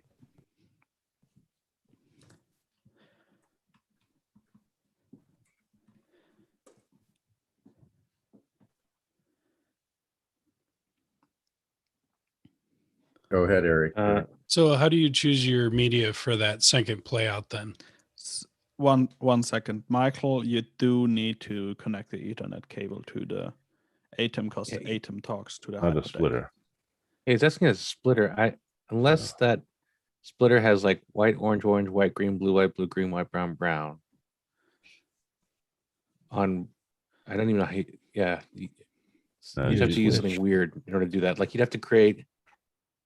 Splitter be weird. I mean, no. The answer really is. Yeah. Unless the splitter is a switch or a hub. No. Something like a small switch. You'd have to create. You could create like a single cable, and have white, orange, white, green, nothing. AJ, leave it there. White, no, green. No. Well, no, you could do it. You could just cut the two tips off. No, you could. I'll show you how. You could white, orange, white, green, nothing, white, green, nothing, and then the other cable would be white, blue. Sorry, white, blue, white, brown, nothing, brown, nothing, and then on the other side you have to make the same thing. So it is possible. It'd just be kind of weird. You'd be the only person in the world that has a kind of connector like that.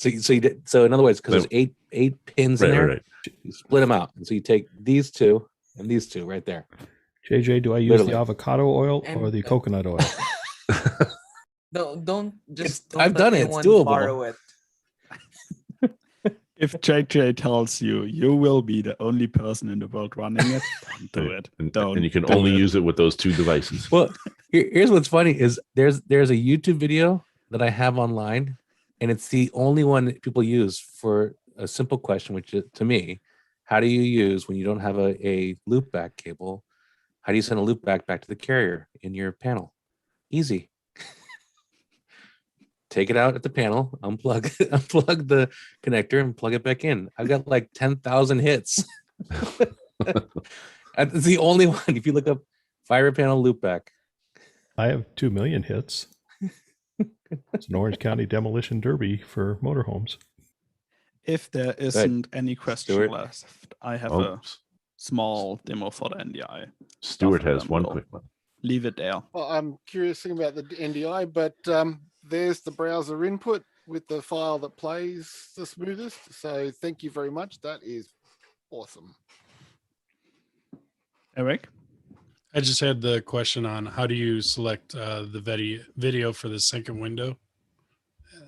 It's the if there's same. Oh, so it just plays it out twice. It's mirroring.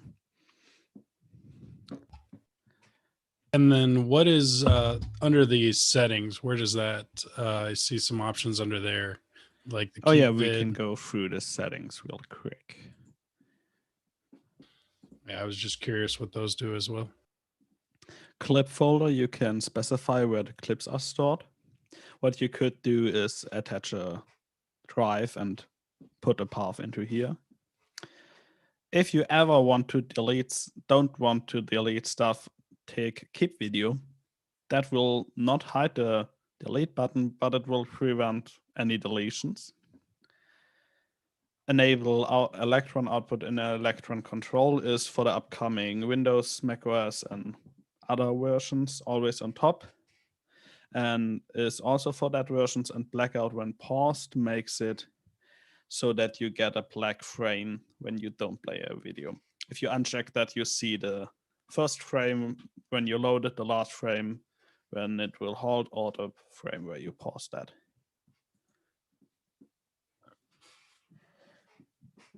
And if you now see my screen, this is Winchester. You put in the title. Yeah, we have recorded the whole 8-hour sessions on YouTube. So this is Winchester, and I have just enabled the headless NDI output. And then I can go into here, select playout B, and if I now press play, it won't work. Of course it doesn't work. I broke it. Normally it does work.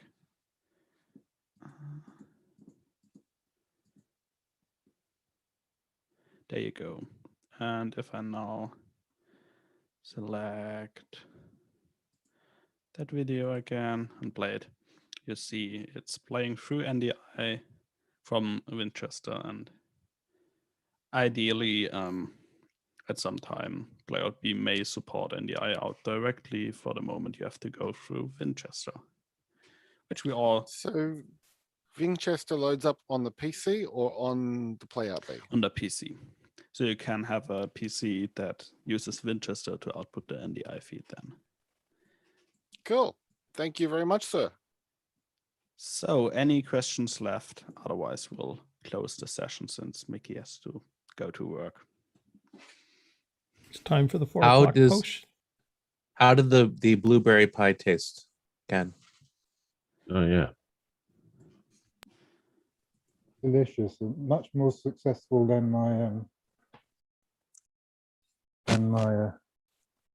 carrot fritters. But I think that will work. If I refry this, it'll be fine. Well, I'll find out tomorrow morning because I just want to have as breakfast. Can you guys eat cornmeal? Do you guys use cornmeal? No, that's what I did. I did. Oh, no, no. Okay. No. What Not about that I can't xanthan eat gum? grains, but I choose not to have any grains. No wheat, no rice, no potatoes.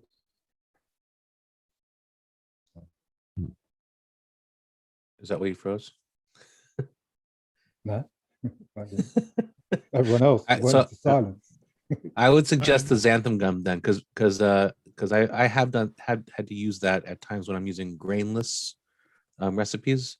I usually have xanthan gum that functions as an emulsifier for whatever you're trying to connect or start. Tapioca flour is what I would normally use, like if I'm making a cake and I want it really spongy and chewy. Then We have tapioca one last question from Edwin Wheat from Chicago.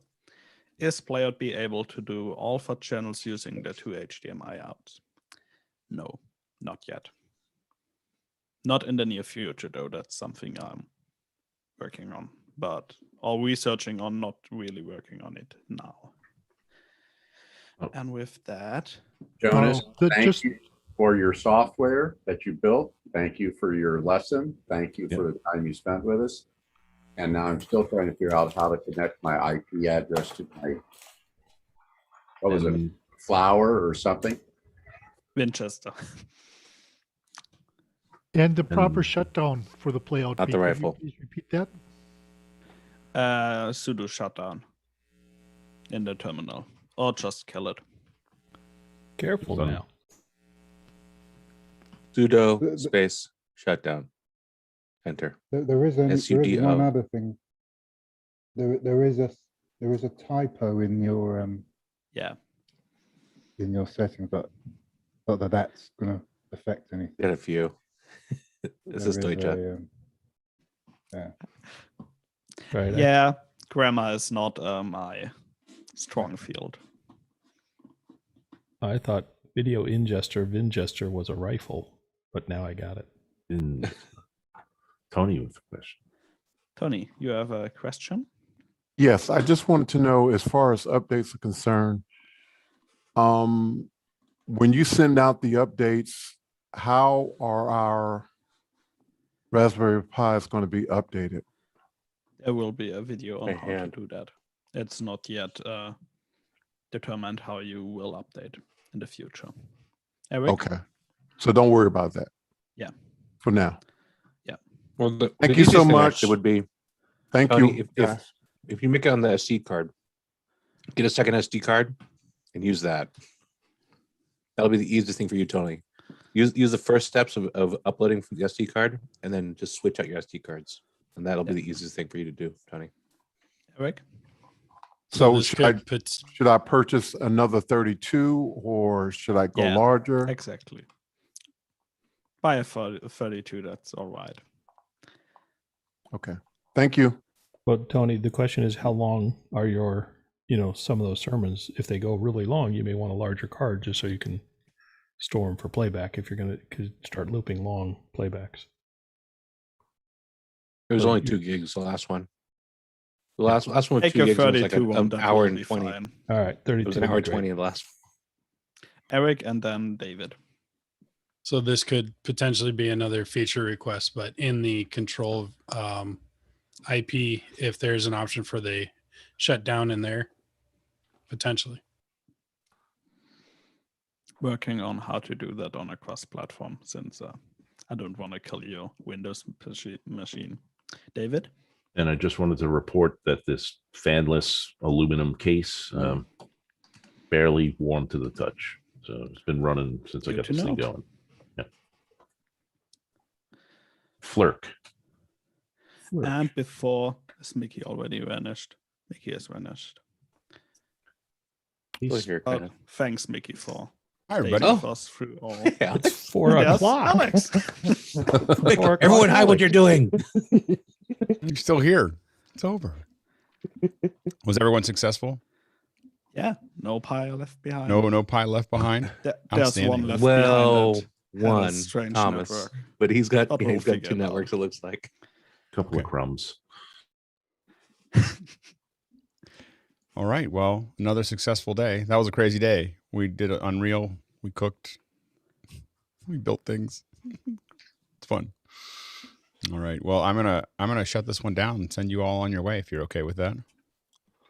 All right. Yes. Thanks, everybody. Thanks, Jonas. You're awesome. good morning. I guess you have to. Oh no, I got it back.